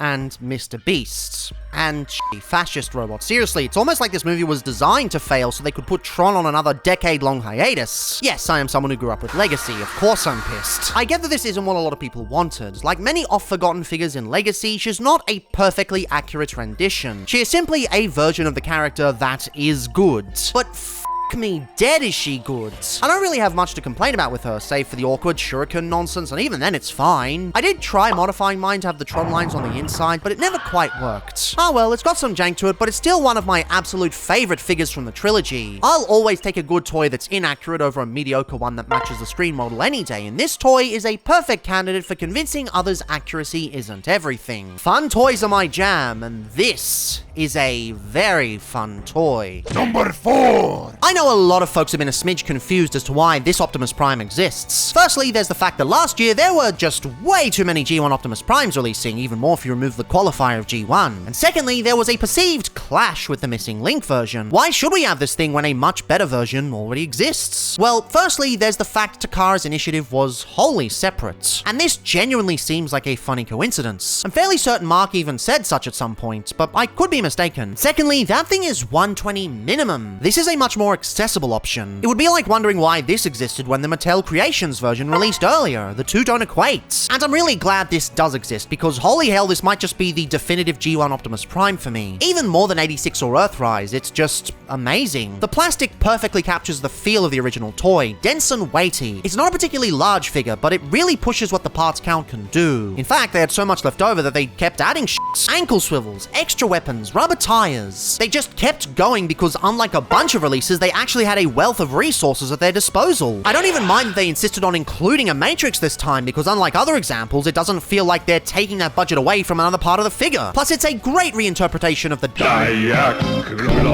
pilot cavity, so that functionality of the original toy remains. Of course, there are limitations with the design, like the waist swivel being behind the bumper and the fists not having swivels due to lack of space, but it's still an utterly awesome figure, especially with how expressive he is. Most of that comes down to the articulation, but this head sculpt is also doing a lot. It's closer to the box art than the actual uber-wide original toy, and that's been a big turnoff for some fans, especially those who stuck with the missing link instead, but honestly, I think it does him even better. He just looks amazing in any pose you put him in, and sexy in any situation. Transformation, of course, is a classic, as you'd expect from the original iconic source material, and the truck mode is just perfect. The sculpting is crafted with so much care, it's insane. For once, the striping actually continues all the way, and the trailer hitch section remains clean as a whistle, despite being widened and incorporating far more joints. The rubber tires make driving him around an absolute dream, and I adore the boxiness of the thing. It's significantly smaller than the original, sure, and far smaller than most of the deluxes releasing at the time, but I think that actually works in his favor. It makes the copied over details work far better. He almost looks handcrafted, like a G1 toy would. While this Prime has gotten his fair share of ire, there are plenty of people who love him for different reasons. Some love that he's an accessible Optimus Prime for low-income collectors. Others love the fact he doesn't fake everything, that every piece is the real piece from the vehicle mode, because faux parts are evil or something. But me, I love him because more than so many figures, he captures the essence of G1 in a genuine way. G1 was never foregoing the way something looks to meet a cheap character design that had to be rushed out week after week. It was never creating a massive lineup of the same characters over and over, not letting other styles have their day in the sun. It wasn't argumentative against those who didn't find it that appealing. It was a fun toy system with dense and simple transformations and play patterns. It was fun distilled, and I kinda wish more people got that. This Prime, above all else,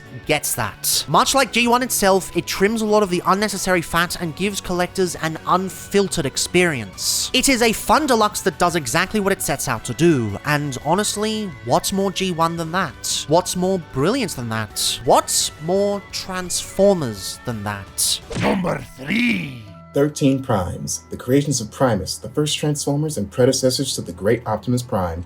A lot of people love them, a lot of people hate them. Personally, I'm somewhere in the middle, but there's one amongst them that is universally loved by all sides of the fandom, probably because it's one of the few that actually get to do anything, and that's Vector Prime. Originally appearing in 2005's Transformers Cybertron, Vector Prime was a member of the 13 appointed by his creator to be the guardian of space and time. After watching over the multiverse for eons, Vector was forced to help the Autobots in Cybertron stop Megatron from erasing all of existence and remaking it in his own image. After several adventures, Vector Prime formed a close bond with the main cast and in the end sacrificed himself to give the Autobots a fighting chance against Megatron's tyranny. Vector Prime easily became one of my favorite characters from the show, and I wasn't alone. He was popular enough to receive his own Q&A fan page and a magnificent figure, one that was so perfect that it was his only toy for almost, holy crap, like 20 years. I was born too late to be able to find this toy of him for a reasonable price, but then it happened. After years of waiting, there was a listing for Vector Prime, the final wave of Transformers Legacy. There was a bit of unease with this listing though, as Legacy had a bit of a weird track record when it came to their renditions of non-G1 characters. But surely the designers will be able to give us a good figure of such a beloved character like Vector Prime. They got it right perfectly with this original toy. This new one couldn't have been so bad, right? Yeah, they kind of screwed the pooch here. When Legacy Vector Prime was first revealed, I swore up and down that it was a digibash. They absolutely massacred my boy. He was retooled from the already controversial G-Axis figure, and while they changed a lot, it simply wasn't enough to make the figure feel like Vector Prime. It simply looked like somebody cosplaying as the Guardian of Time and giving up halfway through. I mean, his legs were almost the exact same as G-Axis. They were even missing the little wings, leaving gaps in his legs, making it feel even more incomplete. I mean, at least they gave us a cyber key, which at the time was a huge deal. Didn't do anything though. I was furious with this, but in the end I caved because I love the character so much, and I bought it, and when I got it in hand, it wasn't as bad as I originally thought, though my problems were still there. I had my fun with him for a couple of days, and then I put him on a shelf and didn't even look at him for almost a year. And then DNA Designs announced their upgrade kit for him, and I had to have it. I just had to. The kit came with shoulder pieces, forearm pieces, leg pieces, and all the other bells and whistles that the character needed. Simply a handful of pieces turned a wet fart of a figure into a stunning A+ for me. The base figure just lacks so much presence that both the original design and toy had, and while this kit doesn't fix all of those issues, it would still leagues better than what the base figure had to offer. He actually looks commanding, a demi-robot that can properly bear the title of Prime alongside his brothers and sisters in arms. I was hesitant to cover this figure because I wasn't sure if I could grade it correctly and recommend it to other people. The base figure is mediocre and the upgrade kit is expensive, but it doesn't change the fact that I love this figure to death, and he hasn't left my desk since I acquired the kit. I no longer feel like I own this figure out of a sense of obligation, and I've been generally having so much fun transforming and posing him. Number 2! For the longest time, I thought this would have been at the top of the list. From the day I purchased this, I knew it would be something truly special. The age of the Tetrajet is unfortunately over, as Hasbro doubles down on Earth-based facsimiles, even rectifying the sins of the past. This hidden brilliance is slowly being forgotten by the public, even having people turn on it for reasons that are beyond me. And yet, in its twilight, we received one last hurrah. One retool that reinvented the design, yet still kept its core intact. And Cybertron Starscream is a retool, make no mistake. This isn't some hypothesis or clutching at straws, this is straight from the designers' mouths. Yet looking closely, very little DNA is actually shared. Really, it's just the shoulders, maybe the biceps, probably the fists. It's very few pieces of the internal skeleton, yet it's perfectly Tetrajet. Not just because that's the legacy of this design, but also because at its core, it retains the vibe, the feel. The joints are the way you'd expect them to be, as fantastic as you'd expect them to be. Posing this guy is a true delight, and I'm glad that spirit can be carried along. But that's the aspects that it retains, which as we've seen throughout the list, can only go so far. At some point, you have to bring your own ideas to the table, and Screamer here absolutely does. The sculpting and paint completely re-envision him from a chunkster into a swish gaslighting twink. The snarky head sculpt, the angles, the color blocking, it's all something truly wonderful to behold.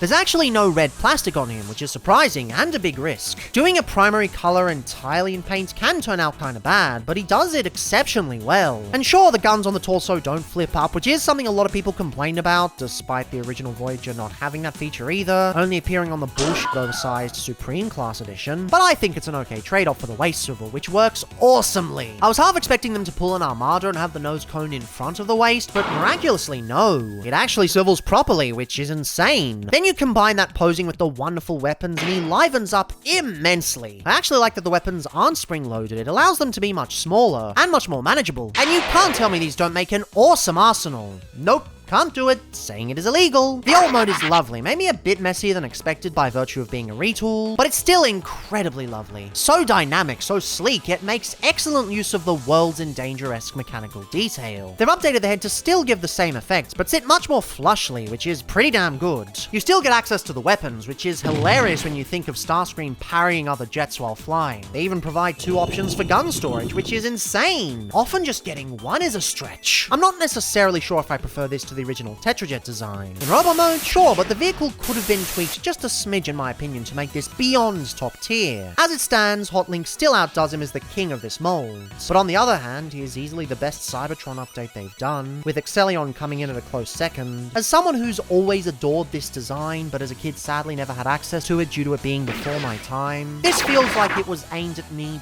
personally. Taking a childhood longing and making it out of one of my favorite molds of all time. This feels like the figure that's aimed at my heart the most. By coincidence, of course. Not even missing pieces could stop me from enjoying this thing. My copy actually came missing the back panel. It was quite funny. Big Bad Toy Store had to send the replacement to a US address instead. Big roundabout way, but through it all, I adored this thing, and I still do. It's really one of the best representations of the Legacy trilogy, crafting an update of a beloved character and design with love and care, while also using really clever resources to do so. I love this thing, and I really really hope that cancelled Skywarp sees the light of day someday. But before we finish this behemoth, I'd like to just take a moment to discuss the honourable mentions. You might be asking, how can one count as an honourable mention if every figure in the rankings counts as legacy? Well, this is where I put the figures that are legacy adjacent, but not quite legacy itself, yet still deserve a shout out. The Legacy Trilogy ended up being so bloody good that a lot of its qualities permeated into other toy lines alongside it, especially ones designed to go in the same lineup.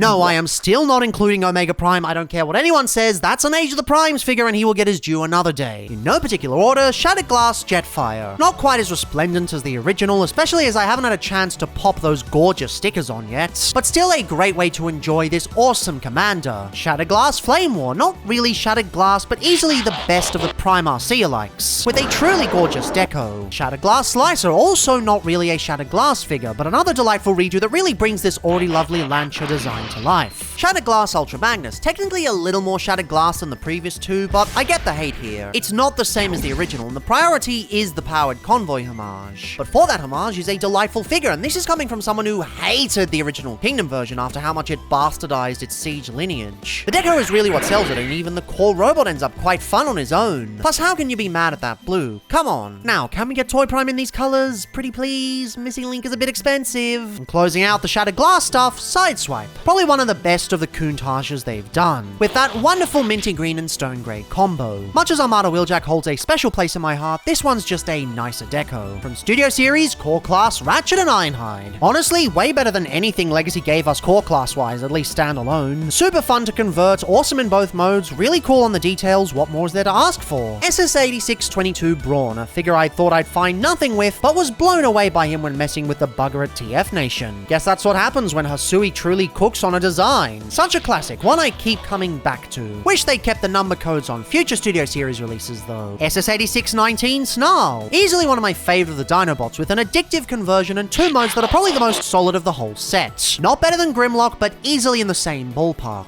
SS8626 Swoop. I don't get the hate for this one. It's a wonderful flying brick with a killer wingspan and awesome mechanical detail. So often companies overcomplicate Swoop and make him a mess, but this time they've gotten him on the money right out of the gate.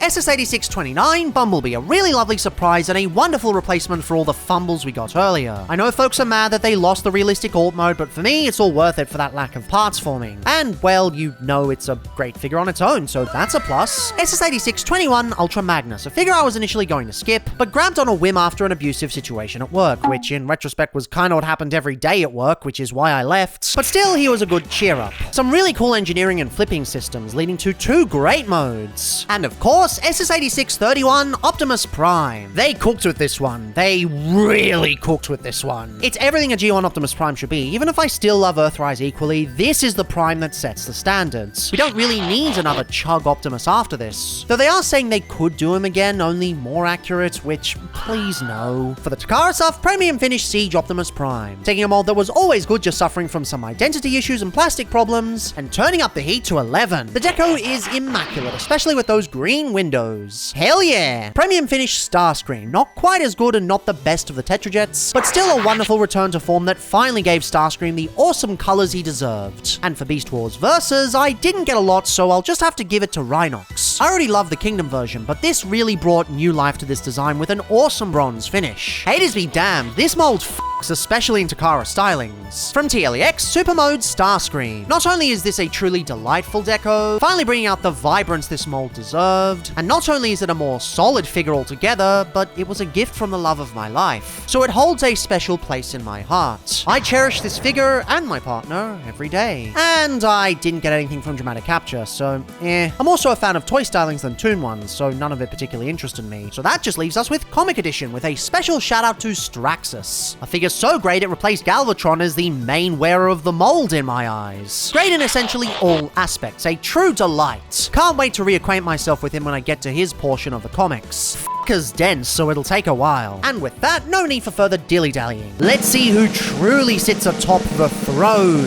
of greatness. I wear my sunglasses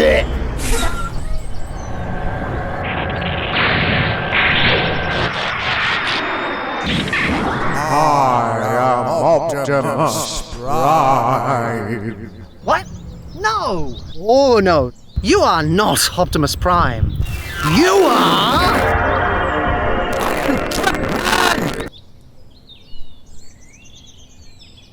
Giant Truck Man! Giant Truck Man! Giant Truck Man! Giant Truck... Was there ever any doubt? Could any other figure really take this top spot? Legacy Evolution Commander Class Armada Optimus Prime is the kind of figure you don't often get. A rarity where the more you play with it, the more fun it gets. It's a kind of toy where when you spend time away from it, you just want to go home and spend more time with it. It's a toy that keeps getting better and better, starting with an incredibly solid base, and improving itself over time even further with upgrades. It goes from a 5 out of 5 to beyond a 5 out of 5 to even further beyond 5 out of 5, because next year we're getting Jetfire. He's a figure where every element is brilliant. He'd be amazing even if you just sold the core robot, which is a thing that's happened. He's just amazing in every sense of the word. This figure has it all. It's got the chunk factor with excellent build quality, the delightful engineering that oozes Shogo Hasui charm, the paintwork that's crisp and clear, the sculpt that captures the essence perfectly, the articulation that might not be the most over the top but still goes bonkers, the presence that stands above the rest, the hidden features that you can't help but go crazy for. What more can I say about this figure? I know is amazing, and most of you all know is amazing because it's the second most viewed review on the channel, as well as the third most viewed video. One day we'll dethrone that shitty meme I made in 20 minutes. One day. And above all else, he perfectly represents what the Legacy Trilogy stands for. It may have started out rocky and a bit mediocre, but in time it turned into something truly special. Each release pushed the envelope a little further. Each outing was a chance to bring a new continuity or idea into the mix. More so than any toy line, you could feel the passion condensed into each figure. And more so than any figure, I think Armada Optimus Prime embodies that the best. Not even any other Commander figure can compete with him. He's easily the best they've ever done, even since. Is it missing gimmicks? Yes, it is, but that's the way this line has always worked. The essence of these characters and designs isn't whether they have minicons or spring-loaded weapons or even specific alternate modes. It's feel, it's vibes. And more so than any toy line, as well as more so than any figures, this here is the epicenter of that. Armada Optimus Prime is probably going to be the peak of generations for a while. Amidst the Commander price point being used primarily for combiners even when it's not G1, and budgets changing and being scaled back, he's the last great Commander for a good long while, and that's okay. For the peak of the price point, it doesn't feel like they left anything on the table. It's not like they gave up and left that little bit of potential before fizzling out. This squeezes every last drop of what's possible at mainline, going above and beyond to deliver a near perfect release that represents the franchise as a whole. So no regrets here. They went hard, they went to the edge of the world, and I can't think of a better figure to represent Legacy as a whole as a result. To me, the Legacy Trilogy isn't just the best toy line I've ever come across. It's brilliant, sure, more than any other toy line I've had the privilege of beholding. It's fully dethroned 2010 for me as the pinnacle of generations, and that's quite the achievement, but that's not the only thing I can give it credit for. This is, in my opinion, the last hurrah of the unification era. I think we've truly hit the pinnacle of what they're capable of. From here, I don't know if anything can ever reach the same heights Legacy did. Amidst not just change in policy, increasing pricing to absurd levels, but corporate culture shifting. Fewer figures on the whole are releasing, paint is being stripped back, lines are being cancelled in favor of safer bets, and the man at the helm is stripping back what made the franchise special to invest more into digital ventures. In my honest opinion, toy collecting is about to change, and not in a particularly hopeful way. But that's no reason to get all doom and gloom. The toy line we got is still something to be celebrated. When I look back at what this toy line was able to achieve in its 3 short years, especially going in depth and at least attempting to give each figure its day in the sun. There's so much care and attention at every corner, so many legendary pulls and homages, so much brilliant engineering, so much diversity. I mean, we got a toy line dedicated to unreleased Generation 2 figures that never saw the light of day. That alone should show you how dedicated the designers were to representing all of the fandom. It's hard to find someone who wasn't into the toy line at all. Everyone had something, and no 2 collections were the same. The team has described the approach as mile wide, inch deep. And although fans of specific smaller niches might not get as extensive coverage as they might like, it's completely impossible to go through the whole line and not get excited about at least something. When I went through the old War for Cybertron stuff, I lamented cemented the obsession with force-feeding G1 into the waves and not much else. I craved for a toy line that had complete diversity of different series, not getting rid of G1 in any sense, but allowing all fans to come together on even footing. Legacy was just that. It was a celebration of everything. Not just G1, but Transformers. Fact is, times change. Nothing lasts forever. 2010 generations led into Thrilling 30 and eventually the Primals trilogy with the controversial third-party Exodus. Franchises rise and fall and inevitably rise again. Hell, this is probably the last hurrah for this style of video. Big things are happening on the channel later this year. Formats are changing to move with the times. And I don't know if I can get such a wide and diverse array of collaborators like this ever again. Hell, would there be any point with how few figures Age of the Primes is releasing? It's likely only going to last 2 years anyway. We may end up with only half the releases we got in this video. And at that point, is there any point going crazy and bringing everyone on board? But even if not, we're here now.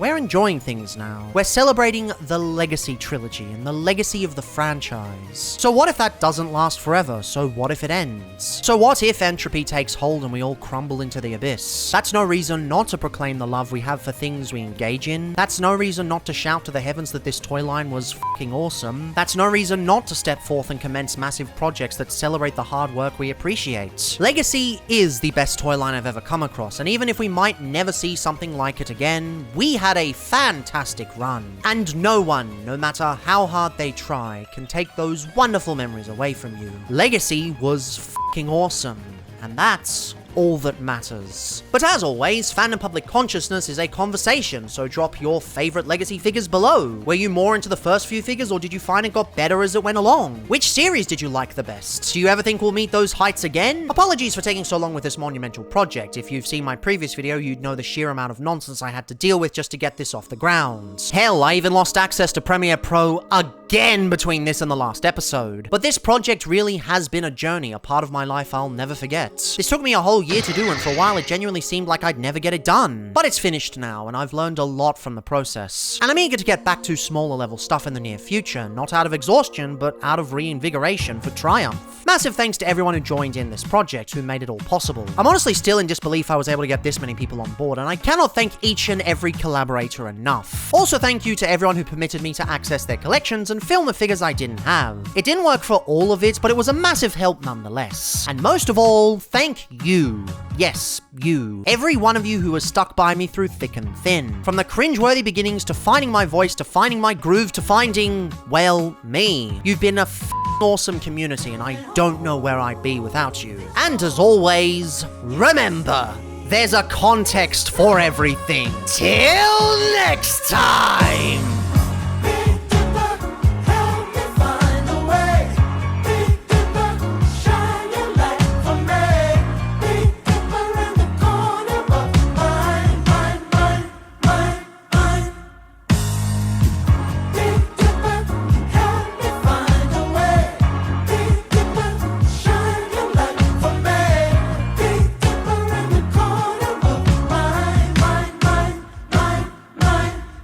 Now I know.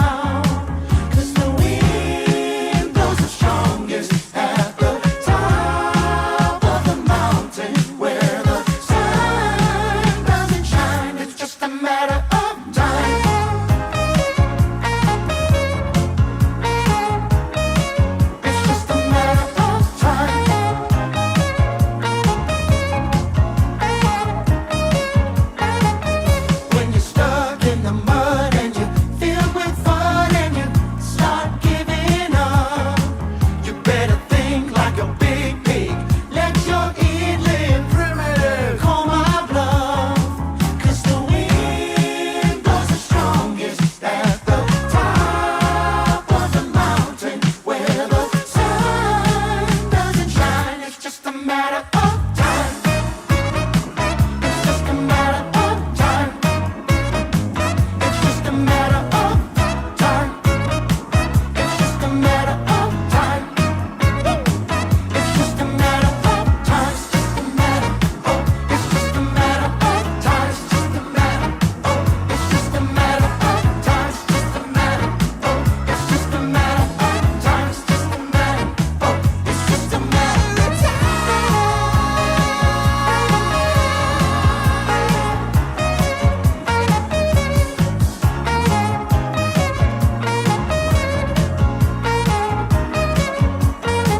We sing it. Hey mama, go mama, we in control mama. Hey mama, go back home. Ooh. Hey mama, go mama, we in control mama. Hey mama, go back home.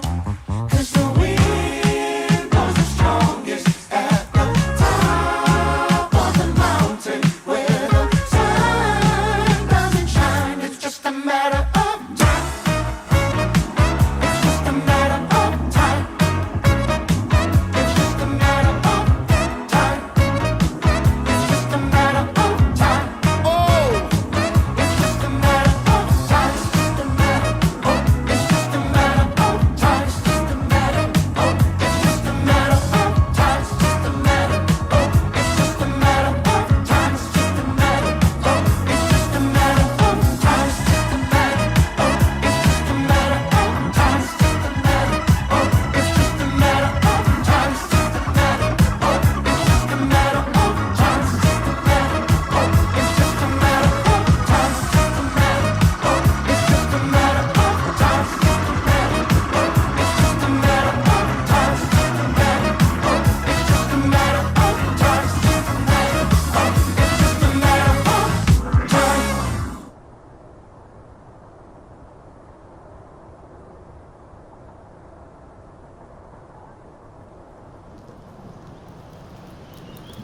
Hey, aren't you that guy who got arrested for burning down that house?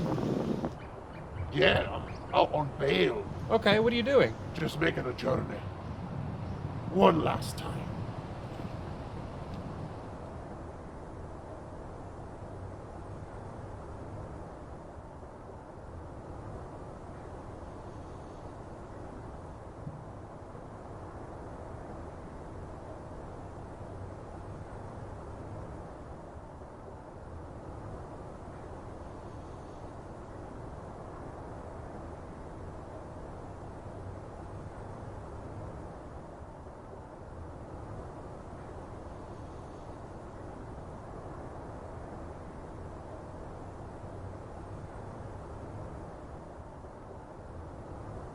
Curse you, Hasbro!